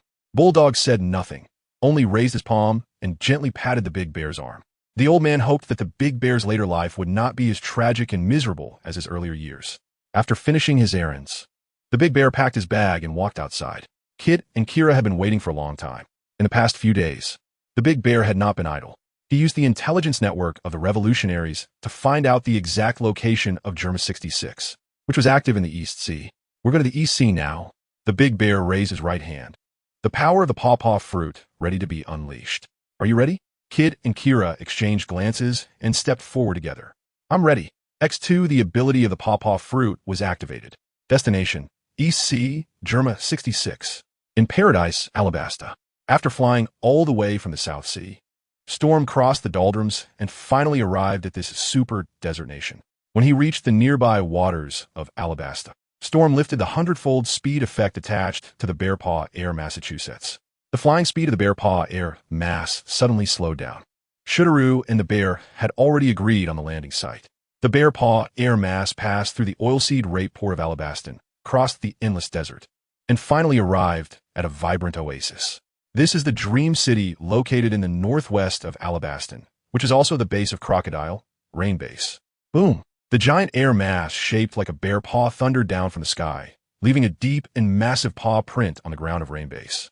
The loud rumbling sound echoed far and wide. The residents living in Rain Base heard the noise and thought there had been a major explosion, causing chaos for a moment. Run! It's a bomb. The bomb has exploded. Once the dust settled, Storm leaped up from the paw print. He glanced at the panicked crowd fleeing around him and couldn't help but raise an eyebrow. The commotion caused by his landing was even greater than he had imagined. But that suits me just fine. Storm carefully selected the last one from Bonero Island, Clay Canna Island, and Alabasta. His intention was to meet with the Sand Crocodile first. Storm's mind flashed with intelligence about the Sand Crocodile. Many years ago, the Sand Crocodile obtained information about the most notorious warship, Pluto, one of the 3 ancient weapons, from an unknown source. However, the information he had was inaccurate. He did not go to Wano, where Pluto was actually hidden, but instead arrived in Alabasta. In Alabasta, the Sand Crocodile, under the title of Warlord of the Sea, continuously hunted down pirates in the surrounding waters, often referred to as a hero in the news. It's quite interesting that there are heroes among pirates. How time flies. Storm also believes that the title of hero holds significant value in this vast sea, until a certain unnamed individual, who has worked twice as hard, also became a naval hero. TSK. Storm cast certain unpleasant memories out of his mind. He looked around. After the turmoil he had just experienced, there were no figures to be seen on the rain-soaked street. Storm originally wanted to see if any senior officials from the Baroque studio would come to the scene to handle the chaos. However, the empty streets told him that no one was coming. If no one from the Baroque studio is coming, then I will have to go find them myself. With a thought from Storm, the ground beneath him instantly turned into clay. A blue-eyed white dragon leaped out from the earth, carrying him into the sky. Storm rode the white dragon, circling high in the sky for a while. Yet there was still no sign of the long-anticipated king of the desert. Crocodile can't possibly be away from home right now, can he? Storm unleashed his observation haki, which instantaneously enveloped the entire oasis without a trace. All the creatures living in this oasis, the sounds they emitted, were all perceived by Storm's observation haki. Storm approached the largest and strongest sound in the city. Guided by perception, it was the central area of the Rain District, a massive pyramid with intersecting gold and green. At the top of the pyramid, there stood a dazzling golden statue of a banana crocodile. This was the core pyramid casino of the Rain District, the Rain Feast. Storm rode the Blue Eyes White Dragon, charging recklessly towards the Rain Banquet Casino. The dragon crashed. A wave of screams erupted from the city below. Dragon. White Dragon. The dragon was heading towards the Rain Banquet. Where is our hero? The Rain Banquet was about to be destroyed by this white giant dragon. In front of everyone's eyes, the Blue Eyes White Dragon crashed into the Rain Banquet Pyramid. But it was like a lump of clay hitting another lump of clay. No explosive sound rang out as expected. The Blue Eyes White Dragon and the Rain Banquet Casino fused into one under a special force. At the moment of the impending collision, Storm used his abilities to turn the entire Rain Banquet Casino into clay. Even the imposing golden banana crocodile statue at the top of the casino, Storm directly transformed it into the shape of the Blue Eyes White Dragon. Rainy ground, rain feast. Storm is like a droplet of water penetrating through rock, openly sneaking into the true stronghold of the sand crocodile. Compared to the magnificent exterior of the Rain Feast Pyramid, the luxurious decoration inside the pyramid is equally impressive. Storm strolled down the spacious and bright corridor of the Rain Feast Pyramid. A blazing red light flickered in his eyes, and his observation hockey was fully activated. Firmly locking onto his target, he was steadily approaching the most powerful voice within the Rain Feast Pyramid.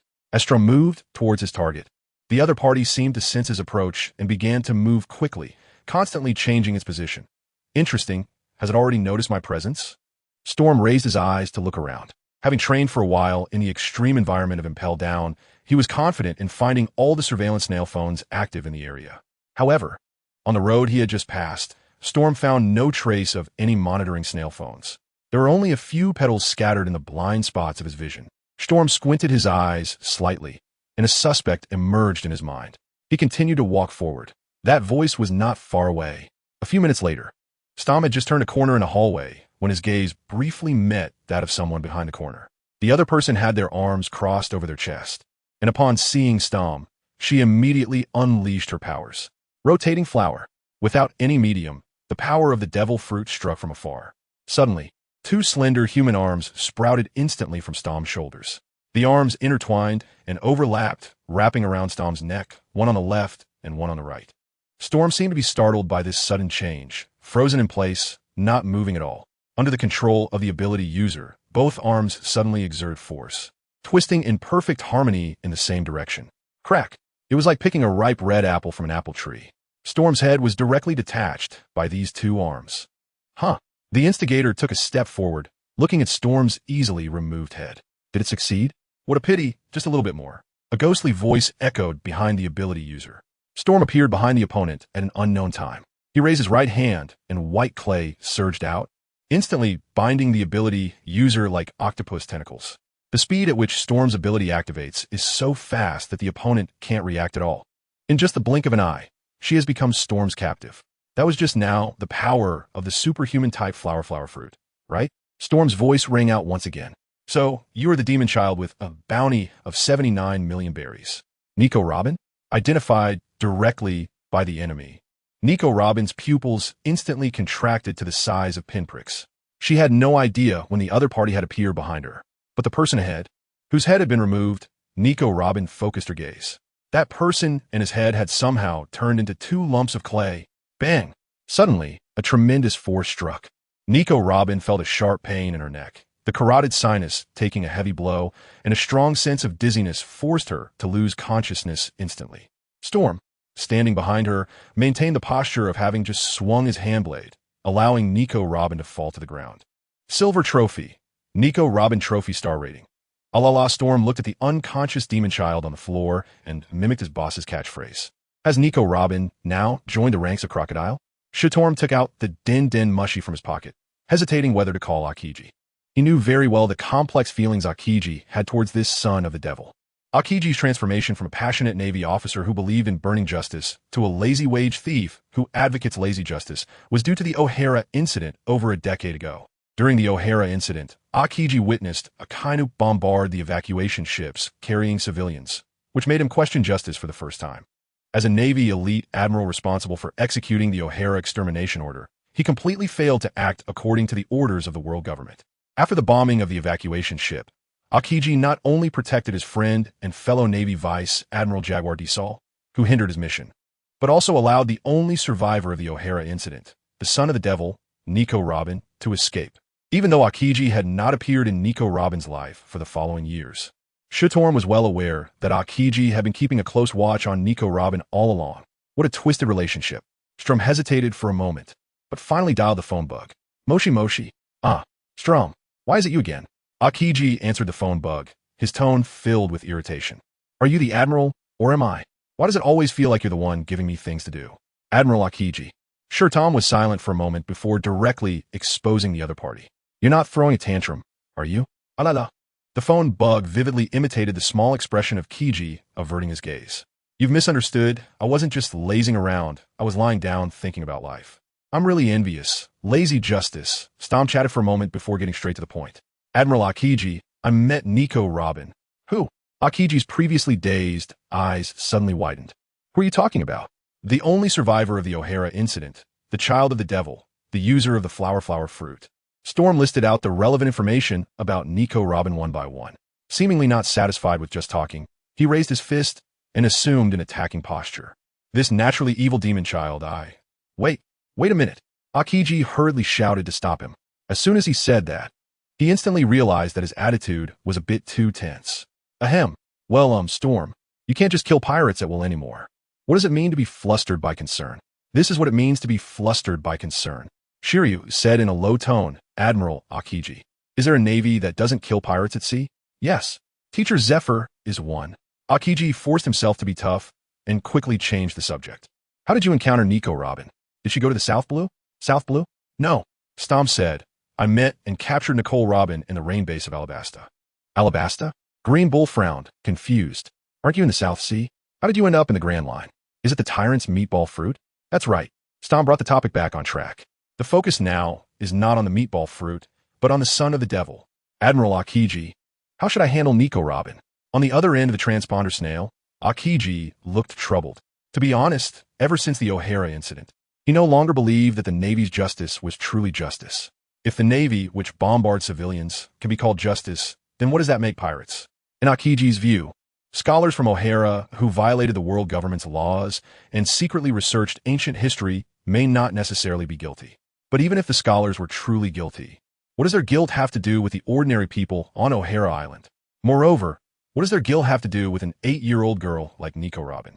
After the O'Hara incident, Akiji fell into a long period of confusion because he saw a fierce conflict between the justice he believed in and the justice the Navy should uphold in maintaining the world government's rule. Wind-burning justice completely transformed into lazy justice. Akiji was no longer the vice admiral who blindly obeyed the world government's orders. Back on O'Hara Island, Akiji was able to orchestrate Saul's fake death and personally let Nico Robin go. Now, he is even less likely to do anything to Nico Robin. So be it, Storm. Just like that? Storm felt confused by Akiji's response. What do you mean? Just like that, Akiji continued. I'm leaving it to you, Nico Robin. Huh? What do you mean leaving it to me? Shiru wanted to say something else, but the phone bug on Akiji's side had already hung up directly. Hello? Storm held up the phone bug that had already lost signal and felt very displeased with Qingji's attempt to shift blame. He looked at the still unconscious Nico Robin and inexplicably felt as if he had been entrusted with something by an old father figure. It must be an illusion. It has to be an illusion. Storm shook his head vigorously, dismissing the inexplicable association. He dialed Green Bull's phone bug again. Unfortunately, that green chicken seemed to have anticipated Storm's actions and simply ignored the call. Damn it. Storm put away the phone bug and looked at Nico Robin with a conflicted expression. Handing Nico Robin over to me is tricky because she currently has a captain. That bastard Sand Crocodile. Why isn't he home yet? Just as Storm was grumbling about Sand Crocodile, Crocodile had just returned from the canola flower port, carrying a large bag of treasure on his shoulder, like an old farmer who had just finished harvesting leeks. The well-loaded Sand Crocodile rode the wind and sand, heading straight back to the Rain District from the canola flower port. But when he entered the Rain District and saw his home base, the Rain Feast Pyramid, his expression instantly became confused. Where is that huge golden banana crocodile on top of the pyramid? Where did this white dragon come from? Just as Sand Crocodile spotted the blue-eyed white dragon, the white dragon perched on the top of the Rain Feast Pyramid also discovered Sand Crocodile's presence at the same time. The white dragon flapped its wings, and a fierce wind rose. The blue-eyed white dragon waved its dragon wings and flew swiftly towards Sand Crocodile's location. Is it really a dragon? Sand Crocodile furrowed his brows tightly, casually tossing the treasure on his shoulder side, his right hand instantly transforming into flowing sand. Or is it some devil fruit user who likes to play tricks? Crocodile looked at the incoming blue-eyed white dragon and assumed an attacking stance. However, before his desert treasure blade could be unleashed, the blue-eyed white dragon opened its massive jaws and unleashed a thunderous dragon roar aimed directly at Sand Crocodile. Roar! The earth-shattering dragon roar, accompanied by a powerful explosive shockwave, rushed towards Sand Crocodile at lightning speed. What? Crocodile's pupils instantly contracted. Caught off guard, he had no time to set up any effective defenses and was struck by the shockwave of the dragon roar. Boom! The strong shockwave hit Crocodile's body with precision. The famous hero of Alabasta was blasted into endless sand in broad daylight. When the shockwave of the dragon roar passed, Only a pair of incomplete crocodile legs remained on the ground. But upon closer inspection, one would notice that from the broken parts of these crocodile legs, what flowed out was not bright red blood, but yellow grains of sand. The wind continued to blow. The sand surrounding the crocodile legs reassembled under some inexplicable force, taking on a human shape. Moments later, the unharmed crocodile reappeared in place. As a Logia-type sand fruit user, Crocodile could transform any part of his body into sand. This is a powerful ability that allows every Logia-type devil fruit user to be immune to general physical attacks. Although Crocodile's body was unscathed, his spirit had taken a significant hit from that dragon roar. "You bastard!" Crocodile's eyes burned with fierce anger as he transformed his right hand into a sand blade and swung heavily towards the blue-eyed white dragon ahead. Desert Treasure Blade. The sand blade, originally only the size of a human arm, rapidly expanded and grew larger after leaving Crocodile's arm. In an instant, the sand blade swelled into a super large knife several meters long. The Desert Treasure Blade slashed towards the blue-eyed white dragon with incredible speed, easily cleaving through the entire desert ground. Faced with this unstoppable Desert Treasure Blade, the blue-eyed white dragon did not dodge or evade. The layer of porcelain white dragon scales covering its body shimmered brilliantly under the scorching sun of the desert. With a crisp and pleasant collision sound, the Desert Treasure Blade struck fiercely against the blue-eyed white dragon's massive body. The dragon's flying speed momentarily slowed. However, the effect of the Desert Treasure Blade's attack was limited to that. Crocodile observed carefully. His blade, powerful enough to cut through the desert, surprisingly failed to break the blue-eyed white dragon's scales. The Desert Treasure Blade struck the blue-eyed white dragon's body, but it was like a wave crashing against a reef. Not only did it fail to affect the opponent, but it also shattered itself to pieces. This white dragon, Crocodile's expression instantly became grave. The blue-eyed white dragon flapped its wings, shaking off the residual effects of the Desert Treasure Blade, and continued to charge towards Sand Crocodile. Relying on the physical immunity characteristic of the sand fruit, Crocodile stood his ground, unflinching and unyielding. At the same time, he raised his right hand again, transforming his arm into a crescent-shaped sand blade. The blue-eyed white dragon flew in front of Sand Crocodile and suddenly launched a dragon charge. The massive size of the blue-eyed white dragon generated an overwhelming force, directly crushing Crocodile's body to pieces. Yet, Crocodile did not forget to swing his right hand towards the white dragon that had willingly approached him. Crescent-shaped sand dune. This sand blade was different from the earlier Desert Treasure Blade. The crescent-shaped sand blade struck the blue-eyed white dragon's body, but did not deal direct damage. It merely extracted the moisture from the blue-eyed white dragon's body. This was a terrifying technique that would drain all moisture from the enemy's body upon hitting. The wind and sand swirled again, and Crocodile's figure reappeared in place. He turned to look at the retreating blue-eyed white dragon. Focusing his gaze on the area where the crescent-shaped sand dune had struck, he saw that the originally white and lustrous dragon scales of the blue-eyed white dragon now displayed a strange dryness, like land that had not been watered for years. A dense network of cracks spread across the blue-eyed white dragon's body, looking quite terrifying. Strangely, every time the blue-eyed white dragon moved, fine dust would fall from the cracks, as if it were shedding powder. Strange. Crocodile frowned and clenched his fist as he watched the blue-eyed white dragon continuously shedding powder. Is this dragon really a living creature? If Crocodile had to evaluate it, the blue-eyed white dragon now looked like a dehydrated, cracked, dragon-shaped statue.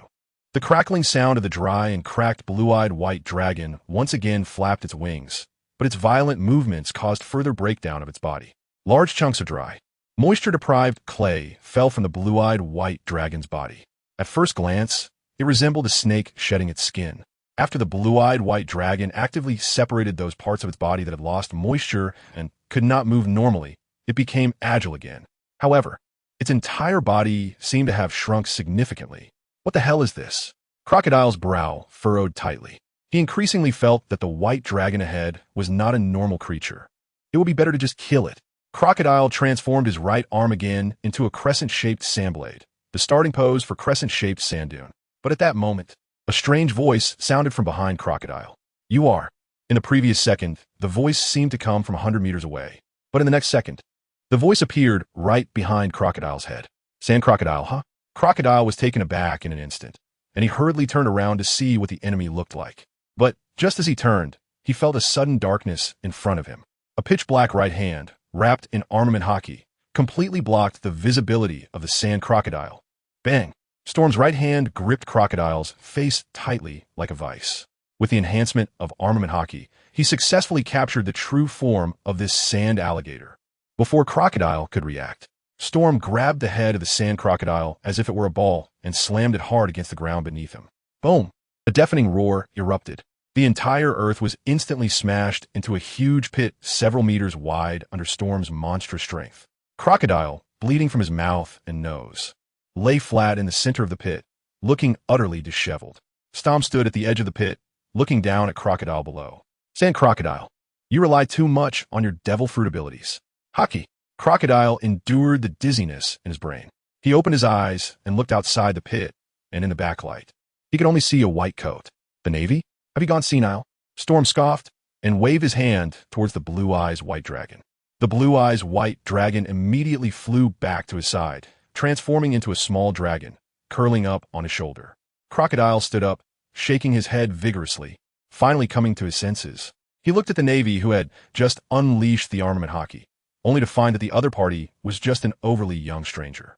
What made Crocodile feel even more ashamed was that the white coat the other was wearing was not the Navy's justice coat, but just an ordinary white coat. You brat. Crocodile was furious, absolutely furious. Do you think you know who I am? The moment the words fell, Crocodile suddenly activated his sand fruit ability, sinking into the ground like quicksand. Seeing this, a sharp red light flashed in Storm's eyes as his observation hockey quietly unfolded to sense the surroundings. In Storm's perception through observation hockey, Crocodile resembled a man-eating crocodile submerged beneath the sea of sand, rapidly charging towards his location. In the next instant, Crocodile leaped out from the sea of sand, his right arm transforming once again into the shape of a sand blade, striking towards Storm with the speed of lightning. Desert Greatsword. Crocodile's Desert Greatsword came with immense force, as if it aimed to cleave Storm in two. However, having already captured Crocodile's attack trajectory, how could Storm possibly be hit? Storm raised his right hand, and hard clay surged out, wrapped and covered in armed color hockey, then heavily smashed downwards. It was as if he had foreseen the future. At that moment, when Crocodile's Desert Greatsword burst out of the ground, Storm wrapped his powerful fist and directly smashed it onto Crocodile's sand sword. With a crack, the seemingly indestructible Desert Greatsword instantly shattered under Storm's armed hockey iron fist. Breaking into two pieces, Crocodile was immediately taken aback. Storm seized this fleeting moment, slightly retracting his right fist before delivering a heavy punch forward. Bang! Shituo's armed color iron fist ruthlessly struck Crocodile's head. The infamous king of the desert, under this merciless iron fist, instantly had his eyes turn white. Diamond Trophy. Sand Crocodile's strength is surprisingly rated at 6 stars. Storm looked at the diamond trophy that jumped out of the void and couldn't help but feel slightly surprised. Previously, after defeating the Big Bear and obtaining a diamond trophy, he thought the trophy's level was low. Now, after defeating the sand alligator and receiving another diamond trophy, he felt the trophy's level was high. After all, in Storm's impression, Crocodile's strength level was too unpredictable. On one hand, one could say Crocodile was strong. Even 4 years later, he was crushed by the newly emerged sun god, leaving him defeated in his home turf. On the other hand, one could say Crocodile was weak. Even during the Marineford War, he could roam around and hold his own against various strong opponents. Especially in his youth, the sand alligator could compete with the supernova Douglas bullet, a descendant of the devil. But in the end, he aged poorly. One could even say he declined before he truly aged. To be fair, Crocodile's development of the sand fruit's abilities was noteworthy. For instance, the crescent-shaped sand dune he used in battle earlier, and the erosion reincarnation he hadn't had the chance to use. These techniques were not ordinary sand control moves. Rather, they derived from sand control and developed into unique abilities like water absorption and even desiccation. It's just that they lacked expressiveness. The strength rating is truly perplexing. Storm shook his head, no longer entangled in this small issue. He looked at the nearby crocodile, who had lost consciousness with his eyes rolled back, thought for a moment, and then glanced at the Blue Eyes White Dragon. The Blue Eyes White Dragon understood and spread its wings, soaring high into the sky, heading towards the rain-soaked area behind. In no time, the Blue Eyes White Dragon returned. Its already white and smooth round belly now looked swollen, like a thin-skinned water bag filled with water. The Blue Eyes White Dragon flew back to Storm's side, and opened its large mouth toward Crocodile. "Are you a Dragon King's water spray?" The blue eyes white dragon sprayed all the cool water from its belly onto Crocodile's head. Crocodile, who had just been unconscious, was suddenly awakened by this Dragon King's water spray.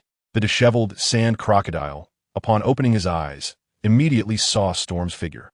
His pupils instantly contracted to a pinprick, and, at that moment, he didn't care about his disheveled appearance and rolled away as fast as he could. It was like a real golden banana crocodile performing a death roll. After rolling dozens of times across the desert and completely distancing himself from Storm, Crocodile finally got up from the ground. Crocodile unhesitatingly unleashed the power of the sand fruit, transforming his hands into 4 massive sand blades. White Dragon, Desert Diamond Treasure Blade. The battle resumed. Storm let out a bored yawn. He had already figured out Crocodile's true strength and had obtained his diamond trophy. At this moment, Storm didn't want to waste any more time with Crocodile. His figure suddenly vanished from the spot, dodging the attack of the Desert Diamond Saber. In the next instant, Storm's figure appeared before Crocodile, as if he was traversing space. Momo Fruit 100 times speed. Storm raised his right fist. The surface of the fist wrapped in a deep black armed color hockey. Have you heard of it? Storm swung his right fist with extreme speed, delivering an incredible impact. His speed power? Bang!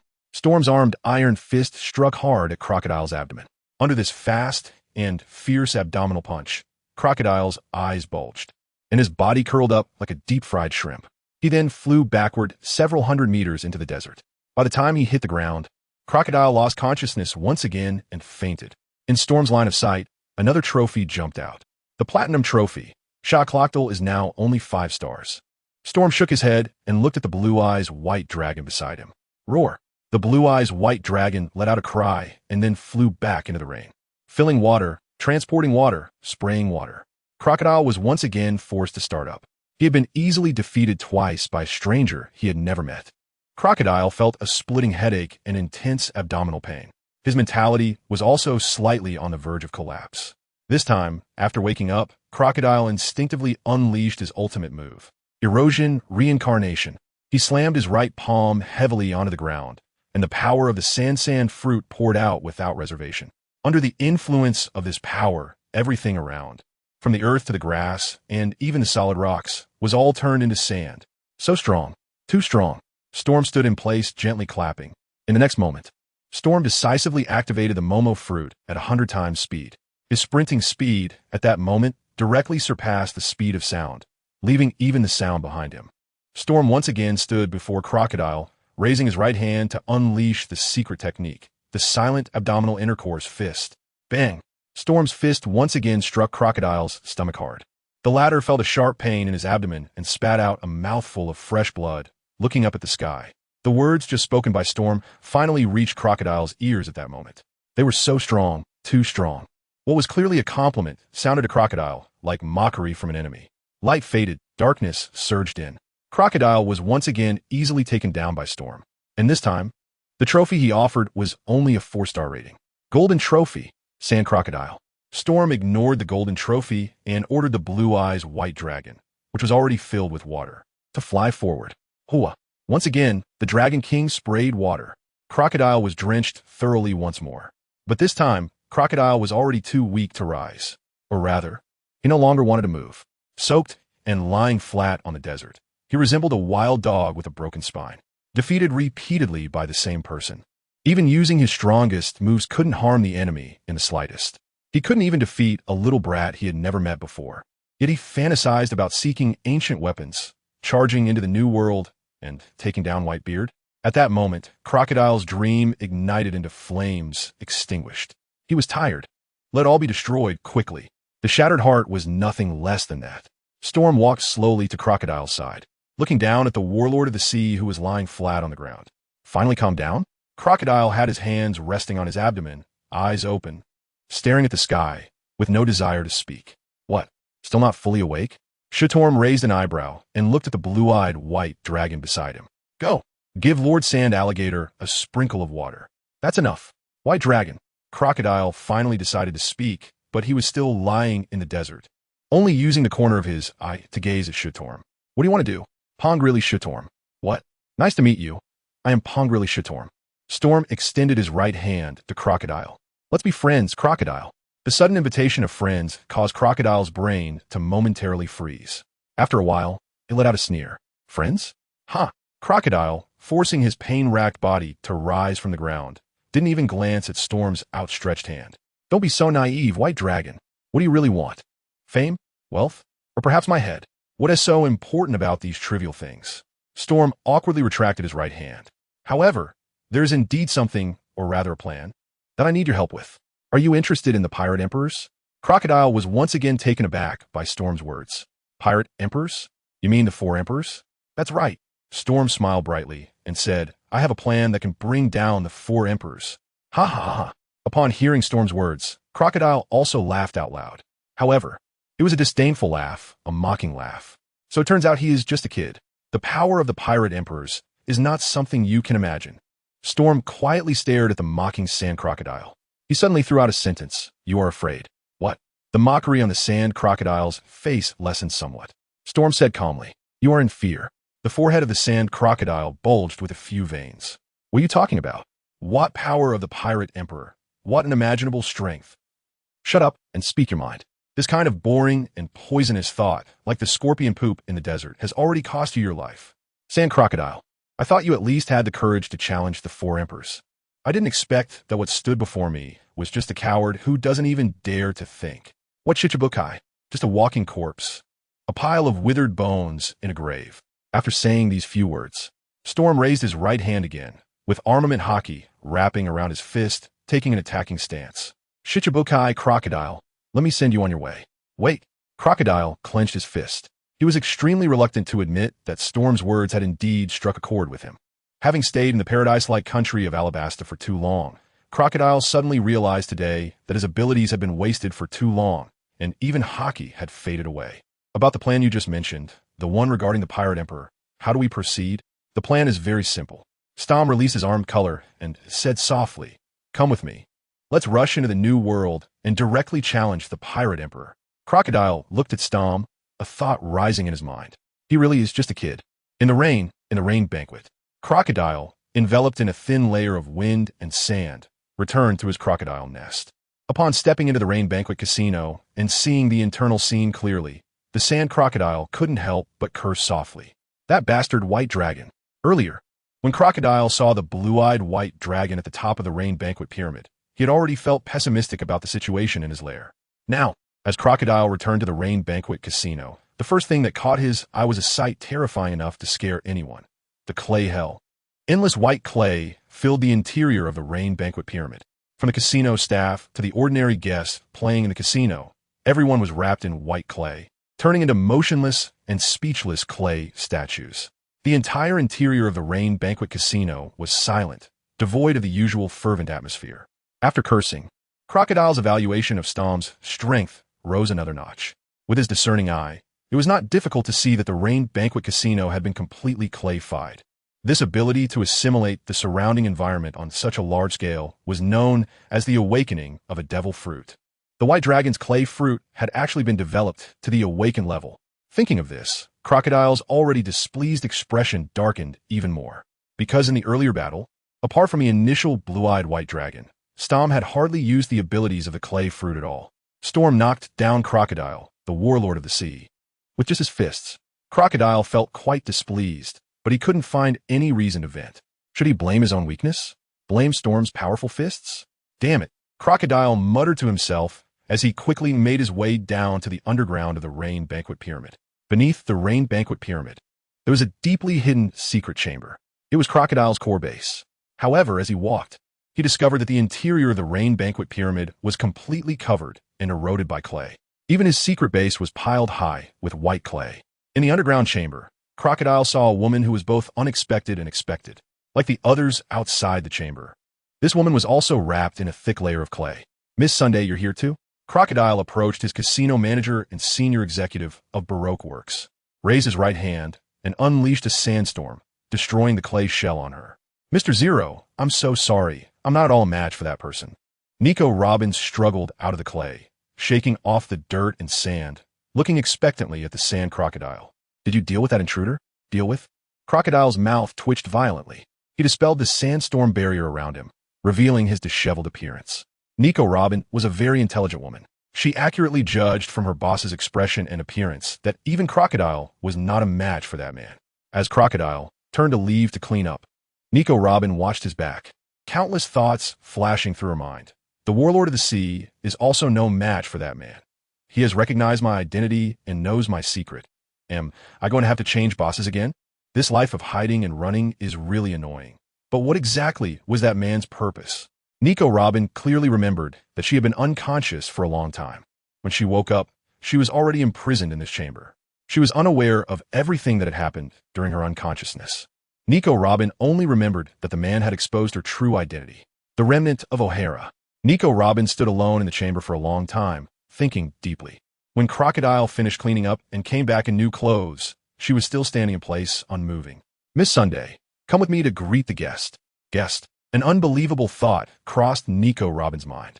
She followed Crocodile as they left the underground chamber and arrived at the ground floor of the Rain Banquet Pyramid. The once ubiquitous white clay had mysteriously disappeared. Even the people inside the Rain Banquet Pyramid had vanished at this moment. The only living person on the ground floor was the man who had just invaded the Rain Banquet Pyramid, riding the white dragon. Finally here, Storm sat on a soft clay sofa, leisurely waving to the two people. Make yourselves comfortable, don't be shy. Robin glanced at Crocodile next to him. The latter directly sat down on a casino chair, not even touching the clay sofa. Miss Sunday, following suit, found another safe chair to sit on. As soon as she sat down, Crocodile asked, "What about the guests in the casino? I released my powers, and then they all ran away." Storm shrugged and said casually, "Not a single one left." A few veins instantly bulged on Crocodile's forehead. The Rain Feast Casino was a lavish den of vice that he had put in a tremendous amount of effort to establish. After today's incident, it was uncertain how long it would take for the Rain Feast Casino to return to normal operations. Damn white dragon. Storm was completely unaware that he had dealt a significant blow to Crocodile's gambling empire. What do you think of that plan from earlier? It's outrageously naive. Crocodile criticized mercilessly. The power of the pirate emperor is back. It's back again. Storm interrupted Crocodile's attempt to show off with a speechless expression. Are you scared stiff by Whitebeard, Sand Crocodile? Afraid of this and that? What are you still doing as a pirate? Whitebeard, Crocodile, gritted his teeth. This name was a taboo for him. I'm not saying we shouldn't challenge Whitebeard. I just think our current preparations are not sufficient. To challenge Whitebeard, we need more manpower, more weapons, more manpower, weapons? Shichido pointed casually at Nico Robin beside him. To what extent can you gather helpers in Alabasta? Or do you intend to use this demon child's knowledge to search for the lost ancient weapons? As soon as these words were spoken, both of them were shocked. Crocodile immediately turned to look at Nico Robin. The Sand Crocodile, who was never fond of trusting others, suspected that this Miss Sunday had betrayed him. After receiving Crocodile's gaze, Robin immediately raised her hands to show her innocence. I haven't revealed any information to him, Mr. Zero. TSK. What a relationship of mutual distrust. Storm shook his head and, with great interest, extended an invitation. Nico Robin, would you like to come work under me? At least I won't be the first to point the finger of suspicion at my subordinates when outsiders expose my secrets. What's the big deal about poaching from behind? A true pirate should do it face to face. Before Nico Robin could respond, Crocodile angrily wanted to put an end to the topic. Enough. Miss Sunday is my subordinate. In this day and age, if pirates can be recruited by the world government to become warlords of the sea, who can't change careers? Storm waved his hand dismissively and said, "So, Nico Robin, do you want to come over to my side?" Nico Robin tugged at the corner of her mouth, revealing an awkward yet polite business smile. Meanwhile, Crocodile was casting a death glare, and she didn't want to answer that life-threatening question. Seeing Robin remain silent, Crocodile immediately turned his angry gaze towards Storm. "You bastard white dragon, do you want to fight?" "Not interested." Storm shook his head decisively. "You're too weak. Too weak for me to even be interested." Upon hearing this, Crocodile immediately wanted to throw a punch. But he was also worried about being knocked down by that bastard white dragon in the next moment. In the end, he could only seethe with rage. Closing his mouth in frustration, Robin carefully observed the exchange between the two. She had initially thought that the Sand Crocodile had only suffered a small loss at the hands of the white dragon. But now it seemed that it was not just a small loss. The atmosphere in the Rain Banquet Casino fell silent for a moment. "What do you really want, white dragon?" Crocodile said helplessly. "Just the two of us challenging the pirate emperors?" "It's not just the two of us. Besides you, I have another subordinate." Storm solemnly introduced. You may have heard of his name, Tyrant Bartholomew Kuma, the user of the pawpaw fruit. The mention of the tyrant seemed to trigger a memory for Crocodile, casting a shadow over his face. All right, so it's just about going to find Whitebeard. Let's go. You really are persistent about Whitebeard, old Shachi. Storm shook his head and then broke into a smile. However, welcome to the team. In the spirit of our partnership, I can provide you with a free piece of information. The legendary evil warship, Pluto, has a blueprint that has been passed down through generations. Pluto blueprint? Really? Crocodile was taken aback and jumped up from his seat. Where is it? As for you, Nico Robin, I also have a piece of information. Storm no longer looked at the sand crocodile, but turned to Robin. Do you remember the surname Hagovel? Hagovel? Robin was instantly stunned. The next moment, Robin turned to the sand crocodile and said decisively, Boss, I'm quitting. The sand crocodile cursed as he walked away. At Storm's request, the host of the rain banquet went to prepare for the feast. With a smooth alliance and heading towards the same goal, how could such a joyous occasion not be celebrated with a lively and lavish banquet? Well, actually, it was mainly because Storm was hungry and wanted to eat meat. Once the sand crocodile's figure completely disappeared, Storm continued to look at Robin. What you just said, won't it hurt Crocodile's feelings too much? How could it? The boss.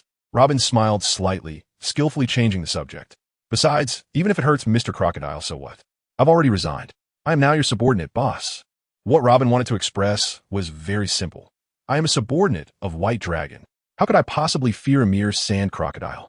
Robin cleanly dropped the topic related to her former boss, bit her lip, and eagerly asked, Boss, what you just mentioned, Hagover? Hagover D. Sorrow. Seeing Robin so eager to pledge allegiance, Storm no longer kept him guessing and straightforwardly said, 16 years ago, the world government ordered the extermination of scholars on O'Hara, the island of knowledge in the West Sea. Hagover D. Sorrow was originally one of the 5 Marine Headquarters Vice Admirals responsible for executing the extermination order. However, he abandoned his camp and chose true justice, and then was completely frozen by the current Marine Headquarters Admiral, Akiji Kazan. Akiji Kazan. This name seemed to awaken Robin's painful past, and she couldn't help but shiver. The confident demeanor she had just displayed turned into a trembling young girl in an instant. Sorrow. Akiji. He killed Sorrow. He didn't kill him. Huh. I mean, Akiji Kazan did not kill Hagover D. Sorrow. Stom revealed this long-frozen secret. Saul not only survived the Demon Hunt Order incident, but also saved O'Hara once again. After the Demon Hunt Order incident, Saul brought help from a land of giants and took the knowledge that the scholars of O'Hara had risked their lives to preserve to Elbath in the land of giants. Saul. Robin covered her mouth with her hand, but tears could not help but flow from her eyes, quickly soaking much of her face. Stom shrugged, stood up, and walked in the direction the sand crocodile had left, leaving this space for Robin to be alone. The sound of crying echoed within the pyramid for a long time. When Robin appeared once again in front of Stom and Crocodile, she radiated a sense of purity, as if she had been cleansed of all embellishments. White Dragon. Crocodile looked at Robin's rabbit-like red eyes and couldn't help but question, what have you done to this woman? A secret. Storm casually grabbed a large piece of Sea King meat and stuffed it into his mouth, finishing it in the blink of an eye. The diamond trophy he had just earned by defeating the sand crocodile was now added to his strength attribute. Strength, 6.5 stars, by the way.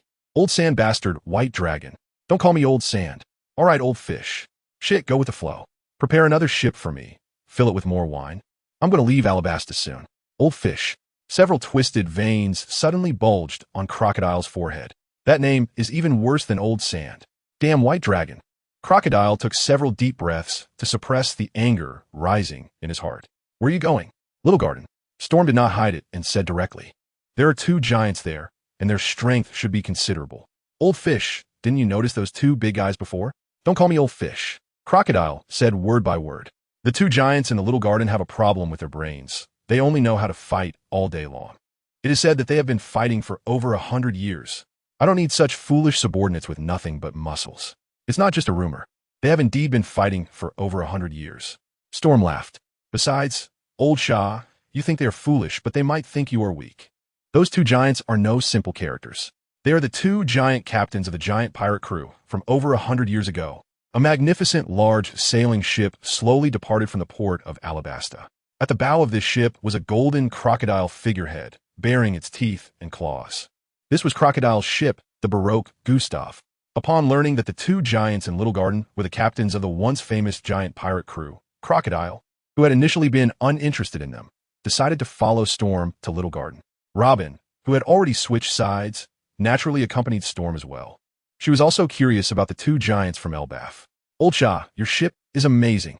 Storm stood silently on the deck of the Baroque Gustav, activating his clay fruit ability.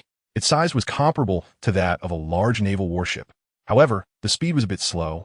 The moment Strom finished speaking, several oversized ceramic propellers were placed under the Baroque Gustav and began to spin rapidly.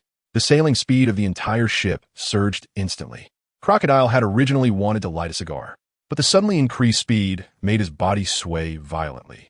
The cigar was not lit, and his eyebrows almost caught fire. White Dragon. Crocodile steadied himself and crushed the cigar in his hand. What have you done? Are we going to accelerate again? Stom did not pay attention to Crocodile. He covered the hull of the Baroque Gustav with a layer of sturdy ceramic for stabilization. Then he directly activated the power of the Momo fruit. Momo fruit double speed. The sailing speed of the Baroque Gustav was instantly doubled. With the surging speed of the ship, Crocodile could no longer scold Stom, that bastard. He was just busy trying to stabilize himself. But before he could fully adapt, Momo fruit 5 times speed. Then again, Momo fruit 10 times speed. Under the acceleration effect of 10 times speed, Stom keenly sensed that the hull had reached a stable balance. If the speed continued to increase, the Baroque Gustav would likely fall apart. This speed not too shabby. Storm then looked at the Crocodile beside him. Hey, old Shah, what's up with your hairstyle? How did your slick back hair turn into a hedgehog hairstyle? I'm going to kill you. The distance between Alabasta and Little Garden isn't that far. Even an ordinary old-fashioned sailing ship would only take 5 or 6 days to travel between the two islands. The Baroque Gustav's sailing speed isn't slow to begin with. After receiving the boost from the ceramic propeller and the Momo fruit's 10-fold speed enhancement, it only took a little over half a day for the Baroque Gustav to reach the waters near Little Garden. Stom secretly nullified the effects of 2 devil fruits. The Baroque Gustav continued to sail forward for a distance before slowly stopping on the surface of the sea near the Little Garden. A slightly distorted rumbling sound kept echoing in the air. In a bad mood, Crocodile looked towards the Little Garden not far away. Even from this far out at sea, he could hear the sounds of battle coming from the island. The 2 giants on the island were indeed much stronger than he had imagined. Old Sand, you guard the ship. The blue eyes white dragon on Storm's shoulders soared into the sky, its size instantly magnifying. I'm going to the island first.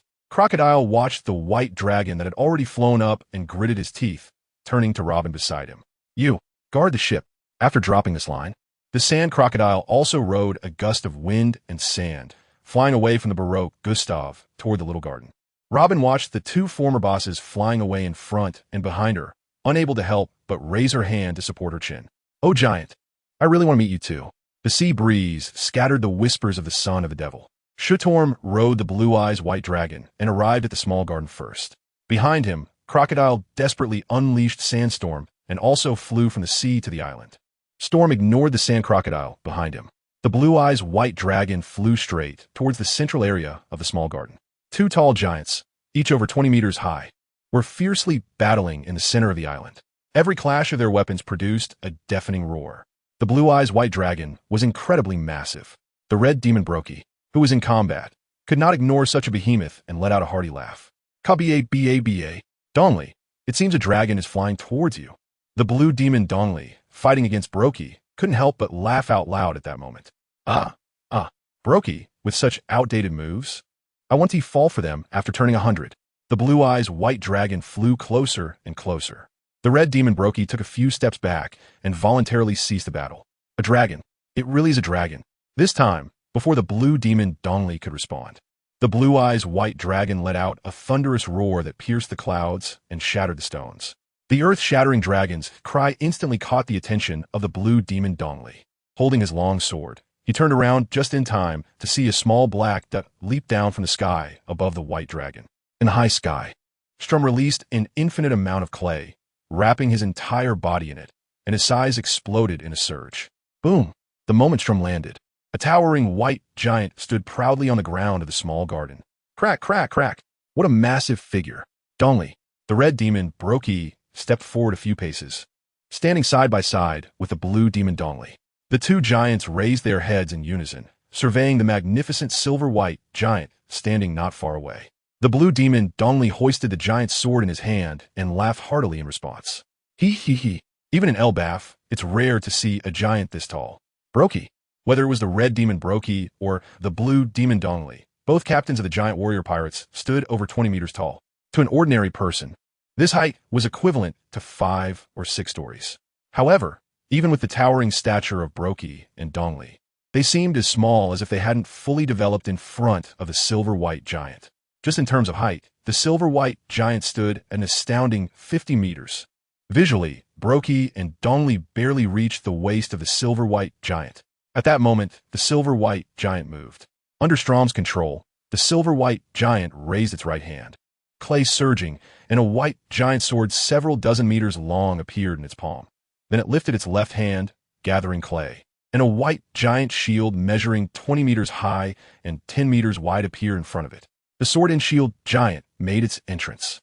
The blue demon Dongli looked at the sword of the sword and shield giant, his eyes shining. The red demon Brokey stared at the shield of the sword and shield giant, drooling. What a beautiful sword and shield. The two captains of the giant warrior pirates first glanced at their tattered weapons, then exchanged a knowing look. Both giants had the same thought flash through their minds. Let's take it from him. Gentlemen, I brought a whole ship of drinks to the small garden, came Strom's voice as the sword and shield giant raised its sword and shield. But whether you can drink my wine depends on your performance next.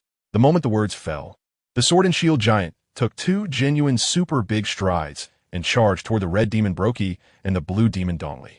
In just 1 or 2 breaths, the sword and shield giant reached a few dozen meters in front of Brokey and Dongli. It stopped, raising its white giant sword high and slashing down at the 2 giants in front of it. The wide blade of the white giant sword carried a terrifying momentum that seemed capable of splitting the entire island in 2. Even the red demon Brokey and the blue demon Dongli, with their tough skin and flesh, did not dare to underestimate this level of attack. After more than 100 years of not fighting side by side, Brokey and Dongli stood together. Brokey Dongli, the 2 giants seemed to share a telepathic bond, raising their circular shields wrapped around their arms at the same time. Shield of the sun. Boom! The sword of the sword and shield giant struck the circular shields of the red and blue demons, producing a thunderous explosion. The point of contact between the white giant sword and the circular shields emitted visible waves of white shockwaves. The violent shockwave turned into a fierce wind, sweeping across the entire small garden, uprooting nearby trees. The sand crocodile, who had just rushed to the center of the island from the edge of the small garden, felt the force of this powerful storm wash over him, his robe billowing wildly. This is the power of the giant race. Crocodile watched the 3 giants battling on the field, a fiery gleam flashing in his eyes. If I could wield such power, then even Whitebeard. Just then, an unexpected change occurred on the battlefield. The red demon Brokey and the blue demon Dongli, wielding their circular shields, heard a strange cracking sound. Crack, crack! The 2 giants looked toward the source of the sound, which came from the shields they had fought alongside for many years. The 2 giants had battled in the small garden for 100 years, and their weapons were long past their prime. They had just used their circular shields to block the white giant sword of the sword and shield giant. The long-neglected circular shields were nearing their limit. Deep, alarming cracks spread rapidly from the center of the circular shields to the surrounding areas. Perhaps in just a moment, the circular shields of the red demon Brokey and the blue demon Dongli would be completely destroyed. Dongli, Brokey. The 2 giants spoke in unison again. Let's use that move. Crack, crack, crack. Hey, hey, hey. Amidst their thunderous laughter, the muscles in the arms of the red demon Brokey and the blue demon Dongli bulged. They concentrated explosive power in their arms, holding the 2 circular shields that were about to shatter. In the next moment, the red demon Brokey and the blue demon Dongli unleashed their power together. The 2 circular shields, on the verge of collapse, erupted with unmatched strength. Barrier. A strange name for a technique, but its power was astonishing. Amidst the flying fragments of the circular shields, the white giant sword in the sword and shield giant's hand was forcefully pushed into the air. Even its enormous body involuntarily stumbled back a few steps under the combined explosive power of the 2 giants. The red demon Brokey and the blue demon Dongli were both legendary giants seasoned by countless battles. They keenly seized the opening revealed by their enemy and charged forward. The 2 enormous giants displayed agility that was completely uncharacteristic of their size. Before the sword and shield giant could stabilize itself, the red demon Brokey and the blue demon Dongli reached its side, leaping into the air, one from the left and the other from the right. Now's the time. The red demon Brokey and the blue demon Dongli paid no mind to the recently shattered circular shields. The former swung his giant axe from left to right, while the latter swung his giant sword from right to left. The two giants swung their weapons almost simultaneously. The massive battle axe and sword of the red and blue demons crossed and attacked the sword and shield giant. Solar Saw. The sword and shield giant barely raised its left hand's white giant shield to block the giant sword slashing in from the blue demon Dongli. Clang! The collision between the giant clay shield and the giant metal sword erupted with a thunderous sound. The giant sword attack of the blue demon Dongli came to an abrupt halt. However, the giant axe of the red demon Brokey showed no signs of obstruction. The giant axe swung from left to right, directly striking the unguarded lower back of the sword and shield giant. Under the immense power of the giant race, the axe cut through the clay body of the sword and shield giant effortlessly. The giant axe of Brokey continued forward until it struck the back of the white giant shield that had just withstood the attack from Dongli's giant sword. Caught between the two giants, the white giant shield could not withstand such force and split in two from middle. Dongli's giant sword continued to advance, while Brokey's giant axe swung back. The two giant weapons sawed through the massive body of the sword and shield giant like a saw. From a distance, it looked as if the sword and shield giant had been bisected by Brokey and Dongli Solar Saw. Losing its support from below, the upper half of the sword and shield giant fell towards the ground. With a loud boom, the upper half crashed heavily onto the ground of the small garden, shaking the entire surface. The soft, ordinary clay could not withstand such impact, turning into a literal puddle of clay. The white clay spread across the ground like a carpet, completely covering the original upper half of the sword and shield giant, which vanished without a trace. Boom! Boom! Two more loud sounds followed. Just as Brokey and Dongli landed on the ground after executing a brilliant combination move, they exclaimed, "Clap, clap, clap. The enemy has been defeated." Yes. He. It's just that his weapon is gone. Before Dongli could finish his sentence, he suddenly felt an unusual sensation from the ground beneath his feet. Huh? What's wrong with the ground? Why does it feel so soft? Really? Brokey lifted his right leg and stomped down on the ground, sinking part of his calf into the earth. It's true. The ground seems to have turned into soft mud. Brokey and Dongli looked up and realized that not only had the ground beneath them turned into clay, but everything in their sight, earth, grass, rocks, trees, had all transformed into white clay. Clay fruit awakened. The clay turned earth surged like the sea. White giant waves rose into the sky. Strom stood atop the waves, looking straight ahead at the two giants. That was just now the battle technique of the Elbaf giants, right? Its power is a bit stronger than I imagined, so I guess I have to show my true skills. Under Strom's mental manipulation, massive clumps of clay began to gather from the surrounding muddy ground. In the blink of an eye, for gigantic clay, mounds appeared on the ground. Each clay mound was 50 meters tall. It's 2 against 1. The game is just right. The moment Storm's voice fell, the appearance of the 4 clay figures underwent a transformation.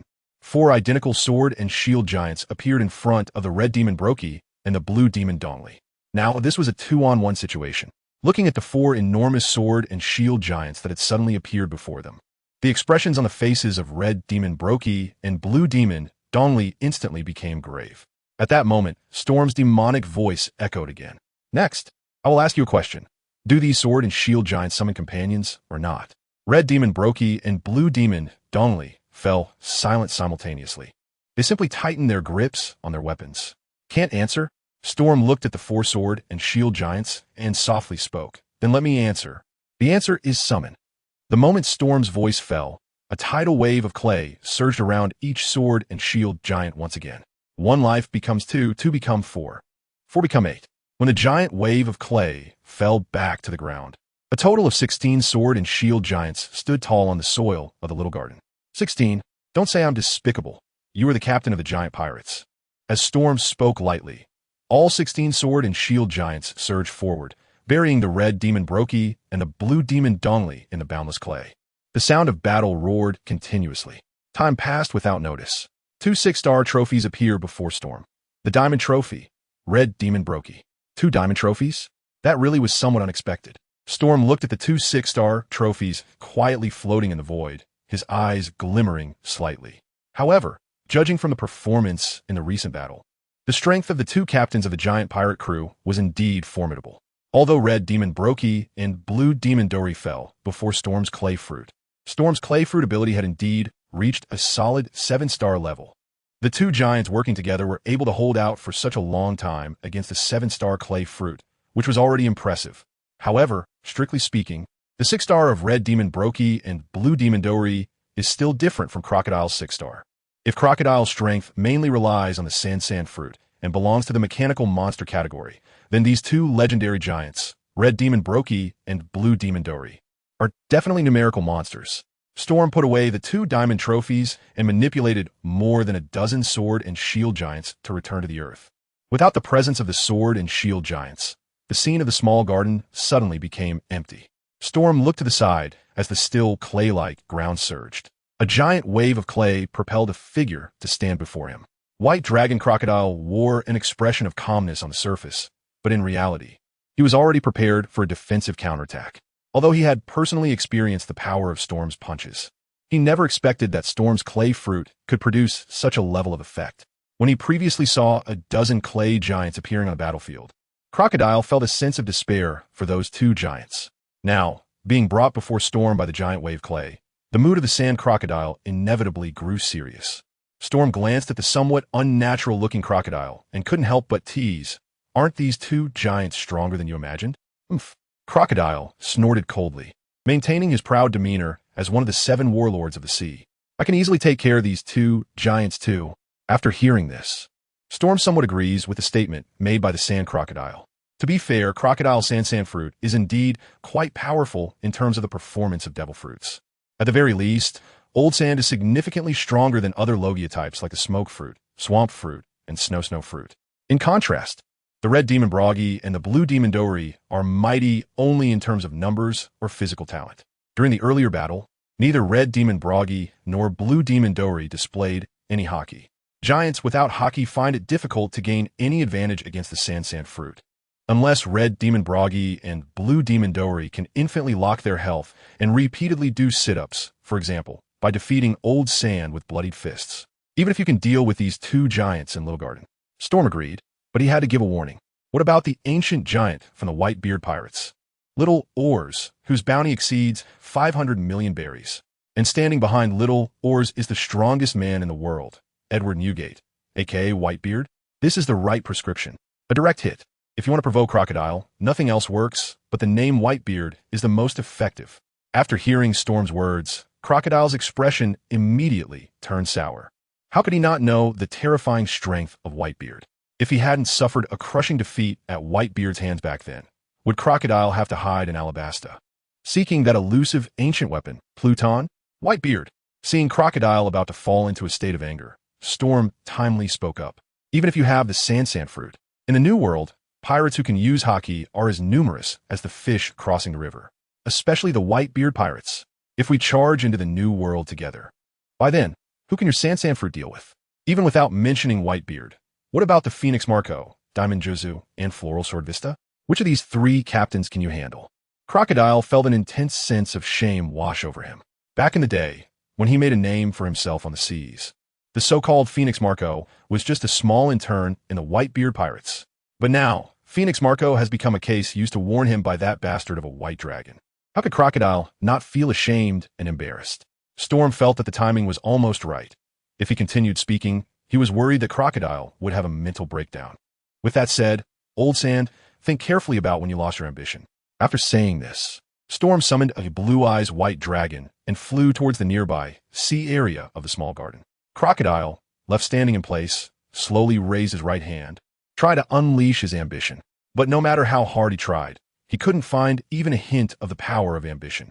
Although there was sand that slipped through his fingers. The word Storm had just spoken kept repeating in Crocodile's mind. When exactly had he lost his ambition? Was it when he was defeated by Whitebeard?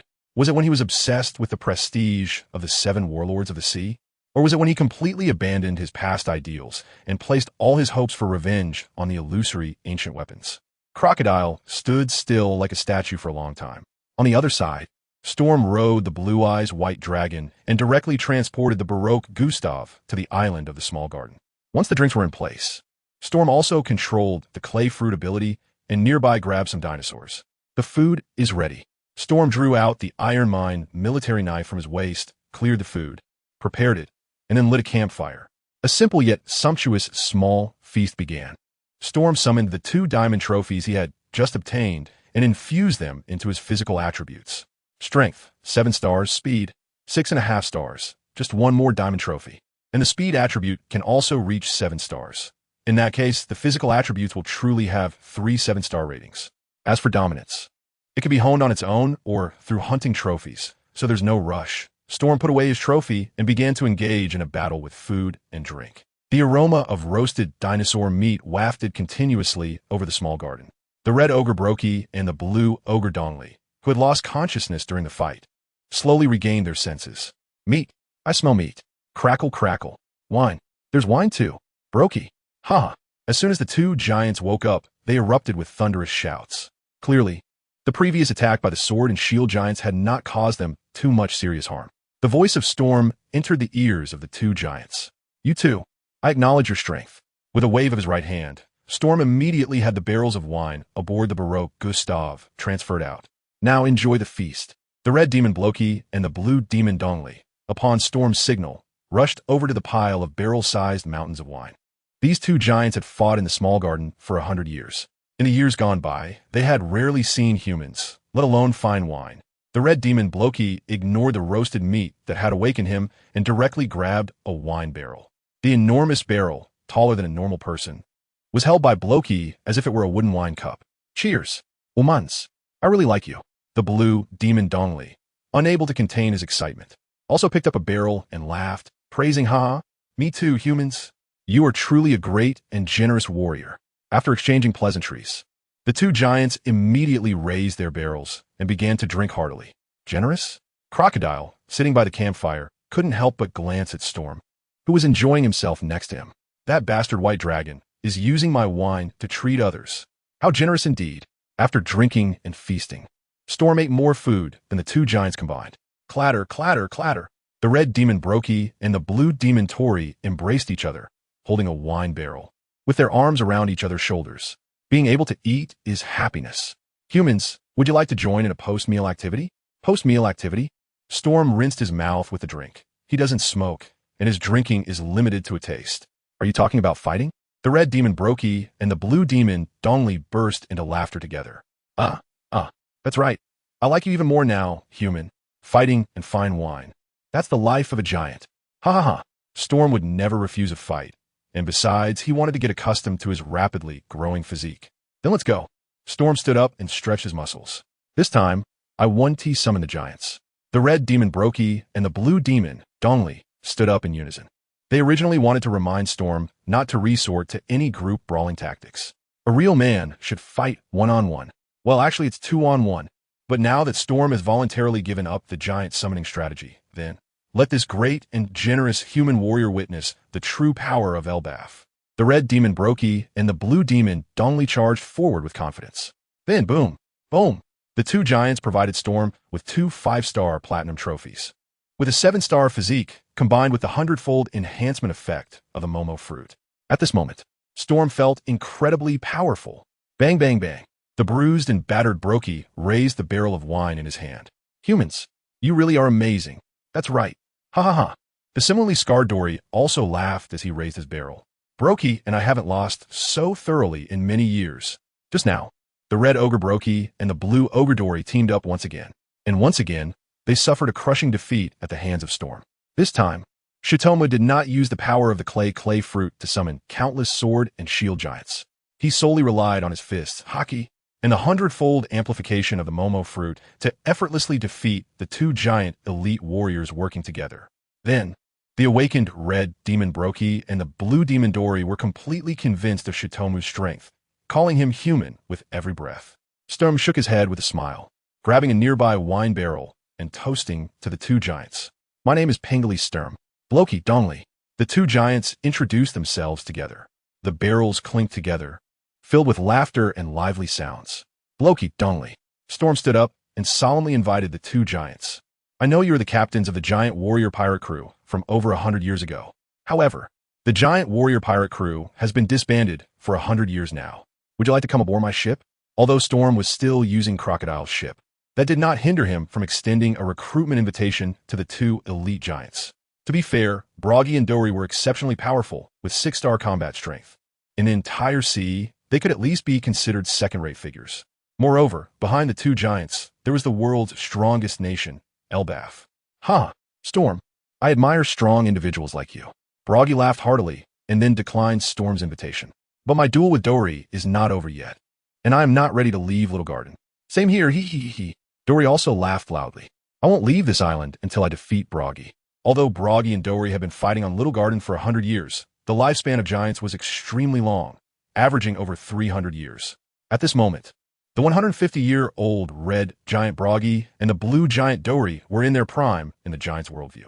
Furthermore, in the eyes of giants, the meaning of battle is very noble. If there were no external intervention, it would not be surprising if red giant Bragi and blue giant Dori continue to fight on Little Garden for another 100 years. Therefore, it is understandable that the two giants directly refused Storm's invitation. What a pity. Storm shook his head. He really had a good impression of the fighting ability of the giants. Unfortunately, the recruitment failed. But then again, Storm's recruitment of the giants has failed. But he still does not intend to let these two giants stay in the Little Garden.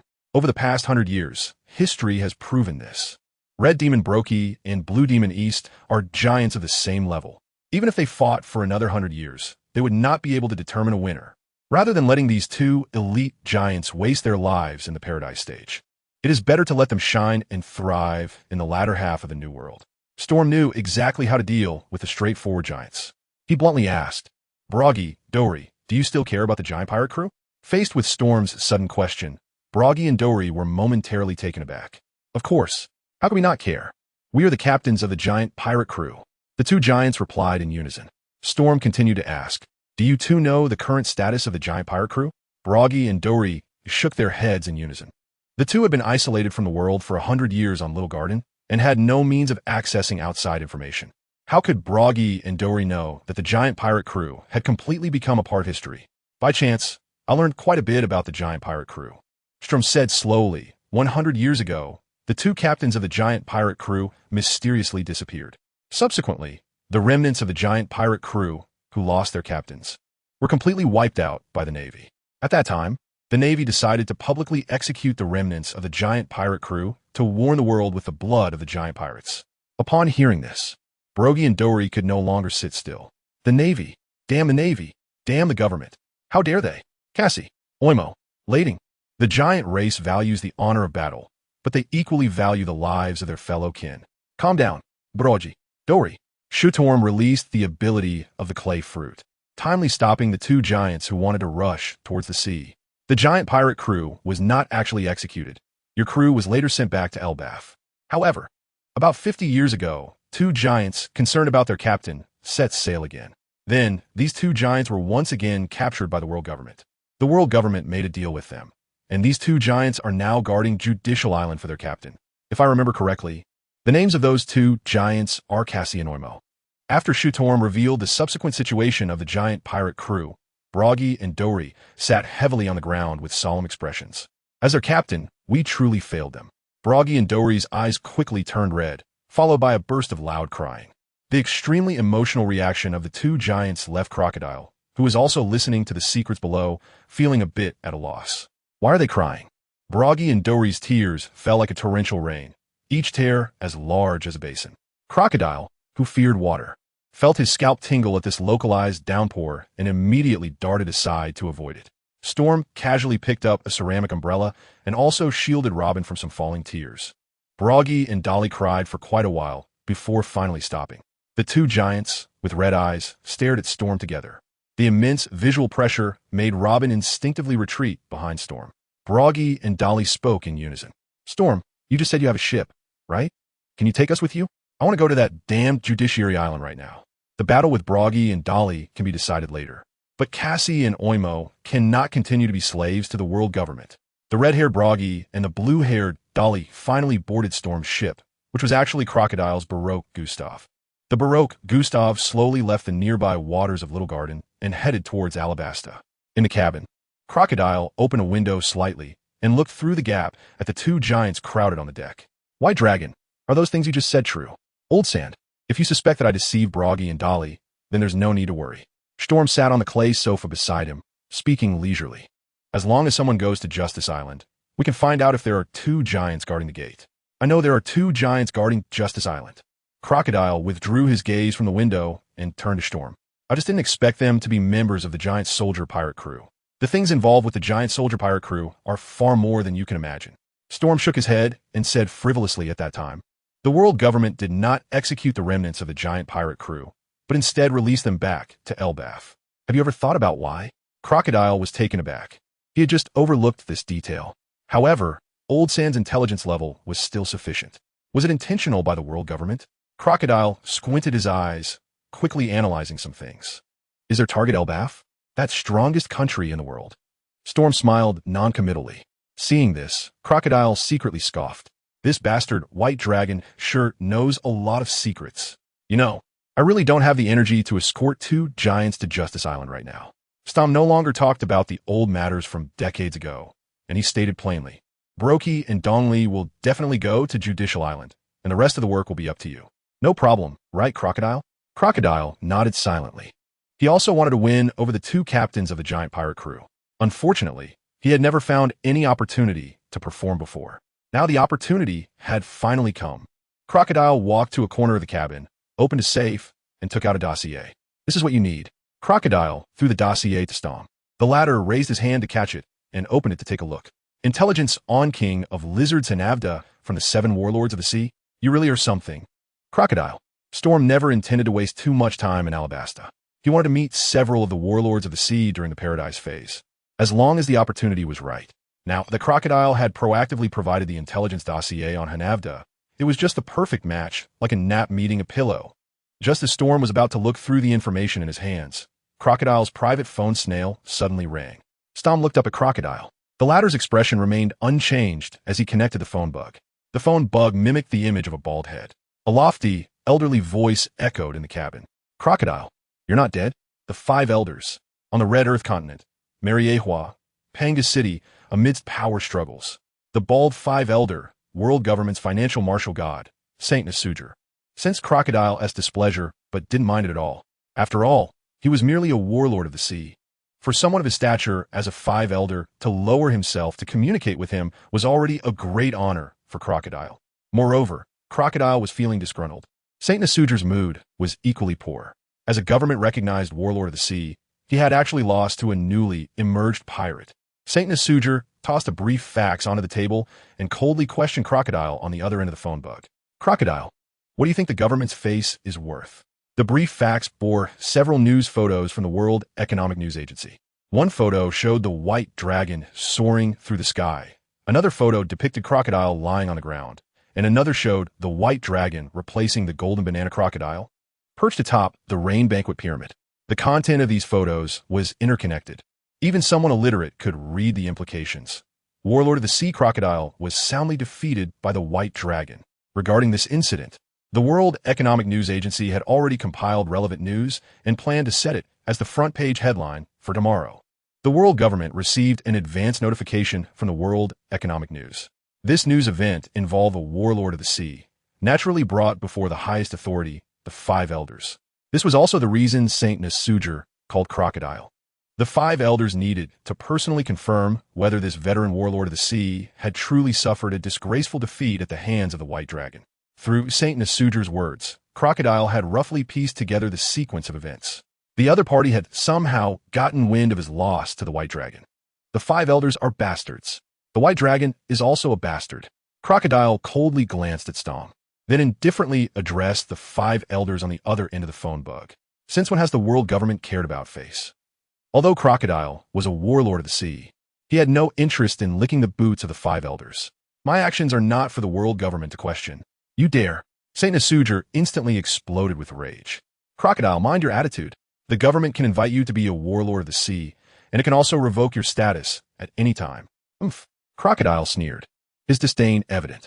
If the establishment and revocation of the warlord of the sea status were so easy, the world government wouldn't have gone through such trouble to create the system of legal pirates. However, despite his disdain, Crocodile ultimately chose not to continue mocking Saint Nasuger to his face. He still cared about the position of warlord of the sea. Even though the white dragon mentioned something about Pluton's blueprint, Crocodile preferred to believe in the intelligence he possessed. The whereabouts of Pluton must be in Alabasta. It's a pity about that woman, Nico Robin. Amidst power struggles, after dropping a few formalities to maintain the dignity of the five elders, Saint Nasuger got to the point. Crocodile, is Pendley Stom still in Alabasta? Pendley Stom? Crocodile's heart jolted. The five elders actually knew the true name of the white dragon. Who the hell is this white dragon? Crocodile asked, feigning calm. Who is Pendley Stom? That guy called White Dragon. Oomph. Saint Nasuger coldly snorted, visibly displeased. It's ridiculous that a kid from a navy could hold such a title, akin to an admiral. Navy? Crocodile's heart shook again. The white dragon is from the navy? He is the navy's greatest stain. Saint Nasuger clearly did not want to discuss the white dragon further. After all, in his view, if the white dragon had indeed defected, perhaps the navy could have gained another admiral. By that time, the government's rule would have become even more stable, but unfortunately, it was too late to say anything now. Slaughtering in hell, escaping from Impel down, raiding Navy warships. Pendley Stom was simply lawless. The Navy's greatest stain? Crocodile realized something. The White Dragon must have committed some crime, which is why he left or defected from the Navy. The fact that news of the White Dragon reached the five elders meant this guy had committed a significant offense. Just as Crocodile was lost in thought, Saint Nasuger continued to ask, is that guy still in Alabasta? Crocodile snapped back to reality and coldly replied, no comment. Crocodile. Saint Nasuger raised his voice again. Warlords of the sea have an obligation to cooperate with government actions. Oomph. Crocodile didn't care about Saint Nasuger's warning. Since the world government's information channels are so well connected, you can go collect intelligence yourselves. Crack. After Crocodile said this, he directly hung up the phone bug. The White Dragon? Navy? Huh. Crocodile stared at Stom, seemingly wanting an explanation from him. Who doesn't he have a past they'd rather not revisit? Stom shrugged his shoulders and suddenly changed the subject. For example, I previously met a friend named Ambryo Ivanov. The king of transvestites is truly a very honest person. He told me that there's an old-school warlord who, upon hearing the king of transvestites' name, felt that something was off. Crocodile didn't wait for Stom to finish speaking and interrupted him with a dark face. That's enough. This guy, the White Dragon, can absolutely not be a Marine. The Gorosei were right. This guy's just a stain. In Pangu City, amidst power struggles, the Gorosei gathered together. Shiru, Sant dropped the snail phone he was holding and then picked up a famous sword beside him. What a pity. It seems that Crocodile did not die at the hands of the White Dragon. It's really strange, said Topman Vacheli, a world government justice warlord, who had a scythe-like beard and scars on his forehead. Based on what the White Dragon did in Infinite Hell, Crocodile should have been certain to die. Why did the White Dragon kill so many pirates in Infinite Hell, but let Crocodile go after leaving Impel down? Pirate actions are always hard to predict. Shepard Sia Peter, a world government agriculture warlord with golden hair, shook his head. Perhaps after leaving Impel down, the White Dragon had other intentions, wanting to recruit subordinates and build a force. Recruiting warlords? Said Marcus Maz, a world government environmental warlord with a goatee. What a bold hypothesis. Compared to these, I care more about why the White Dragon would appear directly in Alabasta. J. Galugius Satan, a world government scientific defense warlord with a black hat and white hair and beard, reminded he was previously between Impel Down, the deep sea prison, and Alabasta, almost half a world away. The White Dragon can fly, Marcus Maz said lightly. Although I don't know why the clay fruit can fly. It's clear that the White Dragon has developed his devil fruit abilities quite well. Oomph. The clay fruit, Topman Vacheli snorted disdainfully like a wild boar snorting. No matter how well developed it is, what can it do? Shiru, Sant timely interjected. At least being a warlord is more than enough, isn't it? As soon as he said this, a light laughter echoed in the room of power. Indeed, based on the strength the White Dragon had previously shown, his clay fruit had already completely awakened. An awakened Paramecia-type devil fruit is more than enough to be a warlord. The original intention of establishing the warlords was to divide the increasingly large pirate population, right? Since the White Dragon likes to clean up pirates, let him continue to do so. It's a pity the Crocodile did not die. However, based on the White Dragon's character, he should quickly seek out other warlords, right? Having a newcomer replace those who are not obedient among the warlords can also serve as a warning. Let a stain that has detached from the Marine system take on the role of a warlord, which can also give the Marines a wake-up call. Let's first have the Marines set a bounty amount for Pendley Stom. The content of the Gorosei's private meeting was not known to the outside world. However, the news of the warlord's disastrous defeat quickly spread like wildfire. The day after the Baroque, Gustav returned to Alabasta.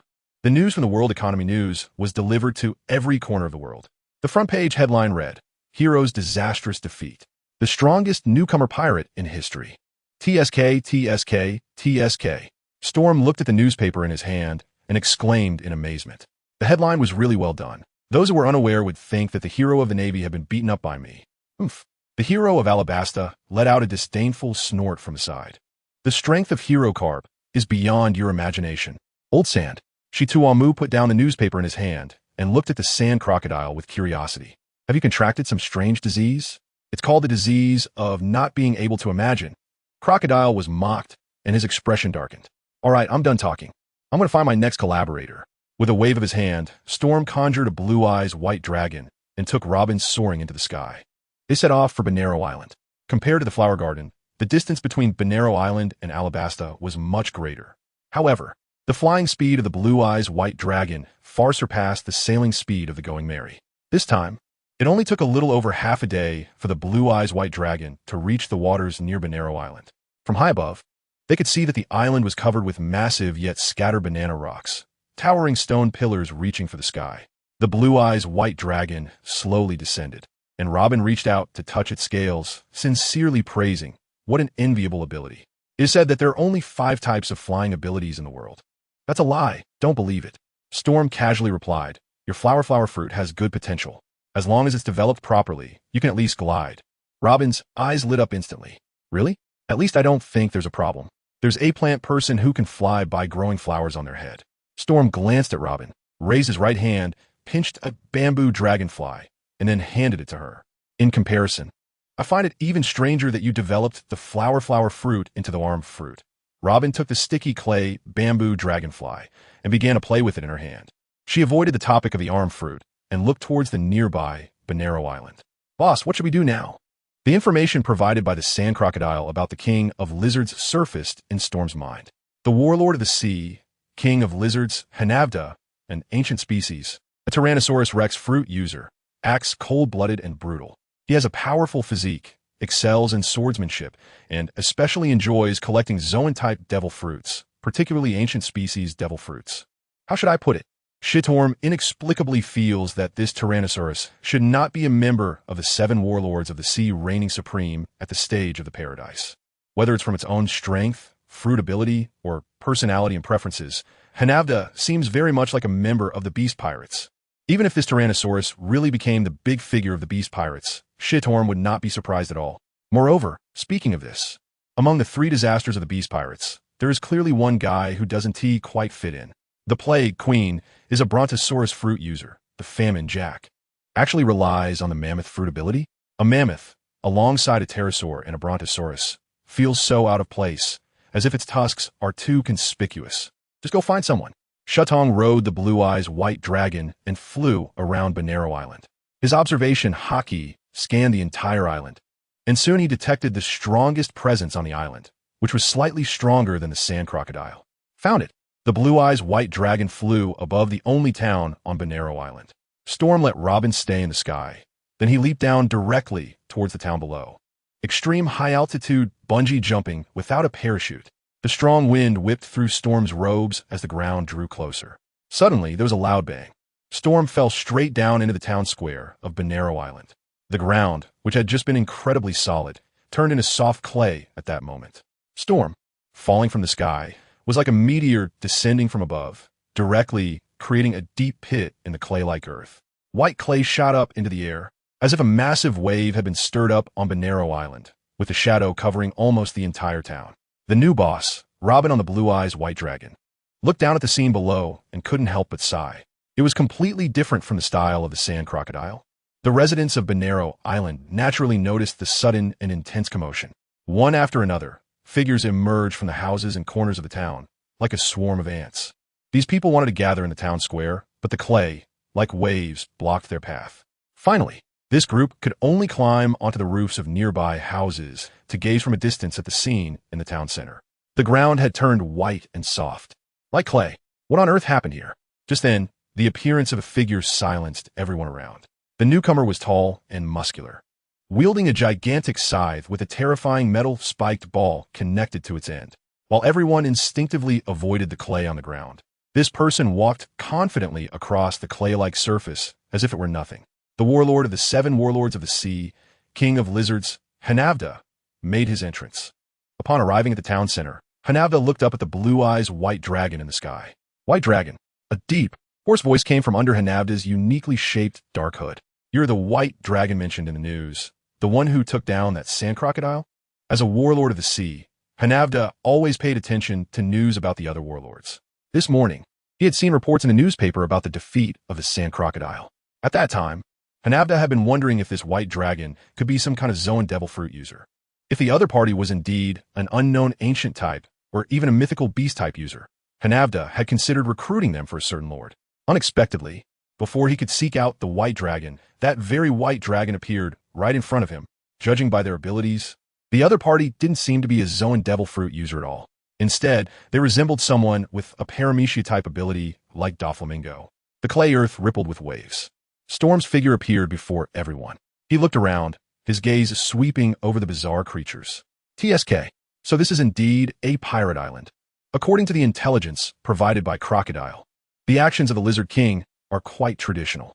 In simple terms, he enjoys burning, killing, robbing, and plundering. Naturally, the subordinates recruited by the Lizard King are also a bunch of ruthless scum pirates. This type of traditional pirate makes up the vast majority of the pirate faction. The so-called Playhouse pirates are the real outliers, regardless of how you look at it. Storm is not interested in recruiting these finished garbage who enjoy burning, killing, and looting. As for that little lizard, Shirtom looked at Hanavda, his thoughts stirring.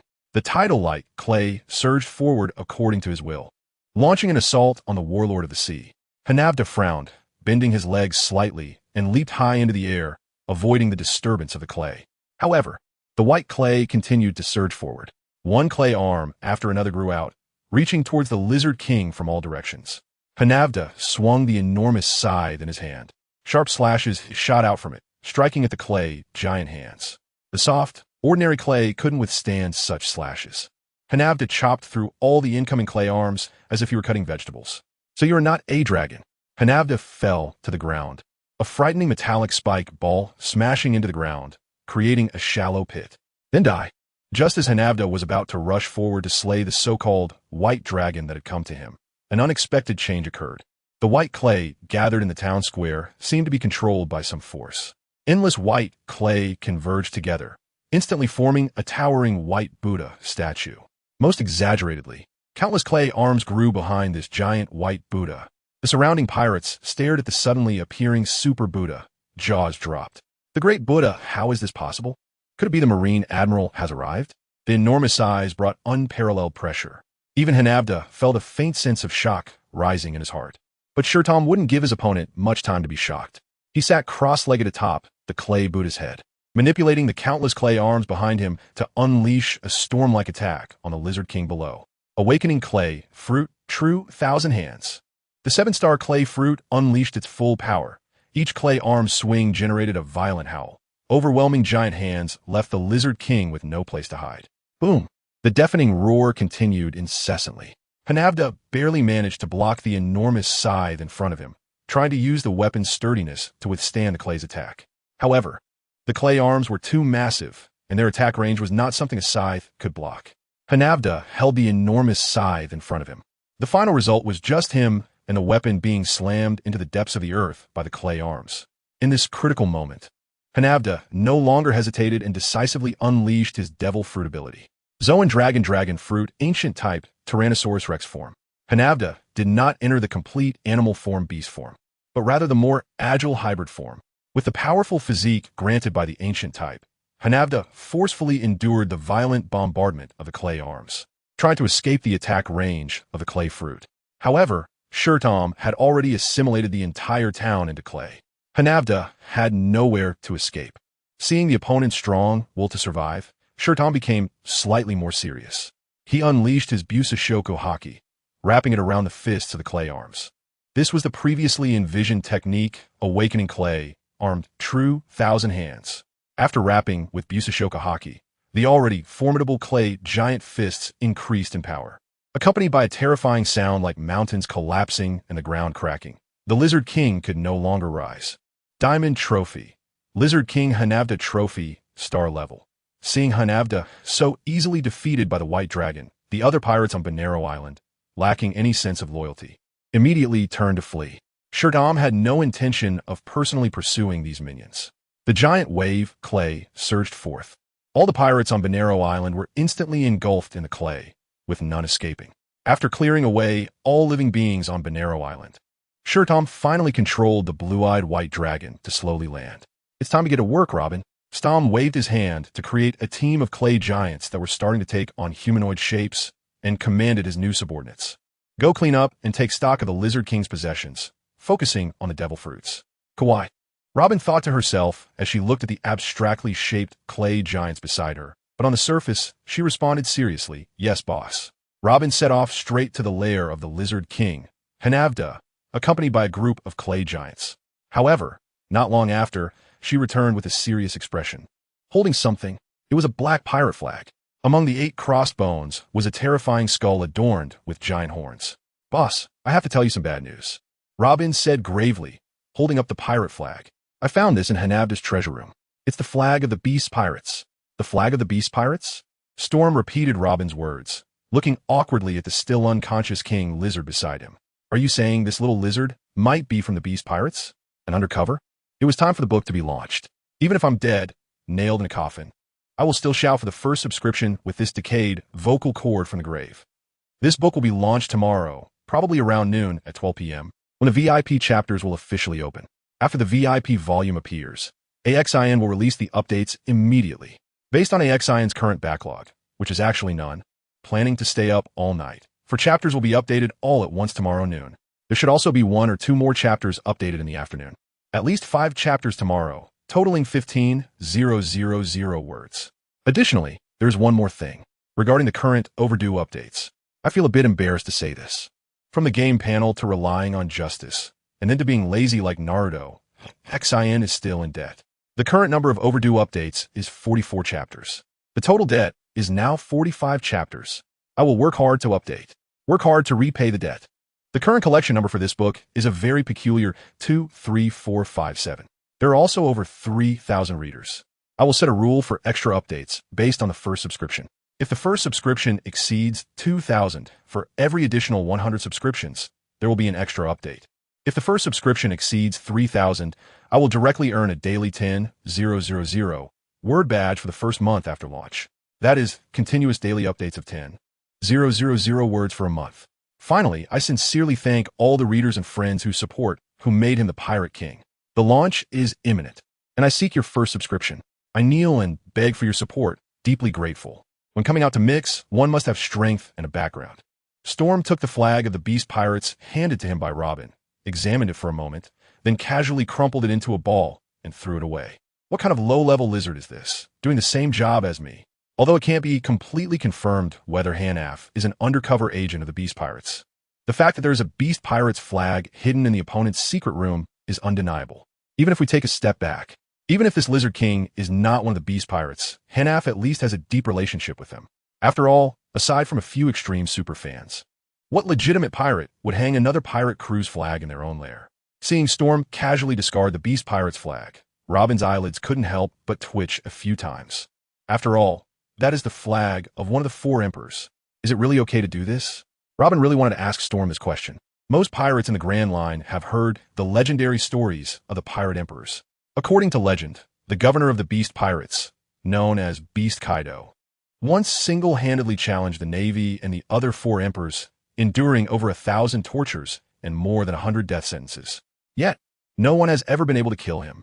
If it weren't for the exaggerated fame of the world's strongest man, Whitebeard, people would also want to bestow the title of strongest upon Kaido of the Beast Pirates. Titles like the strongest in one-on-one combat, the strongest on land, sea, and air, and the strongest creature come to mind. Robin heard that Kaido can transform into an enormous azure dragon, and so on. Azure dragon? White dragon. Robin blinked, looking at Storm, then at the azure-eyed white dragon in the sky. The cunning archaeologist thought she understood Mr. White Dragon's intentions. Pirates competing for fame and profit. Your gaze is a bit strange. Is there something else? Storm noticed Robin's gaze and immediately asked, is there still another flag hidden in the treasure vault of Hanavda? Whitebeard, Big Mom, red-haired. It can't be that there's a flag of the celestial dragons left. right? There can't be any fools in the world who like the celestial dragons, right? If it's a pirate, I don't think anyone would like the celestial dragons. Robin shook her head, recalling for a moment before reporting again. I didn't find any devil fruits in the treasure vault of Hanavda. Not a single one. Not a single one. Storm's brows immediately furrowed. If it were an ordinary pirate encountering such a rare treasure as the devil fruit, eating it on the spot would definitely be the first choice. Secondly, they would look for a suitable buyer to sell the devil fruit. A single devil fruit can typically sell for 100 million berries. That's a huge fortune, but Hanavda is not an ordinary pirate. First of all, Hanavda is a devil fruit user. Secondly, Storm remembers very clearly that Hanavda has a strong penchant for collecting devil fruits, especially Zoan-type ancient devil fruits. On Bonero Island, aside from Hanavda, who is one of the 7 warlords of the sea, Storm has not yet discovered any other pirates exhibiting devil fruit abilities.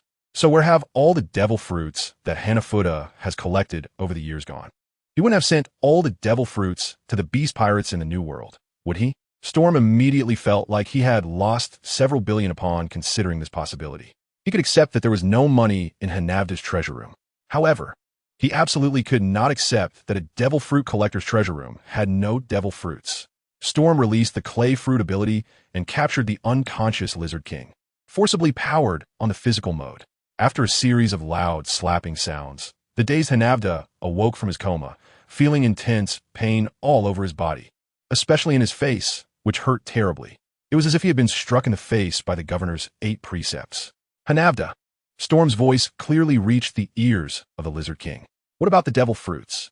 The 2 ancient types that were just acquired had already been sent to Hanafuda in the New World a few days ago, who was still not fully awake.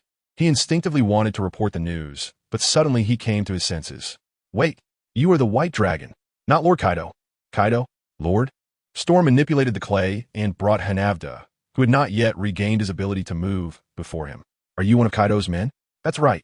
Hanavda, knowing he was no match for the White Dragon, hoped to intimidate his opponent with the governor's name. At the very least, he didn't want to end up like the sand crocodile, being taken down directly by the White Dragon. Behind me is not some world government, but the pirate emperor ruling the New World. Lord Kaido, I ask you. Storm pointed directly at the core. Have you sent all the devil fruits you've collected over the years to Wano? Yes, Hanavda replied with pride. The ancient type mammoth fruit, the Grease Rose ancient spider fruit, and also Lord Kaido's favorites, the dragon fruit, triceratops fruit, bulbous head dragon fruit, and spikeback dragon fruit. Goodness, is the governor of the beast pirates Kaido? Or is it you? These 5 or 6 ancient type devil fruits are almost enough to support nearly half of the elite of the beast pirates. Storm doesn't care about ancient Zoan-type devil fruits. Apart from mythical Zoan types, the other animal-type devil fruits are just garbage in his eyes. But hasn't he collected a single Paramecia-type devil fruit? What is the point of Paramecia types? Hanavda snorted coldly. Our beast pirates are not like the Whitebeard pirates or the Big Mom pirates who like to play house. In this survival of the fittest sea, only beasts can survive until the end. Hanavda didn't mention the red-haired pirates, because none of the members of the red-haired pirates have eaten devil fruits. So what do you think? Storm looked coldly at the Lizard King. Can the beast see the sun of tomorrow? White Dragon, I am the Beast King. Without waiting for Hanavda to finish speaking, Storm manipulated the clay, delivering a super heavy punch infused with the power of 100 times that of the Momo fruit. Bang! Just one punch seemed to create a grand arena in the brain of the Lizard King, with the sounds of bells, cymbals, and gongs ringing together. Hanavda's eyes rolled back, and he fell straight to the ground, exhaling but not inhaling. Platinum trophy, Lizard King Hanavda. Another 5-star trophy in hand. Robin continued to tally Hanavda's possessions and the pirates on the island. Storm put away the trophy, instructed Robin with a word, and then flew into the sky with Hanavda. I have some matters to attend to. Storm rode the Blue Eyes White Dragon into the sky, grasping Hanavda's neck and giving it a gentle twist. With a snap, the king of Lizard's neck broke, and he completely lost his breath. Storm did not hesitate and skillfully used the power of the demon ring. Before long, a devil fruit appeared in Storm's hand. Animal type, dragon fruit, ancient species, Tyrannosaurus rex form. Storm is not really interested in traditional pirates like Hanavda. Moreover, considering the other party's background as part of the beast pirates, charging into the New World with someone like that to challenge the 4 emperors is just asking for trouble. Storm directly ended the other party's life. By the way, he could also obtain a Tyrannosaurus fruit. this Tyrannosaurus fruit, along with the leftover chameleon fruit from before. Storm stuffed the freshly baked Tyrannosaurus fruit into the body of the Blue Eyes white dragon. Why do I feel such a connection with lizards? 2 animal types, 1 normal type, and 1 ancient type. Storm looks at them like looking at chicken ribs, tasteless to eat, but a pity to discard. Let's keep them for now. Storm sat on the Blue Eyes white dragon, overlooking Benero Island below. He pondered for a moment, took out a phone bug from his pocket, and dialed the familiar number. Hello. Hello, is Akiji there? Ah, Storm. Akiji's voice came through the phone bug's earpiece. Are you feeling too comfortable in your current life and want to raise the difficulty a bit? Admiral Akiji. Shiru returned to his original posture. I came with good intentions to bring you credit. Credit? Akiji's brows involuntarily furrowed. Is it Nico Robin? You really care about that child of the devil, Admiral Akiji. Storm said in a low tone, are you really not considering coming to my side? As long as you leave the Navy now and come to me, you can meet Robin every day. Stop talking nonsense, Storm. Admiral Akiji said sternly. I will not leave the Navy. I will never be your subordinate. Admiral Akiji, what do you take pirates for? Storm chuckled lightly and said with a carefree attitude, as for pirates, as long as the interests align, we can act together. Who cares about subordinates? Only mediocrities would bother about that. Ah, I see, Akiji said, rubbing his head upon hearing this. You're really becoming more and more like a pirate. Storm, just so happens, I received a fax from the headquarters today, and I believe you might be interested. What fax? About your bounty. Akiji took out 2 bounty notices from his pocket, and the one on top had Storm's big headshot printed on it. White Dragon Pond Jelly Storm, Vongala Storm, image. JPG bounty amount, 95 million berries bounty level. Only alive, capture alive only. For first bounty to reach 95 million berries. Akiji looked at Storm's bounty notice and spoke with a complicated tone. Even the pirate empress of Amazon, Lily, isn't as remarkable as you. Akiji knew Storm had strong talent, but he didn't realize it was this strong. The speed of his growth is too fast. Who told Storm to be an undercover agent? Through a snail phone? Akiji's complex inner thoughts were naturally unknown to Storm. He only cared about his initial bounty amount. Ever since joining the Blade Squad, Storm has worked hard for so long and finally taken the first step towards becoming a pirate with a bounty.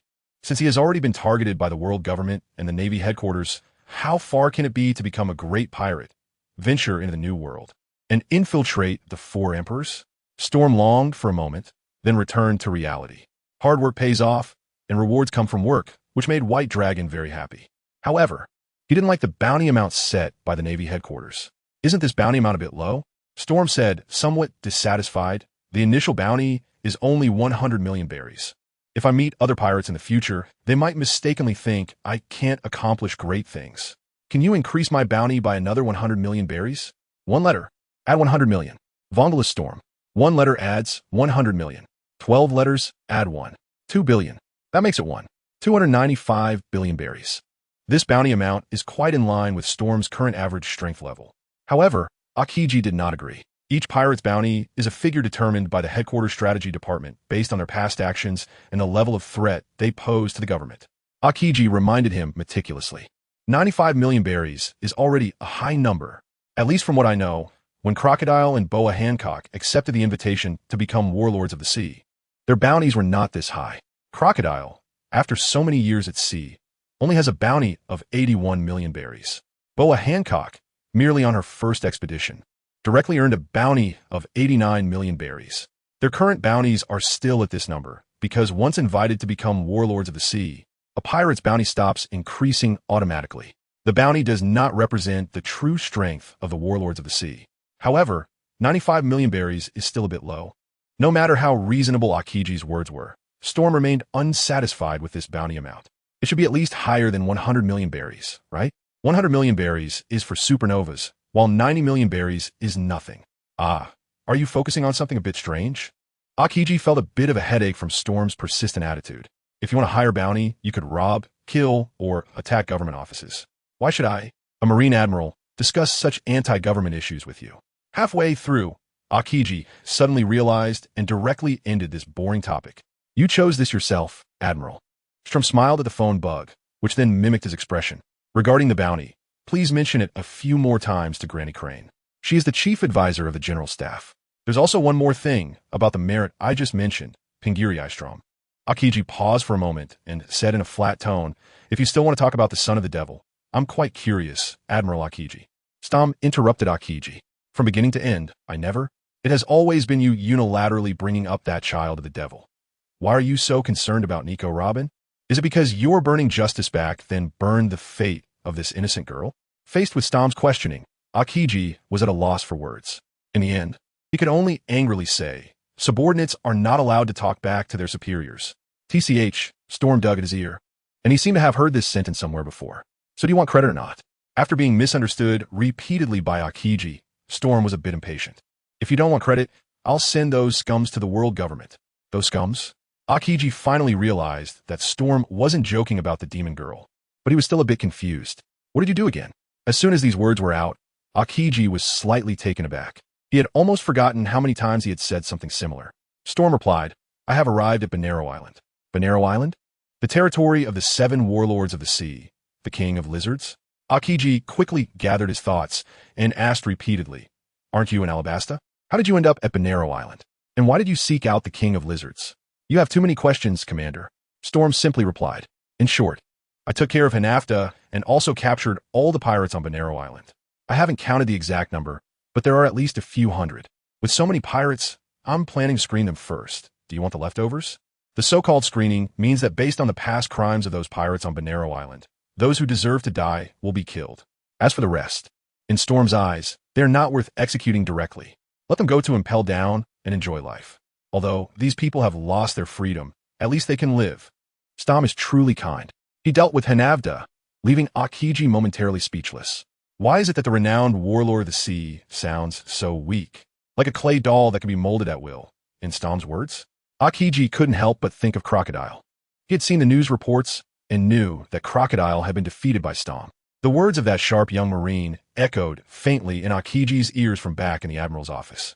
If the Blade unit can launch an attack on the Pirate Emperor, then what about the warlords of the sea? Akiji felt a flicker of comfort in his heart. Storm really set the blade of the sword directly at the 7 warlords of the sea. You mentioned dealing with it, Akiji paused. Is it like Crocodile? No. The Navy likes heroes, so that hero of Alabasta is still living well. Storm said indifferently. As for that so-called Lizard King, Hanavda, I sent him hell. Alala, when you say hell, it shouldn't be Impel down, right? Akiji chuckled dryly, but unfortunately received no response. Well, it seems one of the warlords of the sea has died. I will find someone to take over Hanavda's pirate crew as soon as possible. No problem, and I'll throw in a free piece of information at the end. Storm kindly reminded, Hanavda is also an undercover agent. He is with the Beast Pirates led by Kaido. Over the past few years, all the devil fruits collected by Hanavda have been delivered to the Beast Pirates. Clap. After dropping this information bomb, Storm directly hung up the transponder snail. Zizizi. Akiji listened to the static coming from the transponder snail, looking dazed for a moment. The king of lizards, Hanavda, is also an undercover agent? And even an undercover agent for the Yonko Kaido? Alala. Aokiji Siged. Holding Yearsfor. The warlord system under the King's decree is actually such a complicated system. Banero Island. Storm returned to the earth from the sky. Robin had already gathered the clay giant team and accounted for all the possessions of the Lizard King. Meanwhile, she utilized her flower fruit ability to collect information on the other pirates on the island.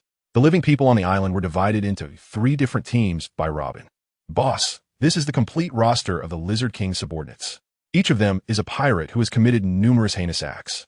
Robin handed a stack of bounties to Strom and then pointed to the other 2 groups of people. One group of pirates had not been reported to have committed any notorious crimes. The last group of a dozen or so individuals had no bounties, possibly spies from other factions or slaves who had accidentally ended up on Banero Island. Storm took the thick stack of bounty notices and carefully flipped through them.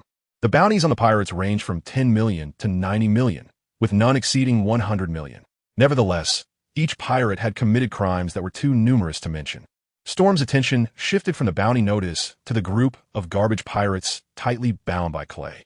Among these people, are there any devil fruit users? When Storm was just fighting against the Lizard King, he had no time to pay attention to the onlookers nearby. The rest of the people on Banero Island were all knocked over by a wave of giant wave clay. Storm is also unclear whether there are any devil fruit users among this group of people. But in any case, these individuals are subordinates of the 7 warlords of the sea, even if they can't compare to the team of abilities like Baroque Works or the Don Quixote family. They should at least be stronger than the lone wolf Dracula Mihawk, right? Storm's question received an affirmative response from Robin. There are 3 high-ranking officials of the Lizard King, all of whom are users of the animal-type lizard fruit. Robin pulled out 3 bounty posters and laid them out together.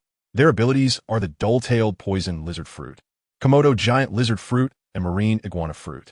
Poison lizard, giant lizard, marine iguana. What kind of weird and unusual lizards are these? Storm frowned upon hearing this. These 3 ability users stayed behind. As for the others, Storm looked at the pile of garbage, manipulating the clay to create huge waves that directly submerged them. One bloody silver trophy after another jumped out from the void, densely packed and countless. After clearing a large amount of ocean debris, Storm's mood lightened. The 3 ugly lizard fruit users also appeared more handsome at that moment.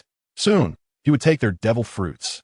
Storm ignored the group of pirates who had not committed any major crimes. Their only fate would be to be sent to Impel down. He walked up to the last dozen or so people who were temporarily deemed innocent. Woo, just as Storm approached, someone in a black suit in the crowd immediately let out a whimper. Storm raised an eyebrow and released the other's control. White Dragon. The man in the black suit quickly revealed Storm's identity and said at a rapid pace, "I'm a government agent. You can't hurt me. What's so great about the world government?" Storm waved his hand, about to crush the black-suited agent. A world government agent. To be precise, an agent from the world government's secret spy organization, CP, Cypherpol. If pirates are the overt evil, then CP is the sin in the darkness. Most of the dirty work for the world government is handed over to the CP department. CP agents may be a bit excessive in capturing 10 and killing 10, but capturing 10 and killing 9 will definitely leave some fish that escape the net. Supreme authority. The 5 elders. The black-suited agent shouted again. "I have orders from the 5 elders. The 5 elders specifically want to talk to you." White Dragon. The 5 elders?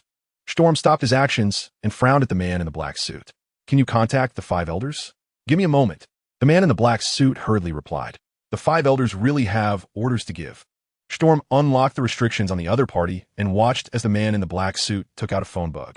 After going through several phone bug connections, the phone bug in the black suit's hand emitted a voice that Storm found familiar. It was the bald 5 elder stars, Shiru, who had previously contacted the sand alligator. "White Dragon. Vongalish Storm? Are you currently on Banero Island?" "That's right," Storm calmly responded. "It truly surprised me that the 5 elders would know the name of a nameless nobody like me." Nasuger Saint vaguely felt that Storm's tone sounded familiar, but he couldn't recall where he had heard it before, so he chose not to dwell on it. Nasuger Saint directly asked, "What about Hanavda? Are you referring to that terrifying Tyrannosaurus man?" Storm said with a hint of regret, "His strength is truly overwhelming. I couldn't hold back." "Hanavda is dead? You really are diligent." Shiru Saint was somewhat surprised by Storm's speed of action, and then he extended an invitation directly. "By long. Do you want to become one of the 7 warlords of the sea?" The Gorosei had already planned to invite Storm to become one of the 7 warlords of the sea. Who are the current 7 warlords of the sea? Mihawk is farming. Boa Hancock rarely leaves the calm belt. The Sea Knight is mixed up with the Whitebeard pirates. The Heavenly Yiksha has been busy making business and big money. And it's better not to mention the Moonlight Moria, who only likes to hide in the Devil's Triangle. The only 2 warlords actively fighting against pirates are Crocodile and the King of Lizards. However, Crocodile and the King of Lizards have different styles of operation. The former is genuinely fighting against pirates. The latter, on the other hand, uses the guise of fighting pirates to recruit desired subordinates. In the eyes of the Gorosei, aside from Crocodile being somewhat suitable, the other warlords are not reliable at all. It's time to inject fresh blood into the 7 warlords of the sea. By long.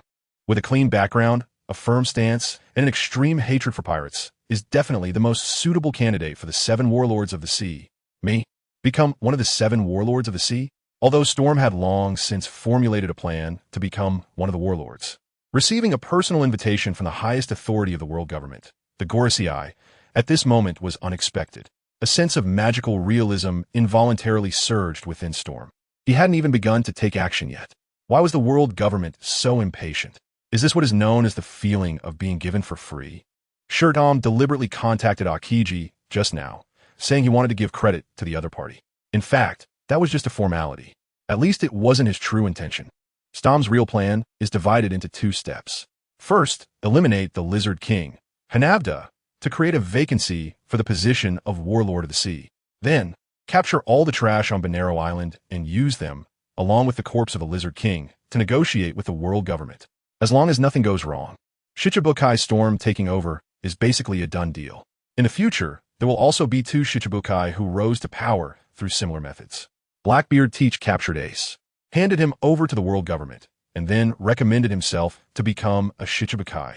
Trafalgar Law seized the hearts of 100 pirates, handed them over to the world government, and also became a new Shichibukai. Storm's plan integrates the advantages of both Blackbeard Teach and Trafalgar Law's plans. He is not concerned that the world government will refuse the deal. Moreover, even if the world government suddenly becomes overflowing with justice and rejects Storm's covert transaction, Storm continues to seek trouble with the other Shichibukai. Among the current Shichibukai, aside from the mysterious strength of Dracul Mihawk, the rest are as follows. Storm wants to solve them. It's not exactly a piece of cake, but at least it's not harder than molding clay. Even if we take 1,000 steps back, if legitimate trading doesn't work, then illegal trading is an option. Robbing the heavens of gold and forcibly threatening the world government to secure a position among the 7 warlords of the sea is also a good idea. There are already predecessors who have waded through the murky waters for Storm. Gorosei, you wouldn't want the secrets of the Celestial Dragon's treasures to be made public, would you? From a certain unnamed pink flamingo. Ahem. In short, plans cannot keep up with changes. Storm never expected that the world government would actively invite him to become one of the 7 warlords of the sea. This is truly a pleasant surprise. As everyone knows, the one who takes the initiative is at a disadvantage. But one should still maintain a certain restraint. The 7 warlords of the sea, HM. Storm let out a cold snort, his loud nasal sound revealing his disdain for the 7 warlords of the sea. Please begin your performance, Saint Nasashir. In Panga City, amidst the struggle for power, Saint Nasashir and a few other observing elders sensed the disdain in Storm's reaction. The elders exchanged knowing glances, a unique mental communication passing back and forth among them. Just as the intel indicated, this kid, White Dragon, has an extreme hatred for pirates. Otherwise, how could he have wiped out the entire Infinite Hell? He's even more radical than that mad dog Akainu, based on his past overall performance. It's only natural for him to look down on the 7 warlords of the sea. Let's proceed with the original plan, the elders concluded. In the end, it was still Saint Nasashir who was responsible for communicating with White Dragon. White Dragon, I've been keeping an eye on your recent activities, Saint Nasashir said in a calm tone. You made such a huge mistake in Impel down. If it weren't for the government's deliberate concealment, you would have been wanted by the Navy long ago. Deliberate concealment? Indeed, it was deliberate concealment. Storm chuckled, not fooled by Nasu Shiru's words. But you were worried that the news about advancing the city will affect the government's reputation, right? However, the government did indeed halt the Navy's bounty on you. Nasu Shiru replied calmly. Nevertheless, what you did in Alabasta was still too extreme. Crocodile is an old-school warlord of the sea, and he has always been working for the government. Upon hearing this, Storm quickly controlled his expression. He was worried that if he didn't manage his expression well, he might burst out laughing. Has Crocodile been working for the world government all along? Gorosei, are you losing your mind? Crocodile has been plotting the ancient weapon Pluto, which the world government strictly prohibits researching and exploring. Storm just responded dully, saying Crocodile not bad. This was indeed Storm's honest opinion. Without a doubt, aside from having a somewhat fragile mentality, Crocodile was definitely a qualified villain. His bounty of 81 million berries indicated that during his rise to fame, he had not committed any major crimes, and after becoming a warlord, he diligently fought against pirates and maintained the heroic image of protecting Alabasta. Although later, Old Sand did play a major role in the internal turmoil of Alabasta, that event had not yet occurred. Storm's impression of Crocodile isn't bad. If he truly thought Crocodile was incapable, the Sand Crocodile, who doesn't even know hockey, would definitely not have survived until today. Yes, the Sand Crocodile has done a decent job. Nasu SH are nodded in satisfaction. Compared to the other Shichibukai, the Sand Crocodile cooperates the most with the government's actions. However, the commotion you cause in Alabasta has still damaged the reputation of the Shichibukai. It even tarnished the government's image. Another series of nonsense. Storm rolled his eyes secretly. The world government can conceal matters related to the advancing city, because the depths of the advancing city are in a windless zone, where every blade of grass and every tree is under strict control. The world government has absolute confidence in ensuring that information does not leak out. However, Storm's defeat of Sand Crocodile in Alabasta occurred in broad daylight. The world government cannot hide that. Moreover, the 5 elders had no intention of concealing it either. The government had no choice but to issue a bounty on you. Nasashiro continued, I know your past. You are from the Navy. Once a bounty is placed on you, it means that your family, elders, and friends will all become your enemies. Pinguli Storm, you wouldn't want to engage in close combat with the Navy, would you? This bald-headed guy must be from Wano, right? Storm did not hold back and rolled his eyes dramatically. I can't wait for the Navy to come after me. The stronger the Navy, the better. Storm's words are truly heartfelt. The 7 warlords of the sea are powerful. The pirate emperors are formidable. The true rulers of the seas have always been the Navy. Among all the maritime powers, in terms of the number of strong individuals, the Navy definitely has the most. With a large number of strong individuals and high quality, they can provide more trophies and of higher quality. Storm sincerely hopes that a rear admiral will come today and a candidate for general tomorrow. If the Navy can cultivate him this way, his strength will continue to surge. However, Storm's heartfelt words sound to Nesudru like the stubbornness of a child. Punkrelli Storm, do not engage in pointless rivalry. Nesudru chuckled lightly and extended the invitation again. On behalf of the world government, I officially invite you to join the 7 warlords of the sea. The 5 elders offered the final step down. Storm also did not continue to be reserved. I can accept the government's invitation. Storm first nodded, then changed his tone. But I have a few conditions. Conditions? How many? Shiru's smile faded, and he narrowed his eyes slightly. He was well aware that the government needed to pay a certain price to recruit those ruthless pirates. Shiru was only slightly surprised by Storm's words, but he did not reject them outright. There are very few pirates on the high seas who have strength, reputation, and are willing to become warlords of the sea. In fact, the range of choices for the world government is quite small. White Dragon Punjelli Storm is one of the candidates currently identified by the 5 elders as the most suitable to serve as a warlord of the sea. Not just one of them. Shiru asked, what are your conditions? First of all, I am not a factionless remnant of the old era like the Sand Crocodile and the Lizard King. Storm said, I won't stay in the Paradise stage for long. I have only one goal, to become the Pirate King, dive into the New World, and then take on the 4 emperors. Saint Nesudru and several other Gorosei didn't expect Strom's conditions to be so simple. Saint Nesudru laughed heartily.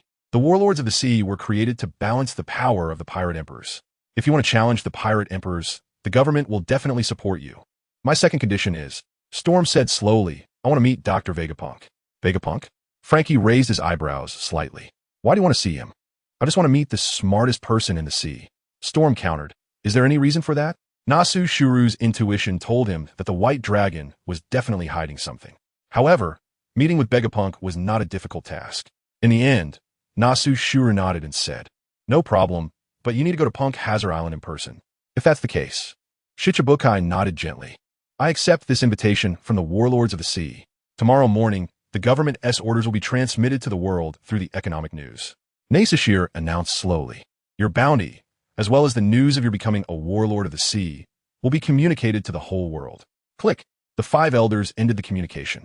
Storm looked at the black-suited agent who was still cautiously holding the phone bug and offered a friendly smile. Thank you for your hard work. I'll be careful. The black-suited agent hadn't reacted yet. Storm directly sent him to accompany the King of Lizards. It's just about cleaning up the internal garbage of the world government. Would anyone find it inappropriate? Aside from this unexpected CP agent, there are no doubts about the identities of the other dozen people. Storm was too lazy to dig into these people's secrets. He planned to hand them over to the Navy later. Handle the criminals and account for the valuables. Storm waved to Robin beside him. It's time for dinner. The 6-star trophy just obtained by defeating the Lizard King. After Storm personally executed Hanavda, the originally crystal-clear diamond trophy transformed into a blood diamond trophy with both wish and enhancement effects. In addition, the red demon Brokey, the blue demon Dongli, and Hanavda provided 3 5-star trophies. The platinum trophy is secondary. There's no place to enhance right now, so let's use the blood diamond trophy for enhancements. Storm first used this blood diamond trophy to enhance his speed attribute. Speed, 7 stars. Storm's power, speed, and endurance attributes have all reached the standard 7-star level. There is one wish opportunity left. Storm looked up at the sky, where white clouds clustered together, forming a continuous expanse. The food reserves on Sky Island Bonero Island are very abundant. Storm had a hearty meal and did some post-meal exercises, thoroughly adapting to his 7-star physique. Immediately afterward, he constructed a clay prison and locked up the remaining pirates and bystanders on the island, leaving only 3 of the Lizard King's subordinates outside. However, Storm didn't let these 3 little lizards live for too long either. The experimental materials were ready. The demon rings were fully loaded. The rebirth experiment of the devil fruits began. The 3 devil fruits, owned by the subordinates, were all reborn by Storm. The poisonous lizard fruit, the Komodo dragon fruit, and the marine iguana fruit. All 3 devil fruits were quite standard animal type, ordinary devil fruits. In terms of ability effects, Storm wasn't particularly interested in the 3 lizard fruits. However, the last marine iguana fruit gave Storm a bit of inspiration. It must be said that this marine iguana resembled Godzilla. Storm placed 3 lizard fruits into the body of the Blue Eyes white dragon, and then began to mold a new pet. In less than a moment, a small chubby, crossed out, a Godzilla, entirely gray-blue in color and covered in spines on its back, made a dazzling entrance. Storm didn't create a giant one directly, but instead made a super small Godzilla about knee-high. It only has the appearance and cannot breathe atomic fire. Storm was gripping little Godzilla, frantically rubbing it in his hands, just like an ordinary marine iguana. While Storm was playing with his new pet, Robin, who had just finished writing the supply list for the island, walked over with a stack of papers. As soon as she got close, she immediately saw the chubby creature in Storm's hands. An inexplicable feeling instantly struck Robin's heart. So cute. Huh? Storm stopped rubbing Godzilla and grabbed it by what was probably the nape of its neck to show Robin. What did you just say? Kawaii. Robin quickly walked over, handed the materials to Storm, and then stretched out both hands. Boss, can I hug this little cutie? Little cutie? Storm's expression twisted for a moment. He glanced at the little chubby creature he had just molded. With its fierce appearance, menacing dorsal fin, and thick, short limbs, was there anything about this Godzilla that met the standard of cuteness? Although it said that human aesthetic preferences are free, Storm handed the clay Godzilla to Robin, while solemnly suggesting, but I still recommend you see a doctor. This is Godzilla. It's not cute, it's a fierce and invincible monster. Robin didn't care about any monster. She just reached out to catch the clay Godzilla, and an involuntary anti-smile appeared on her face. Kawaii, this woman must be broken. Storm made such a judgment. He looked at the supply list in his hand for a while. Perhaps it was because of the beast pirates, or perhaps it was due to the characteristic spending habits of pirates. Hanabda's personal assets were not as abundant as imagined. Compared to Old Shah, this Lizard King's ability to make money was almost zero. Storm privately remarked that Crocodile's ability to make money is definitely underestimated by many. Baroque Works isn't just made up of Crocodile and other high-level executives. In fact, apart from the leadership department, Baroque Works has 200 billionaires and 800 millionaires. The salaries of these over 2,000 people all depend on Crocodile. A new recruit in the Navy earns an annual salary of 2 million berries. The annual salaries of the millionaires and billionaires are even higher. Roughly calculated, Crocodile has to pay out at least 4 billion berries in salaries each year. And this is just the salary. No wonder Crocodile will still be able to lend money to Buggy in the future to help him start a logistics company.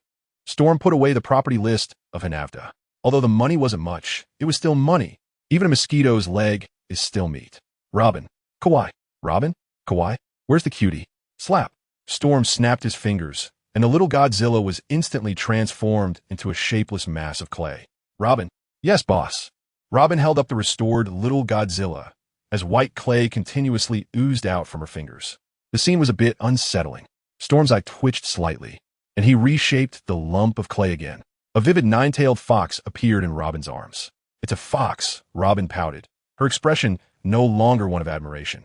She really thought her new boss had a problem with his taste. Dragons, foxes, that sea lizard from earlier was cuter. I just spoke with the Gore CI on the phone. The world government has invited me to become one of the 7 warlords of the sea, and I have accepted. Storm said lightly. This Bonero Island was originally the territory of the Lizard King, but now it has become my territory. You will stay on this island for the time being, and then quickly make an island planning map. Is there a problem? Island planning? Boss, do you mean to develop this small island? Robin returned to her usual work posture. That would cost a huge amount of money, and the money that was just counted might not be enough. No need to make it too complicated. Storm waved his hand, not intending to spend too much energy on this paradise island. He would treat it as a temporary stopover, just doing a quick setup. After saying this, Storm manipulated the clay and quickly created a small clay house nearby. White, pure, beautiful, and sturdy. It was spacious enough to accommodate several people. What a convenient ability. Robin looked at the clay house and couldn't help but marvel again. The new boss's development of his clay fruit was too advanced and comprehensive. In comparison, Robin's flower fruit was still at the stage of blooming and then growing arms. You can stay in this clay house for now. Sturm looked at the small white house and gestured to Robin. Is there anything else? Robin withdrew his gaze and looked at Sturm. Boss, are you leaving? Yes. Storm pointed to the sky. I want to go to the sky. To the sky? Sky Island. Robin also wanted to go to Sky Island. However, Storm had important matters to attend to in the sky and didn't want to take a burden with him. He left Robin on Banero Island and promised that once he finished his business, he would take her with him to the sky. Robin accepted Storm's order, but she still made a small request. Boss, can you give me back the little cutie? That's Godzilla, not a little cutie. Storm said weakly. Forget it. Do you want a big one or a small one? Although there are no threats left on Banero Island now, it's better to be safe than sorry. Leaving a clay creature by Robin's side can also protect her safety. Big. Robin's eyes lit up slightly. How big can it be? Storm silently unleashed the ability of the clay fruit, and soon another Godzilla appeared. Its size rapidly expanded and grew larger. From initially less than half a meter, it crazily surged to 1 meter, then 5 meters and 10 meters. In just a few breaths, a terrifying creature over 100 meters tall, with a tail nearly 150 meters long, descended upon Banero Island. Robin looked up at this clay legendary Godzilla, a blush rising on her face. Kawaii, this woman is hopeless. Storm casually molded a small Godzilla the same height as Robin beside her. Then he rode the Blue Eyes White Dragon and soared into the sky, heading for Gaia Island. The Blue Eyes White Dragon left Banero Island behind and flew towards Gaia Island, following the permanent compass Storm had collected in advance. To reach the Sky Island, one cannot just focus on flying upwards. Above Gaia Island lies the sacred site of the Sky Island, the ruins of the golden city of Shandora from centuries ago. However, who knows what lies above Banero Island? The distance between Gaia Island and Banero Island is not far. Storm arrived near Gaia Island in no time. He had no intention of staying on Gaia Island and directly commanded the Blue Eyes White Dragon to fly towards the sky. The target was a Sky Island. The Blue Eyes White Dragon obeyed the Creator's will and strived to fly high into the heavens. Hundreds of meters, thousands of meters. Under Storm's control, the Blue Eyes White Dragon directly broke through a height of 7,000 meters. The Blue Eyes White Dragon shattered the thick cloud layers. The first thing that caught Storm's eye was an endless white sea. This was a white sea made up of countless white clouds. The white sea was positioned 7,000 meters above the earth. Storm recalled the intelligence data about the Sky Island in his mind. The Real Sky Island is located in the higher White Sea, which is 3,000 meters higher than the White Sea, an altitude of 10,000 meters. We have to fly even higher. Storm patted the Blue Eyes White Dragon beneath him. Roar. The Blue Eyes White Dragon let out a dragon's roar that could pierce through clouds and shatter rocks, once again flapping its wings and soaring towards the higher sky. In just a few breaths, it covered a distance of 3,000 meters. The Blue Eyes White Dragon broke through another layer of clouds. Above the clouds, there was still an endless expanse of vast cloud sea. This is the White Sea. The White Sea is also the ocean where the majority of the Sky Islands are located. Storm withdrew his gaze from the horizon and looked around. What surrounded him was not an ordinary island cloud, but a genuine Earth island. This was the ruins of the golden city of Zandora, which had a reputation that echoed throughout the seas hundreds of years ago. Storm took a quick glance around the golden city of Shandora. The gold in this ancient ruin was very eye-catching. However, what Storm cared about more was not the gold, but the god of the Sky Island, the thunder god Enel, who possesses the natural type Rumble Rumble fruit. The Blue Eyes White Dragon soared in the sky above. Sitting on the dragon's head, Shidampanji gazed down at the ruins of Skypiea, while recalling the intelligence related to Enel. When the Straw Hat crew sailed to Skypiea, the then Sky Knight, the former god of Skypiea, informed them that Enel had overthrown his rule 6 years prior and had become the new god of Skypiea. The Straw Hat crew set sail for years later. This means Enel has been ruling Skypiea for 2 years. Storm also doesn't know exactly when Enel ate the Rumble Rumble fruit. However, there's one thing he can be sure of. By the time Enel became the god of Skypiea, he had definitely gained the powers of the Rumble Rumble fruit. Because even before Enel became the god of Skypiea, he had already used the abilities of the Rumble Rumble fruit to destroy his hometown, Burka. Since that's the case, it's simple. Just find Enel directly. Storm gazed down at the ruins of Pandora, 2 sharp red lights rising in his eyes. His observation haki quietly activated, probing the island below. Every sound within the ruins of Pandora was sensed and captured by Storm's observation haki. On this island, known as God's Island of Padua by the Sky Island people, Storm clearly captured several voices worth his attention, judging by his past experience. Some of the voices belong to individuals whose abilities are roughly on par with the pirates, offering a bounty of several tens of millions of berry. The four voices on the ruins of Shandora should be the four great priests under Enel, right? Storm recalls the Straw Hat Crew's journey to Skypiea. If I remember correctly, Enel's four priests seem to have all mastered mantra, which is the power of observation hockey. From this perspective, Enel's four priests have already surpassed the vast majority of the pirates in the Grand Line. Storm didn't care about those priests. What he cared about was another powerful voice that was almost identical to Crocodile's voice. He found that guy, Enel. Shutorm rode the Blue Eyes White Dragon, flying towards the direction sensed by his observation hockey. How swift was the flight speed of the Blue Eyes White Dragon? In just a short while, it had crossed most of the Chandora ruins and arrived in front of a massive, simply styled temple. At the entrance of the temple, four figures were already waiting. The arrival of the Blue Eyes White Dragon had been observed in advance by them.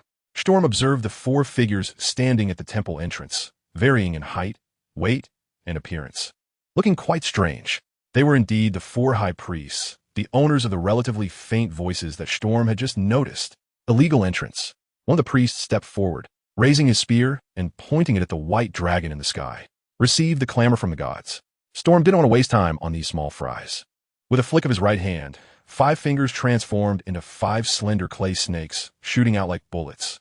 The clay snakes danced wildly in the air, and the 4 high priests couldn't keep up with their speed. In just the time it took to make eye contact, 2 of the high priests were pierced through the throat, and 2 through the heart. 4 corpses fell to the ground simultaneously, their life force slowly dissipating. The remaining clay snake sped towards the temple in the back. But before it could enter the temple, a thunderous roar accompanied by a low rumble echoed. Dazzling lightning shot out from within the temple, instantly forming beside the corpses of the 4 high priests. He was tall and slender, bare from the waist up, with 2 elongated earlobes hanging down to his abdomen, and 4 hooked jade thunder drums on his back. The current god of the sky island, user of the rumble fruit, Enel. The 4 priests were thus defeated.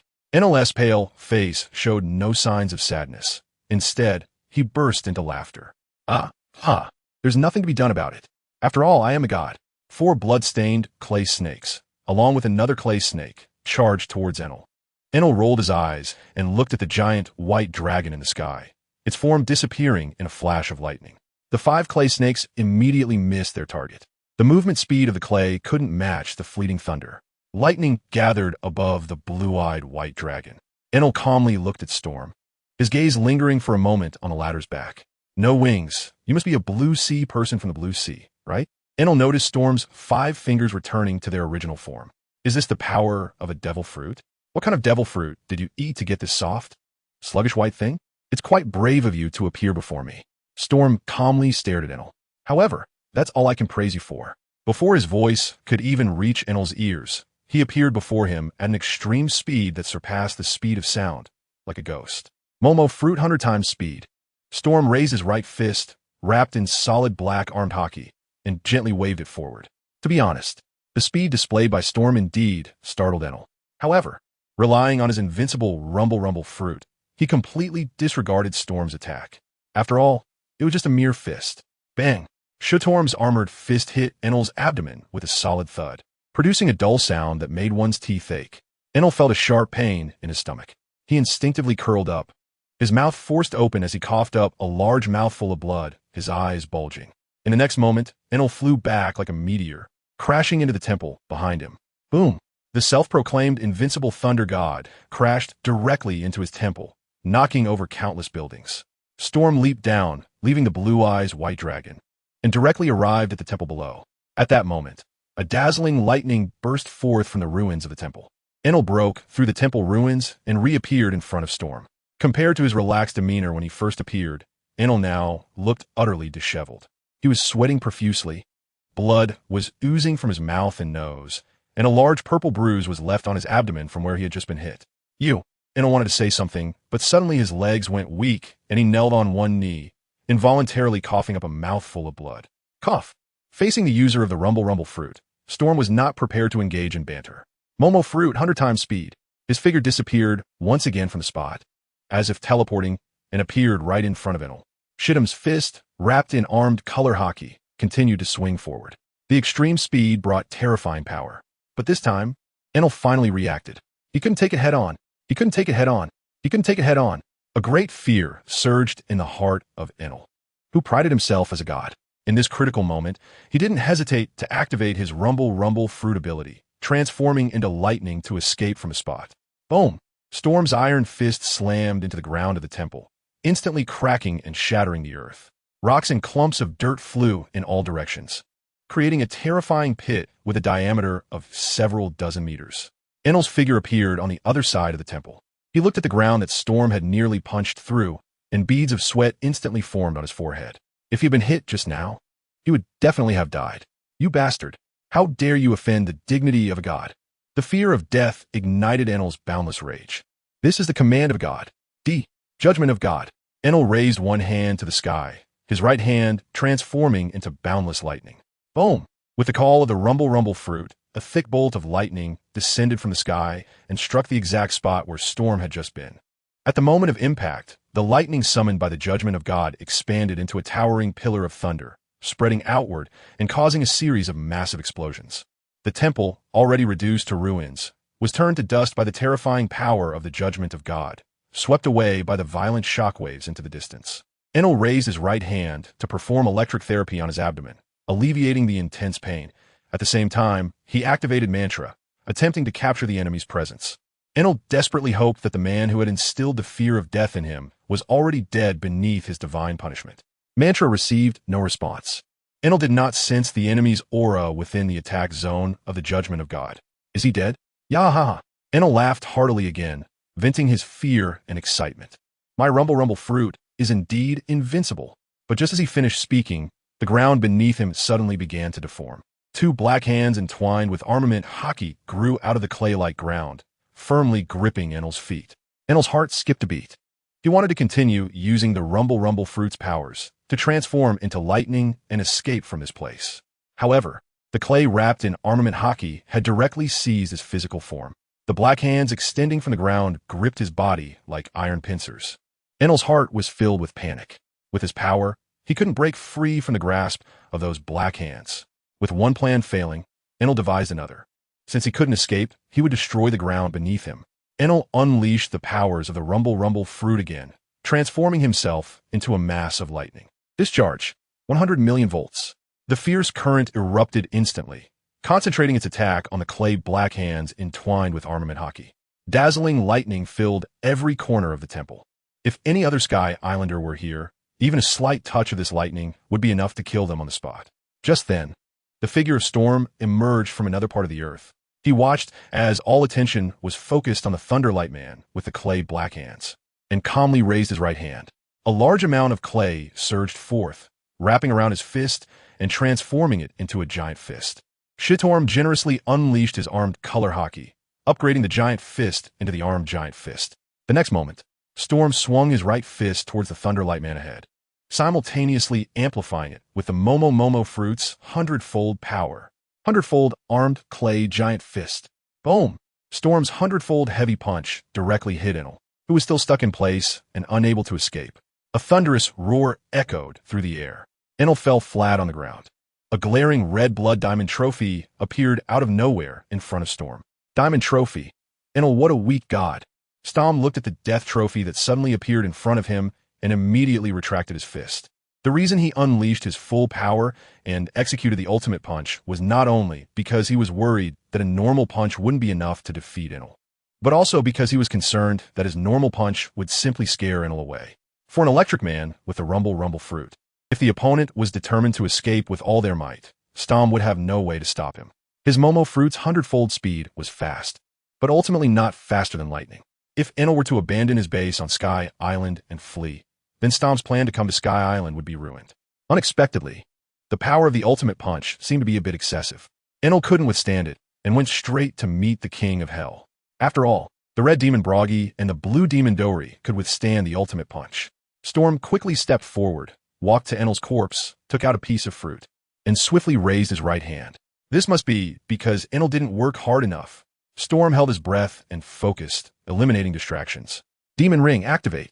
Under the pull of the demon ring, the demonic power still lingering in Enel's corpse slowly gathered onto the fruit in Storm's hand. As time continued to pass, the shape of the fruit in Storm's hand began to undergo earth-shattering changes. The dazzling golden yellow replaced the original skin color, and the previously smooth flesh now had protruding, twisted spikes resembling lightning, filled with an aura of mystery. An intricate spiral pattern of vines emerged on the surface of the fruit, appearing deep and enigmatic. This is clearly recorded in the Devil Fruit Encyclopedia, enough to be called the invincible devil fruit of the natural type, the Thunder Fruit. Before joining the Blade Brigade and acquiring the Clay Fruit, one of Storm's dreams was to obtain a powerful devil fruit. Among his many dream devil fruits, there was the Thunder Fruit. Even from Storm's discerning perspective, the Thunder Fruit could be considered one of the most comprehensive and powerful devil fruits. Its world-destroying destructive power and unparalleled mobility combine to make this fruit truly invincible.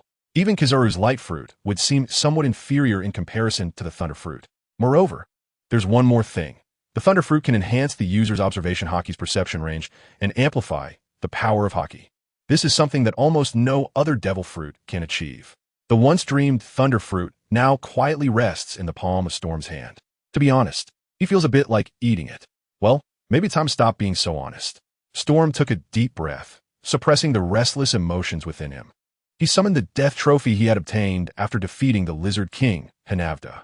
After enhancing its speed attribute, the Blood Diamond Trophy transformed back into a diamond trophy. It could also be used to make a wish once.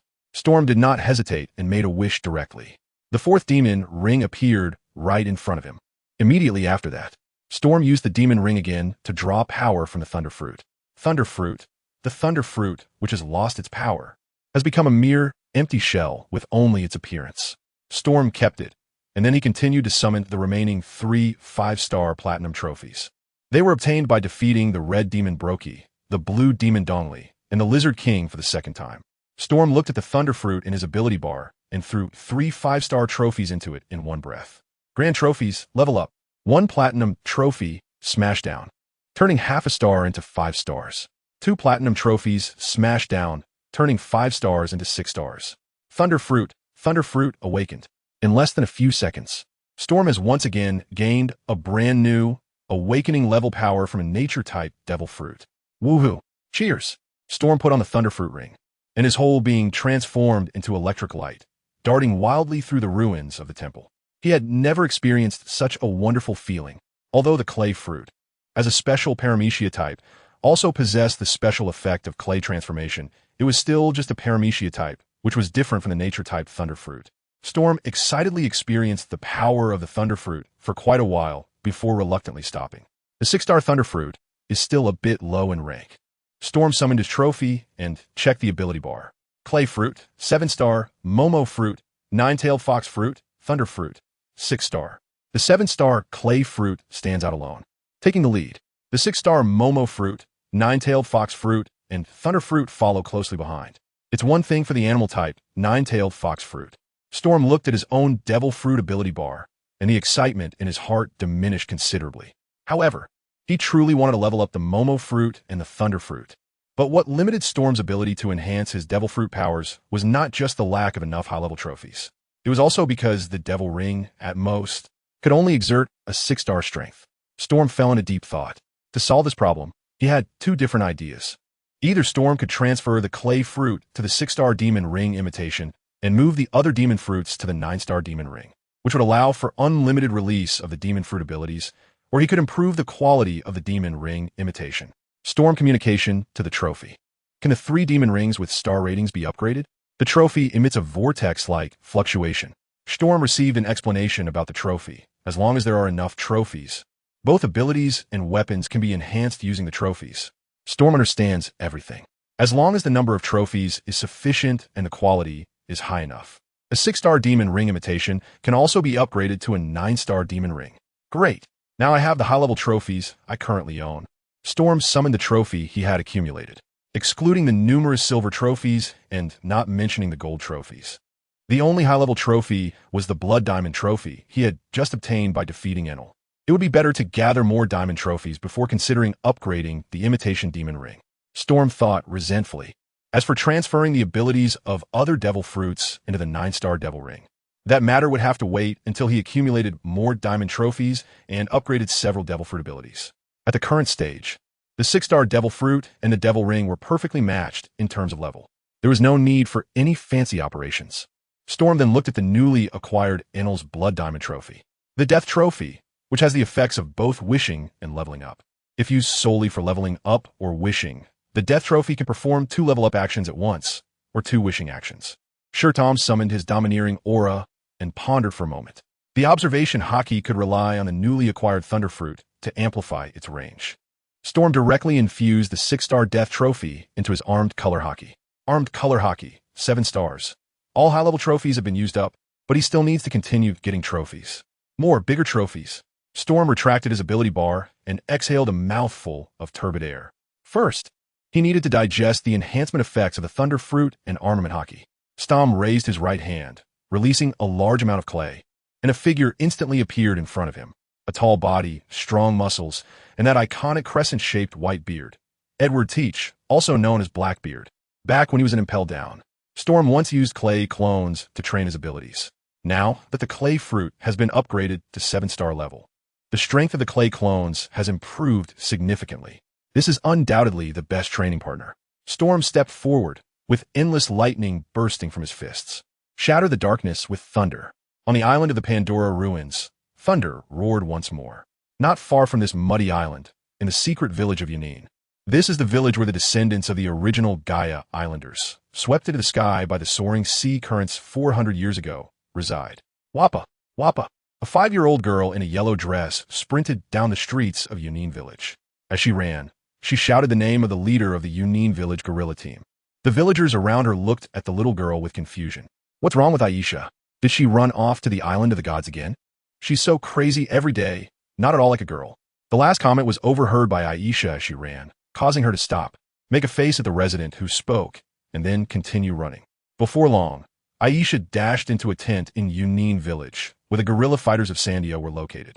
Just before she rushed into the tent, a female voice called out, Aisha, what's wrong? Sandia warrior Laki stopped the sweaty Aisha. Why are you running so fast? As she spoke, Laki noticed the small package on Aisha's back, and her brow furrowed instantly. You went to the island of the gods again? Don't take such risks anymore. Aisha, Laki. Aisha caught her breath and ignored Laki's advice, saying directly, I can't hear Enel's voice anymore. Enel's voice has disappeared. Enel's voice has disappeared. Upon hearing this, Laki's expression changed instantly. She looked seriously at Aisha, then turned to face the direction of the island of the gods. Silver-white lightning danced wildly in the sky like a serpent. With such blinding lightning, Aisha says Enel's voice has disappeared. Laki took a deep breath, straightened her face, and looked at Aisha. Aisha, it seems I've spoiled you too much. Although we Sandians are poor, we never lie or deceive others. Lucky, Aisha interrupted Lucky, who treated her like a younger sister, with a nervous expression. I'm not lying to you. Enel's voice has really completely disappeared. Just now, the sound of thunder on the island of the gods is coming from someone else. That person doesn't seem human, and it seems they aren't even 2 people. By the end, Aisha's expression became confused. She possessed an innate talent for observation hockey, with an extremely broad range of perception. Even in Yanin village, Aisha could clearly sense the situation on the island of the gods. The Sandia residents living in Yanin village, especially the guerrilla fighters, all knew of her ability. However, the situation happening on the island of the gods today left Aisha somewhat puzzled. It seemed to be the first time in her life that she couldn't sense any aura. That doesn't seem quite right. That person, the one currently releasing electricity, is definitely not Enel. But in Aisha's perception through observation hockey, that person didn't even seem human. Aisha's words were vague.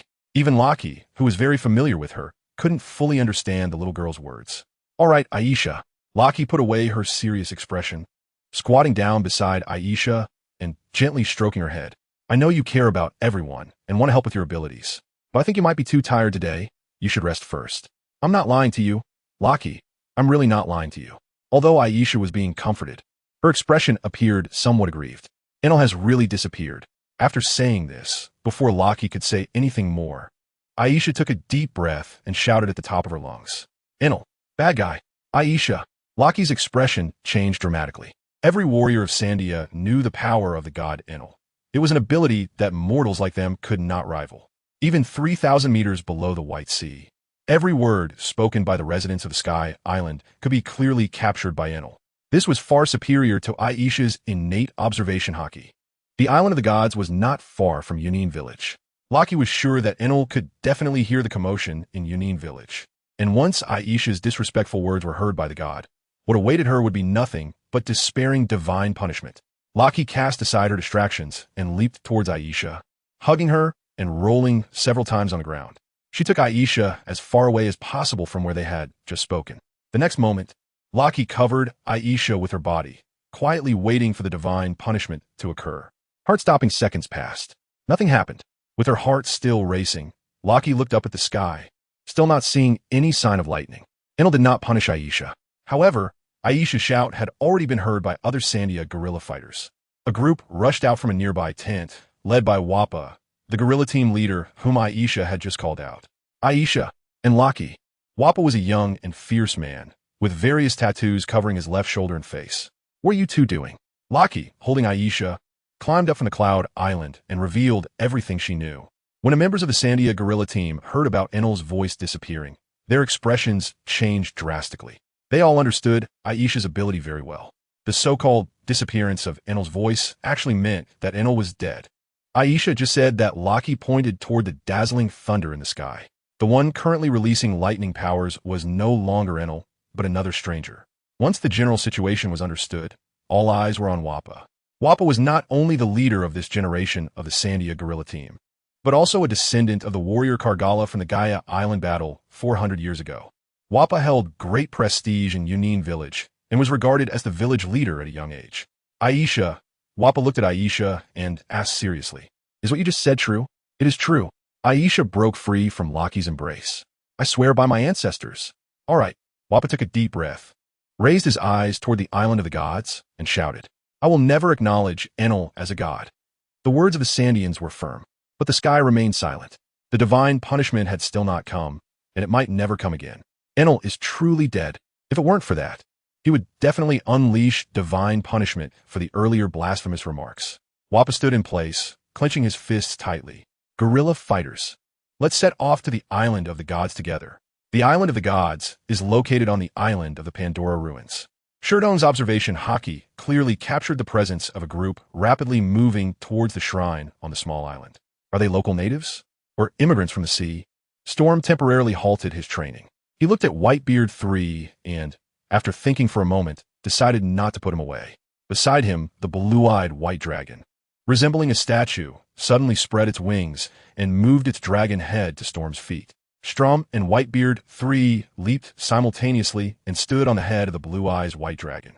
The Blue Eyes White Dragon spread its wings and soared high, away from the temple. In no time at all, Storm rode the Blue Eyes White Dragon and arrived in front of the group. After confirming with his gaze, he realized they were not Sky Islanders, but Blue Sea immigrants from Gaia Island. The arrival of the Blue Eyes White Dragon immediately attracted the attention of the group of Sandia guerrillas led by Wappa. Some creatures appear harmless at first glance, but their combat power can be frighteningly high. However, some creatures exude an overwhelming sense of pressure just by their appearance. The Blue Eyes White Dragon was one of the latter. When did such a terrifying creature appear on God's Island?